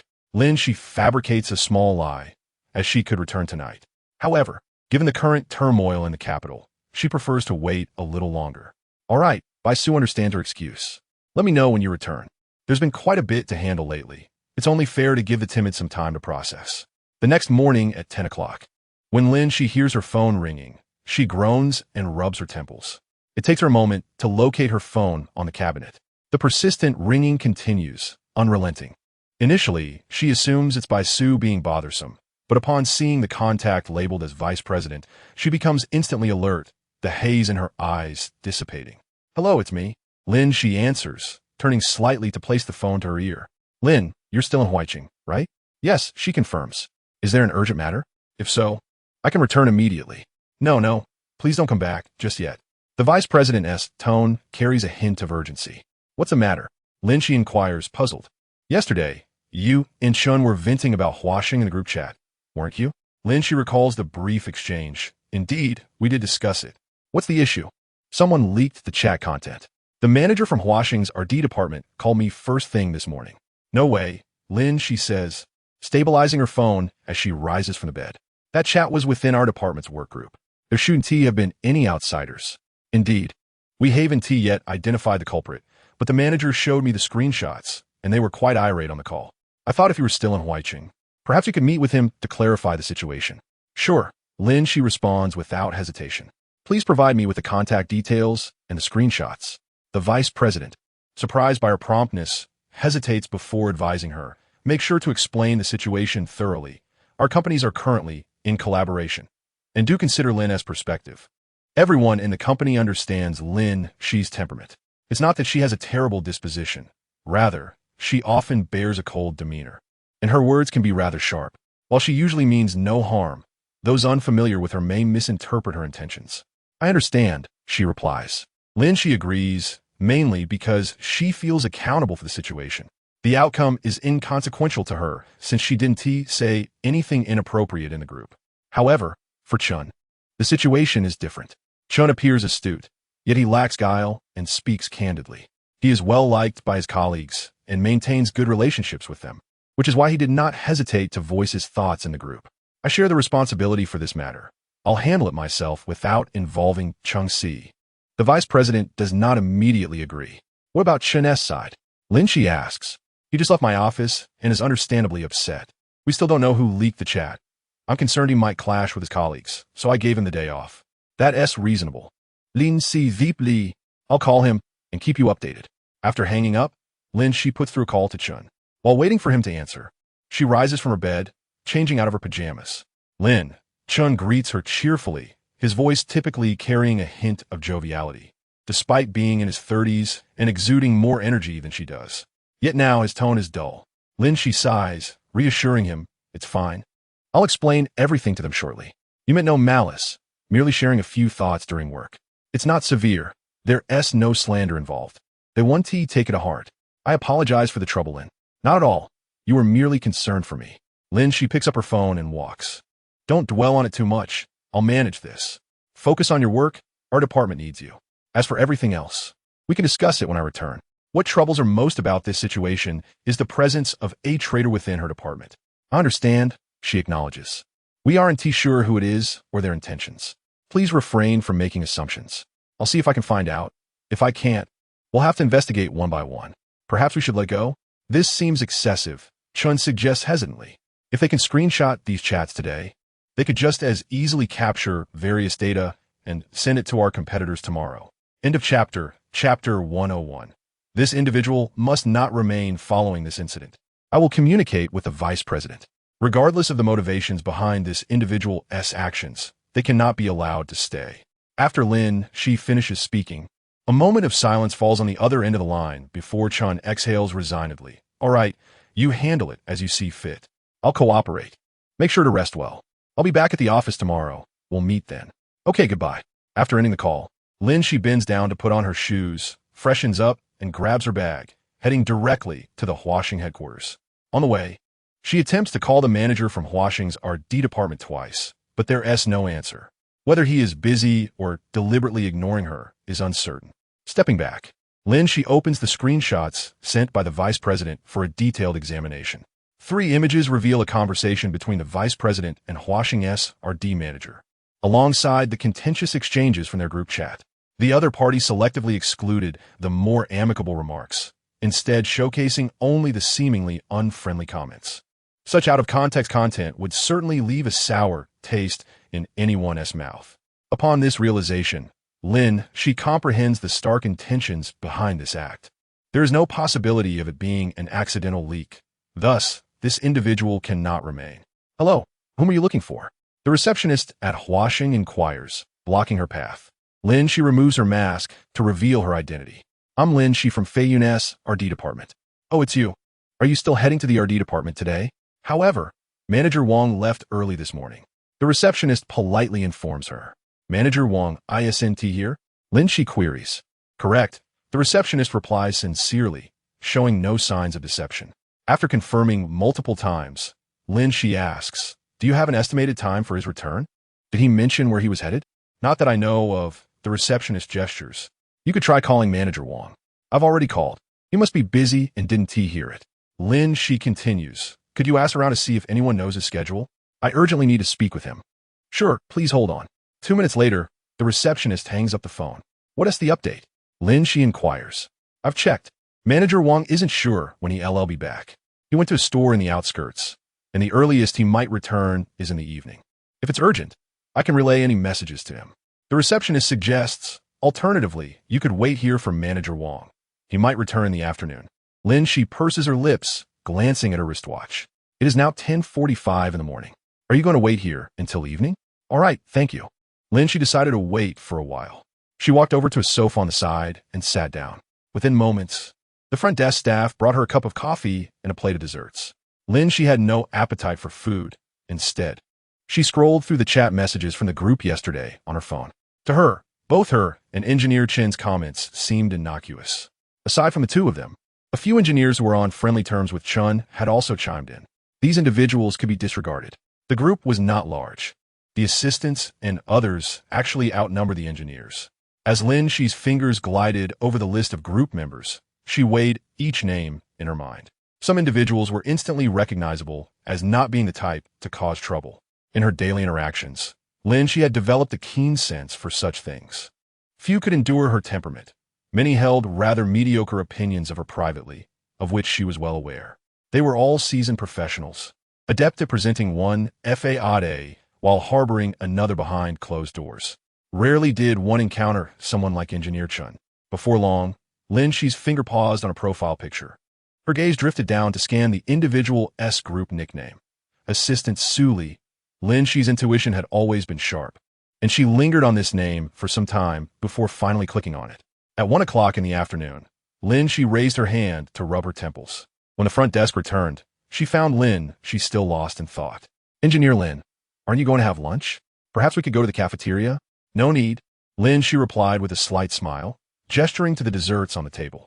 They looked delightful. Thank you. The front desk lady was charmed by her smile and shyly offered her 2 freshly baked egg tarts, exclaiming, "Please do try them, Engineer Lin." The front desk lady had developed a fondness for Lin Xi. This was Lin Xi's 3rd visit to the headquarters of Huaxing, following a previous visit just the day before. So the front desk staff had a lasting impression of her. Initially, the group had speculated about Lin Xi, believing another beauty had arrived at the company, and everyone was guessing her department. They later learned that she was an engineer and team leader in the research and development department of Feiyun, also a key figure in the current collaboration project.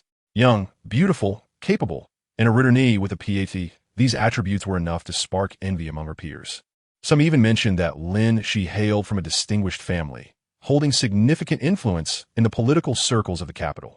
Yet, she bore no semblance of a spoiled heiress. There was no arrogance or haughtiness about her. Quite the contrary. Thank you. You're most welcome, the front desk lady replied, feeling slightly embarrassed by Lin Xi's repeated expressions of gratitude. By the way, have you managed to reach Manager Wang? I've tried, but there's been no response. Huh? The front desk lady seemed puzzled, but she could only help smooth things over for Manager Wang by saying, perhaps he's still busy. Lin Xi acknowledged. If the initial silence was due to busyness, then it was likely intentional now. At this hour, how could one not check their phone? After another hour passed, Lin Xi lost her patience. She exchanged contact information with the front desk and said, I'm heading back now. If Manager Wang returns, please inform me. Sure. Once outside Huaxing, Lin Xi let out a long sigh of relief. Just as she settled into her hotel, Cheng Si called to inquire about the situation. After listening, Cheng Si advised her to return to the capital. It's a trivial matter. Just come back. Leave it to 4th brother. Rest assured, I am quite familiar with Huaxing. Did I not mention before? Manager Shun is my nephew-in-law. Lin Xi racked her brain, trying to remember, but nothing came to mind. All right, just explain things to Manager Shun first, and I'll call Manager Wang later. Cheng Si did not express approval or disapproval.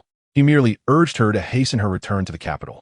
I've arranged for someone to book your high-speed train ticket. A car will arrive shortly. So urgent? Lin Xi had initially planned to leave in the evening. After a pause, she mused, is there something you need to discuss with me? She had a nagging feeling that Cheng Si's call was not solely about this matter. Is it because of 3rd brother? End of this chapter. Chapter 102. He has been waiting for you, Lin. She was so straightforward that Cheng Si felt a bit embarrassed to speak. He shifted from his usual light-hearted tone, hesitating as he said, it's about 3rd brother, but from Bai Su. He learned they had all been together that night. Thus, Cheng Si likely knew about her relationship with Qin Yu. Lin Xi lowered her eyes, her tone devoid of emotion as she replied, if this is about that matter, 4th brother need not say anything to me. She assumed Cheng Si intended to offer her counsel. In matters of affection, liking was liking and disliking was disliking. 4th brother, please tread carefully. Cheng Si was taken aback and sighed in resignation. I want to meddle in this. I didn't call you for that. He and Bai Su had taken sides, but felt conflicted. He leaned slightly towards 3rd brother, but did not wish to intervene directly in the relationship between 3rd brother and Lin Xi. Conversely, Bai Su had been fanning the flames. Cheng Si was uncertain of Bai Su's true intentions. The situation had unfolded in a manner he had not anticipated. Then what does 4th brother want to discuss? Lin Xi inquired, puzzled. After a moment of silence on the other end, Cheng Si's voice returned. There's nothing more. Just come back. Lin Xi raised an eyebrow, somewhat surprised. That evening, Lin Xi returned to the capital. In the parking lot of the high-speed train station, Cheng Si was there to pick her up. Once in the car, Lin Xi stole a glance at him. After just a day or two apart, Cheng Si seemed noticeably more haggard. Have you not been resting well? 4th brother? Not just poorly rested, Cheng Si replied with a bitter smile. I haven't slept much these past few days. Insomnia? I have some calming tea. Do you need any? No. Cheng Si waved his hand gently while gripping the steering wheel. If it were just simple insomnia, that would be manageable. The main reason remained unspoken, but judging by his expression, it was evident that much had transpired. During the journey back, Lin Xi refrained from speaking further. Cheng Si dropped her off at her apartment. I've already discussed the company matter with Huasheng. You needn't worry about it anymore. After the car halted, Qin Yu updated her on the group's chat outcomes. This issue would be considered resolved, and Engineer Chun would return to work tomorrow. There would be no penalties for his company. Okay, Lin Xi nodded. However, she did not intend to let the matter rest so easily. Has Huasheng mentioned who sent out the screenshots? Anonymous email. It's difficult to trace, Qin Yu replied. I've asked Lao Gao to keep an eye on it, and will inform you as soon as there's any news. However, you, an engineer, Chun should refrain from trying to uncover this person, especially you. Upon hearing this, Lin Xi smirked slightly. All right then, I will take my leave. Unbuckling her seatbelt, Lin Xi grabbed her bag and exited the vehicle. Qin Yu followed suit, assisting her with her suitcase. Be careful on the road, fourth brother. She stepped back to give him space to maneuver. Qin Yu remained rooted, slightly turning his body as he looked at her, hesitating to speak. Is there something else? Lin Xi inquired, her shoulders relaxing, fatigue etched across her features. If you have something to say, feel free. Since she was still in Huiqing, Qin Yu had been hesitant during their phone conversations, wanting to convey something. Now, observing his demeanor, it was clear that if he did not voice it today, he might find himself sleepless again tonight. Lin Xi wished to spare him further discomfort. To be honest, I'm uncertain how to broach this with you. Qin Yu sighed, visibly uneasy. He rarely displayed such a side of himself. Lin Xi held back her thoughts, silently encouraging him to proceed. That night, after third brother left you, Bai Su and I took him out for a drink. Initially, we merely intended to provide him an outlet for his emotions. After all, you are well aware that Sangu seldom displays his emotions. He tends to keep everything bottled up inside, which is hardly a viable solution. Lin Xi lowered her gaze, silently standing to the side. She did not respond to Qin Yu's words.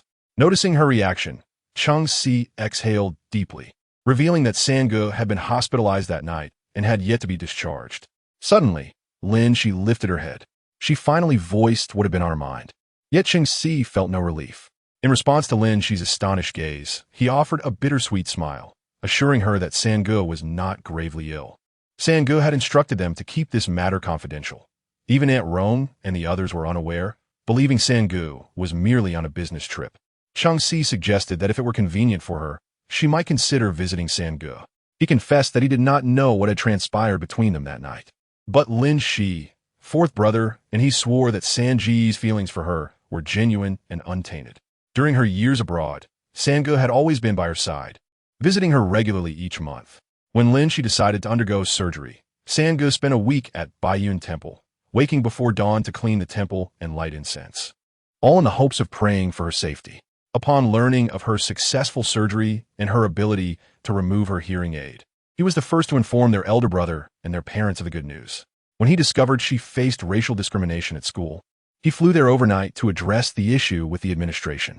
In ways unseen, he had done much for her. His affection was evident in these past details. See, can you see it? Qin Yu inquired. The things Qin Yu did remained largely unknown. Qin Yu was one of the few who knew the truth. 7 years had passed since Lin Xi went abroad, a span marked by unwavering dedication. Just as Qin Yu had hurried back from overseas to care for her when she first moved to the city, he had remained by her side, striving to be involved in every aspect of her life. Xi, I am unaware of the misunderstandings between you and Sangu. I was not present to witness what transpired back then, but I have been close to Sangu over the years. His love for you is palpable, even to a man like me. I know you are aware that this home belongs to Sangu. In fact, he began researching your field of study as soon as you got into university, which led to the establishment of Feiyun.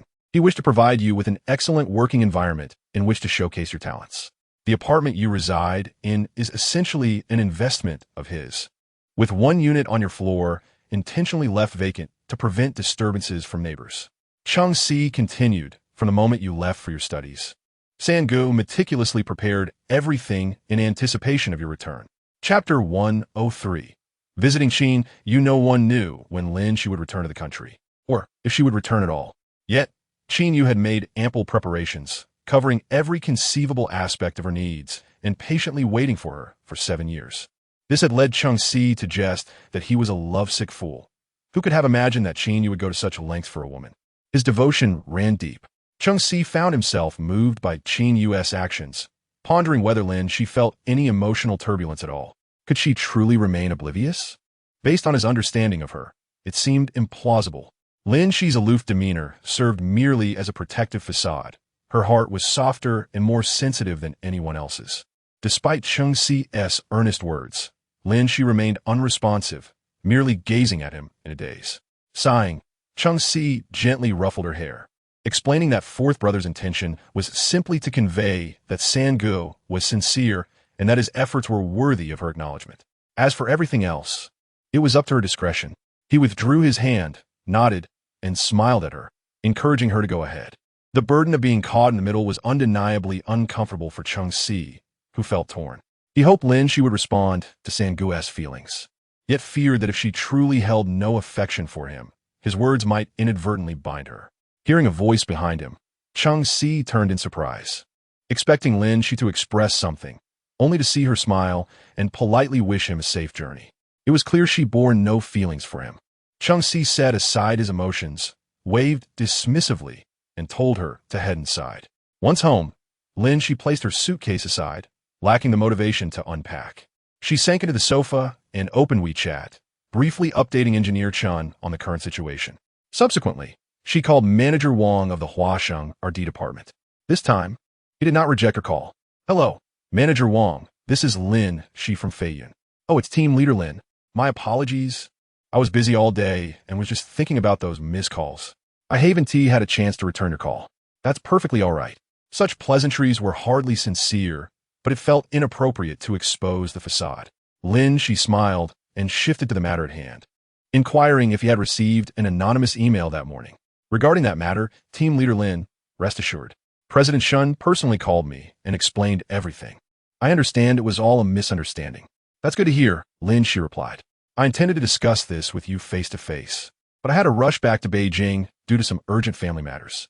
Manager Wang remained courteous, assuring her it was not a significant issue and that she need not worry. However, Lin Xi could not take his words at face value. "I feared there might have been a misunderstanding, so I thought it best to call and explain personally." Engineer Chun was unaware of the actual situation. Given my recent family circumstances, he was confused as to why I was still sent on a business trip and expressed some complaints. Additionally, the other party misconstrued our conversation, omitting crucial details. I have no objections regarding this collaboration. We have always held the Huasheng RD department in high esteem. We certainly harbor no dissatisfaction. I would also like to extend my apologies to all the esteemed colleagues in the Huasheng RD department. Lin Xi's sincerity was evident. After a brief silence, Manager Wang chuckled lightly, assuring her that her concerns were unwarranted. It was merely a minor misunderstanding, and they were not bothered by it. "The fact that you took the time to make this call shows your commitment," he added. "Indeed," Lin Xi agreed. "Upon learning of the situation, I went directly to the company to speak with you. Unfortunately, I missed you. Otherwise, I would have preferred to apologize in person."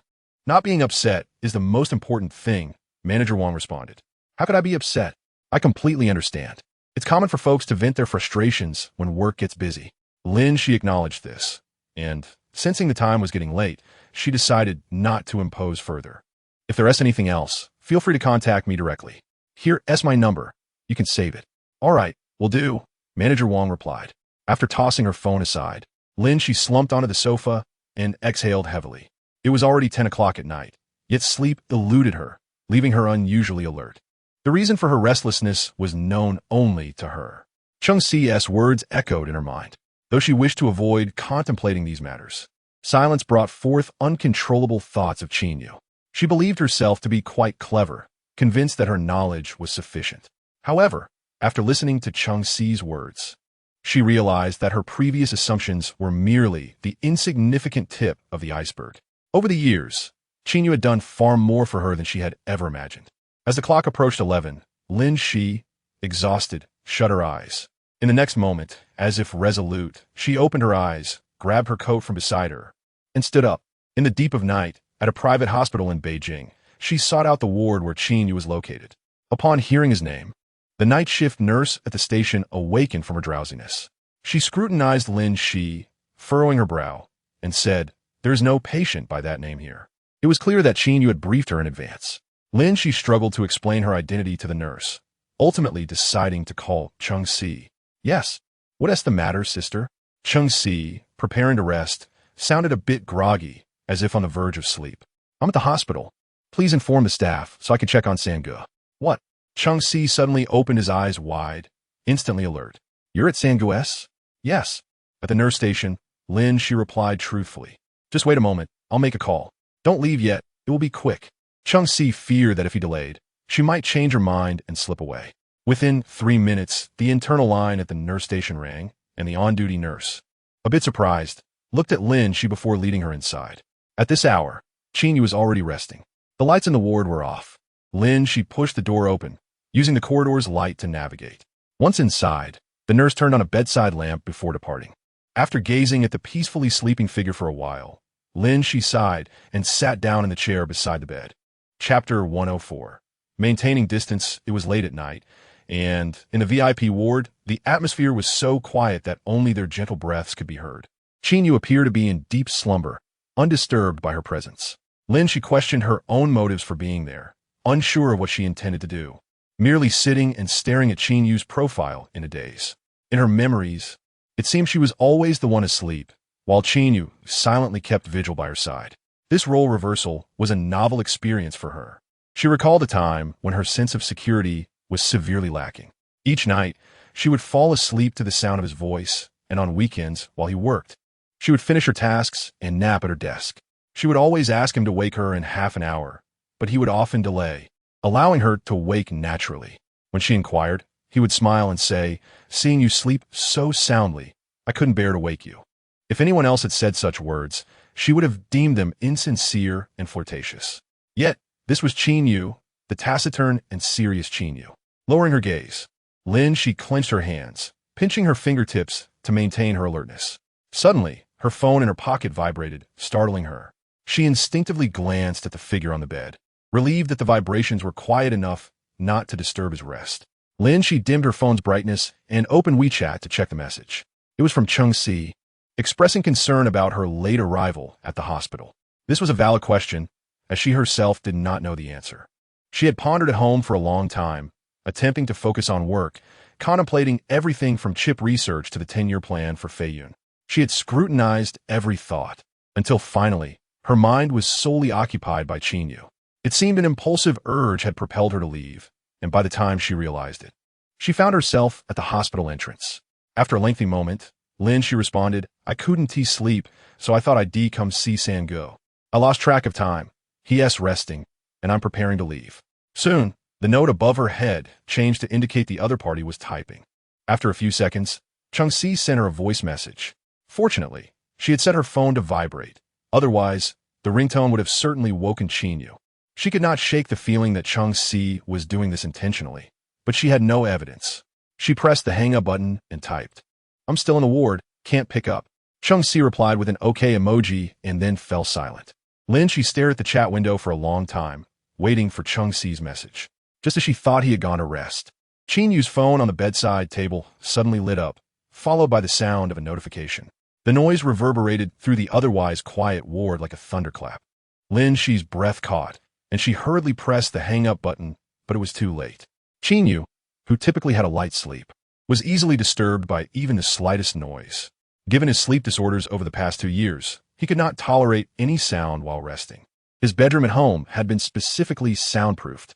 If not for his recent lack of rest due to health issues, he would have awakened the moment Lin Xi opened the door. Tonight, however, he was in deeper slumber. It was only the ringing that roused him. Lin Xi remained frozen in the position of silencing the phone, fearful of making any further noise to disturb Qin Yu. Thus, when he opened his eyes, he found Lin Xi sitting in a chair, holding his phone, a look of trepidation on her face. She felt tense, her posture visibly uncomfortable. Upon seeing her, Qin Yu exhibited little reaction, his expression placid until he reached out, cautiously touching her left hand resting on the bed. The moment their fingers brushed, both felt a jolt of surprise. Lin Xi widened her eyes at him, while Qin Yu furrowed his brow, retracting his hand before she could speak. The warmth from his touch faded before she could fully register it, leaving Lin Xi momentarily stunned as she noticed his instinctive withdrawal. For a moment, an unsettling feeling stirred within her. This was precisely the distance she had longed for, familiar yet laced with a sense of estrangement. Yet, for reasons unknown, witnessing this scene caused her heart to ache. What are you doing here? Qin Yu's voice emerged, unexpectedly hoarse. She steadied herself and silently poured him a glass of water. While she poured, Qin Yu sat up, casually pressing the remote to illuminate the room. In the light, Lin Xi stole glances at him. The man leaned against the headboard, his complexion pale, and as he drank, his Adam's apple bobbed slightly. The moment their eyes met, he did not fixate on her as usual, merely glancing away. Throughout, his gaze remained clear, devoid of any emotion. Once he had finished drinking, Lin Xi reached out to take the cup from him. However, Qin Yu seemed oblivious, his arm crossing over her as he placed the cup on the table. Lin Xi's hand hovered in the air for a moment before she lowered it back to her lap, her expression now devoid of emotion. Is Sang-gu feeling well? Nothing serious. Qin Yu's voice had regained some clarity, and he glanced at the time on the wall. Did Chung-si send you over? I thought you were on a business trip. Has everything at the company been resolved? Why come here so late? Don't you have work in the morning? He intentionally sought to maintain distance, yet his words could not conceal his concern for her. Lin Xi noticed this, staring at him for a while before replying. There's nothing major at the company. It's all settled. I have work tomorrow, but I slept all day, so I'm not very tired now. For brother didn't he send me. I just heard Sang-gu was hospitalized, so I came to check. As long as you're all right. She lowered her gaze, responding one by one, appearing considerably more compliant than in the past few days. Qin Yu regarded her intently, averting his gaze the moment she looked up. It's getting late. Call Chung-si to pick you up and go home.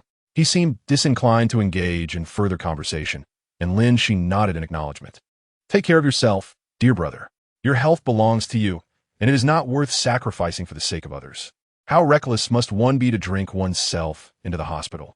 If Chung Sibai were to act so irrationally, it would be understandable, given that those two began frequenting bars before they were even of age, indulging in drinks that could lead to dire consequences. Yet, when it comes to Qin Yu, she cannot shake a feeling of discomfort. Chapter 105. Let her seek Brother San. Originally, she intended just to check on Brother San and leave, never imagining she would awaken you.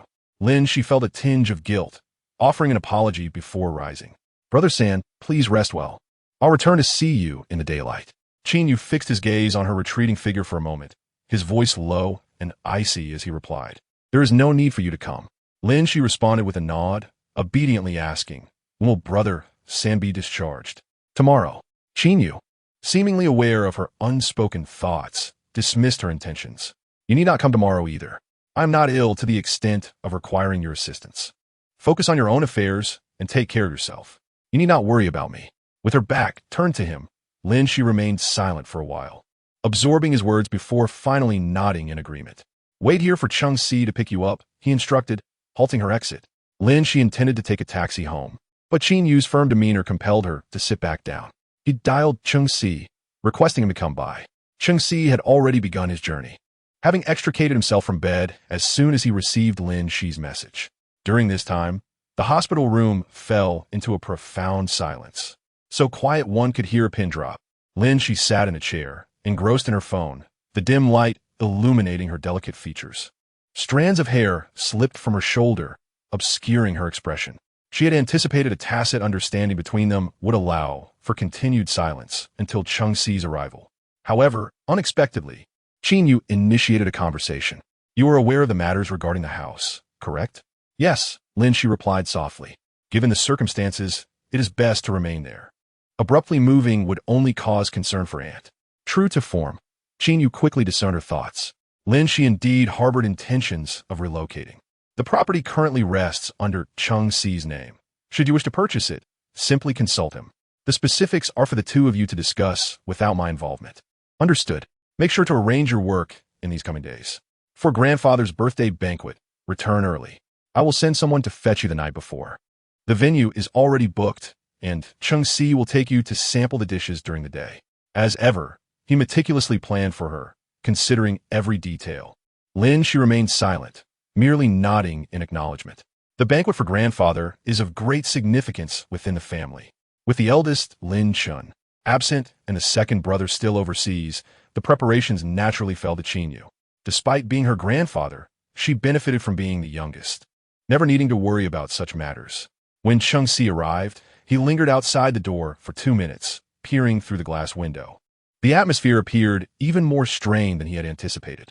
Qin Yu leaned against the headboard, gazing out the window, while Lin Xi sat in a chair, her eyes fixed on her phone, completely devoid of interaction. It seemed the rift between them was far more severe than he had imagined. On the way back, Lin Xi leaned against the passenger seat, her eyes closed, appearing to be asleep. Qin Yu, reluctant to disturb her, remained silent throughout the journey. Upon arriving downstairs, he gently called her name. Opening her eyes, Lin Xi's expression was clear, devoid of drowsiness. She unfastened her seatbelt, saying, "Brother, mention the location for grandfather's birthday banquet has been finalized. Will you be free during the day? I may need your assistance to sample the dishes." "Of course. I'm always available. It primarily depends on your convenience. Shall I request a day off tomorrow?" Lin Xi shook her head. "No, perhaps during lunch." "Very well. Once you finish, come find me in my office." Before exiting the car, Lin Xi hesitated, leaning over to ask Qin Yu, "Is Brother San really all right?" "There are no significant issues." Qin Yu replied, "Were you frightened by my earlier words? You know well that I often speak without thinking." "Everything is fine, dear." He waved her off, urging her to head upstairs. "Be cautious on the road, fourth brother." In the following 2 days, Qin Yu seemed to fade from Lin Xi's life. They did not meet or communicate. Lin Xi appeared unchanged, bustling between home and work, channeling her energy into her job. These days, she often worked late into the night. The vice president promptly informed Qin Yu, who, upon hearing, fell silent for a few seconds, surprisingly refraining from interference. "Let her be. Ensure the security at the entrance remains vigilant." The night before grandfather's banquet, Lin Xi returned to the family residence. Bai Su was the first to seek her out. Bai Su." Aunt welcomed him as she opened the door. "Aunt, where is She? She has not gone to bed yet, has she?"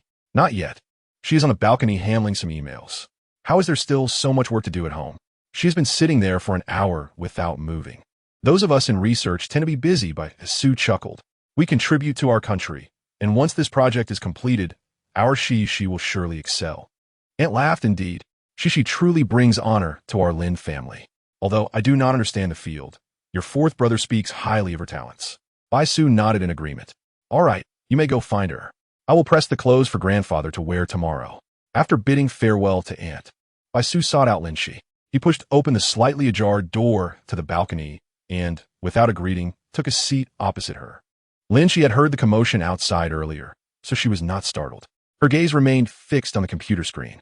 "What brings you here?" she inquired in a rather detached tone. "Of course, it is a matter of great importance." Bai Su replied mysteriously, reaching out to close her laptop. Lin Xi, still in the midst of responding to emails, was irritated and struck his hand with a nearby fruit fork. "How many times must I say it? If you have something to discuss, do so without being so hands-on." Bai Su arched an eyebrow. "Are you even listening?" "My hearing is just fine." As soon as the words left her mouth, both their expressions shifted. Lin Xi bit her lip, realizing that his interruption had shattered her focus. "Speak quickly. I must finish my emails tonight." Bai Su, unusually compliant, relayed, "Song Ning has been inquiring about your contact information." "My information?" Lin Xi frowned. "Why would she be looking for me?" "Perhaps it concerns her father's situation," Bai Su remarked, munching on her fruit. Lin Xi could not help but scoff. "Am I capable of resolving such matters?" "She certainly hold me in high regard. That involves corruption and bribery. Not even she, nor Qin Yu or you, can handle it. What she desires is certainly not you." Bai Su continued to press her, and when he found her feigning ignorance, he clicked his tongue, clarifying, "She wishes for you to seek Brother San's assistance." In a chapter,